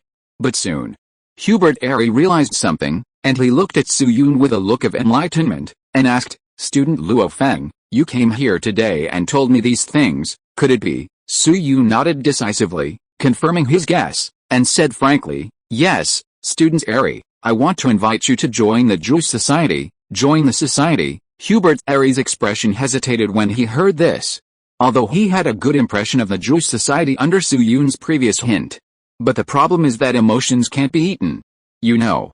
The Jewish Society is obviously an organization established to fight against the Apostle Society, and it will inevitably be strongly suppressed and smeared by the Apostle Society. Compared with the benefits of joining the society, the risks are undoubtedly greater. Thinking of this, Hubert Airy couldn't help but look at Su Yun and asked, "Student Luo Feng, why did you come to me? Is it because I don't have friends?" Well, it's a typical British heartless question. Su Yun paused for a moment and did not answer directly, but asked, "Student Airy, if there is an opportunity to help your father get rid of the pressure of public opinion and even become a British hero again, are you interested?" Clang. There was a crisp sound. The fork in Hubert Airy's hand fell into the coffee cup, and the coffee splashed everywhere, and a lot of it fell on his white collar. But Hubert Airy seemed to be unaware of this, and his eyes were fixed on Su Yun. After a few seconds, gurgle, his throat rolled heavily, and he even felt a little dry at the corners of his mouth when he spoke. "Student Luo Feng, what do you mean by this?" Su Yun smiled slightly, but still did not answer directly, but changed a new question and said, "Student Airy, you were born in an astronomical family. You should know Uranus and Neptune very well, right?" Hearing the word Neptune, Hubert Airy's face suddenly darkened. But he still nodded stiffly. "Of course I know, as everyone knows.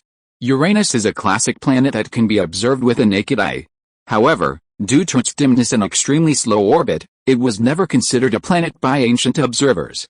The earliest known observation of Uranus probably dates back to 128 BC, when Hipparchus recorded it as a star in his catalogue, which was later incorporated into Ptolemy's Almagest.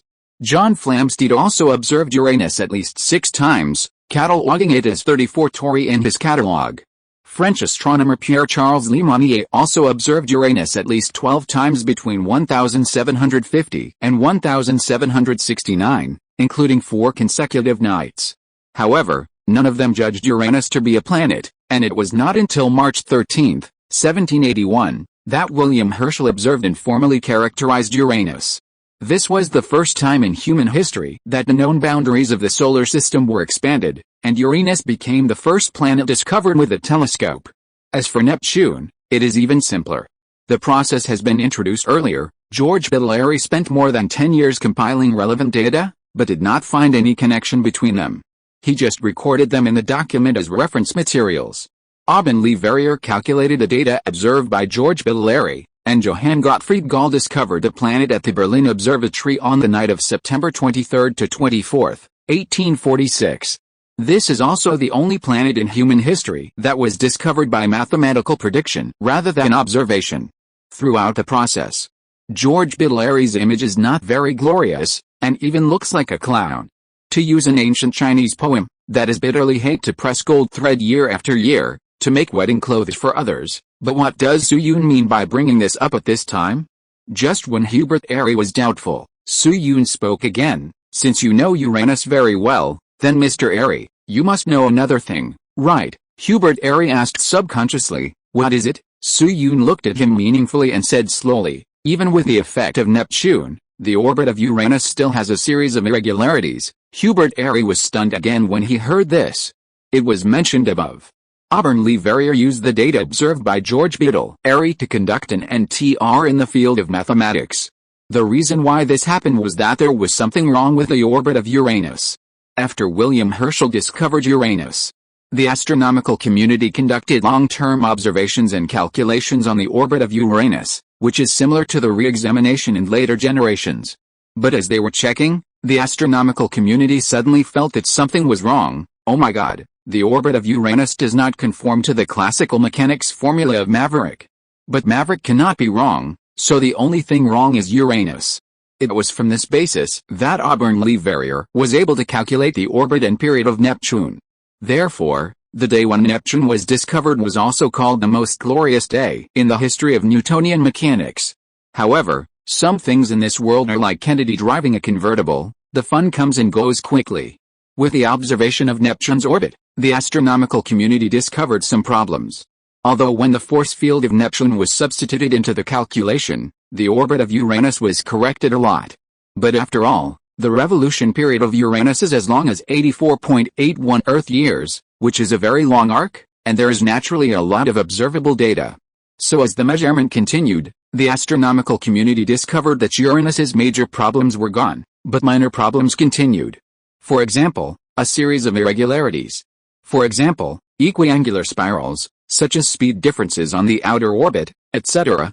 These problems are like the occasional flashbacks of mobile phones in later generations. They are not fatal contradictions, but they are a bit annoying. Therefore, there has always been a speculation in the astronomical community that is not widely accepted. If the gravity of an unknown planet farther away is perturbing the orbit of Uranus, then these irregularities can be reasonably explained. In other words, in addition to Neptune, there may be a huge celestial body in the outer orbit of Uranus. Thinking of this, Hubert Airy suddenly realized something, and he looked at Soo-yoon suddenly, and his tone even trembled a little. Student Luo Feng, these questions you asked and what you said before can prove my father. Could it be, you found that mysterious celestial body? Soo-yoon glanced at Hubert Airy's hands that were shaking like Parkinson's, shook his head slightly, and asked back, Student Airy, if I have already found that celestial body, would I still say that it is your father's chance to prove himself? Hubert Airy was stunned. He just blinked, as if that was the truth. Then Soo-yoon sighed and explained, in fact, long ago, our ancestor Fiahu had guessed about that celestial body. After all, he was the first person to know Newton's laws. It's a pity that the accuracy of the equipment at that time was limited, so our ancestor Fiahu could only write down the relevant ideas in the manuscript and pass it down as a relic, and now the first team building of our Jewish society is to find this celestial body. It can not only fire the first shot, but also fulfill the long-cherished wish of our ancestor Fiahu. It's the best of both worlds. Hubert Airy's chest rose and fell while listening. It can be seen that his mood fluctuated violently. Student Luo Feng, are you sure? Soo-yoon spread his hands to him and said with a smile, what do you think? If I'm not sure, will I use it as a founding activity for the Jewish Society? To be honest, Senior Thompson is already helping me contact students in the Department of Mathematics. By then, at least half of the students in the Department of Mathematics of Trinity College will provide us with computing power support. What do you think, classmate Airy? Are you willing to join in? Hubert Airy's face changed rapidly, sometimes excited and sometimes worried.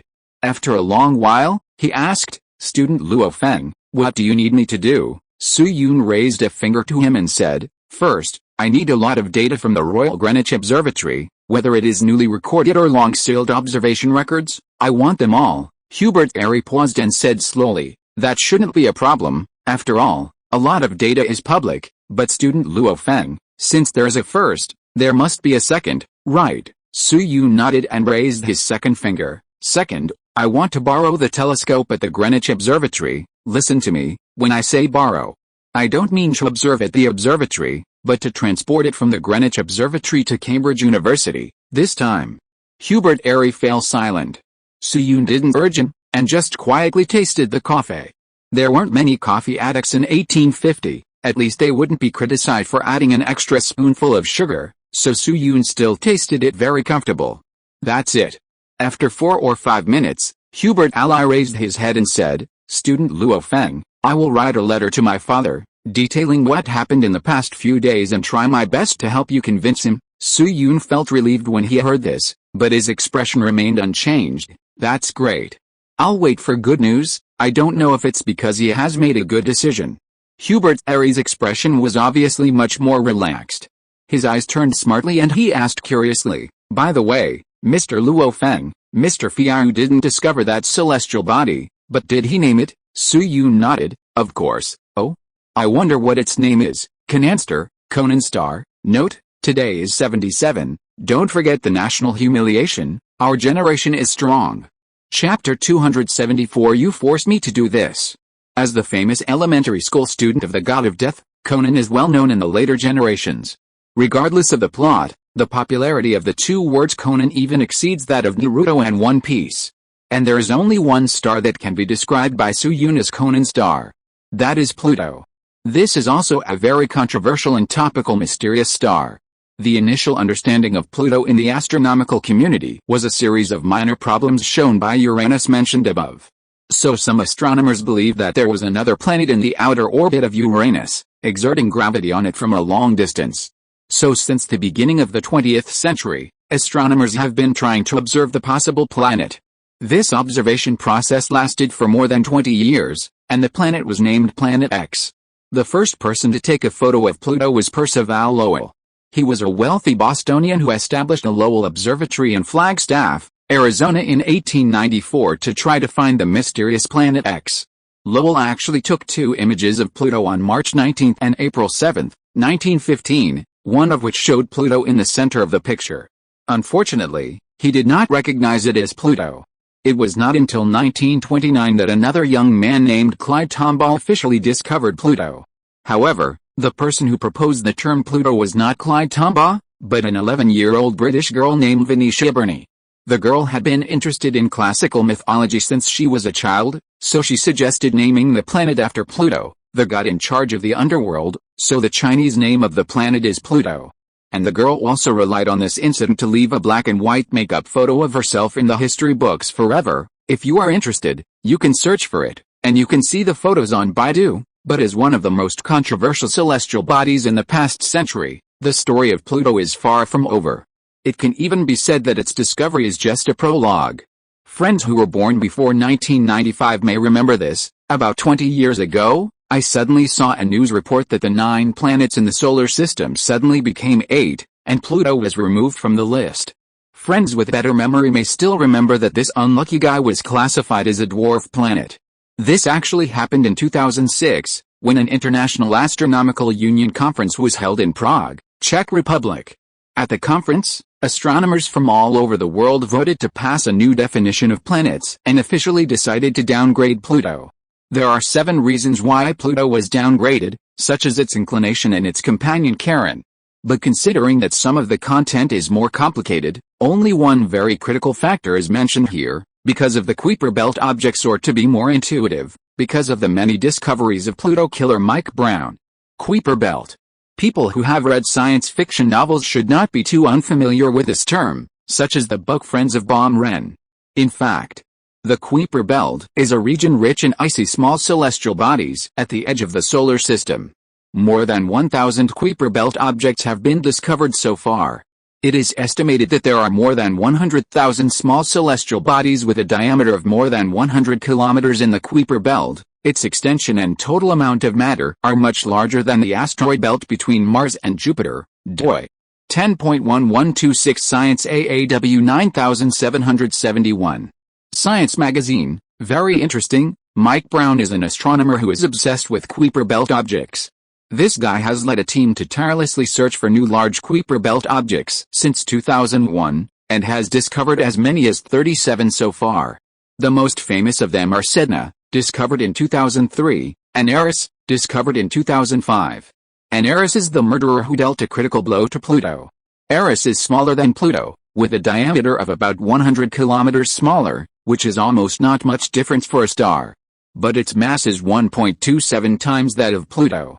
That is, A is 170 centimeters tall and B is 169 centimeters tall, but A weighs 100 kilograms and B weighs 127 kilograms.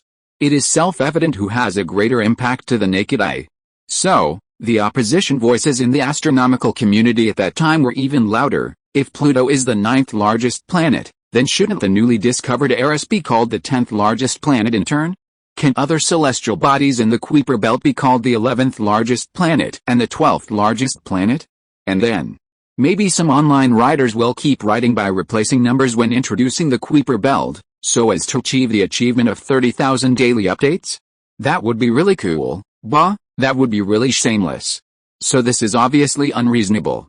In addition, Pluto itself has a satellite Charon that is not much smaller in size, which is the famous Charon I, forming a very special stellar model with each other. So in 2006, the Astronomical Conference finally made a new definition of planets. Among the spheres that revolve around the Sun, only those celestial bodies that can clear the celestial bodies in the neighboring orbits by their own gravity can be qualified to be called planets. Sorry, Pluto, which has a large family of brothers and sisters, can only be called a dwarf planet. A wave of version updates, Pluto was severely weakened, and there is no possibility of strengthening it until now. It is estimated that it will have a chance to reappear only when the universe destroys the hero to be remade. In 2010, Mike Brown also published a best-selling book based on this experience, called How I Killed Pluto. What's more murderous is that Mike Brown is still trying to lobby everywhere, hoping that the next time a spacecraft plans to pass by Pluto, his book will be sent to him. Of course. Since we are talking about Pluto, here is another little knowledge. That is, there may actually be an undiscovered 9th planet in the current solar system that truly meets the standards of a planet. This is not a folk theory like the flat Earth theory. It is a very controversial topic in the current astronomical community. The root of all evil in this topic is still Mike Brown, who discovered Sedna in 2003. Sedna's orbit is extremely elliptical and it is very far from the Sun. Even its perihelion is much farther than the distance between Pluto and the Sun. All astronomers at the time thought that Sedna was an outlier. However, in 2012, Trujillo from Mike Brown's team discovered 2012 VP 113, which has a diameter of about 500 kilometers and an equally peculiar orbit.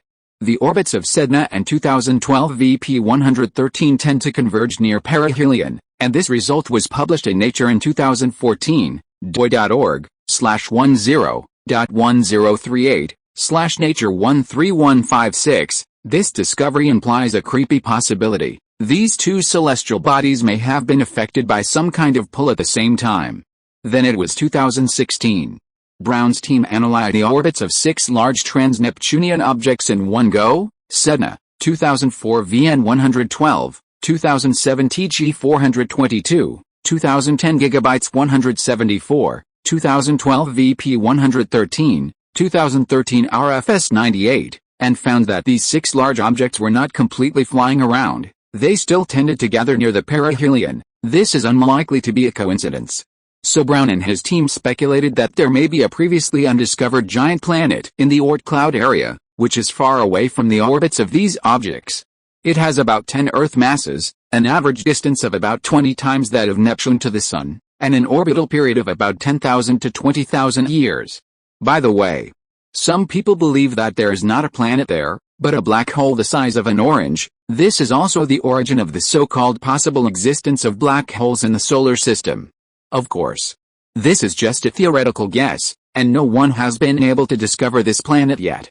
After all, the solar system is so big that we don't have the ability to deeply explore the Kuiper belt and the Oort cloud. Like Voyager 1, which was launched in 1977. At the current speed of 17 km/s, it will take at least 520 years for Voyager 1 to reach the Oort cloud. As for Voyager 2, which has a speed of 15.4 km/s, it will enter the Oort cloud in 580 years. If you want to enter from one side of the Oort cloud and then pass through the other side, it will take another 30,000 years, and Voyager 1 will completely lose contact with the Earth in 2025. In short, the possible existence of the 9th planet is indeed one of the hottest front-end topics at present. Even the civilian scientists in China or all over the world are flocking to it, hoping to find its traces and write their names into history. Like a fisherman, Soo-yoon knows, he has a telescope installed in the back of the car when he goes fishing in the wild. It's hard to see Mars, but I'm still thinking about discovering the 9th planet. I haven't caught any fish or discovered any planets after working for several hours every day, but I'm still enjoying it.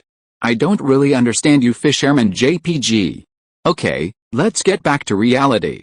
Soo-yoon targeted Hubert Airy this time for two main purposes. One is naturally to get in touch with his father, George Biddle Airy. According to normal history, George Biddle Airy not only survived the catastrophe smoothly, but also became the president of the Royal Society of London. However, George Biddle Airy obviously couldn't control his own future, so Soo-yoon could help him relieve the pressure, which was undoubtedly a textbook-like timely help. As for the second purpose, it was the astronomical telescope at the Greenwich Observatory.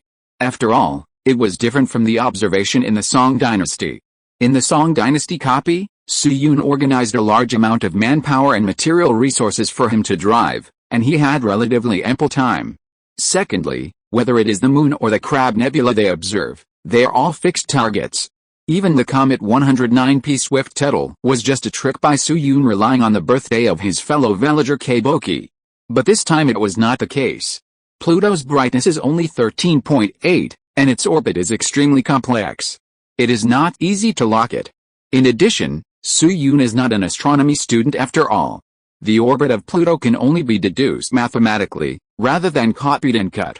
This is why he asked Lao Tang to find a bunch of math tools he needs to calculate on the spot with existing data. So he seems very confident, but he is actually a little stressed. Of course.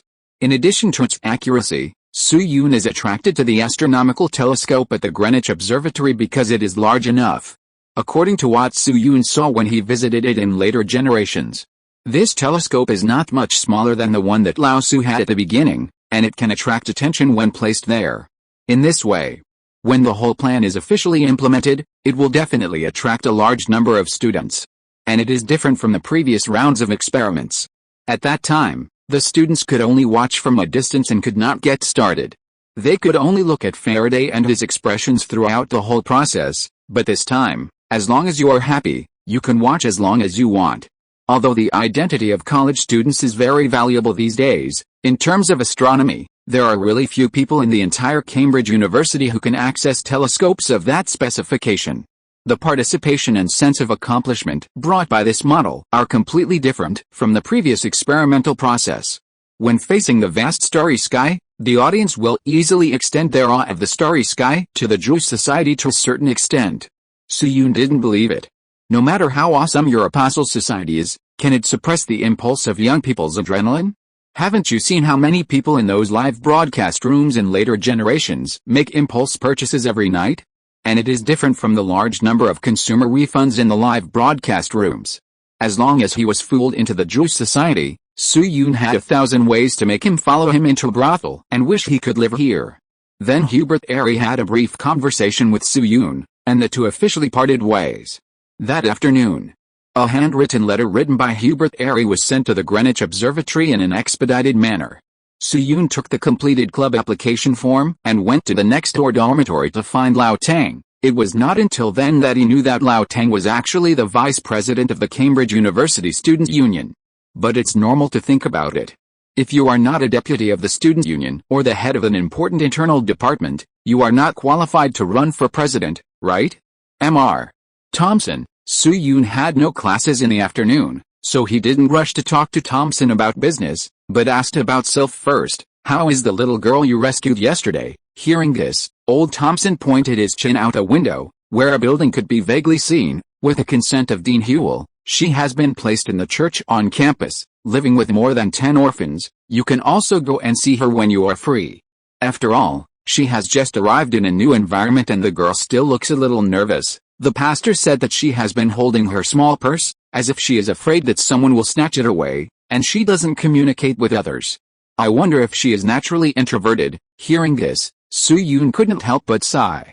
Sylph seemed to have a good relationship with her brother Fred who died before they met. Now that her only good friend has passed away, this little girl is still a little unrecoverable. Well, I'd better go and see her if I have a chance.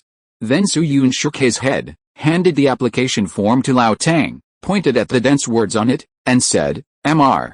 Thompson, let's talk about the club. I have filled out the form. Do you have any questions?" Lao Tang took the application form, shook it lightly like a doctor in the future reading a CD, and read it carefully. As he read it, Lao Tang suddenly let out a surprised hum from his nose. "Huh? Luo Feng, why is my name written in the president column? And your position is still after Evelyn." Su Yun sat upright with his hands on his knees. He was not surprised by Lao Tang's reaction. That's right. On this form, the candidate for president filled in by Su Yun was none other than Lao Tang himself. Su Yun's name was ranked after Evelyn, in the third president column. After all, his second ring mission this time had only one item, which was to push Lao Tang to the position of president of the student union. So the credit on the surface must go to Lao Tang, and he just had to be the man behind. Moreover, Su Yun would disappear from the dungeon after completing the mission, so he and Lao Tang were considering two completely different things, according to Su Yun's plan. Lao Tang would be the president of the Jewish Society for a year, and after graduation, he could hand over the society to Evelyn, who might even be able to run for the new president of the student union. In this way, not only would a Jewish society be able to be handed over smoothly, but the resumes of Lao Tang and Evelyn would also be much more brilliant. Even in the year when Evelyn graduated, Xiaomei would just be promoted to the senior year, and it was possible that she could achieve 3 consecutive peerless achievements. The time between the two was about 5 to 7 years, which was enough for a scientific research faction to form a basic prototype. This was a good thing for Lao Tang, Evelyn, Xiaomei, Cambridge University, the scientific community, and even the East. Su Yun himself kept his achievements and fame to himself. Pattern JPG. Of course. Thoughts in his mind were thoughts, and Su Yun certainly could not say all these words. So he thought about it, and changed his excuse to a barely explainable reason, and said, "Mr. Thompson, you should know the current situation better than me. There is the Apostle Society outside and other candidates inside. The result of failure is expulsion, so no matter from which angle, you are the most suitable candidate for president. As for my position, don't forget that I am an Oriental after all. Once the Jewish society becomes bigger, there will always be some rumors, not to mention that the empire's attitude towards the East is unclear now. If I jump out rashly, it is not a wise move." Old Tang was silent for a moment after hearing this, and then he sighed softly. "Okay, I understand, but in this way, you may suffer some grievances." Su Yun waved his hand indifferently. He really didn't care about these. It's okay. I just did some small work. It's good that I wasn't asked to do something else." Old Tang nodded, and looked at the application form again. His tone changed from surprise to complete confusion. "There are no other big problems, but what does the slogan 30 years on the east side of the river, 30 years on the west side of the river, don't bully the poor fishermen mean?" Su Yun's mouth twitched slightly, and he explained, "It's just a buff or a proverb in the East, which means that if you can't catch fish in the East, switch to the West. If you still can't catch any fish, don't be stingy with money, spend all your money to buy a pump to pump out the water." After saying that, he changed the subject and quickly moved on to ask Lao Tang, "By the way, Mr. Thompson, I wonder about Mr. Bradley and the mathematics department." "Oh, I was just about to talk to you about this." Seeing that Su Yun mentioned the business, Lao Tang no longer had the mind to pursue the proverb, but said with a serious expression, "I have already contacted Daniel, and he is willing to provide the Bradley family's treasured observation records, which will be delivered to me in about 3 days. Su Yun was immediately delighted, and his hands on his knees clenched into fists. The fact that J. Bradley was able to use the aberration method of stars to measure the speed of light, and the final result was extremely close to the speed of light, is enough to prove 2 things. First, Bradley has an extraordinary mind and sensitivity in astronomy. Second, the relevant data he has is extremely precise. In the past 100 years, the Bradley family has been trying to clear J. Bradley's name, so they have invested a lot of effort in star observation, and almost every generation has an astronomer. At the same time, due to the resistance of the mainstream astronomical community, they have never publicly communicated their own observed data. Now that Daniel Bradley is willing to share these data, it will undoubtedly be a huge help for Su Yun's subsequent calculation process. The Bradley family plus Father Airy, one private and one public, basically cover all the data that can be observed in this era. However, Su Yun was not happy for long, and Lao Tang's next words poured cold water on him. "But, Luo Feng, In terms of manpower in the mathematics department, you may have to be prepared for insufficient computing power. Hearing Lao Tang's words, Su-Yun raised his head suddenly, and a rare look of surprise appeared on his face. Among the 3 links he planned, Daniel Bradley, Hubert Airy, and mathematical tools, he was least worried about recruiting manpower for the mathematics department. After all, Lao Tang is the local snake in the mathematics department. Isn't it my advantage if he personally takes action this time? Unexpectedly, the seemingly most stable link has unexpectedly changed? Thinking of this, Su-Yun's brain quickly turned. After a while, he suddenly thought of something and tentatively reported a name, Frederick Agar Ellis. Lao Tang looked at him in surprise, was silent for a long time, and finally nodded slowly. Frederick Agar Ellis. This is the opponent of Lao Tang's election for president that Su-Yun met at the opening ceremony. He is also Lao Tang's rival in love and the loser of the 3rd place in the mathematics department. Then Lao Tang took a deep breath, as if he wanted to pour out all the depression in his heart, and said, "The Ellis family is a hereditary earl, and Frederick Agar Ellis's father is the current Earl of Ellis. He is also a neutral member of the House of Lords and the Deputy Lieutenant of Devonshire. I got the news this morning that Earl Ellis will come to Cambridge University in person next week." So, Su-Yun frowned slightly when he heard this, and his expression was a little solemn. As everyone knows, there are 5 kinds of titles in Europe, namely, Duke, Marquess, Earl, Viscount, Baron, and a less accepted baronet. On this basis, the UK has further subdivided the honours into 3 categories: Royal Order, Noble Order and Merit Order. The literal meanings of these 3 honours are easy to understand.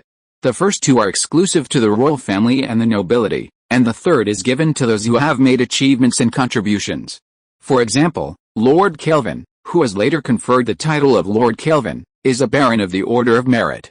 As for the titles above the nobility, there are 2 clergymen in the UK with higher status, but they are not nobles, namely the Archbishop of Canterbury and the Archbishop of York. In 2022, the UK has only 24 plus 4 dukes, 30 plus marquesses, 191 earls, including Scotland, Wales and Northern Ireland, and 700 plus barons. The number in 1850 was even smaller, because many of the Lord's promotion merits were obtained from the 1 Crow, 2 Crows and the Crimean War.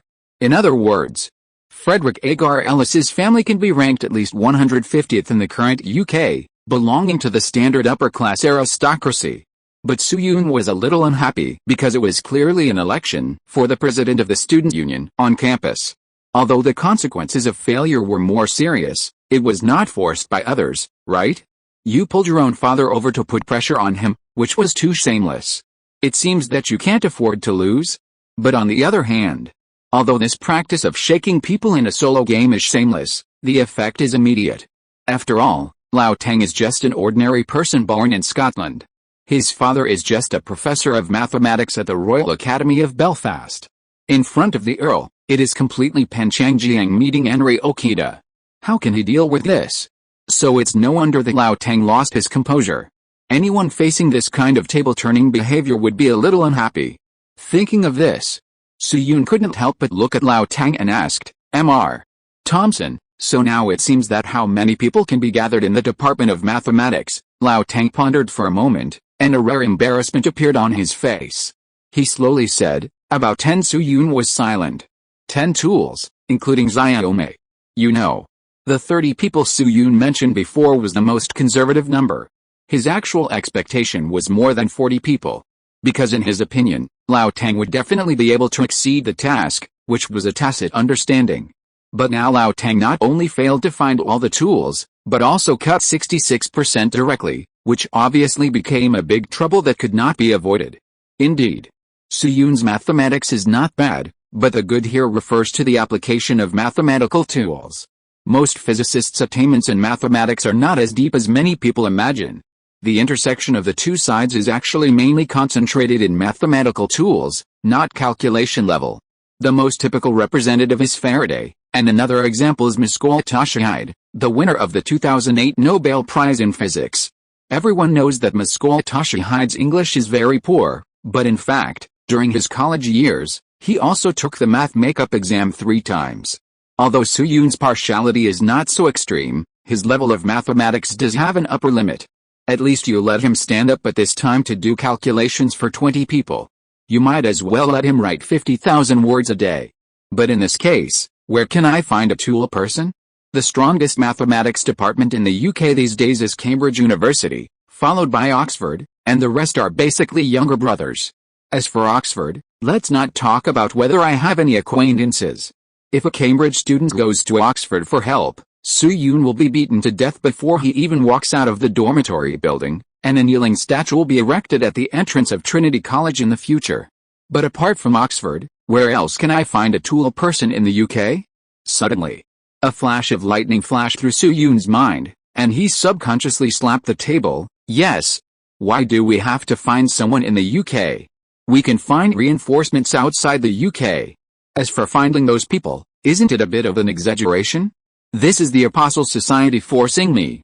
Thinking of this, Soo-yoon quickly packed up the things on the table and hurriedly said to Lao Tang, "Lao Tang, I have something to leave first.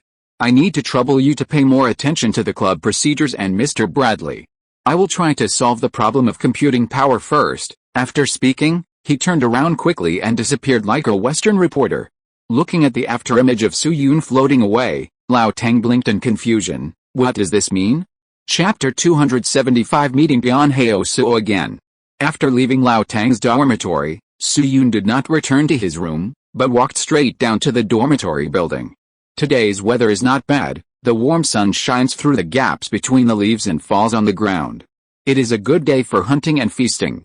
Today is a good day, my heart is ringing. Everything I want can come true. Today is a good day. Open the door of my heart and welcome the east wind. Soo-yoon hummed leisurely, feeling inexplicably comfortable. After leaving the dormitory building, his pace quickened a bit. At present, the toolman of the Department of Mathematics cannot be counted on, so looking at Cambridge, only that person may help him at this time. However, after just a few steps, Soo-yoon suddenly paused. His eyes locked on a figure sitting under a tree more than 10 meters away. This person was leaning against a tree at this time, reading a book whose content could not be seen clearly, and muttering something softly. However, it was not the other party's actions that attracted Soo-yoon's attention, but because this person was Yeon-hae Soo, who he had just met in London yesterday. Looking at Yeon-hae Soo, who was completely absorbed in reading, Soo-yoon pondered for a moment. He turned around and slowly walked towards him. When he came to the other side, he took a deep breath and said in Chinese, "Good afternoon, Brother Hae Soo." Hearing the fluent Chinese language, Yeon-hae Soo almost subconsciously closed the book, kicked the tree stump with his left foot in cloth shoes, bounced up from the ground and pulled away, taking a defensive posture. However, after discovering that the person coming was Soo-yoon, the defensiveness on Yeon-hae Soo's face instantly turned into surprise. "Luo Feng? How? Why is it you?" Soo-yoon spread his hands at him, smiled and asked in return, "Why can't it be me? I am a student of Cambridge University after all." "Okay." Then his face straightened, and he took the initiative to bow to Yeon-hae Soo, and said, "Brother Hae Soo, you and I are both Orientals. It is a fate that we meet in Europe. We should support and help each other. Unfortunately, Luo was busy with something before, so I didn't come to visit you. Please forgive me, Brother Hae Soo." Yeon-hae Soo was slightly startled, and then he quickly clasped his fists and said, "Brother Luo Feng is a graduate student, and I am just a new undergraduate. I am not as old as you, so I should go to visit Brother Luo Feng." Yeon-hae Soo's Chinese had a very obvious Cantonese accent, which sounded a bit laborious. Fortunately, one of Soo-yoon's roommates when he was in the junior class was from Chaoshan, Guangdong Province. After being influenced by him, he could understand the Mandarin spoken by Yeon-hae. Then Soo-yoon looked around and found a stone table not far away, so he pointed there and said, "Brother Hae Soo, how about we go over and have a chat?" Yeon-hae Soo was a little hesitant about Soo-yoon's invitation, but finally agreed. "That's great, Brother Luo Feng, please." Soo-yoon glanced at the introduction to calculus in his hand calmly, and replied, "Please." Then the two of them walked forward a few steps, came to the stone table, and sat down facing each other from north to south. "Brother Hae Soo, let me formally introduce myself." After taking a seat, Soo-yoon clasped his fists towards Yeon-hae Soo again and said, "My name is Luo Feng, with a courtesy name Jining and the pseudonym Rujin Sanwen. My ancestral home is Fuking, Fujian Province. I am now 24 years old, but Brother Hae Soo, Since you and I are in Japan, it is a bit inconvenient to call me by my courtesy name, so Brother Haosuo can just call me Luo Feng or Brother Luo Feng. Tian Haosuo also replied immediately, my younger brother Tian Haosuo, with a courtesy name Hu Wang, is from Chaoshan, Guangdong Province. I was born in the 12th year of Dao Guang and turned 18 last month. Although Tian Haosuo still looked a little restrained, under the pressure of the European environment, Tian Haosuo still showed some intimacy. It's a pity that there is no tea at this moment, and it still lacks some oriental flavor.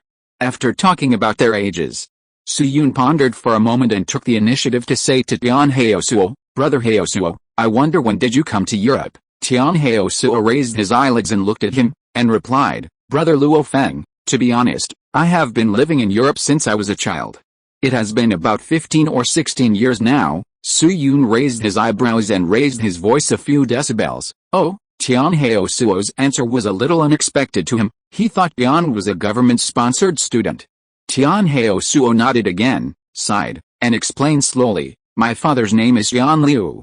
He was a merchant who traveled west in the early years and followed the Portuguese to Europe from Magan. After years of business, we had a small business, so our family settled in Europe. Unfortunately, things did not go as planned. 5 years ago, my father died in a sea voyage, and the family fell into decline.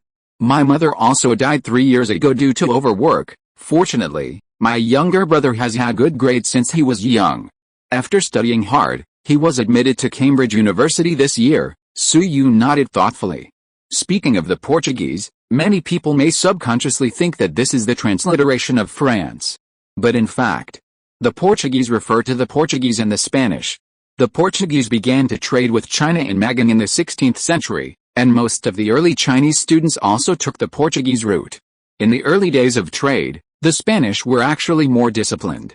All kinds of power in Magan were in the hands of the Ming and Qing governments, which could be regarded as a win-win operation. Unfortunately, after tasting the sweetness, these people revealed their bandit nature. Then Su Yun raised his head and quickly glanced at Tian Haosuo's face. As expected, on Tian Haosuo's left cheek, a hint of abnormal red could be vaguely seen. Seeing this, Su Yun asked again, Brother Haosuo, do you have no relatives or friends in London? It's strange to say. Hearing the words relatives and old friends, Tian Haosuo's expression suddenly froze. The already somewhat cramped facial lines became even harder, as if he recalled some not-so-good memories. After a while, he exhaled a little annoyed and said, I still have a 7-year-old sister at home, and the rest are some uncles who did business with my father when he was alive, but, hey, let's not talk about these. Tian Haosuo suddenly waved his hand while talking, showing an active attitude for the first time since they met, and opposed Su Yun's question, Brother Luo Feng, what about you, me? Su Yun was a little surprised by Tian Haosuo's change of attitude, but soon replied, Brother Haosuo, I am also a descendant of Orientals like you. But the area where my family operates is mainly in the Netherlands. Su Yun used the rhetoric he had used before, that is, his ancestors sold cotton in the Netherlands. Although many of the contents were false information fabricated by Su Yun, he was a 21st century time traveler after all, and his vision was far greater than that of Tian Haosuo, a native in 1850. Therefore, after a description, Tian Haosuo was fooled and stunned, without any doubt. The two talked for more than 10 minutes, and the content was not too in-depth, but Su Yun also found out some useful information. For example, the largest Chinese gang in London is called the Flying Eagle Gang, which usually solicits work in several major ports in London. The main members are Chinese, and there are also some dependent Nanyang people, Jiazi people and even Japanese people. The Flying Eagle Gang has about 300 laborers. Since most of the laborers did not bring their relatives to England, the total number of people radiated by the entire gang is about 500. It can't be said to be a lot, but it can't be said to be a small number. In addition to the Flying Eagle Gang, Su Yun also got another piece of news from Tian Hao. Up to now, the number of Chinese students who appeared in this timeline, or the number of Chinese who have received university education, is much higher than in normal history. In normal history, up to 1,850, the total number of students who have received university education and are still alive in Europe and America is about 10-20. Half of these people are descendants of Oriental merchants, and the other half are people from Guangdong province who came from Magan. But in this copy, up to now, The number of Chinese students with the same conditions has exceeded 50. The source of all evil that led to this situation was none other than Su Yun. Or rather, Fiu. To be more precise, it was. What did you say?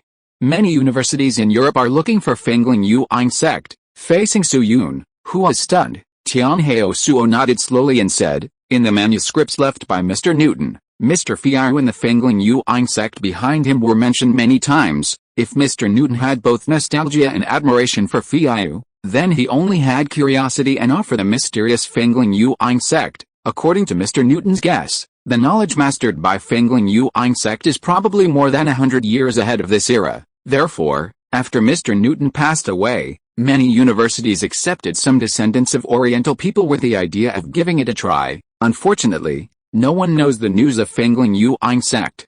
And no one can grow to the height of Mr. Fiu, but it has cultivated many Chinese international students. Su Yun glanced at Yan Haoso, who was talking eloquently, and felt that there was a grudge stuck in his throat and he couldn't spit it out.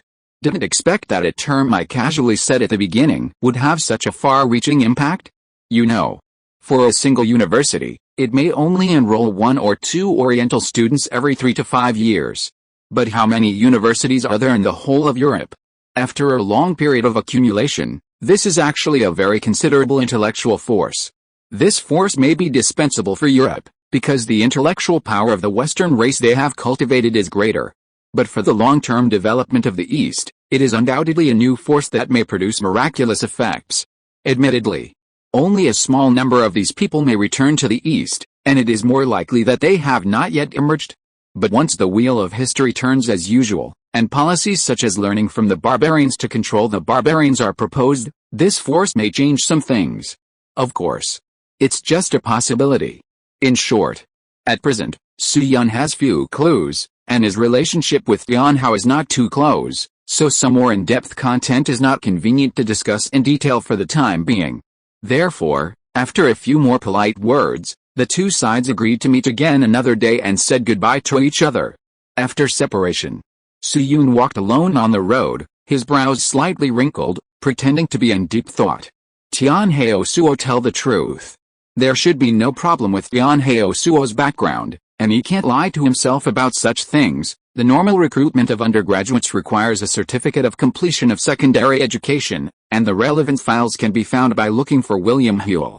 So the introduction of Tianhao Suo's family experience is probably not false. But on the other hand, he must have a lot of inside information that he didn't tell himself. For example, why did he look pale after hearing about his relatives and friends? For example, why did the scarred face he saw yesterday slap Tianhao Suo? Why was Holt from the police department present? This is obviously not something that can be explained by a business uncle. In addition, the reason why the first crow did not break out in this timeline, could it be related to some of those Oriental students? It's confusing. With this question, Su Yun walked all the way to building. This is a 3-story townhouse. When Su Yun first arrived at Cambridge University, it was here that he met William Huell. Of course, there was also Prim who threw the axe. The student on duty in the Academic Affairs building today was a girl with short hair and a round face. She wore a pair of large glasses and looked a bit like a female version of Harry Potter. Su Yun took the initiative to walk up to her and asked politely, "Student, is Professor Faraday here?" End of this chapter. Thank you very much for reaching the end. Don't forget to like. Looking for more exclusive content and immediate access? Subscribe to our Patreon. Remember, every like, subscription, or donation encourages us to continue. Thanks to everyone. See you in the next video.